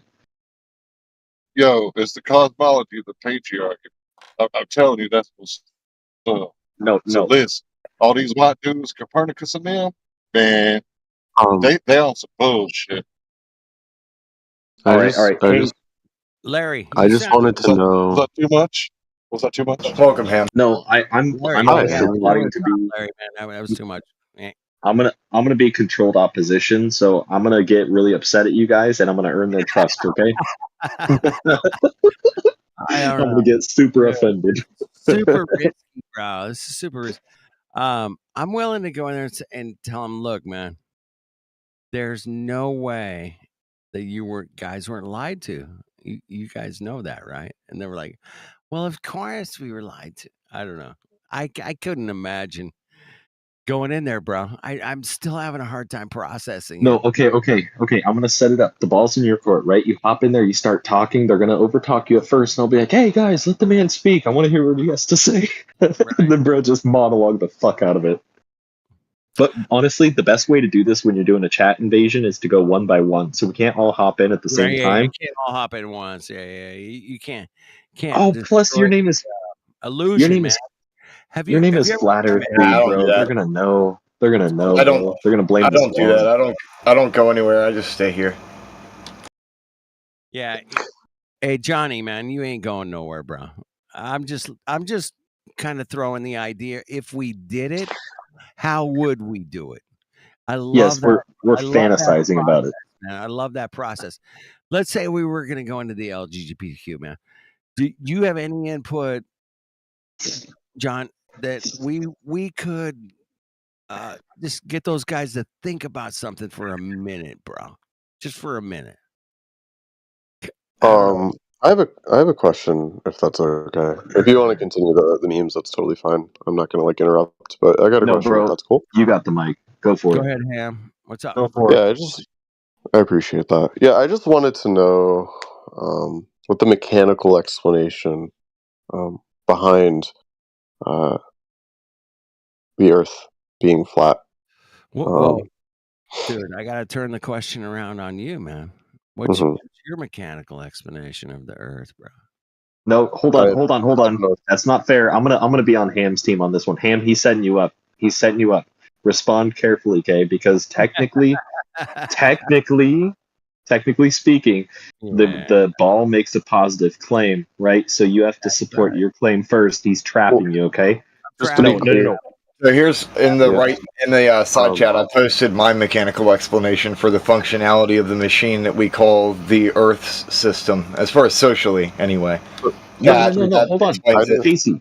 Okay, fine, Casey, you'll get your turn to talk in just a sec. You're on Flat Earth Dude's team. I'm on Ham's team. Okay, so Ham, what we're gonna do is since he turned the question back on, I just posted a Grand Mason. I posted the Freemason's God. I had posted a picture of God. There's the Grand Mason.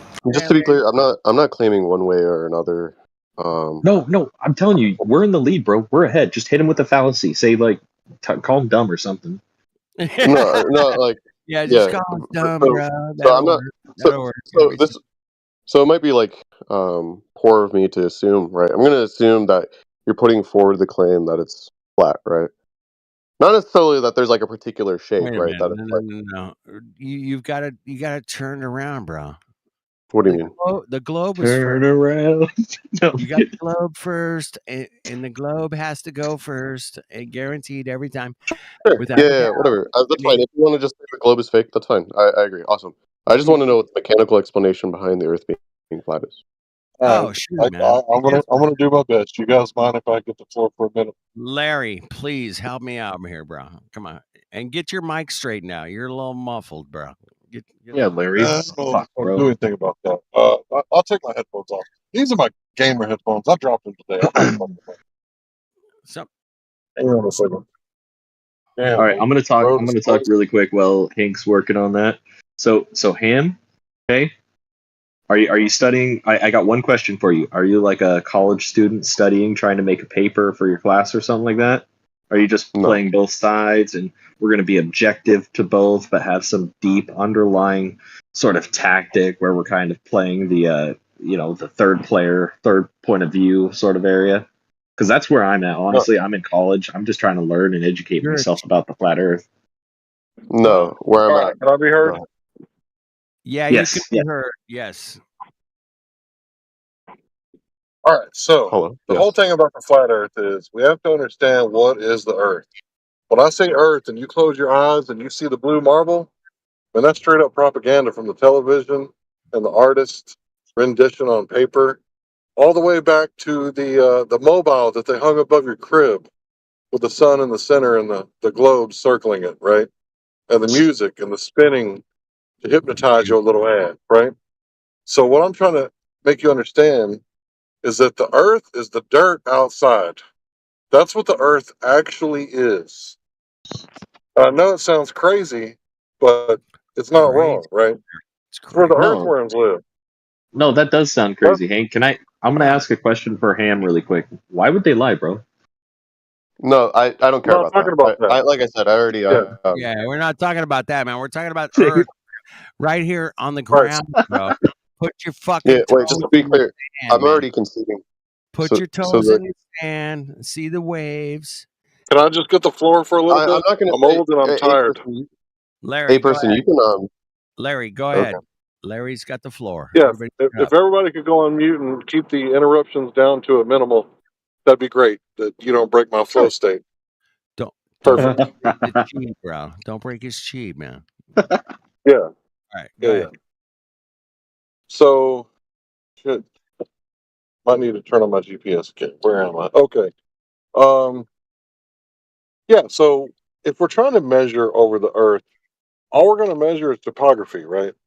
Because there's lots of hills and valleys and shit. Other than like salt flats and Great Plains and abyssal plains, which you could look all those things up and see what we're talking about. But if you want to measure the surface of the Earth, the best thing to measure, oh my God, you idiots are pulling up in front of me. The best thing to measure is over the surface of the water. The Because water. if 70% of the Earth is covered in water, Water. then it should be the best place to measure. So when we tell people to go outside and make these observations for ourselves, for yourself, you don't need a scientist with a lab coat to hold your hand or anything like that. Just go out there and do it. And what you're going to find out is when you take their claim of an Earth with a radius of 3,959 miles and you do the math and you see that when they say that it should be curving at 8 inches per mile squared, when you go test that theory, right, Yeah. it's falsifiable. And when you falsify it, they're going to come up with an excuse and they're going to say, well, you don't know about refraction. What's actually happening is the light is bending down around the Earth at the same curvature rate as the Earth at 8 inches per mile squared, and that's why it looks flat. Well, to me, that's an excuse. Because there's no way that I can verify the path of light and see which path it took. Yeah. So, everybody knows that the Earth presents itself as flat stationary. That's your everyday experience. You've never went outside and thought to yourself, what a beautiful globe. That's not how you experience the Earth. Only when you turn on the TV, open the magazine, or turn on your phone is when you experience the Earth as a globe. So, what you have to ask is if your primary evidence that you gather with census is telling you that you live on a flattish, stationary plane, what secondary evidence has convinced you otherwise? So primary source, you going outside to the beach. What secondary source, someone else other than your senses, has told you otherwise and convinced you? What has So that's convinced what it boils you down to deny your energy synopsis that you see in reality? Is that what you're saying, Larry? Yeah, pretty Could much. I clarify something? Could I clarify something real Sure. quick? Yeah. So, I wrote it in the side chat. If you can, that was like my summary of what you said. You wrote a whole fucking paragraph and a half. I'm driving. I just wrote You read it. what you said, and I think it's fair. But if you think it's unfair, then feel free to correct me. Behind the Earth being flat. What's the mechanical explanation behind the Earth being flat, man? That's the first question, bro. Yeah, Water. that's my question. Mechanical explanation of the Earth. Water seeks level. Water at rest will seek its level. Okay. And will have a flat surface. So just to clarify, Airline pilots. I like airline pilots. Anyway, yeah. So for example, if we see a car like moving around, and my question is, well, how does that car go vroom? You know, what's the mechanical explanation behind it going vroom? I'm not looking for reasons to believe that it goes vroom. I'm already conceding that it goes vroom, right? If you were to tell me, well, look, just use your eyes. You know, we can see the tracks on the road, so that must mean it must have went vroom. No, what I'm asking for is like, well, okay, the reason why it goes vroom is because the engine pumps and then it moves the wheels, which makes it go vroom, right? So I'm asking, why is the state of affairs the way it is? Not why do you believe that? You see the distinction I'm trying to pull here, or no? Yeah, Ham. Okay. Yeah. You're trying to flip it, bro. How I so? appreciate your effort, man. But what we observe in reality is always what we observe in reality, bro. And, Sure. and you cannot get away from observation of reality, man. I mean, if you want to, I agree. Go ahead, catch a Hollywood movie, bro. Knock yourself out. No, so again, just to clarify, we're already within this like hypothetical conversation we're having. I'm already saying the Earth is flat. Okay. Now what I'm asking is why that is the case. Not why do you believe that. Sorry, go ahead. Wrong question. Yeah, I don't know why it's flat, bro. Okay, that's totally fine if you don't know why it's flat. It's a wrong question because we already know what we observe in reality is being flat and stationary, bro. Okay, I have a question. Maybe that is the case that it's mistaken as a question, but I think it's still an interesting one. In the same way, like asking why does a car move is an interesting question. I think that's a super interesting question. You don't have to find it interesting. Dude, I can break down why a car moves, bro. I can do it. Yeah, awesome. I know the mechanics of it, man. I'm a machinist, bro. I can handle it. Yeah, that's awesome. So if I went up to you and I was like, I agree the car is moving. Why is it? Yeah. Why is it moving? I got an explanation, bro. Totally. Right. But we're on the same page. We're on the same page then. You and me both agree, A, that the car is moving, and B, that there is an explanation. So here's the difference here. In this situation, the car never moves because the Earth is stationary and non-rotating. So what's moving is that which is above us. So the only agreement is that something is moving. Now we have to figure out what. The only agreement is something is moving. I love that. Thank you, Grass, bro. That's fine. I think we're trying. So I think it was Larry's answer. He just said, I don't know why it's flat. It just is flat, right? I think like that's a totally fine answer to have. My question then is like for Larry in particular, since it's not anybody else's answer. Larry, wake up. Do you find it to be an interesting query as to whether, or as to what the explanation is behind it being flat, or do you just not care? Yeah, I definitely want to know why it's flat. But if I were to speculate, it's because everything has to have like orientation. Like up has to be up and down has to be down, right? So I guess the why could be in order to give everything a baseline to operate off of. Like if you look at the tree, nobody ever talks about the roots, but that's half the fucking tree, right? Sure. So in order for there to be both halves of that tree, there has to be that up and down. So I guess that would be the why, to establish the baseline to build everything off of, like the cornerstone of a building. So Okay, that's fine. Now that's just a speculation, right? But once you get past that, you know, and you get past the mechanical part, and you get into the but why, that's the really interesting part. And you know, I would like to ask you a question, and you don't have to answer it, but just think about this: why are boobs good? Well, it depends on who you are, right? If you're an infant, your answer could be one thing. You know, if you're an adult male, your answer could be another thing. If you're an adult female, well, even females like boobs. So it could be another thing. So when you're asking why is the earth flat, it's one of those things where it's really hard to answer, right? Hey, And Larry, why are boobs cool, man? Why are boobs cool? they just are. They just Right? cool. They're just cool. That's it. Yeah. That's the.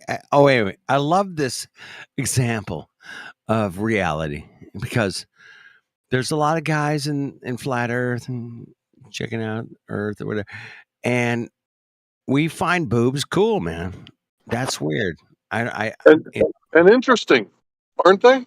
Aren't They're they interesting? very interesting, man. Different shapes, sizes. You know, oh my God, Right. it was amazing. So think about the Earth now, like the Earth, Mother Earth, as some calls it, right? I don't really fall into that, but some people call it Mother Earth, right? So think about this. Think about this shit. You're a Native American. You don't know anything about Europeans or anything like that. You just step out of your teepee and you leave your wife with some self-defense tools, and you go outside, and there's everything you need, like fish in the river, water in the river, like fruits, deer, buffalo. Buffalo. All the, Right. man, I'm a big.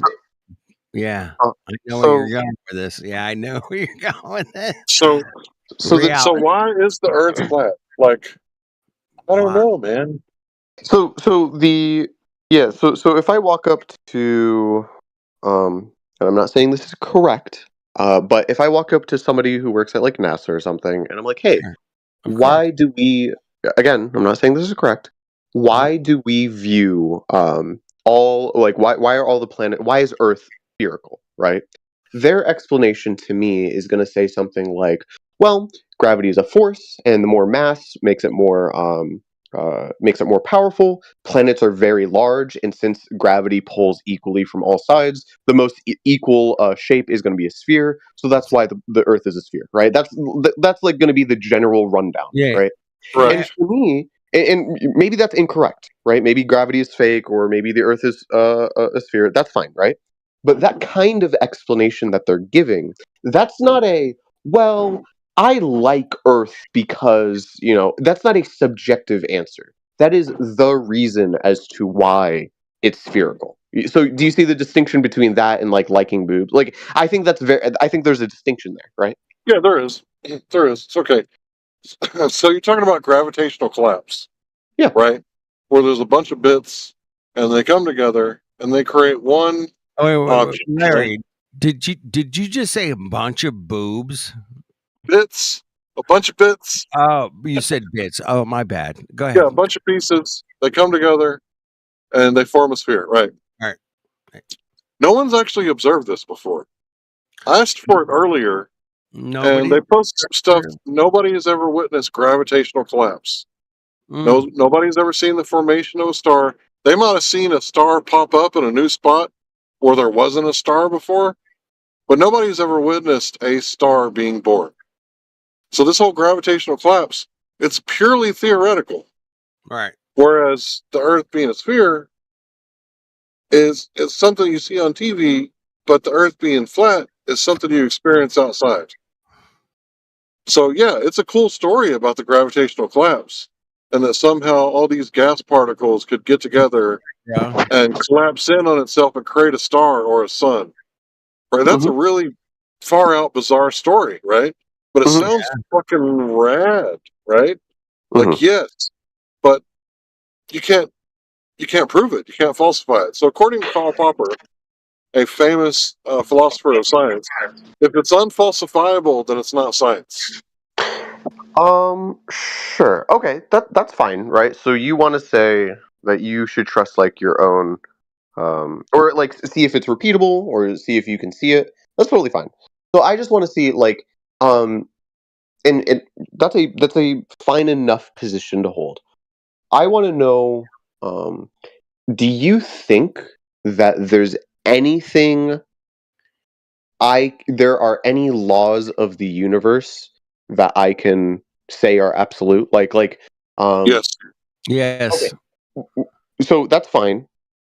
Whatever they may be, I don't know how you can say that they will always apply, right? Because you repeating that test isn't gonna prove that, right? Like you're saying, when you say it's absolute, you're saying that like no matter what, it's always gonna hold. But my understanding is that you're not gonna be able to observe that, right? Well, you You're just can't gonna be observe able to, all the time and all of Sorry. everything, right? Yeah, that's what, like, when I say absolute, maybe you meant something else. I don't know. Well, let's look at the second law of thermodynamics, right? And this is a really easy one, right? Entropy. So hot goes to cold, yes? Sure. High charge goes to low charge, yes? Sure. Yep. High gas pressure goes to low gas pressure. Sure. Yeah, whatever you're going to say, I'm going to just say sure. Okay, What so are you gonna say? I'm gonna say sure, bro. I mean, what the fuck kind of answer is that, bro? I mean, wait, so what? look, man, these are natural laws, bro. Not something that Larry made up, bro. And these are natural laws. Larry, do you believe that my answer was flippant such that I don't believe in the second law of thermodynamics? No, I think it was good. Yeah. My answer, when I say whatever you're going to say, I'm going to say sure. I'm not saying, Larry, you're just making up the second law of thermodynamics. What I'm saying is, I don't think that I'm going to like disagree when you ever, like whatever you're going to, if you're describing the second law of thermodynamics, I'm just going to say, yeah, obviously, right? Like, so like flat Earth dude, like if you take an issue with my tone, that's totally fine. You're good, man. We're good, okay, bro. Yeah, for sure. No, So we're good. We're totally good, man. I was just like bringing up kind of an obvious point that high pressure goes to low every time, bro. Sure. Yeah, that's totally fine. But we all agree on that. When you say every time, I want to hone in on this particular point, right? Okay. When you say every time, oh shoot, where's my charger? My phone might die. Oh shit! You are losing pressure. You must repressurize, man. You must repressurize. I just want to make sure that we're all on the same page. Given the standard that you've given, right, which is that I'm not able to actually observe that, like that's not provable, right? What like high charge to low charge? As soon as you plug it in, bro, what do you think's going to happen? Sure. No. So I'm saying when you say a law, exactly. What's going to happen, bro? When you say a law holds, right? And like it governs the universe or whatever, right? No when you doubt. say every time, you are not able to. Yeah, you're not able to prove that. Would you agree with that? I cannot prove that my tire in my car has gas pressure, and if I fucking stick a knife in it, that it deflates. I can't prove that every time. No, you can't prove that that's going to happen every time. No. What do you mean? What do you mean? I can't prove that every fucking time, bro? You can prove. I presumably, I'm going to say you can prove that has happened every single time. One second, I'm grabbing my charger. I apologize. All right. You can say that. Yeah, you can say no. I mean, we can continue speaking. It's okay. You can say that has happened, but saying every time is a claim about the future, which necessarily means you wouldn't be able to prove it. All right.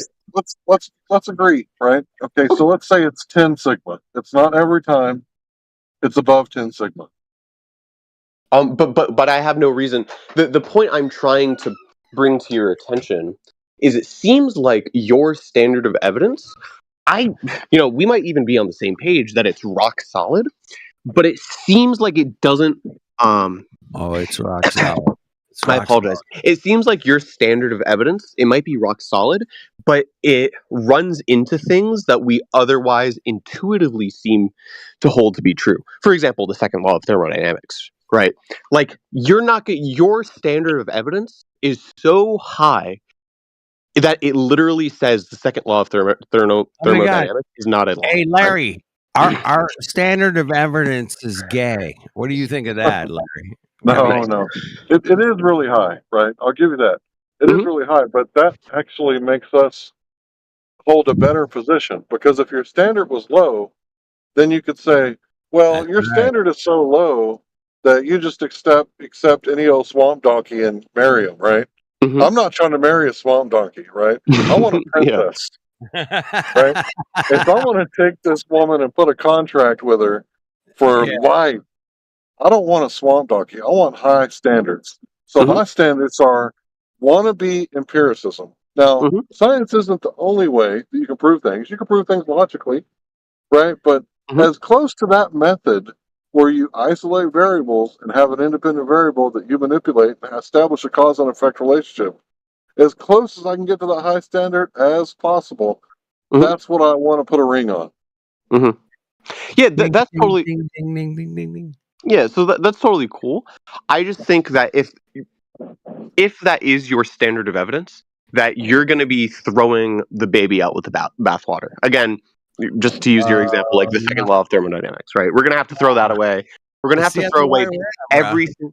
I'm sorry. Go ahead. My bad. It's the other way around, man. We're just bringing the evidence, like what we can actually observe versus what can be made up in theoretical science, bro. No, I think I disagree with that. And the reason why I disagree with that is your standard of evidence, and I hope I'm not straw manning here, can only say that individual instances happen. I'm not sure you can give an explanation behind any of that. Like, you need theories in order to explain things. Otherwise, you're just saying things happen. Hey, man. You see the problem I'm running into here? Or well, I mean, you can go into, are you a brain in a jar, bro? Or are you a real human being that can hug a fucking 300-foot redwood tree, bro, in California? Because that's the only place redwoods grow. And they are amazing, bro. Have you ever hugged a 300-foot redwood tree? I mean, those are real things, man. We can check out. I mean, my goodness. I certainly can't get my arms around the base of a 300-foot redwood tree, man. I'm not even close, bro. I'm not, like 10%, maybe.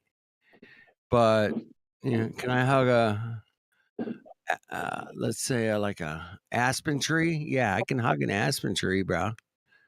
Because the diameter of the tree trunk is like 7 inches at the most. Yeah. Wait, maybe I misunderstand. I don't understand your point. My point is that we can objectively look at things in reality and say, hey, man, can we actually hug a fucking redwood tree that has a diameter of, 47 feet? No, I can't put my arms around 47 feet, bro. That's a fact. I can't do it. But can I hug the tree? Yeah, fuck yeah, I can hug the tree. But I'm not giving it a full hug because I'm not wrapping my arms around it, bro. I'm not gonna. Okay. If I can get in for a second. Yeah, go ahead. No, you go first. No, I don't have anything very substantive to got say. it. Go ahead. I'm sorry. All right, so we're talking about natural law, right? Hot to cold, high charge to low charge, high pressure to low pressure. Like, in my view, this is like as close as you could get to every time, no matter what, the apple falls down, right? You're saying, but what if the apple falls on a pail of water?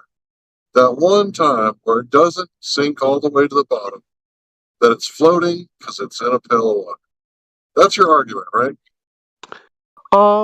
I think You know what? Yeah, let's say go ahead. Sure. Yeah. It's called specific gravity, right? Right. Larry? Right. Right. Yeah. So that one time it's not going with the second law of thermodynamics where everything is trying to reach equilibrium, equal charge, equal gas pressure, equal temperature, right? That one time, what is it doing? It's disobeying that second law, right? For example, hypothetically, right? But it's reached equilibrium and floating on the water. It can't fall down any further because it's at a neutral buoyant state.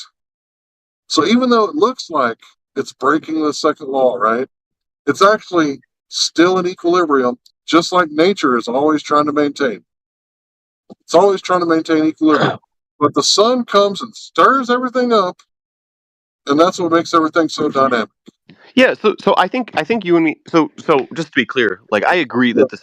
Okay, I'm going to say two things. So firstly, I'm going to say obviously the second law of thermodynamics just holds, obviously. But I don't think your counter argument doesn't fully appreciate what I'm saying. I think because you're saying, well, listen, right? Even if something apparently on the surface violates these laws, if we look a little deeper, we can actually see that the law still holds, right? Because, despite the apple doing so and so, it's actually, still in line with the second law of thermodynamics. That's perfectly fine, right? But that's not my objection. I'm not just saying, well, what if the apple goes upwards? I'm saying your claim, when you say it's a law, is that it will happen every time. It's a prediction, right? And you're saying that this governs the universe.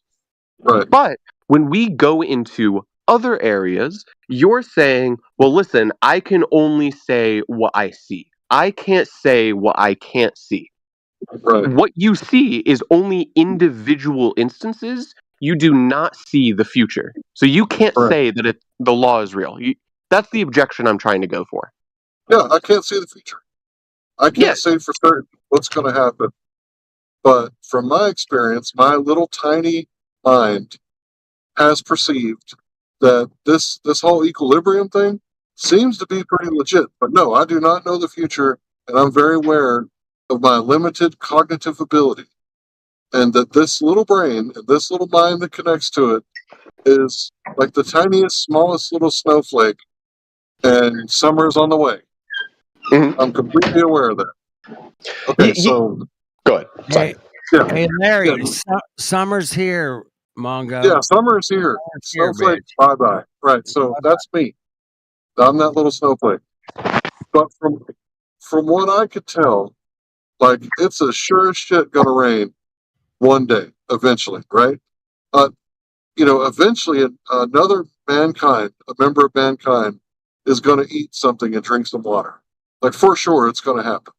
So I don't know all of the future, but I can tell that things are gonna happen in the future. I'm gonna eat food again.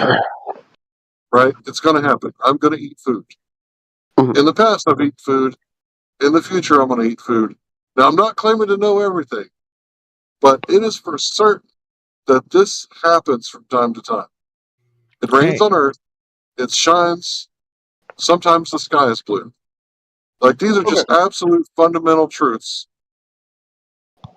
The sky is blue sometimes. Okay. Yeah, so the problem I'm running into, is my understanding is that the objection that you're laying out towards the NASA scientists saying, what is it, gravitational collapse or whatever, right? As the explanation behind Earth's shape is that it's you're not going to repeat that, right? That's not something that you observed. You're just guessing that because of like 5 different theories, which, by the way, NASA scientists, you haven't proved those theories either. Right, so you're just guessing on guessing on guessing. That's your objection. That's my understanding. We call it an inference, but yeah, go ahead. Yeah. So you're making like 5 different guesses, right?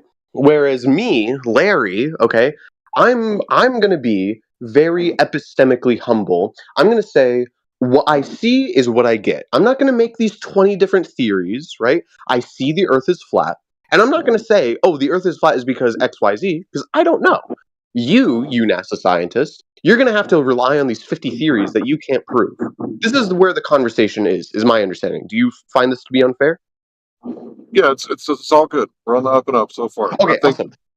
So my problem with you saying that to the hypothetical NASA scientist, okay, is that when you rely on these things on thermodynamics, you're doing the same thing, right?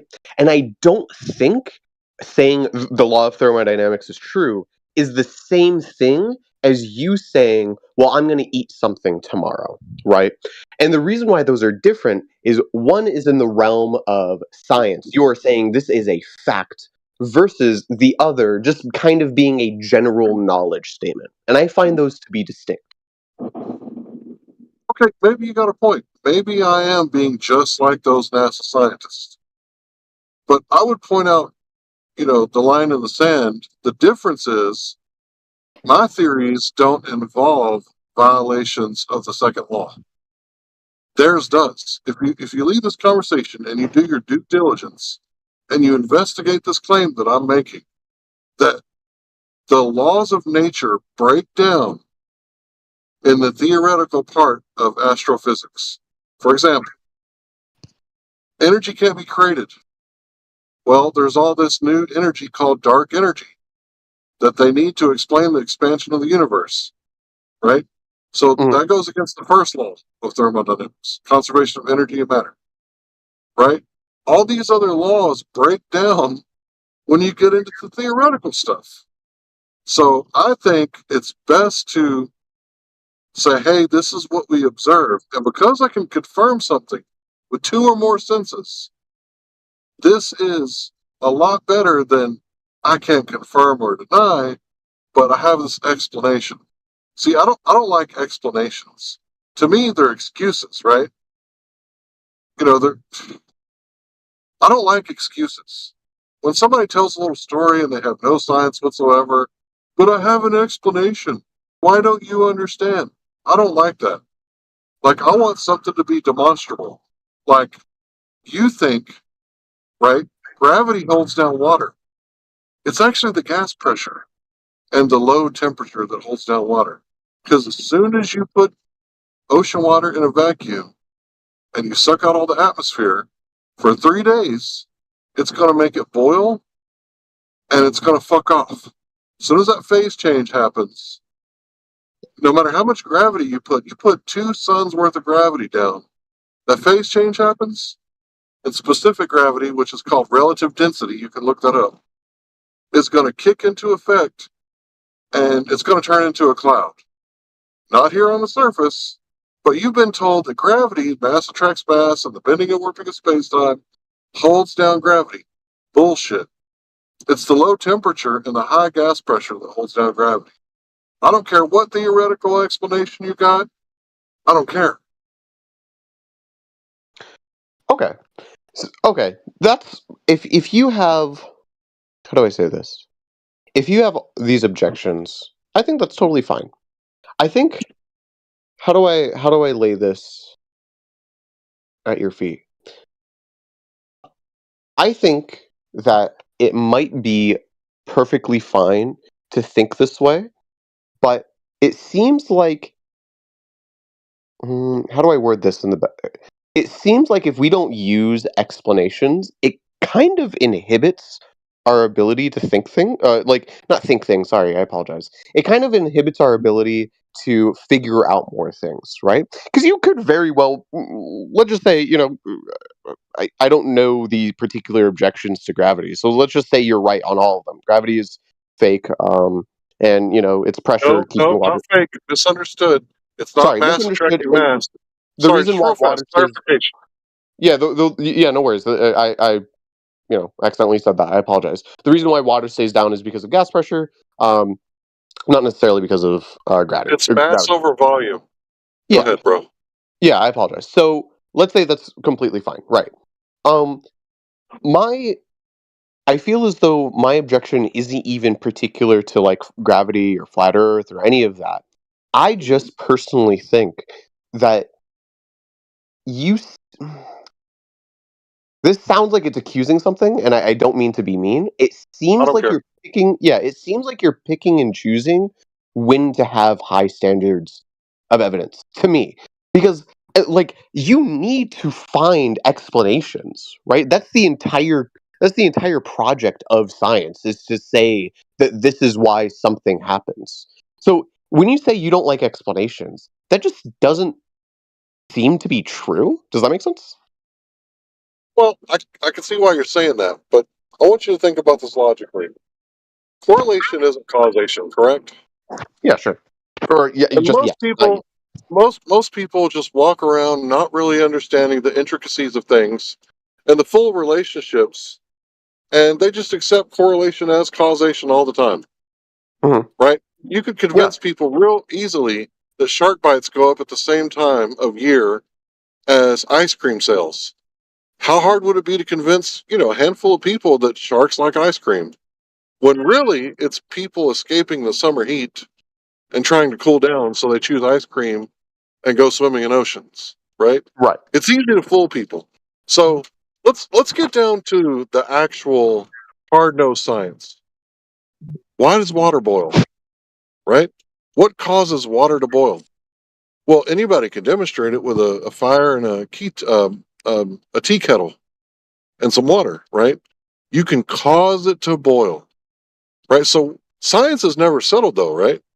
At any time, anybody could challenge me and say, well, you say that water boils because of heat, but I can show you that the water boils at different temperature on the top of the mountain or in a vacuum with no heat, right?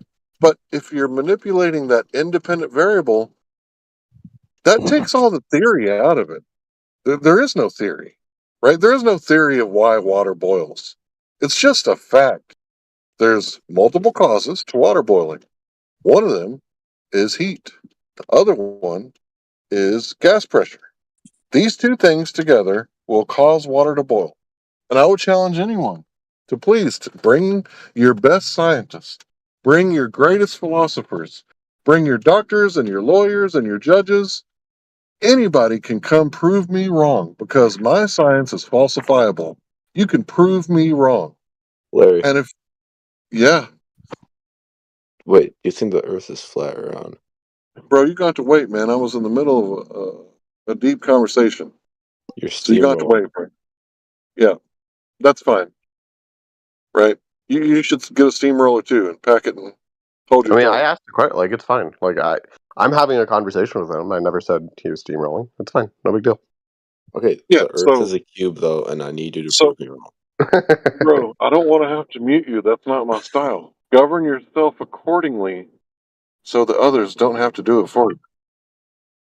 So, my thing is an open challenge. Here's the line in the sand.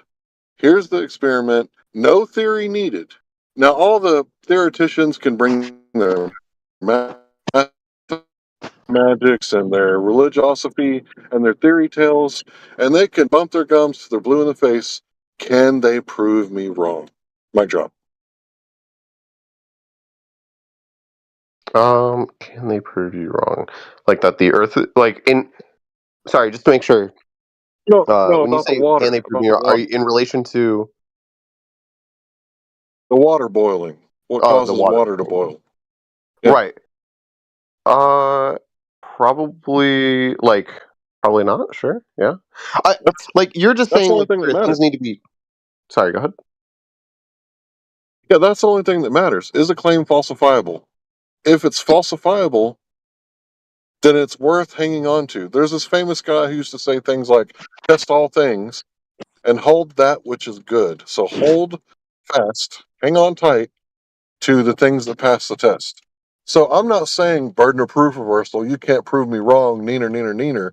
I'm saying try to prove me wrong. Here's the claim on the table. Everybody can see it. Go ahead. Try to prove me wrong. Because that's how science works. That's what knowledge is. It's things that you can verify with 2 or more senses. Yeah, I guess it just seems like when somebody says, I'm playing chess. I apologize.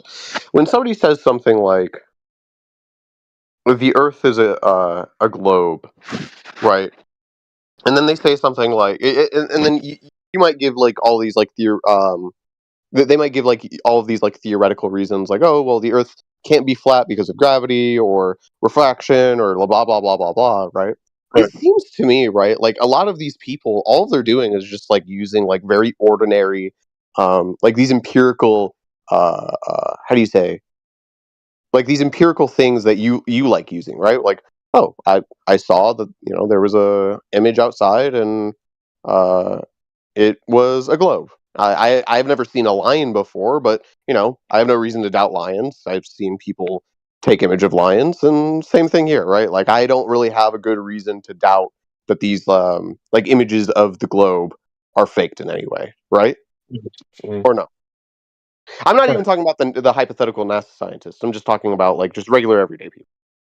Right, but here's the thing: the Earth being a globe is an extraordinary claim. Lions, not really. Big cats are pretty common. We've all seen big cats. I've drove up and down the back roads and seen some big cats myself out here in East Texas. But to see the Earth as a spherical looking object in the sky, no one's ever seen that. That's just something you saw on TV. That's an extraordinary claim. It's going to require extraordinary evidence. So just showing pictures, not really doing it for me. No, because okay, what the crap? No, so the reason why, presumably at least, the reason why somebody's going to say something like, well, no, right?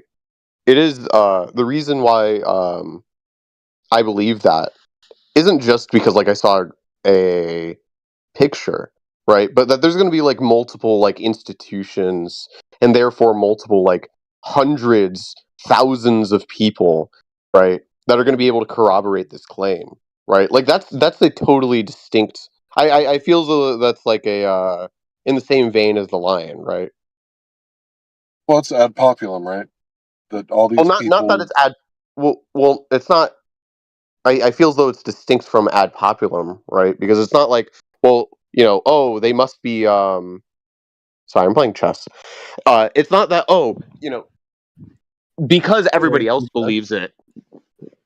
Sorry, what did you say? What's your rank in chess? I don't know. I'm shit. I'm like 500 or something. Yeah, I'm like 500. I'm terrible.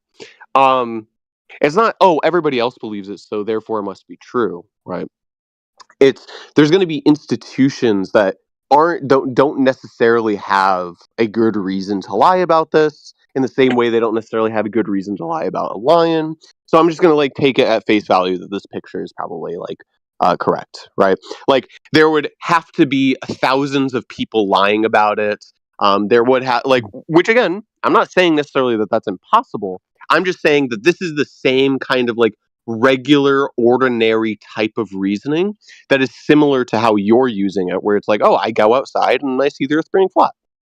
Well, you're talking about a heuristic. Hold on. You said that you just take it on face value. That's a belief that you have. Wait, stop. Right? Can I ask a very simple question? Bro, I'm Larry. What did it take to prove you wrong? And also, Ham, reject the gills. What did it take to prove you wrong? I don't know, Dave. You're kind of late in the game, and I'll probably be on. I provide both of you guys like both evidence. I provide private video for each of them. I'm going inside. Kind of spend time with my family. Just continue. Yeah, I'm going inside to spend time with my family, so I'm wrapping this up. Sure. You can have a last word. Yeah, I've been going all day. I'm done, but I'm just going to wrap this up real simple and real fast. Put a bow on it. I'm Larry. What did it take to prove you wrong? Yeah, just 1 second. He's gonna say his last thing, and then just wait. Then the chess player is gonna respond, and then I'm gonna hang up. So it's a belief that you have, right? That you just accept that these people are not lying, and the Earth is a globe. For me, it's firsthand primary knowledge. Like I'm outside right now. I've been to the beach. I don't see the Earth as a globe, so it's secondary secondhand information, not primary knowledge. My primary knowledge, and yours too, is actually that the Earth is flat and stationary. Of course, there's topography, right? We're talking about the big picture. So if all motion is relative, then you can't say for certain that there's absolute motion like Newtonian mechanics. If we're under the Einsteinian, then you can't say for certain that it's the Earth moving and not the heavens. As crazy as that sounds, because most people's mindset isn't that way, that's actually what relative motion means.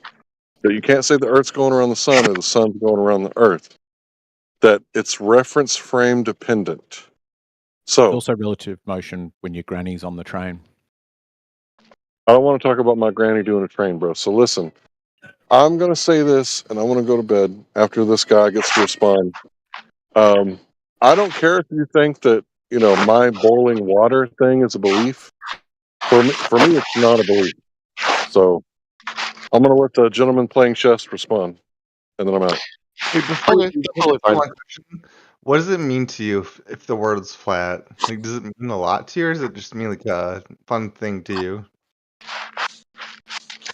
Well, like you said, he doesn't really want to get wrapped up in a conversation, but I mean, I'm sure like other people are willing to answer you. Just give me a time to respond, then you can ask your question. It should be fine. Okay, Like no big deal. I'm sorry no for worries. interrupting. It's all good. Don't worry about it. I mean, it's understandable. I don't want to hog up too much time. Okay, Larry. Yeah, I guess we're basically at like a standstill here. I think the conversation evolved a little bit farther beyond just like flat Earth. I think that again, it seems like your standards seem to throw the baby out with the bathwater. But that's totally fine. I'm sure we can have another conversation at another time. All right, have a good one, dude. Appreciate the conversation, the cordiality, and way you handle yourself and properly think things out. And I appreciate the challenge. Please come back, do it again. Peace. Hey, oh fuck! I was gonna say, hey Larry, I think you're pretty dumb, but I also like you being here. Did you want to ask the question for any of the other? I think literally everybody else. I want to ask, like, what does it mean if the Earth is flat, and what does it mean if the Earth is not flat to you guys? Well, one would mean that you've been lied to your whole life, right? Yeah, but like, what does the lie mean? I've been lied to a lot about shit. Like, I've been lied that having sex is going to remove your soul. You're calling Larry dumb, and then you're asking what does a lie mean? No, I'm saying like, what is the lie? Okay, so for example, I've been told that if you had sex before you're married, it's gonna remove part of your soul. I think that realizing that's not true is kind of like hurt you. How do you know it's not true? Sex. I've had sex with a girl without marriage, or I've had sex with a girl with marriage. How do you know it's not true? Well, she didn't see me different before marriage or after marriage. And she told me she didn't see me different. Must be true then. Wait, really fast. Do you understand the question? Or no? What would change your mind, Timbo? A lot would change my mind. Probably if I saw a ball for myself. If you saw a ball for yourself? Yeah. Right. You're coming in super robot-y to me. I don't know if it's on my end, but my end's green. Let me go out, come back in. It's like...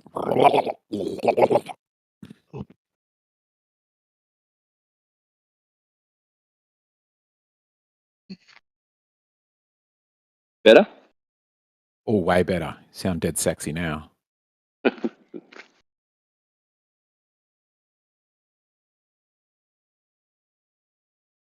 Yeah, I'd probably say if I saw it myself. So what does flat Earth You saw it mean to you yourself? guys? Oh, Like, yeah. does it mean like that means how I should raise my children? Or does it mean like, oh, it's like a weird quirk I have? This means How the important surface is it that to we you live guys? on is flat. Yeah, but also like my dad like believes that like 6-cylinder cars are the best cars. He's fucking retarded. Anyways, like that's just a thing.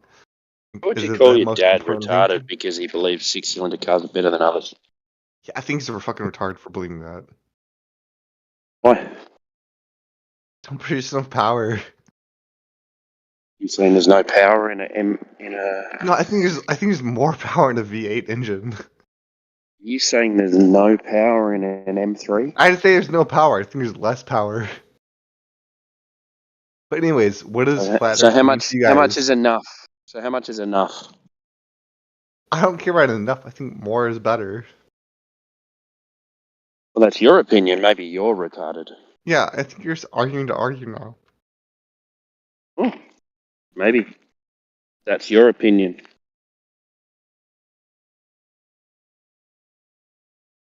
I got it. When you ask, so when you start a conversation with, "Hey Larry, I think you're dumb," but and then you go on. What kind of I reaction think there's What no. kind of reaction do you expect? Why should I ever think you're smart? What kind of reaction do you expect? Anyways, bye. There's no reaction that's gonna convince me you're smart. That doesn't. Your opinion doesn't really worry me. I want to know what kind of reaction you're going He's to get. gone. Good. That was super low Weirdos. quality.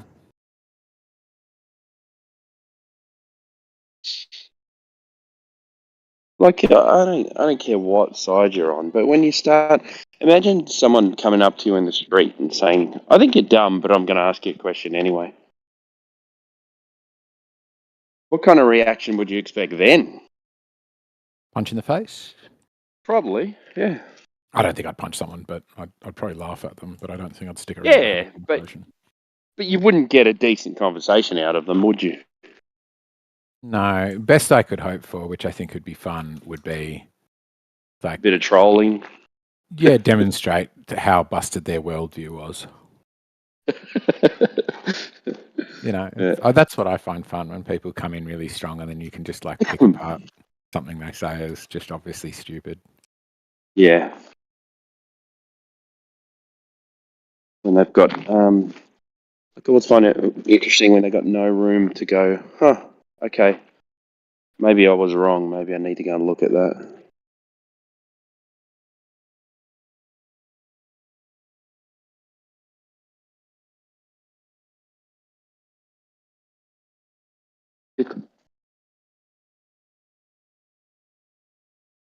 But everyone else is retarded apart from me. Yeah. Yes. Like, who was it? Somebody said it funny. Oh, that's right. The guy when we went on our big trip, we went to this creationist park, and he had a funny way of putting it. He's like, it's really weird that everybody else has an accent, but I don't. Yeah.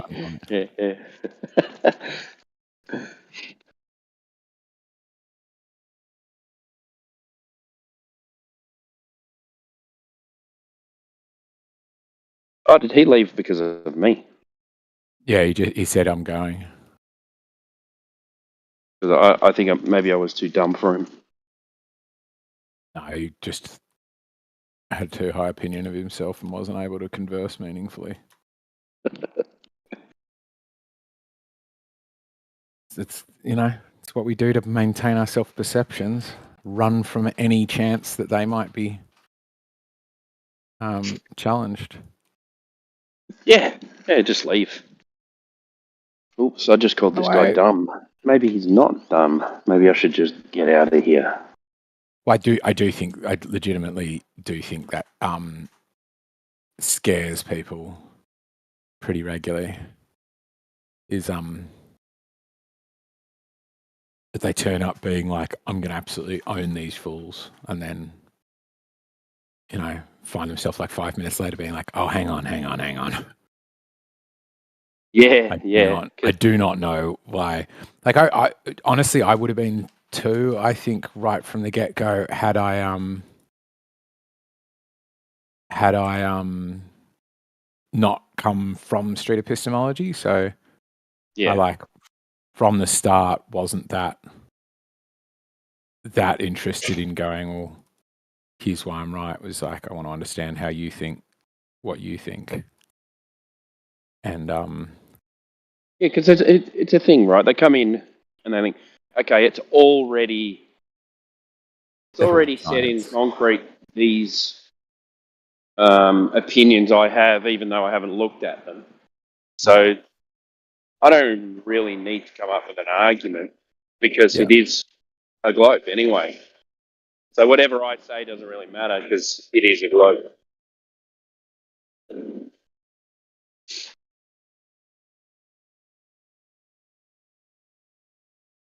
I just don't think that I think they play down the fact that there is another side to it, or maybe they've never heard the other side. And they just think that it's a troll or something.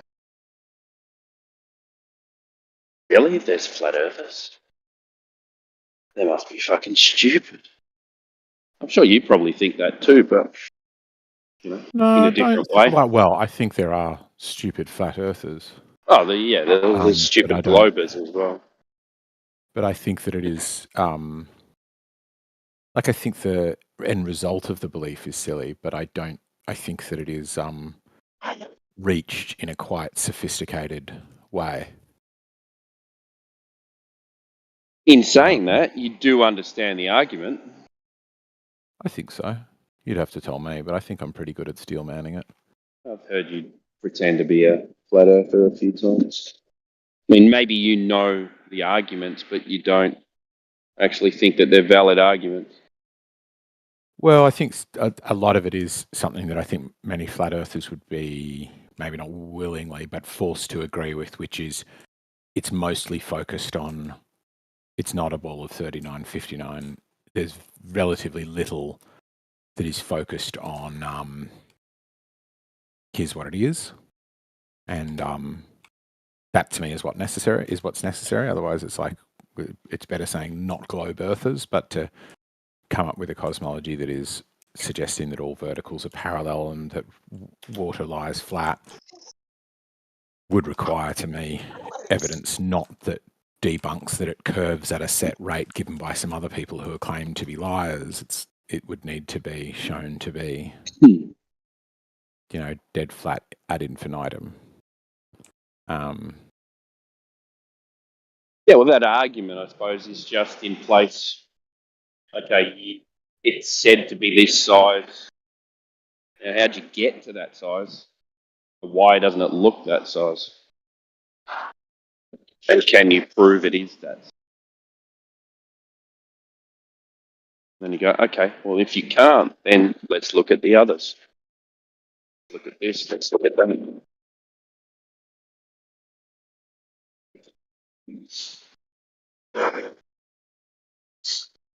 Yeah, but I think I agree with the last chap who was here who wasn't trolling. Which Yeah, the is, guy I that's think speaking to that, Larry. Yeah, I think that view is maintained by holding a very different standard from one to the other. So Okay, so you say I think the that a standard high needs to be standard. quite high. Yeah. Yeah, to well, I like, think it needs goes to be both absolutely ways, though. proven with all variables absolutely nailed down Yeah. in order to prove that, light refracts a tiny bit. But then, like, one of the things I'm interested in particularly is not so much the truth of it, but the epistemology, and that is around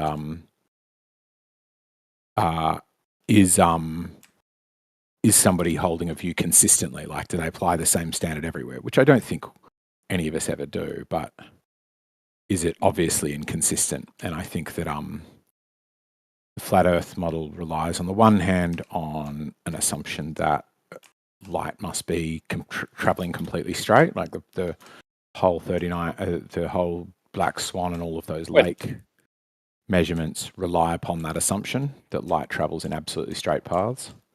And then Who says that? It's just necessary. It's just a necessary part. What do you mean it's necessary?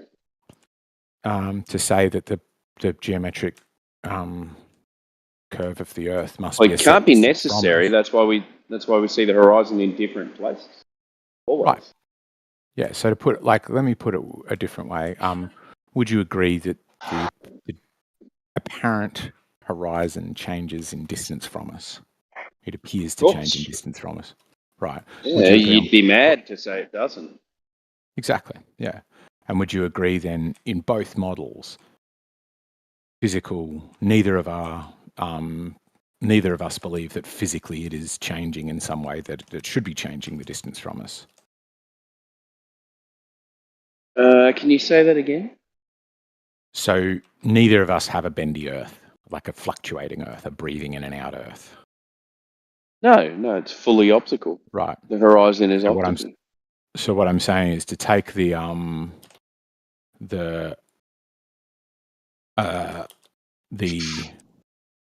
black swan or those sightline arguments relies upon the assumption that there is dead straight lines of sight and then needs to be abandoned when light is bendy. Whereas I think the more rational thing to go is obviously just by looking, particularly over water, and using the assumption of straight sight lines, which is like pure trigonometry, which is what the black swan argument does. Well, the problem ignoring then the fact that comes we that- both agree that it moves. Yeah. So if it moves, when is it in its real place, and how do you know that it's in its real place? Yeah, I would agree. I would say you don't.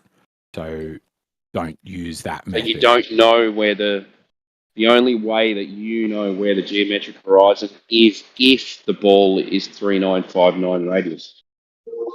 Say that again. Say that maybe in a different way. So what that black swan's representing is that you know the horizon is at 1.22 miles, right? Because the Earth is at 3959 radius.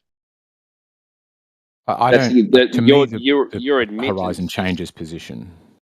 But you just admitted that you'd never see it in its place where it should be. So the only reliance you have is you know that the Earth is a certain size, so therefore the horizon should be at a certain distance. Yeah? That's the thing. I don't think that. Like, I think that's what most people's view is. It certainly was mine before I came across flat Earth. If you like, when I was first saw the black swan argument, I was like, I think that actually Globers do a disservice to one another. By like giving one another the answer. I found myself doing it as well the other day, and then I was like, no, I gotta stop doing it. What do you mean? Like rant. You hear somebody did you debating do? it, and they're sort of going, oh, it could be this, it could be that. They're trying to like fumble around and find an answer. And I remember when I first came across it, I was the same. I was like fumbling around trying to find an answer, being like, well, this is obviously wrong, but what's the answer? And then, some other Globers like, it's refraction. And then I'm like, go to the internet, start Googling. I'm like, oh, okay. Yeah. Something that really interested me was when I had my chat with Ranty, he said that debate was going for 4 years before anybody even knew that. Guys, I have a question for the flat earthers here.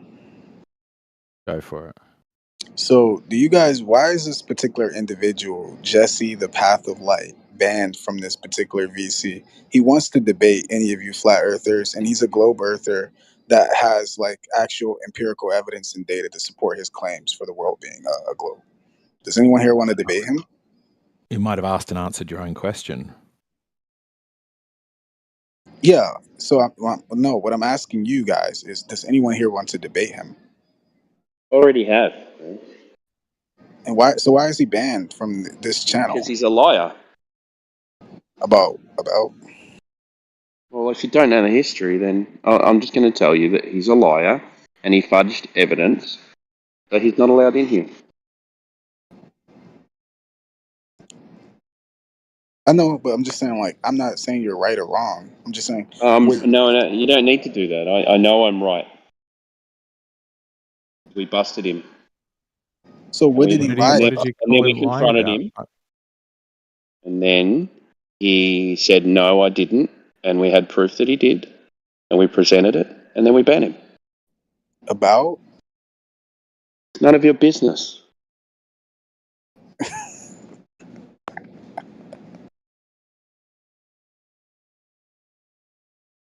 Wait, are you actually serious? Yeah. Have you not got his evidence of a globe you could put forth? I don't. No, I don't. You guys. It seems like you guys are choosing who you want to debate with. Yeah, we'll debate honest people and known liars will get banned. Simple. Would you rather debate an honest person or someone who's going to lie to you? Yeah, but like if someone lies to me, if someone asks me what they lied about without hesitation, I'll tell someone as an But it's honest none of person your but myself. it's none of your business, though, is it? But it's in relevancy to the So chat. I'm not going to sit here and talk about someone on the internet with someone who is none of his business. Yeah, that's not my MO. Yeah, but don't you think that it would be educational for everyone in here in this particular Go chat? and research it. Go and have a Research look. some how what if we don't know what he lied about? Ask him. Ask him what he lied about. Not everyone has access to ask that person, but we do have access to ask you. Okay, and I'm not going to tell you. Yeah, it sounds like you lost the debate and you kicked them and banned them for whatever reason, and now you're trying to justify it. Okay, if that's what you think, then that's you're quite fine to have that opinion. Gone. I know the truth, He's so it gone. doesn't really worry me. He's gone. He's gone, Timber. Yeah, idiots. If they think that we have to justify what we've done to them, the hell. Well, I do think either don't bring it up or say what you feel the lie was. I don't. I don't. Well, just because I hear that happening on both sides with this, like there's somebody in this who's does the same. Like virtually every time I go into a VC, they're like, "You're a liar. You're a liar. I caught you lying," and they present Yeah, it and like happily say that play it, and lightly. it's a clip of me in 24/7 where I'm talking about a container and I say, "Well, they go, what do you think's keeping in the air?" And I go, "Gravity." And then a few minutes later, they're like, "Well, what else could it be?" I'm like, "Well, it could be any force. Can we agree with that?" And they're like, "Oh, you changed what you said, therefore you're lying." I'm like, "Well, it's not a lie. It's both are pretty much in my worldview the same thing." So I don't know. I just generally favour, if it's possible somebody made a mistake or it's possible someone was lying, I'll favour made a mistake or I made a mistake or it's lost in translation. Because on both sides, I think the Globers do it massively too, particularly in gems. Oh, that person's a liar, got a lie to fluff. I'm like, it's just bullshit. Nobody's going to voluntarily. I think sometimes people lie in aid of their beliefs. I don't think that like everybody's always truthful, but I think that willful, there's other explanations that are better.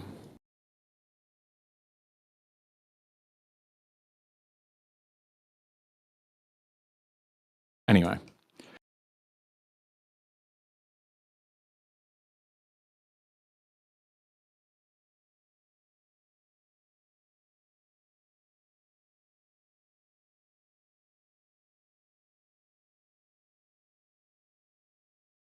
Half the sounds in my game have gone and I'm not happy about it.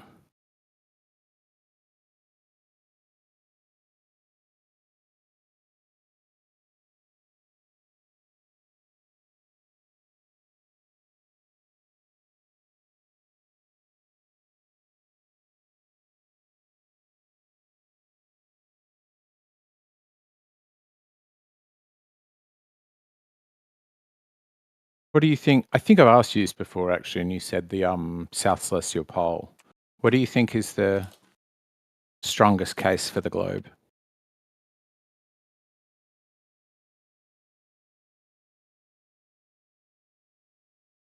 Still there, Timbo?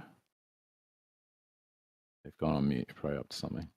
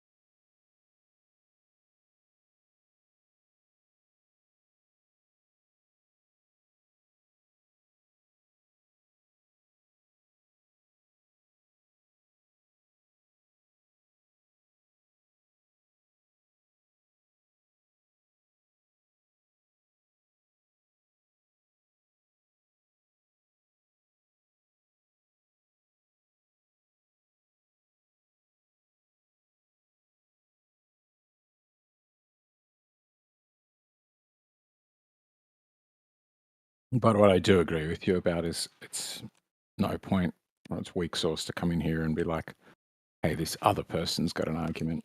Why don't you debate them? If you've got it, if you've understood it, present it yourself.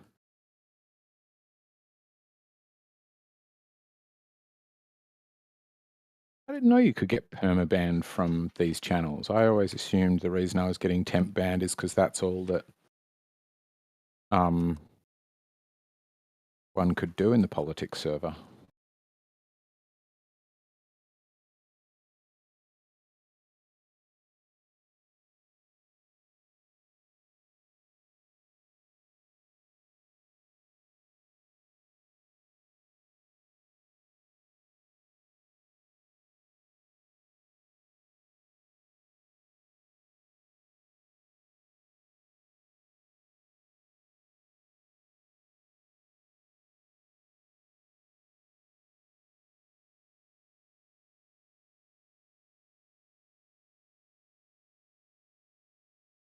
What about you, One Deck? You look like you were there before. What do you think is the best case for the globe?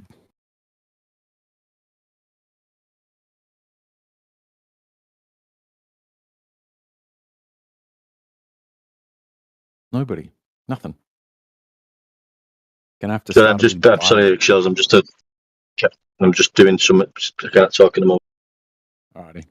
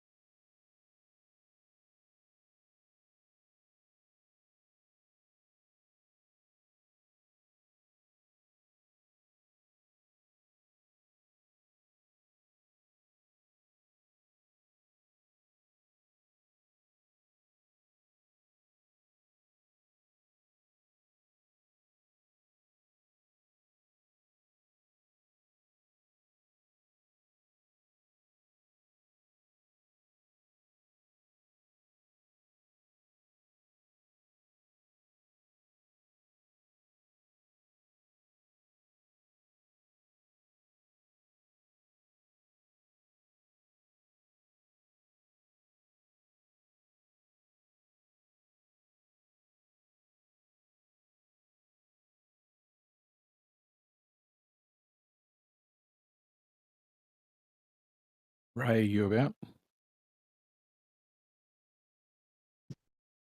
I'm just listening, man. I'm just at the gym. Nice.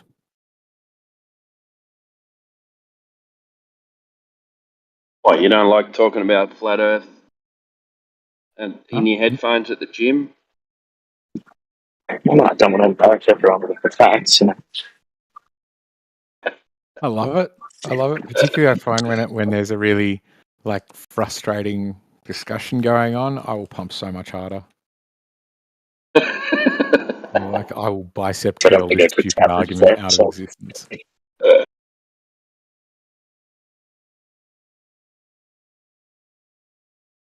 Every time I jump in when I'm at the gym, I turn around, everyone's looking at me. You get those noise cancelling. Shut up, Tim. Yeah, these noise cancelling headphones, and you don't realise how loud you speak. Yeah, that'd be pretty funny because I will only jump on VC if I'm at a gym completely by myself. I will not do it when anybody can hear me.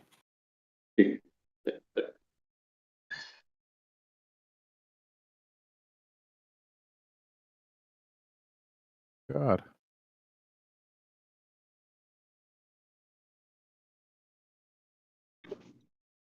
You guys believe in a flat Earth? We don't believe, mate.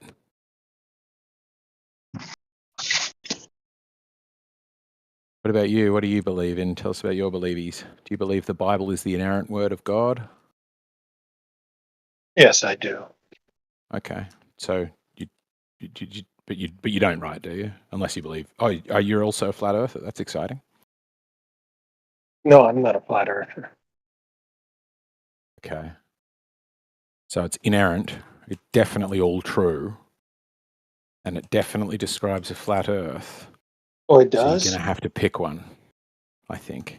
Where does it describe a flat Earth? Oh, anywhere it describes the Earth, I think, would be the simple answer. It's upon the flat Earth, being able to go up and see it to a high place and see all of existence. You can only ever see it maximum half of a ball. Oh, there's loads of stuff. Who went up and saw everything? The devil took Jesus up to a very high mountain where he could see all of the lands of earth and said, all of this will be yours. Okay. So now if the Earth is flat, then others should be able to go up to a very high place and see all the lands of Earth, right? Especially with the technology we have now. If what you're saying is correct. It's possible, sure. It's possible, but I mean, Then that why would aren't they doing necessitate that we know what mountain he took him up and know we can get to the same place. I haven't Well, been we all wouldn't over even the need earth. a But mountain because we have technology that could take us higher than mountains. So if what you say is true, we can simply take a drone or a weather balloon, place a telescopic lens on it, and we can view all of the Earth, right? So is a drone with a telescopic lens, is that more or less errant than the word of God? Well, hold on. I believe in the equally Word of errant? God, but the Word of God can Evidently exist not. both metaphorically or it can exist literally. Now, if we were to take it literally, as you apparently are taking it, then that would mean that we would have the same capability simply by having a weather balloon or a drone go up the telescopic lens, and we could see the rest of the Earth, right? Well, that implies a lot of things, but we need to get to the idea of the inerrancy of the Bible before we can discuss what drones can do. Well, So but you're we're already saying past that metaphorically, we've Jesus. already gotten past that because I've Have already we? indicated to you Seems that like you're trying to run from that. the Is what getting Bible past that consensus means is to both you. metaphor and literal. So you're taking it literal. How can you tell? Okay. So How can you if tell? that's the case, then that would mean again that we could send up a drone with a telescopic lens, and we I don't should be remember able that in to the see all Bible. the different I don't think they lands mention drones at all in the Bible, if I'm honest. because I think they kind drones of. can go up higher than the highest mountain. And so, Well, I mean, what that's is a the claim, highest but mountain? Is it the Himalayas, or am I incorrect? I'm not sure. I haven't measured them myself. I think I'm it's just the trying to get at this Himalayas, idea. but we have drones No, that can go up much higher than the Himalayas. So we should be able to, airplane, drones, weather balloons. It's a cool So we claim. should be able to see all the different lands of the Earth if the Earth is actually flat. If we take that particular passage literally, as you apparently. But certainly what that passage seems to imply. So explain to me, how do you decide whether a passage is metaphorical or whether it's literal? Sure, because if we're not able to see all the different lands of the earth by sending up something that is higher than all the mountains of the earth, then that would obviously imply that the earth is not flat, and that the Bible wasn't speaking literally there, but instead metaphorically. So Or it you also could be decide. speaking. It also could be speaking uh, with regards to supernaturally instead of metaphorically and temporally. It could be speaking supernaturally, and so it would still be Could be literal, speaking but supernaturally, it so would it be might not be something that describing the we would natural be world, is what you're incapable saying. of doing because we would not be capable of doing what Jesus was capable of doing. Right. So what you're saying after that long bit about the drone is maybe Jesus is more capable than a drone. So the bit about the Correct, drone was because slightly Jesus. irrelevant. Correct, because Jesus is God. He's the creator of the universe. Right. Okay. So how do you decide if something is literal, and how do you decide if it's metaphorical? Somebody says in the Bible there is a verse saying there is a talking donkey. How do you decide whether that's metaphorical or literal? Well, sure, because it has an actual storyline associated with you where the donkey actually spoke. But like for example, if you have, I'm answering the question right now, so please don't interrupt me. So, but if you have like a passing verse like Jesus is the door or Jesus is the vine, something like that, then it's understood by most Bible scholars and theologians and ministers and so forth that is simply metaphoric. However, if you have in the Bible where he's continually speaking about a particular topic and he's making the case, like for example, the body of Christ, which we Catholics believe is actual body of Christ, and we don't believe that is symbolic as Protestants believe. We see that he's repeating it several times in Scripture, and then when he's pressed on it by individuals that's taking him literally, he doesn't tell them, "No, I'm just speaking metaphorically or symbolically," because he had the chance to do that. Instead, he double downs on it, and he makes it clearer that it is indeed his flesh and is indeed his blood, and that you must eat of it. And he uses the words So "shoot" or "gnaw" in order, which means actual eating. Cool. So it sounded like the answer was it relates somewhat to whether the idea is being presented as a narrative versus whether he repeats it. And a second metric seems to be if he repeats it. Is that right? Correct. Yeah. So if you have like just a passing, just a passage that just comes up with something and then you never have it again, repeat it, and it's then most likely it could be metaphoric. I'm not saying definitely, but it could be. Okay. So you shouldn't automatically assume that it is literal. But I'm not saying that the passage with regards to going to the mountain isn't literal. What it could be is supernatural and literal in the sense that because we're speaking of both the devil, who is supernatural, and Jesus, who had supernatural miraculous abilities, then they could do that, whereas we cannot. So it sounds like the heuristics are if it's repeated and if it's not presented in a narrative, or if it is presented in a narrative, it's more likely to be literal. Right. So the thing is, we don't have any evidence. No. Flat It based was on an the either Bible. or. You can't say right. I'm saying which one is which. If it's presented in a narrative, it's more likely to be literal, or if it's presented in a narrative, it's less likely to be literal. It's an excluded middle. You got to pick one. Yeah, if it's presented in a narrative, it's more likely to be literal. Okay, so the narrative of Jesus being taken up to the top of a mountain. Correct. Yeah, and I'm not saying that it's not. And if that the it earth could be is literal, but that it's supernatural. Okay. So that one fits that criteria. If the earth is repeatedly, this is your second heuristic, right? Is it repeated? Okay. If the earth is repeatedly described in ways that would only comport with something that is flat, that would also fit your second heuristic, right? No, it wouldn't. Because if you repeatedly, like for example, if Jesus repeatedly said that he's the vine, that wouldn't be an entire narrative around him being the vine. It would simply be him repeating something that's metaphoric. Like for example, he does that with regards to living waters.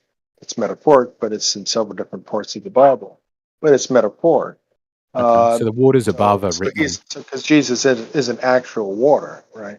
So the thing is, it has to be like an entire narrative, like, for example, the talking donkey, where there is an entire storyline behind it And so we can know that the donkey did actually speak.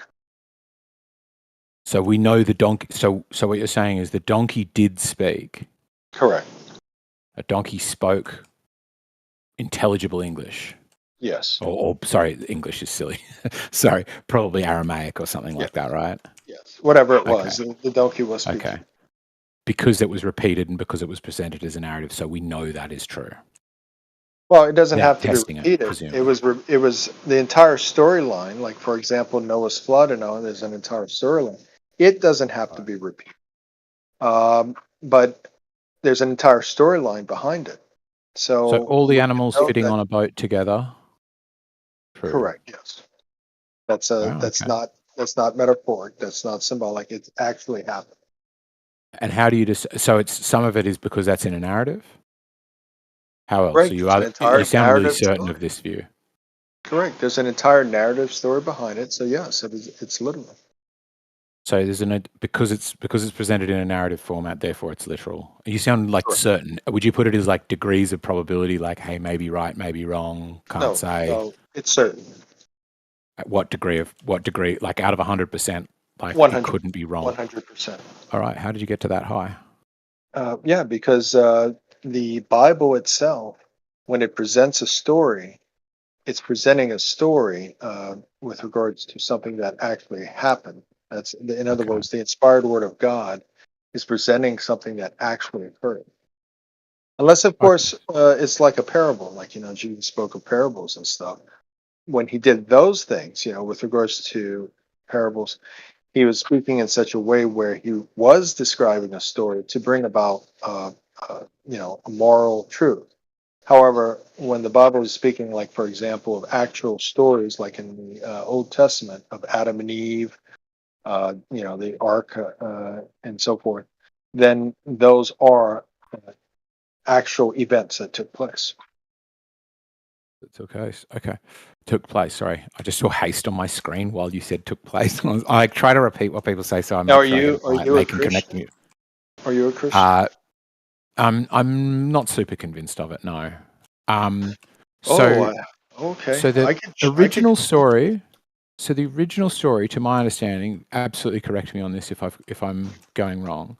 The original wording in the I forget if it's written in Greek. No, it probably would have been written in something like Hebrew or Aramaic back then, of the flood, of Noah's flood. Right. Hebrew, yeah. Hebrew was it written in? I thought Hebrew is a very recent language for the Old Testament we're talking, right? But it's also written, it's the story of Utnapishtim as well, right? Correct? Yeah. Well, when it was written, from my understanding, it was Hebrew. Well, when it was copied from the Sumerians. The Sumerians. Why do you say it was copied from the Sumerians? Have you not heard the story of Utnapishtim? No, what is that? The story of Utnapishtim is from the Epic of Gilgamesh, which is a Sumerian tale about a guy who's called Utnapishtim, who the gods are displeased with. I think they're annoyed with the humans being noisy from memory. And there is this guy that they want to save all of the people. So a entity comes down, a sort of godlike entity comes down and tells him to make a boat, tells him the dimensions of the boat, and he's also very old. I don't know if he's 900 years, but the entity gives him, I think it's even the same measurements, but it might be different measurements, but the entity gives him the measurements, this sort of thing that's very similar to it. That confirms angel the gives him the Bible measurements. story. Oh no, it gets better. He goes out to sea. He puts all the animals on the boat 2 by 2. All of that stuff's still the same. Yeah, We got that I can before. imagine that. We got that I'm before. already getting that. Yeah. He has nothing at all, and he can't prove. He's totally obfuscating the fact that the Earth isn't curving anywhere. That's his first They Achilles are heel. playing. They think, you see, the game, the magic trick that they sell in, they are trying to bring it to us, which we were fooled We were in that magic trick, and we escaped because we saw the magic trick. They are trying to bring the same magic trick into us and telling us that what we know is not good because the magic trick it's beautiful. It's all magic trick, man. It's the mind. It's just a fun, funny, and it has no place for us these days.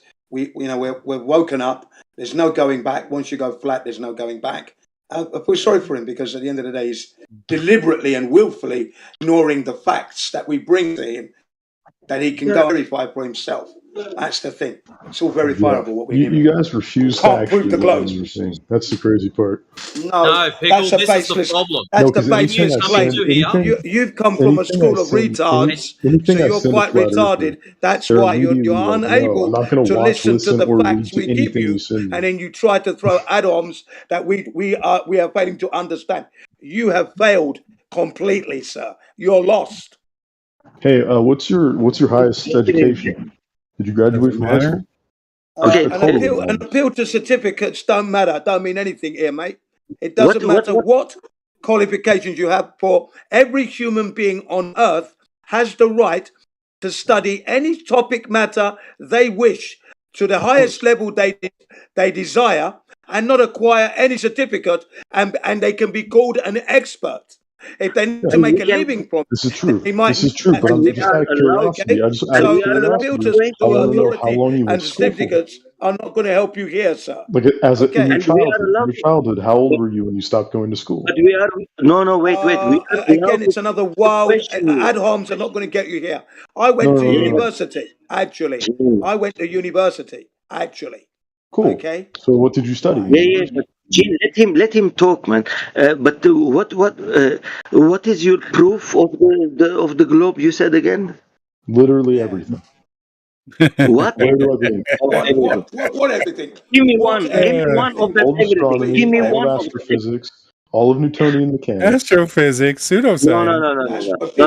I'm talking about proof. I'm talking about proof. Give me one proof of the globe Earth. Did he say One proof. astrophysics? Yes. Did he say astrophysics? No.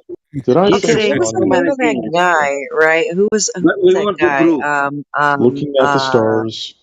Looking at the stars. No. We're talking about the ground, man. Show us something on the ground. Ships disappearing bottom up. Debunked by physics in That's all you have. 1896. No. You can't tell us these stories. Okay. So here's the thing, right? Not being able to see the Southern Cross from North America. Not being able to see By Polaris from physics, Australia. 1896. Hold on. Let me bring this back down to earth for a moment, shall I? The purported radius of the globe Earth is 3,000, right? 959 miles. All right, that gives you about a 24,000 mile circumference, right? I know how to do math. I know how to do geometry. I did just fine in my geometry Hey Jen, classes. how does this work? I just sent you something. How does that work? All right. So listen. If you use your two ears instead of your one mouth, understand. Okay. So You see what I sent you? if we are on a globe with a 3959 mile radius, then from a 1 foot observation height at the beach, we should only see to the horizon at about 1.225, right? The square root of the observer's height in feet.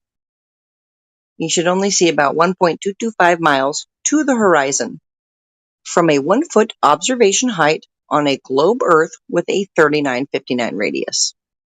Correct? Check my math if I'm wrong, please. No, you're right. You are right about that. Yes. Okay, perfect.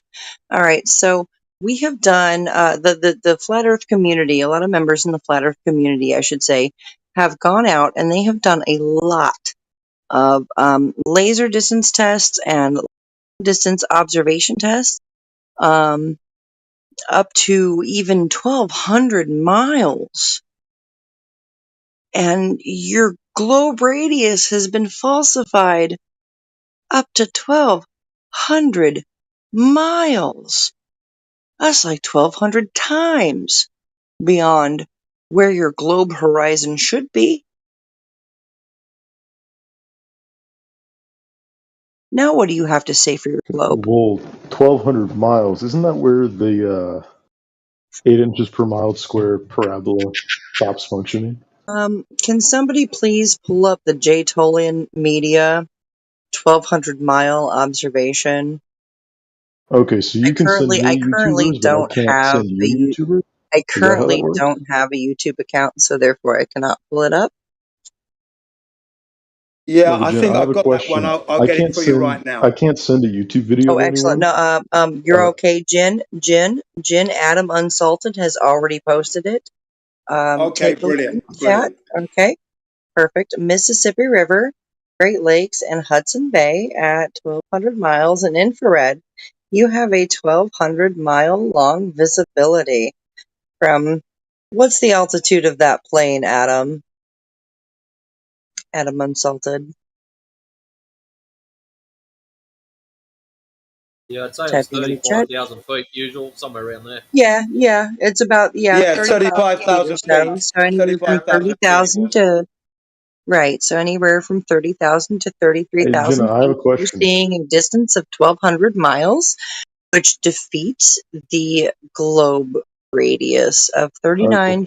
Hey, check 3959. this out, though. I have a question. Why can't I send a YouTube video to a flat earther, but a flat earther wants to send me a bunch of YouTube I videos? mean, no, it's fine. You can totally send us whatever No, videos because you I talked to a want. flurfer. The thing I try to prove that the Earth is round to a flurfer, and they say I don't want a YouTube video, I don't want a scientific paper or an article, no, or that's fine. they won't read We're or actually listen to I here can anything. for it. explain why they probably do that to you, Water Pickle, because over the last few years, every time we've come up with something that resembles evidence or proof or verification or anything, we used It to get gets that same destroyed. shit. Stop talking over people, please.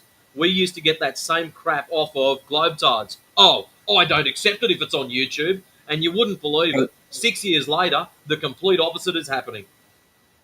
Right. And that's the whole funny thing, That's right? because there's Is actually information on YouTube now that's credible. But yeah, right. I mean, we get a lot like of educated people fake have made stuff. YouTube channels for science communication exactly because of flat Earth and moon landing denial and all these Right. crazy conspiracy theories. Conspiracy theory, whatever. Okay. There's a lot of information on the internet, period, right? For There's sure. people that use the internet Definitely. for pornography and video games. There's other people like us who use the internet to learn things. For sure, And yeah. there's a lot You're of just learning Glovers. incorrect information, that's all. Not Right. denying you're learning something, it's just incorrect. Right. Okay. So there's a lot of Globers that come through and say that, oh, yeah, you think you're going to prove something with a YouTube link. And my argument to that is as if you cannot learn something from YouTube. I Pardon agree. me, but I'm a female. I'm 31 years old, and I learned how to change out every damn sensor in my Jeep. I learned how to do all kinds of stuff in my own damn vehicle via YouTube. I learned the inverse square law of light. I learned about thermodynamics. I learned about a lot of these things from YouTube. These I are 100% important. agree. Okay, YouTube and is a way these of gaining information. correct. And so, But given the there is fact that we credible can, and non-credible people who can release information. They could be right or right. wrong. So a lot of the times we are only, I mean, we're only using testable, repeatable, observable, verifiable observation. Um, uh, we're using physics that can be tested. It can be verified. It can be repeated. You can do these things. Okay, so you said a laser went 1,200 miles, right? No, I did not say a laser went 12 miles. No, sir, I did not say that a Okay. laser 1,200 What was miles. No, sir. okay, because yeah, that would be impossible. What's the 1,200 mile thing again? So I can look into that. The 1,200 miles was an infrared camera video footage out of an aeroplane. All right. Right. So what was measured being Somebody, 1,200 miles away? have you watched the video yet, sir? No, Have I you haven't. watched? Okay. Will you That was please? the flatness of the Earth. The flatness of the Earth was measured, and the lack of curvature wasn't seen. Okay, there was no curvature. That's what it's Right. all about. There should have been Right. lots of curvature not there over the Okay. 1,200 miles. Thank you. So, to our friend in the chat here, please scroll up to 40 minutes past the hour and look at the YouTube link, Jay Tolan, Media One, Mississippi River, Great Lakes, and Hudson Bay at Where 1,200 do I find miles this? in infrared. Where do I Just find go this? ahead and take a look at that, and let me know No, what you think. where do I find this? This is where? It's in the live stream voice text chat. Okay. It's directly connected to this VC. Okay, I see that. I'll scroll up, and I'm scrolling up indefinitely, and there's nothing. So what's going on? Okay, live stream, voice text, it's the one directly above this channel we're speaking in. Yes, I see that. But all I see is welcome, read the welcome, join. No, do stop. voice- Okay, You've hold on. gone too far. What you've done is you've scrolled up. You have not clicked on live stream voice text. You are in live stream. Oh, voice There text. is a channel Here we go. I see. directly. Okay, yeah. Right, I see right. voice text. Okay, I understand. Yeah, click on voice chat text, and it All will right. open up a text chat, and you'll see where we post our YouTube videos Okay. and Oh, here we go. other 1,200 mile evidences. visibility. Okay, here we go. I'm clicking on this. Did you find it? Yes, I found it. Okay, excellent. I got to turn off this action movie soundtrack real quick. But yeah, I'm watching it. Does anyone talk in the video? There might, but Okay. I'll turn it back on, but I'm turning it down. yeah, just mute your mic while you're watching it or whatever. All right, cool. I'll get back to you in a minute. Word.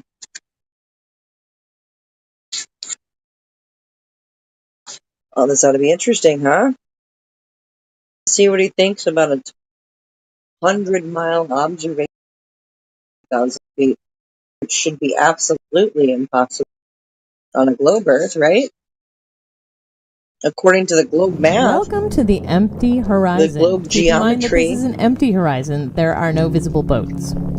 Which we've repeatedly falsified As we time zoom and time in, and we time see again. two I'm just wondering boats how many appear times the globe along radius has to be falsified, right?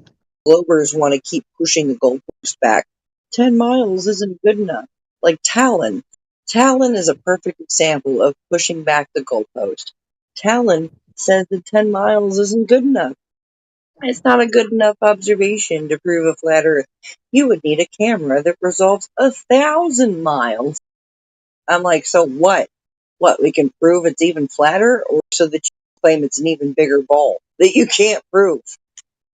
Which one is it, Talon? Oh, I wish he was in here right now. Hey, Jenna, check it out.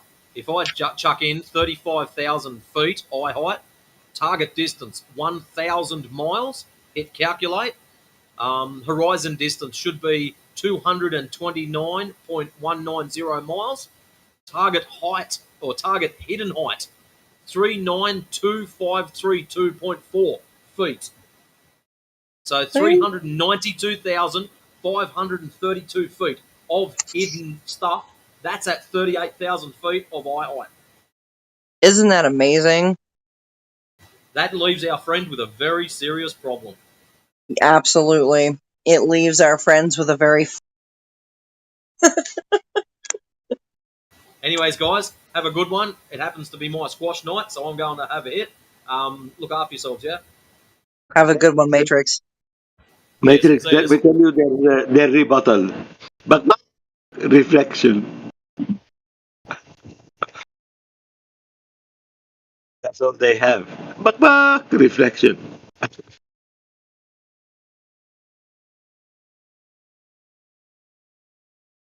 Nothing sensible, nothing that you can touch and measure. It's all in the air.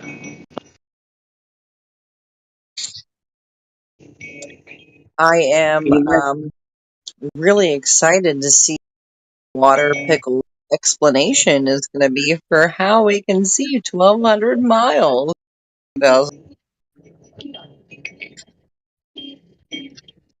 They will tell you reflection.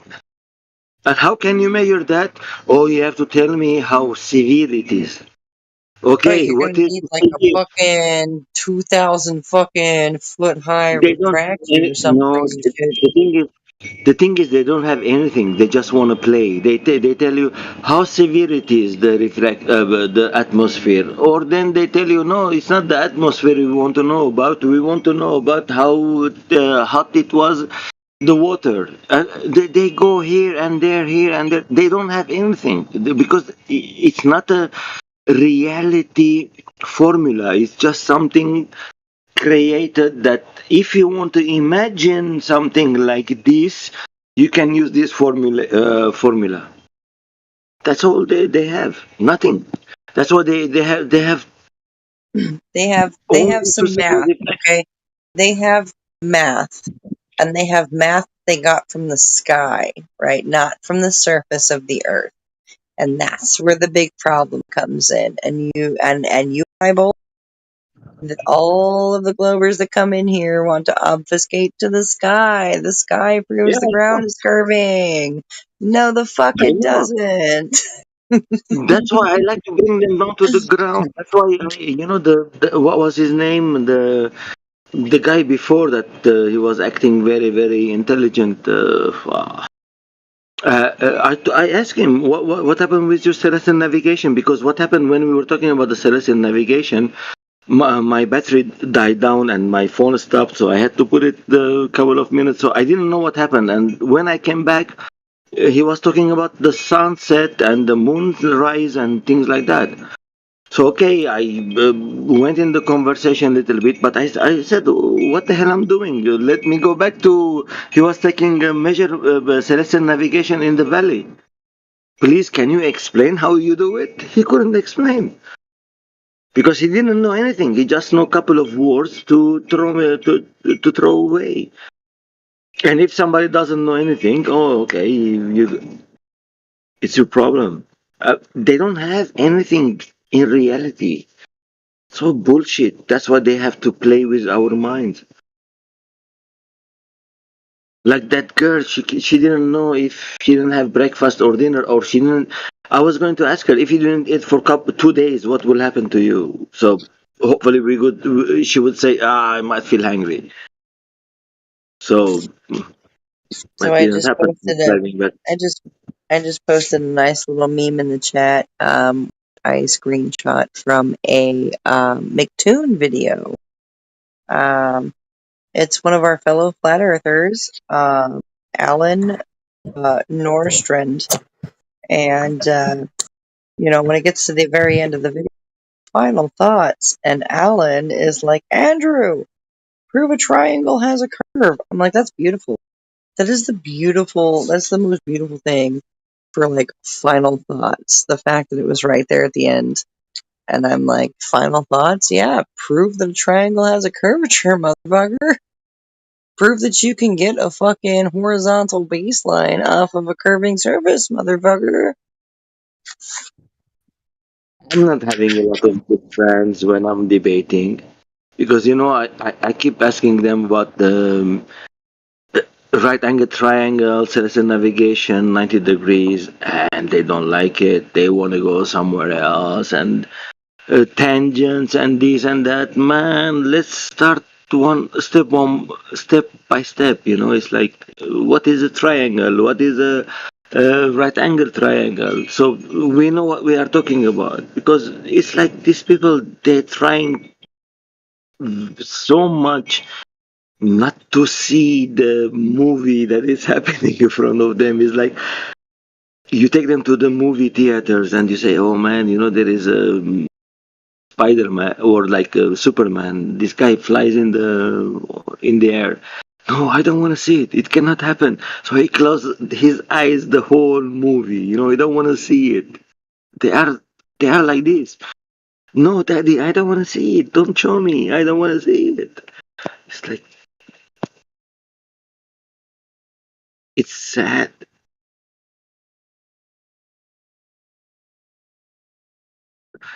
And then they will come and tell you what you will win if you know the earth is flat. What's the difference? I mean, there is no answer for this question. Depends. Did you find out or not? If you found out, you will not ask that question because you don't know the answer. That's why you want to ask this question, so you move away from the answer.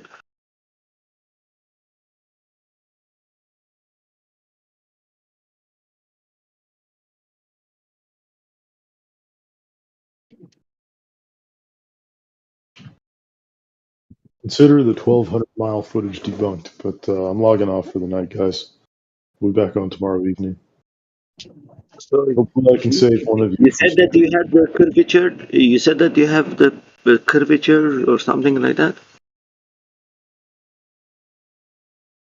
No, I said the 1,200-mile footage is debunked. I can send you the same thing that I sent Jenna. But What about 235 mile away the mountain, Mount Canigou? go ahead and send that to me. I'll check it out tomorrow. It happens every year, the same times, twice a year. So it's nothing to do with Mount Canigou. You know, you can see it from Marseille to Pyrenees, and every time in February and in I'm not sure if it's July or August, you have a day that the sun goes behind the mountains, and you can see the silhouette of the mountains in the sky, in the sun. So it's nothing to do with. It happens every year twice. No reflection, no looming, no atmospheric, nothing. It happens every year. Yes, I've heard of that, and there's an explanation for it. I don't know off the top of my head, but I'll look into it again. Water Pickle, I see that you are unmuted and now. What did you think about that 1,200-mile observation? I messaged you what I thought. I must have missed it. Give me just a moment here. Did you direct message me or did you put it in the chat? I direct messaged you, but Why I'm would you logging do off, that? so why wouldn't Why I? would you do that? Well, I'm not even allowed to post pictures in the chat, so why wouldn't I? Okay. I'll check this out for a second. But what is your explanation for that is what I'd like to know. Well, I DM'd you a whole long paragraph, so. But I'm logging off for the night. I'll be on tomorrow evening. I don't even. Oh, that's how you're gonna play this, dude? What? I don't even see No, it's your like message. 1 a.m. It's like 1 a.m. I'm going to bed. All right, bud. I don't even see your message. But have a good night. No, I sent you a message for sure. I'm not. I'm telling you right now, I'm not it. But I sent you know, I mean, really long. It's a really long message, so it's a text file. But until I find it. Yeah. No, I don't. Hold you on. don't see. Okay, let me add you as a friend, and maybe you'll be able to see it. Who is Architect? You? Are you No, Architect? I I'm don't know Water you. Pickle. I'm Water Pickle. Yeah, I don't see anything from Water Pickle in my messages, sir. You're Jenna Massey Mother Flurfer 24, all right? Correct. Yes. Okay, well, I'm DMing you the letter Okay. H. There we go, twice. Do you see that? And I added you as a friend. Discord doesn't fuck up like this. You're refusing to see what I sent you. You might have to No, go I to. mean I'm literally looking. You might have Okay. to. You might have to accept Okay, my there you DM. are. There you are. No, no, no. I refreshed the page. Calm down, dude. There you are. I'm gonna accept your. And Okay. now I'm gonna see if it shows that you DM me. There it goes, and there it is. Okay. Do you see the text file? You're gonna gaslight me with this shit? Are you for How am I gaslighting you? I sent you a really long Hold message. on, It's bro. in a text Hold on. file. Hold on. Like I literally we literally just sent you an observation of 1,200 miles, and you want to be like, well, what about these stars, right? Okay, these stars. This is not impossible on a flat Earth. I don't know if this has been explained to you yet. I'm probably not the best person to explain it. Somebody like Alpha Veritas would probably be good at explaining it. QE would be good at explaining it. But yeah, no, seeing stars like that is not out of bounds for flat Earth. That's some Professor Dave shit. You got that from Professor Dave. It's the only place I've seen. It's an image on Google. So anyway, Oh, okay. All right. did you get Yeah. did you get the text file that I sent you? I see 3 people trying to look 3 different directions, and they're all thinking that it's night at the same time. And then you're like, "Hey, do you see this?" H, and then message text, which I guess it's something I have to download. I'm gonna hate Okay, this. there we go. I mean, it's just a 3 kilobyte text file. So About Antarctica. I don't even know if I have room on my phone to open this shit, but you I'm don't gonna have 3 try. kilobytes. Dude, I have so much fucking information on my phone. Like, you would We shit. went to the moon on 11 kilobytes, so I think you should be fine. We didn't go to the moon at all, dog. What the fuck? Well, We didn't go to the moon. Are you serious? Have you seen the 3 different times? Like, it didn't happen.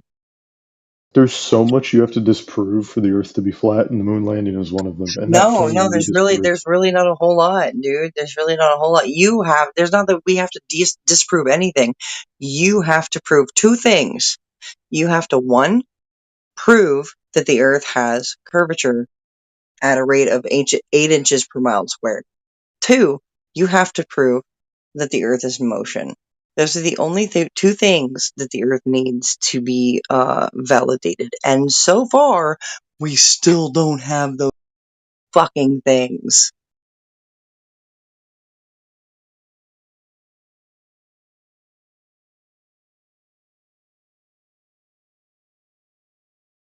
All right, I'm logging off. See you I guys have later. bad news, Alright, Jin. have a great night. And Yeah, you too. have I'll to be I on have tomorrow. bad news, Jin. It's great well, grilling you you, bro. also hang on a second, guys. Sorry to Great cut in. You grilling. also got to prove you've got to prove that a pressurized system can exist in a vacuum without a barrier. Okay, Check it out. to protect it. That's You've got to fine. do that But as Jin, well. check that out. Check that out. Upon that, right? But the 2 things that they need most of all, right, is to prove curvature and rotation. Never mind a vacuum, right? They have to prove curvature and rotation. You see that guy just bounced. Absolutely, Sorry, Jin. absolutely. You will never He find just that. bounced because I held his feet to the fire on that. You need to prove Yeah. these 2 things Because to you can never legitimize find. your belief. Because you can never find that. It's like Ever. impossible to find that. It's Ever. like He's they like, don't know how. okay, good night, guys. It's I'm like gone. the rat. Bye. It's like the mice when he sees the cat. You know, he want to run away. It's like, wow, this is too big for me. They cannot resist. That's why I like to go always to the curvature, man. Show me the curvature and let's talk about anything you want after. But show me the curvature first. And then everything is easier to understand. Because if I cannot see the curvature and you cannot show me the curvature, so there is nothing to talk about. Not the sky, no how everything is happening. Because your promises that the earth is curved and is ball and it's all debunked in one sentence. Show me the Yeah, curvature. he came across like Professor Dave's understudy. Professor Dave, yes. Yeah, it's funny, but I mean, I don't know. You know, I was a glober as well. I mean, I used to pay money for Astronomy magazine. I was like member in it, and I was like giving them all this crazy thing. I was in love with their pictures in their magazine. But when I got to the reality and I cannot see it, it's like Damn, it was So all our imagination. latest friend, our water pickle friend, had posted one of these fucking. Okay, I love the way, right, Dave Twiangles McKeegan. So a Dave McKeegan video, right? Debunking flat Earth 8 inches per mile squared. That's not our fucking claim, moron. We don't fucking claim 8 inches per mile squared. That's literally the fucking calculations for your fucking globe, okay? And you're sitting there debunking 8 inches per mile squared. Congratulations, you're debunking your own globe and reasserting that it's a fucking globe. You fucking morons.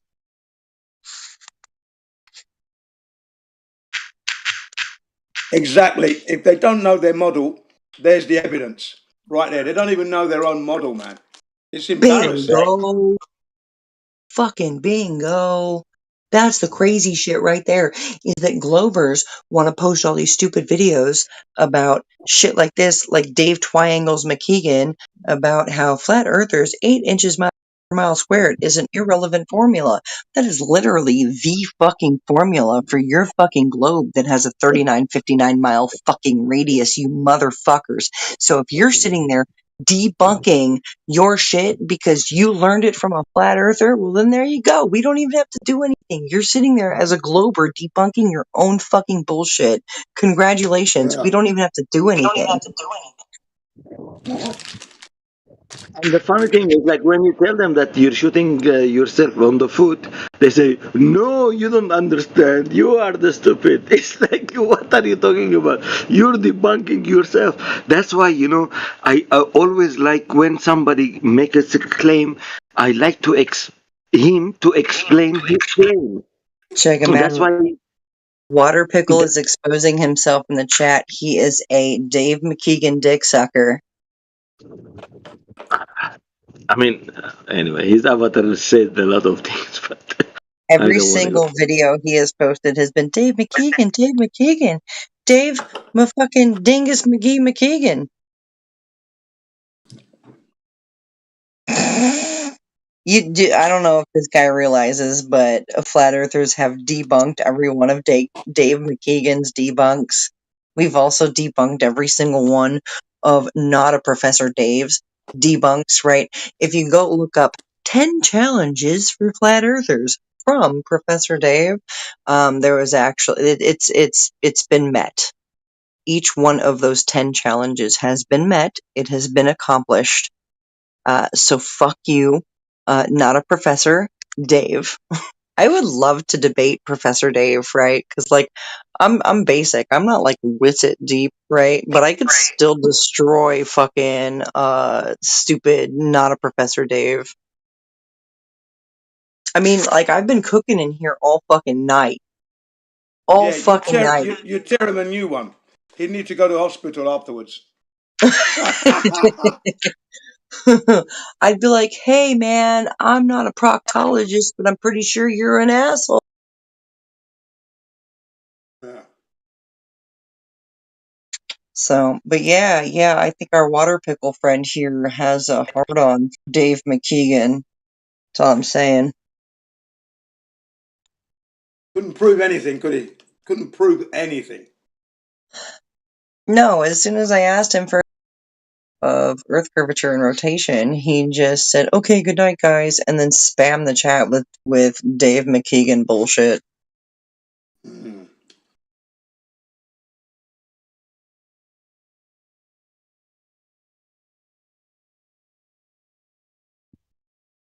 Did you have a doubt that he has a better thing to do? I mean, these guys, they don't have anything. All they do is just like run away, and they don't know how they're going to run away. That's what they put us in. Oh, you're stupid. You don't understand. You're a flat earther. You're this, you're that. It's all this mental diarrhea that they have. They have to put it on us. So they think that we feel, bad, and they raise up. And they don't know that they don't have any weight.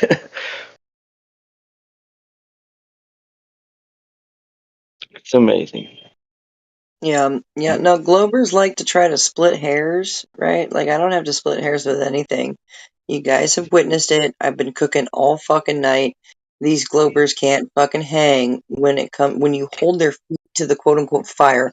When you hold their feet to the surface of the earth, they absolutely cannot prove beyond a shadow of a doubt that the earth is curving or that it's rotating. Period. Those are really the only two qualifiers that the globe needs to be validated, and they cannot seem to come up with it. And I think that's why Nathan Oakley is going foot forward. The Earth is measured flat with celestial navigation. There is no way out of it. 90-degree, you cannot go away from it. You need 90-degree for the GP. It's like impossible to have it on the curved surface. Correct. It doesn't matter what you do. You have to bring things, imaginary things. First of all, you have to imagine that you are on the globe. Why you are imagining when you don't have any proof of the globe? Your senses, nothing is telling there is a globe. Why you have to bring in the first place that idea that we are on a globe? And then I mean, they bring it in the first place because honestly, that's what was pressed upon us in the first place. If you think about it, man, like you weren't born a flat earther. You didn't come into this world knowing that it was flat, dude. You had to figure it out. Right? Like why we were all presented, right? Like we were all presented with this globe when we were very small and impressionable and malleable, and we had nothing else to compare it to. We were told the Earth is a globe because of gravity, because it's doing this and that.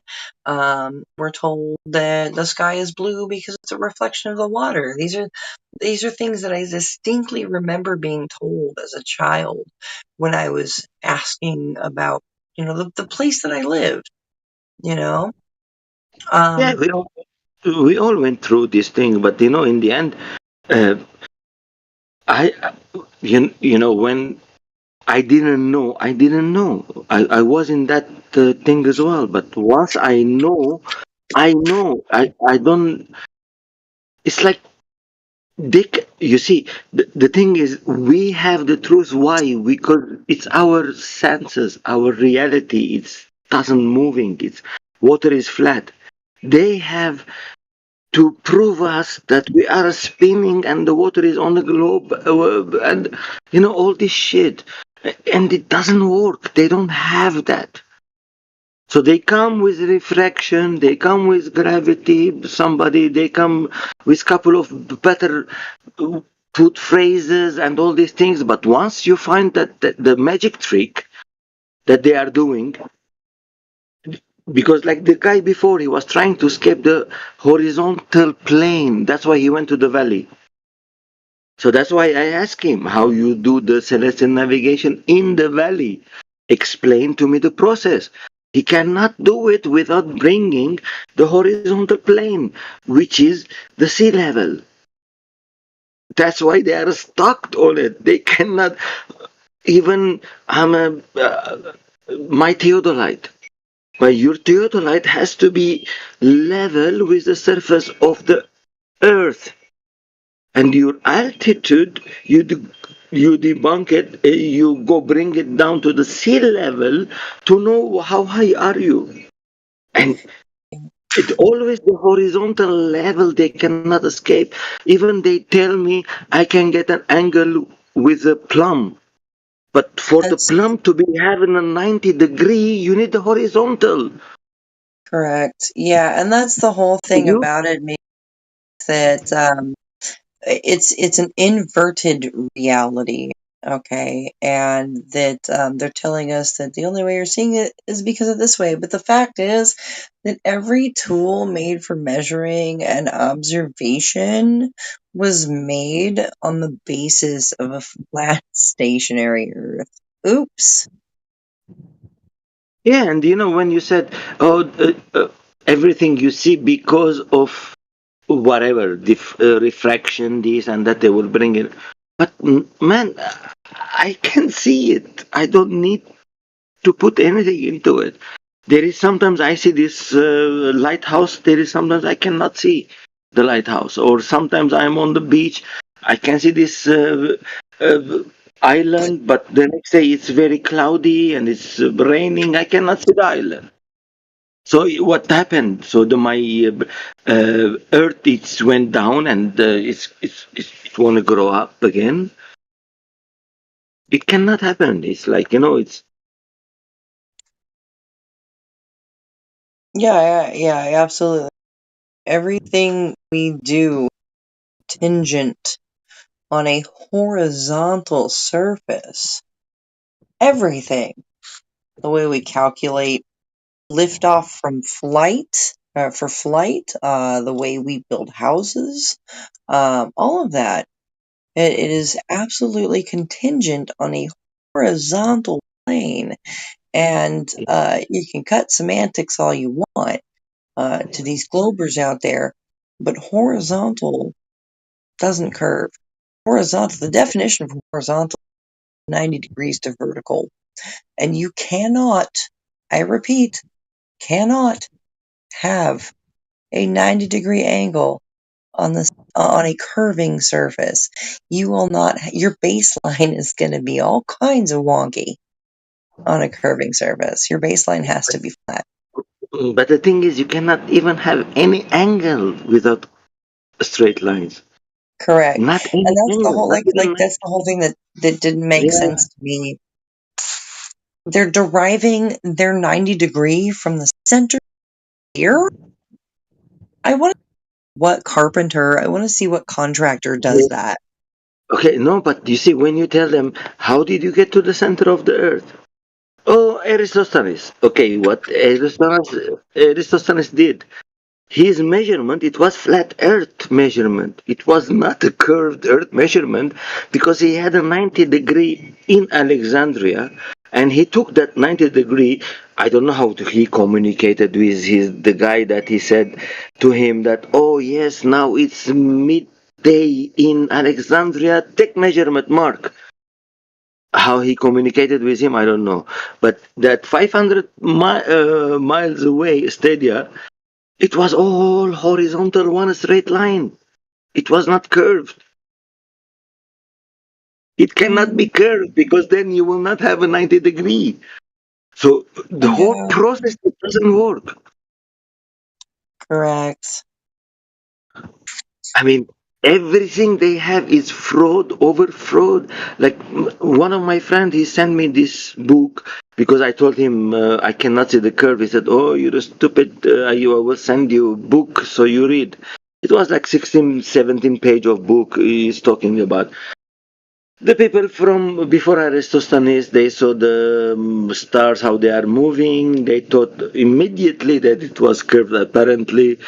And no even consideration of flat earth. It's like, if it was flat, how could this work? No, it's automatically globe and or cylindrical. And then the other one come and all this thing. But there was a picture in it.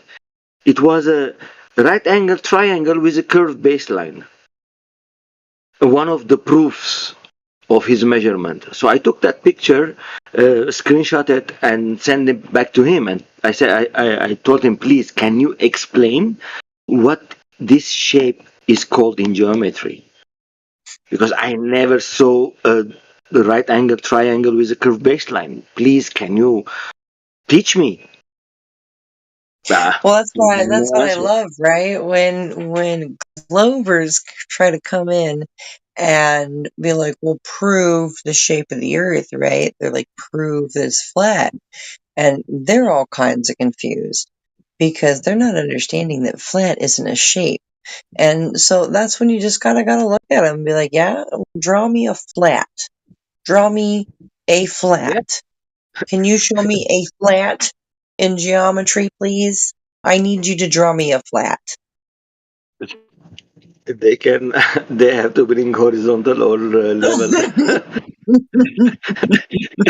which they work on it. It's like that. They cannot do it. Please draw me a flat. There was this guy Eggshell something, and he was talking about I can take a right angle 90-degree angle from the curve. It's not to the curve, it's from the curve. So I said to him, okay, can you show me then a 90-degree angle with a curved baseline? And he started to tell me, do you know what is tangent? I said, are we talking about right angle, 90 degrees, or are we talking about tangent? So first let's finish the 90 degree, and then we go to tangent. Because I know where he's going to take me. Oh, tangent, you can put it on the sphere. Yeah, yes, you can put it to the sphere, but not from the sphere. You cannot have the 90 degree or any angle from the curved baseline. You can take it to it. You put a tangent, imaginary line, and you say, okay, I have this imaginary line here, and I want to take a 90 degree to find out whatever. But not from it. You can take it to it. And he couldn't understand it. And it's been like 2 months now. I keep telling him, did you find the 90-degree angle with a curved baseline? And he replies me with, do you know what is tangent? That's all he has. It's like 90 degree has to do with tangent. You have a tangent to have 90 degree. The 90 degree doesn't need the tangent. You need the tangent because you're going to do this magic trick with your sphere and have the 90 degree. That's why you have the tangent.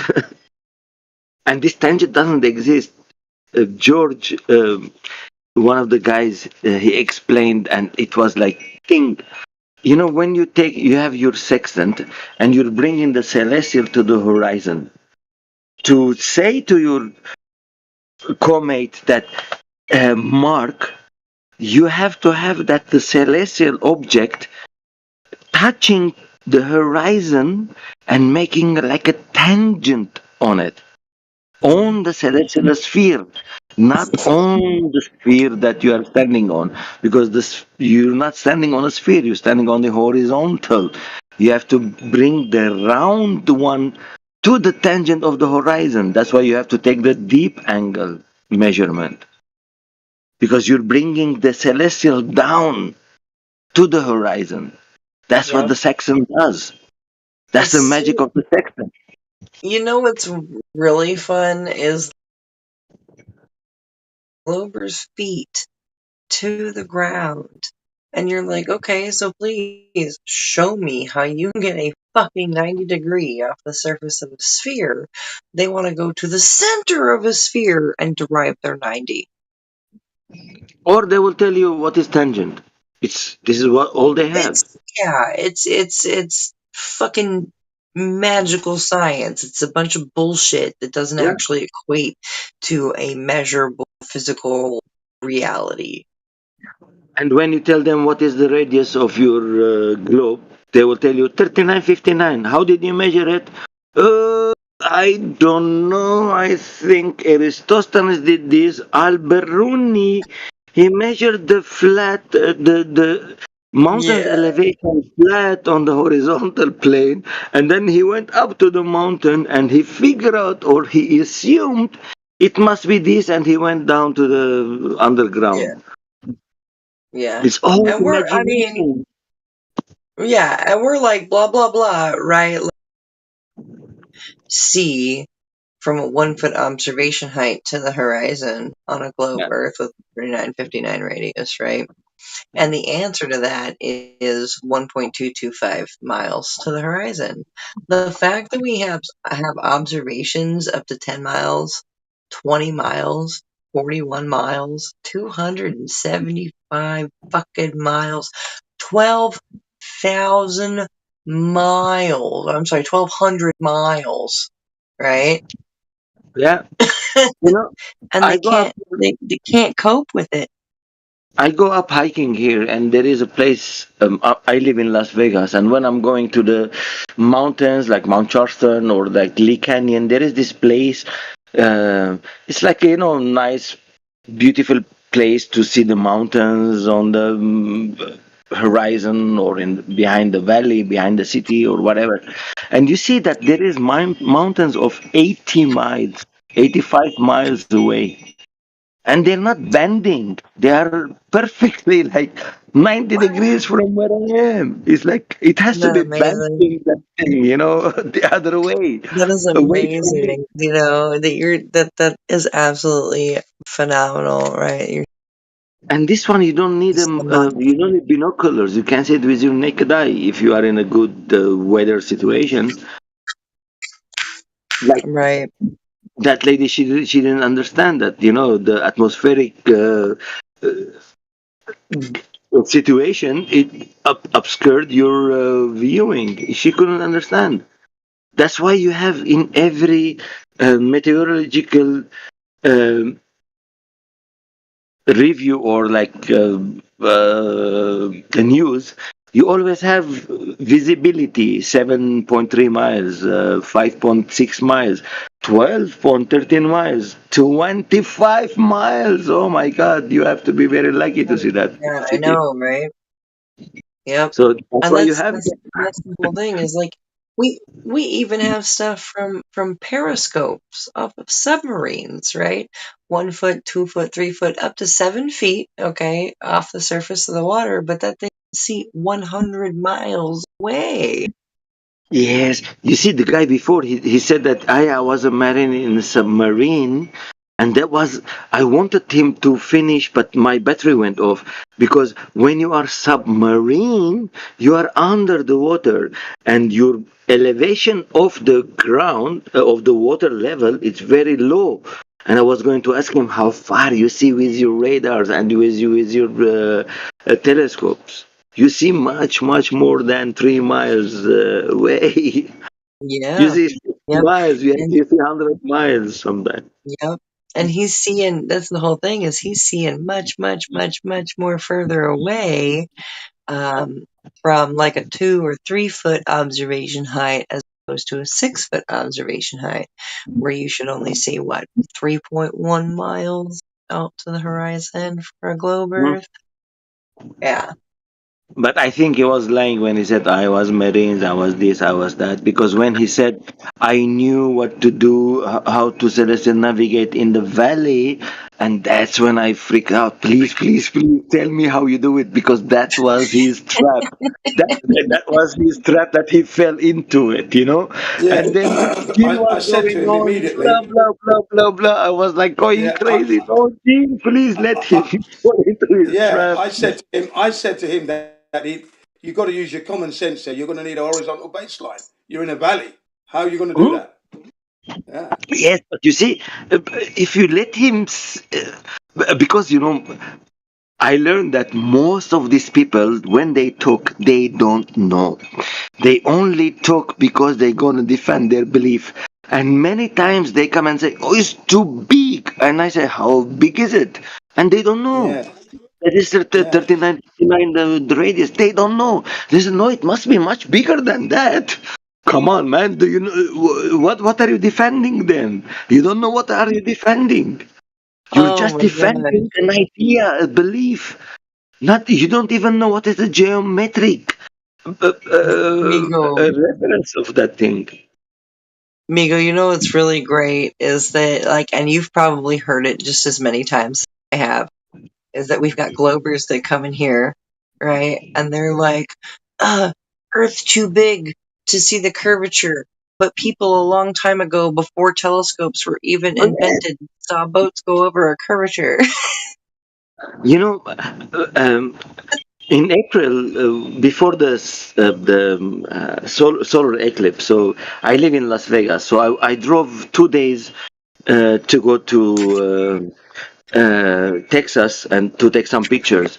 So on the 6th of April, it was my birthday, and I have a group with the co-workers, ex-co-workers, and we've been in touch, and it's all happy birthday and congratulations you had a baby or whatever. Things like that. It's not like a big group that we talk heart to heart and express things.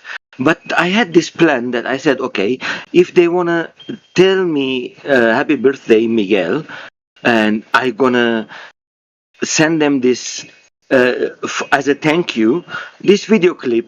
It's a song. It's a reggae song. The earth is flat. You living Oh, in yeah, an yeah, yeah. illusion. The The earth earth is is Yeah, flat. so right. Yeah, that's by the that's group what called I did. Jabba. The group is Yeah, called yes, Jabba. yes. Jabba. Okay, and they're from. I think they're Europeans, so they're from Holland or somewhere like that. Yeah. Great So group, what I did, Jabba. I sent this song to and I said, thank you everybody that congratulates me for my birthday, and I dedicate this song to you. And man, the group went crazy. How? Yeah, I Wow. think they did another track as well. The world isn't what you seem it is. The world is Yeah. not what you think it is. The world is not what you think it is. That's Jabba as well. So they did some Yeah. really good tracks, that group. Yeah. And they went crazy. How you don't believe the scientist? How do you? And man, it was all at humming me. All of them is like they were. Oh, you're so stupid. You never been in a school, high school. You don't know nothing. When you write a scientific paper and you have a PhD, come and talk to me and all this bullshit, But I keep staying on my thing. I measure the earth flat. Will Yeah. you come and debate me on that? Yep. Yeah. Then nobody Yep. came. Nobody came. They only swear to me and they told me how stupid I am, how idiot I am, and I understand, all this ad hominem, and everything. And I keep telling them, please, I agree with you. I'm stupid. Whatever you want, but show me how. If what I'm saying, I measure the earth flat, is right or wrong.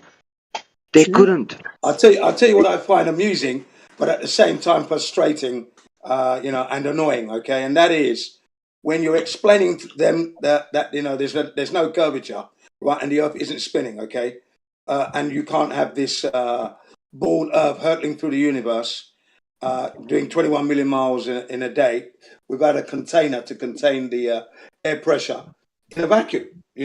Okay, you've got to have a barrier there. Now, when you explain it to them, and then you're saying to them, they asked you, how do you know? I said, I've gone and checked it. This is how I know, because I've actually looked into it. I've actually investigated. I've gone out there. Plus, I've had 62 years of no experience of globe. Right? But the thing is, you haven't checked it yet. You don't know your model. You haven't checked it yet. And you're saying I'm wrong. But I've gone out to check it. I've actually done the checks. You haven't done the checks. You don't know your model. And you're accusing me of being wrong. Now, that's Yeah, but bloody ridiculous. exactly, Gene. That's their problem. You are wrong anyway because you are questioning the consensus of the people. You are already wrong because you are questioning why I have to take this jab or why it's all. Don't question. Just go with the fucking ships and Yeah, man. don't say anything. Yeah, I know. I Don't said to them, don't. yeah, but I've actually measured it. And I deliberately used the word measure. So and they still do not one of them asks, how did you do that? You see what I mean? I said, I know you haven't gone out there, you haven't measured anything. You don't even know how to begin to measure. I really rub that measure word into their heads, massage it into every orifice they've got. You don't even know how to begin to measure, do you? Exactly. It's right above your head. I'm telling you. And then one of them asks, but how did you do that? They don't even ask you. That's how dumb they are, man. Don't even ask. Can't even formulate a coherent question. All they're saying is you're wrong, you're wrong. Yeah, but you haven't checked it. How can I be wrong? Listen to what you're saying.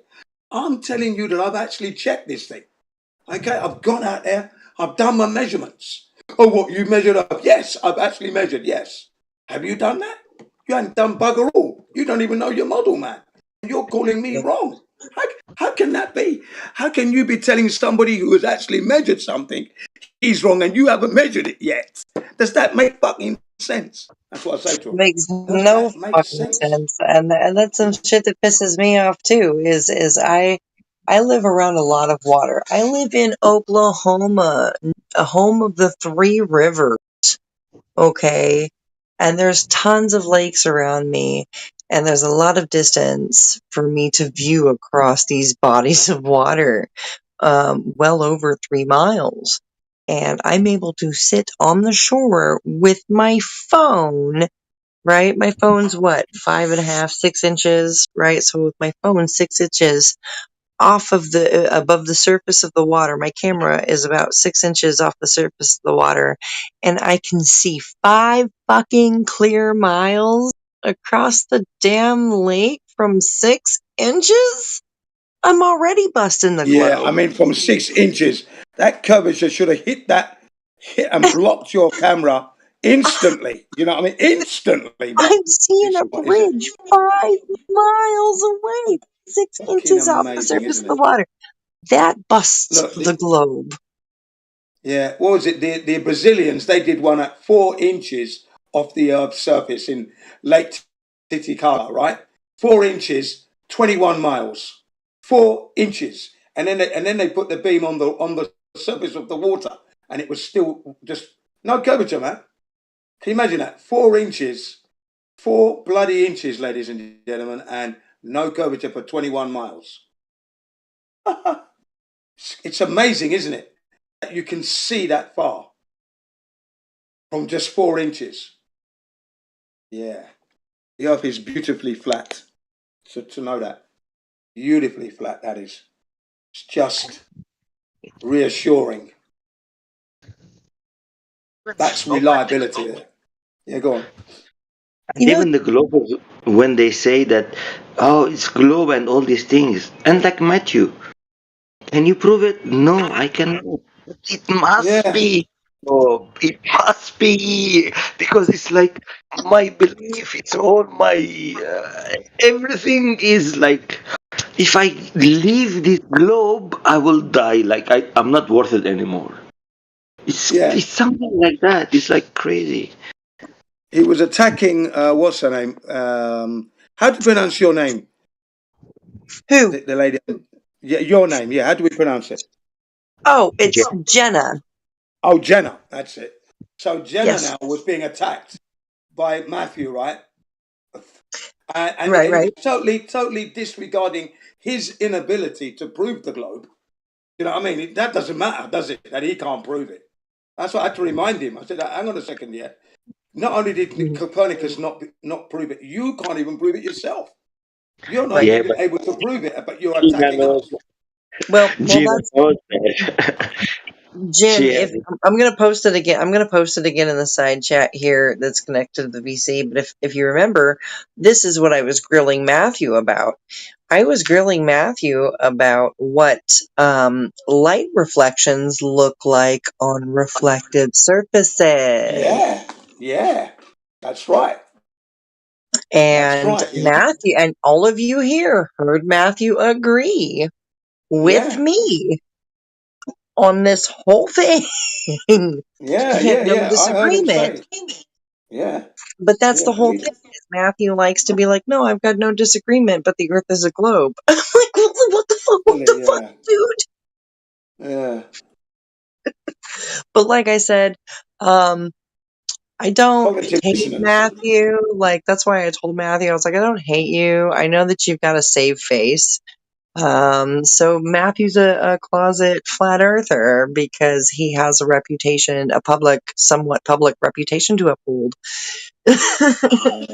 Yeah. And so he'll sit there and deny it all day, but the whole thing is he cannot refute these arguments that we have, and like all of the time, he will agree with our arguments. Like, for example, my argument with what light reflections look like off of different surfaces, flat from curved. You know, he absolutely agreed with me that yes, the diagram on the left is what we should see on a reflective spherical surface.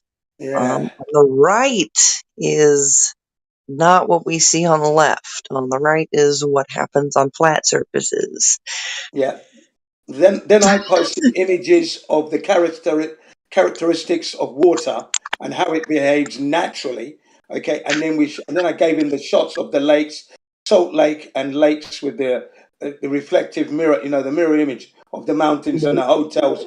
Perfect mirror images, no distortion, and he wants to squabble over 1 pixel. Yep. That Yeah, one I picture mean, is but not proving 8 inches per mile squared, though, is it?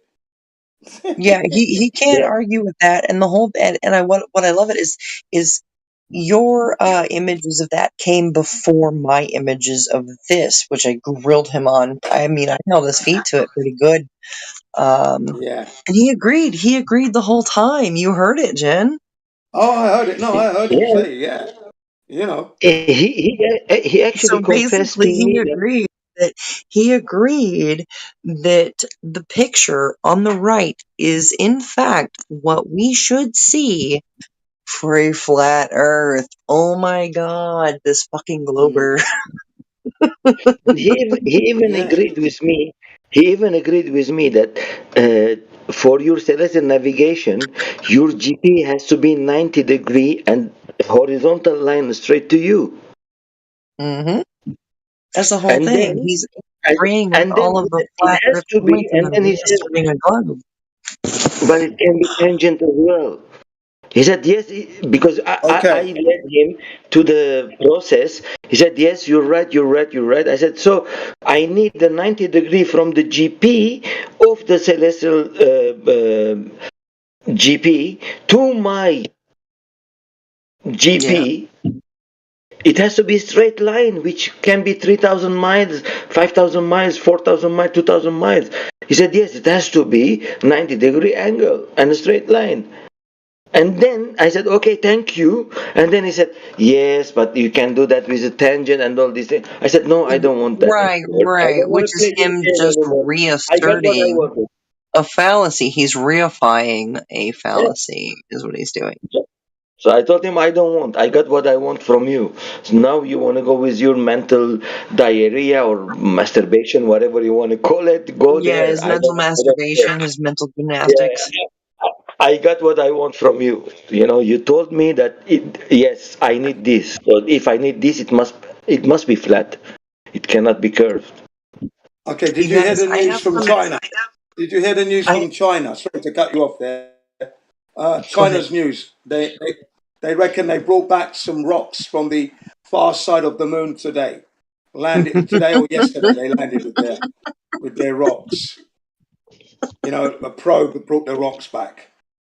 Actually, I ordered the shrimp fried rice from the moon, from the Chinese restaurant on the moon. You know, how It's funny is called that? China You know, Express. bringing back rocks. Man, it's That was funny when I heard that. I thought, really, really. How did the probe pick up the rocks and what did they put in it? Come on, and how did it take off? And it's just ridiculous, isn't it? Right. Did you see Absolutely. they were transferring the one of the satellite capsules or the latest ones? They were transferring from one place to another place. From the heat, the window exploded. The safety window exploded out. I Wow. swear to God, I saw it on the Google today. They were just transferring it from one city to another city because of the heat inside the thing. Bloody Exploded. ridiculous, isn't it? Isn't it? Look at that. Here on Earth, problems. And they want to say they went to space. See what I mean? Nature always reminds us. Nature's always there. God damn, that's good shit, man. Yeah, nature never lies. That is some Nature good doesn't know how shit, to lie. man. Man, that was so amazing. It's like, and this is the safety window. The good thing is the safety Safety window. window. The safety window is breaking, you know. Crazy, isn't Wow. it? Imagine Now they're talking about if having babies on the moon. They're looking in forward the to the first vacuum day of of a baby being born on the moon. You So, know, that's imagine what they were in the talking no, about as vacuum well. of I imagine just the want. vacuum of space, 17,500 miles an hour of speed. Yeah, exactly. I mean, look at that. That window Oh doesn't my break, God. does it? In the Whoopala. Oh my God. And that's the whole thing. I'm like, are you fucking serious? Well, no, even better, right? Are you guys up for this run? Did you guys know that the ISS was basically launched one fucking piece at a time and assembled in space at that rate Yeah, of 17,500 miles yeah, per hour. that's right. How in the Yes, fuck are yes, you I know. tracking fucking pieces I flying know. around? No video of it. No video of it happening as well. So that's the interesting thing as well. That there's no video footage of them actually doing that. And like you said, tracking pieces at that speed and Okay. coordinating it. Come on. Are you Yeah. are you fucking shitting me, dude? Yeah. Yeah. That's the best constructed thing, ever that human beings have ever done. If that's the case, wouldn't it? Holy fucking 25 shit. times the speed of sound. 25 They times the launched speed of that sound, motherfucker. man. That thing is the size of a goddamn football field, and they launched it one motherfucking piece at a time, and somehow managed to assemble it James, you in remember space. you were in the army, right? So tell me Yeah. this: the fastest aeroplane they have is like 3,500 or almost 4,000 miles an hour, something like that Yeah, in the that would be the military. SR-21. The Okay, SR-7. so the The pilot. Okay, SR-71, I think it is called. Yeah. okay, the pilot. How much he has to train to be in that plane and take that Mark G III. force. Mark III, yeah. Traveling at Mark Yep. I 3. mean, I see the videos how they train, man. These people they pass Are you out talking and they about fall. the SR-71? The Yeah, the SR-71, I SR-71, yeah. believe is SR-71 goes about Mach 3, some like 2,000 fucking miles per hour. Yeah. So Yeah. how come these bloody fucking rockets they go 17,500 miles and the Chinese or Japanese sitting in there and is like drinking coffee and playing with the paper and things like that? It's like no Exactly. G-force, Yeah. nothing. It's like what the hell, man? These guys they have to be like in so much stress. Exactly. They got to be at the peak fitness. They go through the, what they call, what's that machine they use where they sit in there and they go around to take with the G Yeah, seat, the with the G suit on. G. Yeah, I've forgotten what that's called now. I used to know that off the top of my head. I haven't mentioned it for a long time. What's So it called? this is what they were doing. The pilots they were sitting in that one, and they to hold that G-force, G-force, yeah, the G-lock, they they cannot call it. hold it. It's like No, they don't. They go out after 5 to 6. The women can do it up to like 6 Gs without 5 Gs without the suit. Put the suit on, they're up to 7, nearly 10 Gs, okay, before they get the G-lock, okay? So that's something that was quite interesting, that the women fared better in that test than the men did. how come these astronauts they were doing 25 Gs? Exactly. And there's no problem. No problem at all. You know what I think is really fun, right? Like, so I guess there's this like rescue mission. I guess there's some like astronauts that are like, floating away in space or something shit like that. I don't know. So, like, wouldn't that make Newton wrong? Like, what goes up must come down. Except if you go too high up, you'll just float away into space. Yeah, I mean, that's just rubbish as well. I mean, Isn't it? That you can just get up to 62 miles and suddenly you start floating, ladies and gentlemen. 62 miles from the Earth's surface, and now you're floating. Really? That's what I'm saying, Jen. That's what. So, and that's really fun, right? Like we can just simplify it, right? And we're like, okay, so Globers are telling us that there is gravity on Earth, correct? Yes. Okay, but there's no gravity in space, correct? Yes. But where the fuck is Earth? In space? Yes. Okay. We've got a problem here. We got a Houston. We got a problem, Houston. Houston, we have a We got a problem, Houston. problem. So you guys like that one? That's I oversimplify it to some of like the dumb Well, it's Globers. perfect, but because that's how hideous the model is. It is. It is. I'm like, okay, so hold up. You have gravity on Earth, but 0 G, right? Zero gravity in space, right? But where the fuck is Earth? Oh, in space? Please make it make fucking Exactly. sense. Yeah. Exactly. Exactly. I can tell you this Doesn't one make as any well. sense at all. How much gas do you need to create its own gravity? Because Jupiter is all gas, and he has a very very big gravity. So how the gas create its own gravity? How much? Yeah. How does it create? Honestly, How does gas create its own sphere? Better still. it doesn't work, man. It doesn't work. Yeah. It's In a crazy, vacuum. especially in the vacuum. I mean, Yeah, that's wild, man. Because like in nature, the gases go in every direction. Yeah. Yeah. So it's quite obvious that, what they've said about the wandering stars, those planets, nothing has been confirmed or validated, verified. Nothing's happened in that way at all. They're lying to you when they say the Voyager 1, where are we? On Monday, was sending back signals. Monday or maybe the weekend. Voyager 1 was still sending back signals to NASA. Can you imagine? okay, Tim, It's I well took out of the pictures solar of system, apparently. I took pictures of Jupiter with with the lights around it. Yeah, sometimes you have 3 lights, sometimes you have 5 lights, sometimes you have 4 lights. Depends how they are. It's something's happening there, but it doesn't mean anything about what is Jupiter, what is these things going around, and how they are going around. Because Yeah, you we cannot don't know any of measure that it. stuff.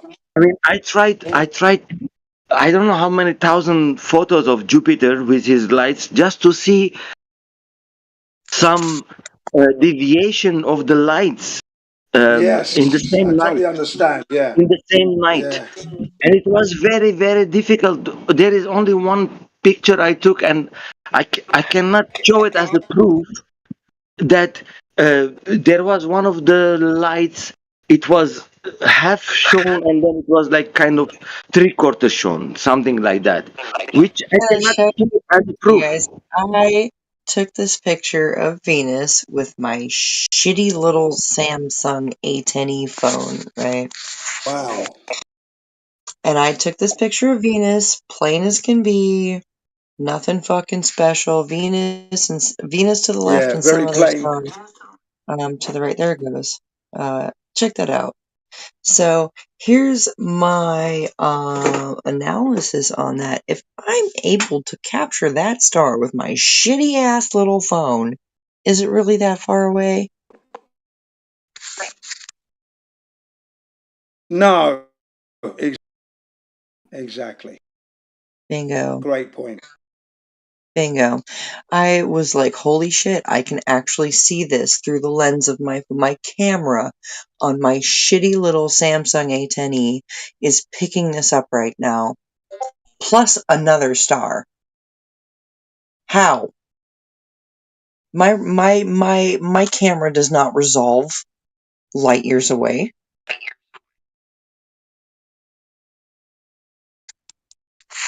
That's right. Of course.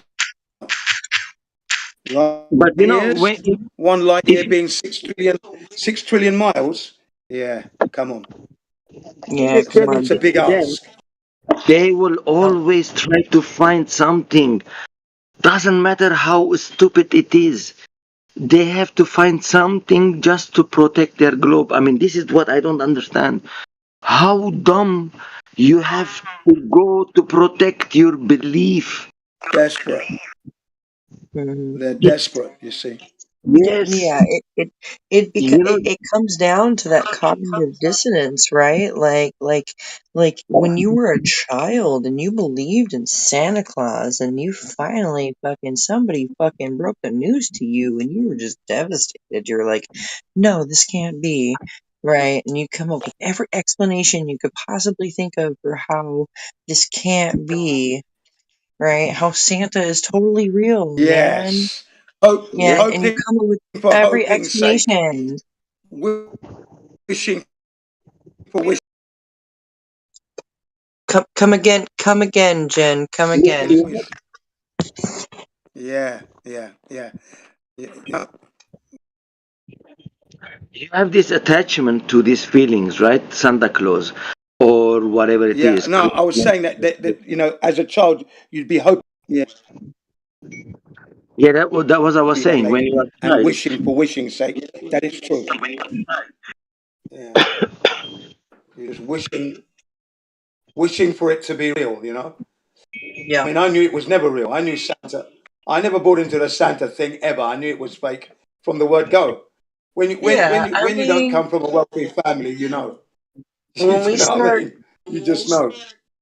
yeah, and that's the whole thing, Jen. When we start getting into the globe, it's like you remember when your parents would tell you gotta go to sleep or Santa won't come, right? Yeah. Like it's Well, that whole thing. we You never gotta got go that in back our to sleep. family. You gotta be asleep to believe the globe. Yeah, we never got that. I never got that one. You know, get to bed because Santa's coming. We knew Yeah, that Santa was doesn't. I'm fake in our like, what? family. I'm like, but why can't Yeah, I fucking see Santa? How come I can only see Santa at the mall, but not on yeah, Christmas? yeah. Or at the community center. Yeah, That's yeah, where I yeah. can see Santa. For the But children, yeah. yeah, I know some Globers have an absolute conniption fit when we compare the globe to Santa Claus, but I have fucking seen full ass, full grown adults be like, well, if the globe's not real, how is Santa able to deliver presents all around the globe? I'm like, are you fucking shitting Yeah. me right now? I was like, it's like I saw it. It was a screenshot that somebody in here fucking shared. I couldn't believe what I was seeing. I was like, are we serious right now? Yeah, that's Santa, right. That is how Santa well proves the into the globe, fantasy. y'all. Totally ingrained into them, this fantasy is seared on the brain. Mm-hmm. Terrible. Terrible. Now, I'm glad I wasn't that far too deep into this indoctrination because I realized I was in error. Or after 5-10 minutes, I already knew. 5 minutes, literally 5 minutes, I knew that I was in error and the earth was flat. My experiences just kicked in and just said, fuck, you know, it is flat because this is, wow. I've never seen a curvature, that's true.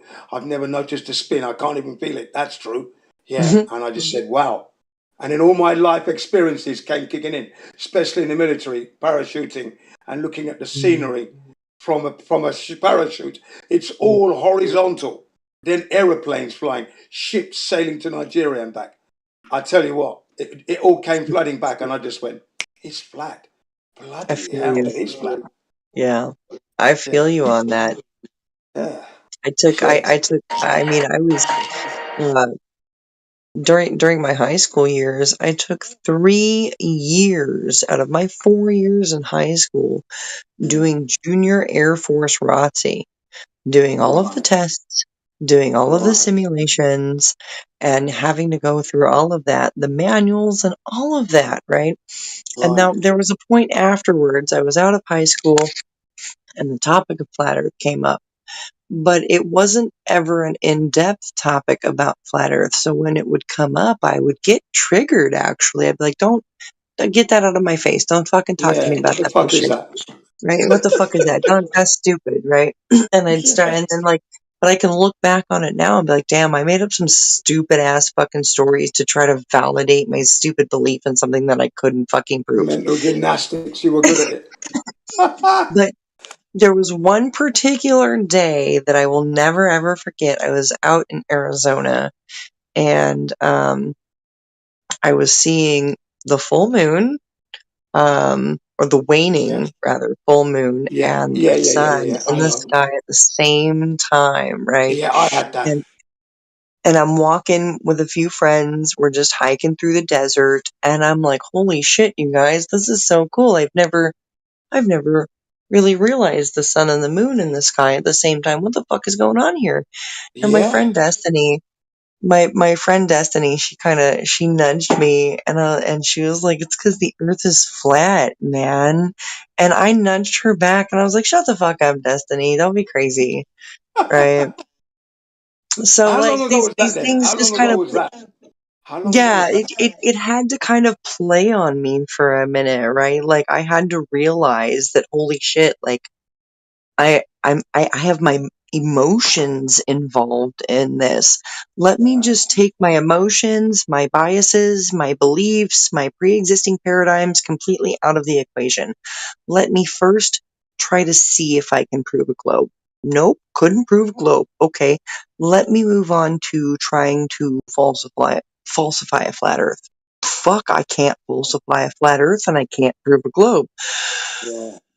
Oh shit. Okay, so I dig, yeah, and I dig deeper into it, and I'm like, oh my gosh, like the further I dig into this, without my beliefs, without my paradigms, without my Yeah. biases, I'm sitting here coming to this realization that wow, water's flat.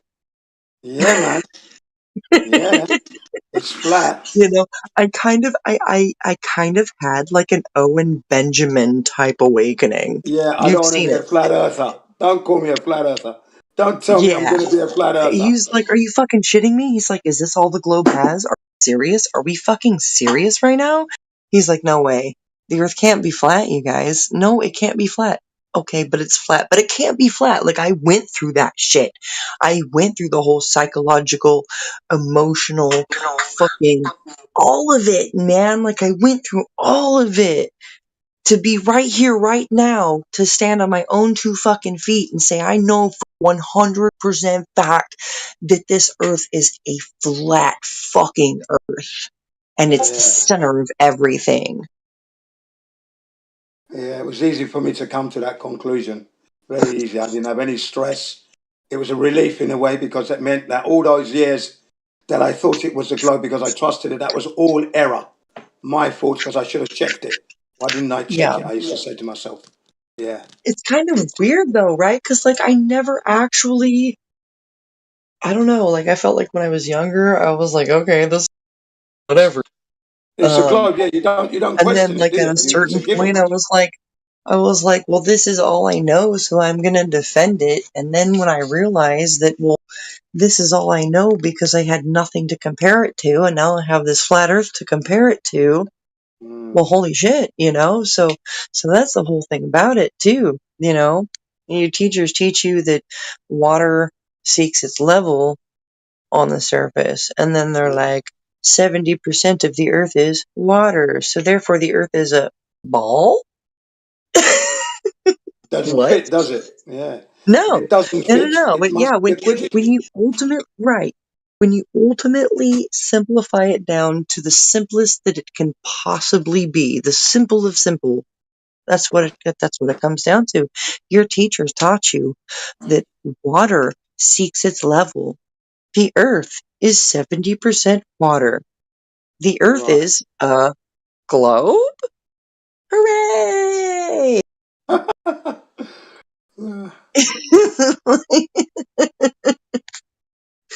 Yeah, no, it's pretty asinine looking back on it, Really you is know? asinine. Yeah. Yeah. Because you don't give it any, when you learn it at school, you don't give it any questioning. You don't, what's the word? Scrutinize it. No scrutiny. You just take it in because Right, you're learning from your teachers, you see. And that's that. right. It's a You're given. not trying to scrutinize it. Not, yeah, when you're, fifth grade, fourth grade, whatever, and you're having to make these stupid solar system models, you're not thinking about how to scrutinize it. You're just thinking about how to memorize it so you can pass the damn test. Yeah. Yeah. You want to get it right. You just want to get it right, you see. Right. You don't want to look like the turd in the punch bowl in the classroom. Yeah, exactly. You don't want to be the dunce in the classroom, so you're working Right. doubly hard to get it right, and you're making the best model you can make to get it right. You know, Right. you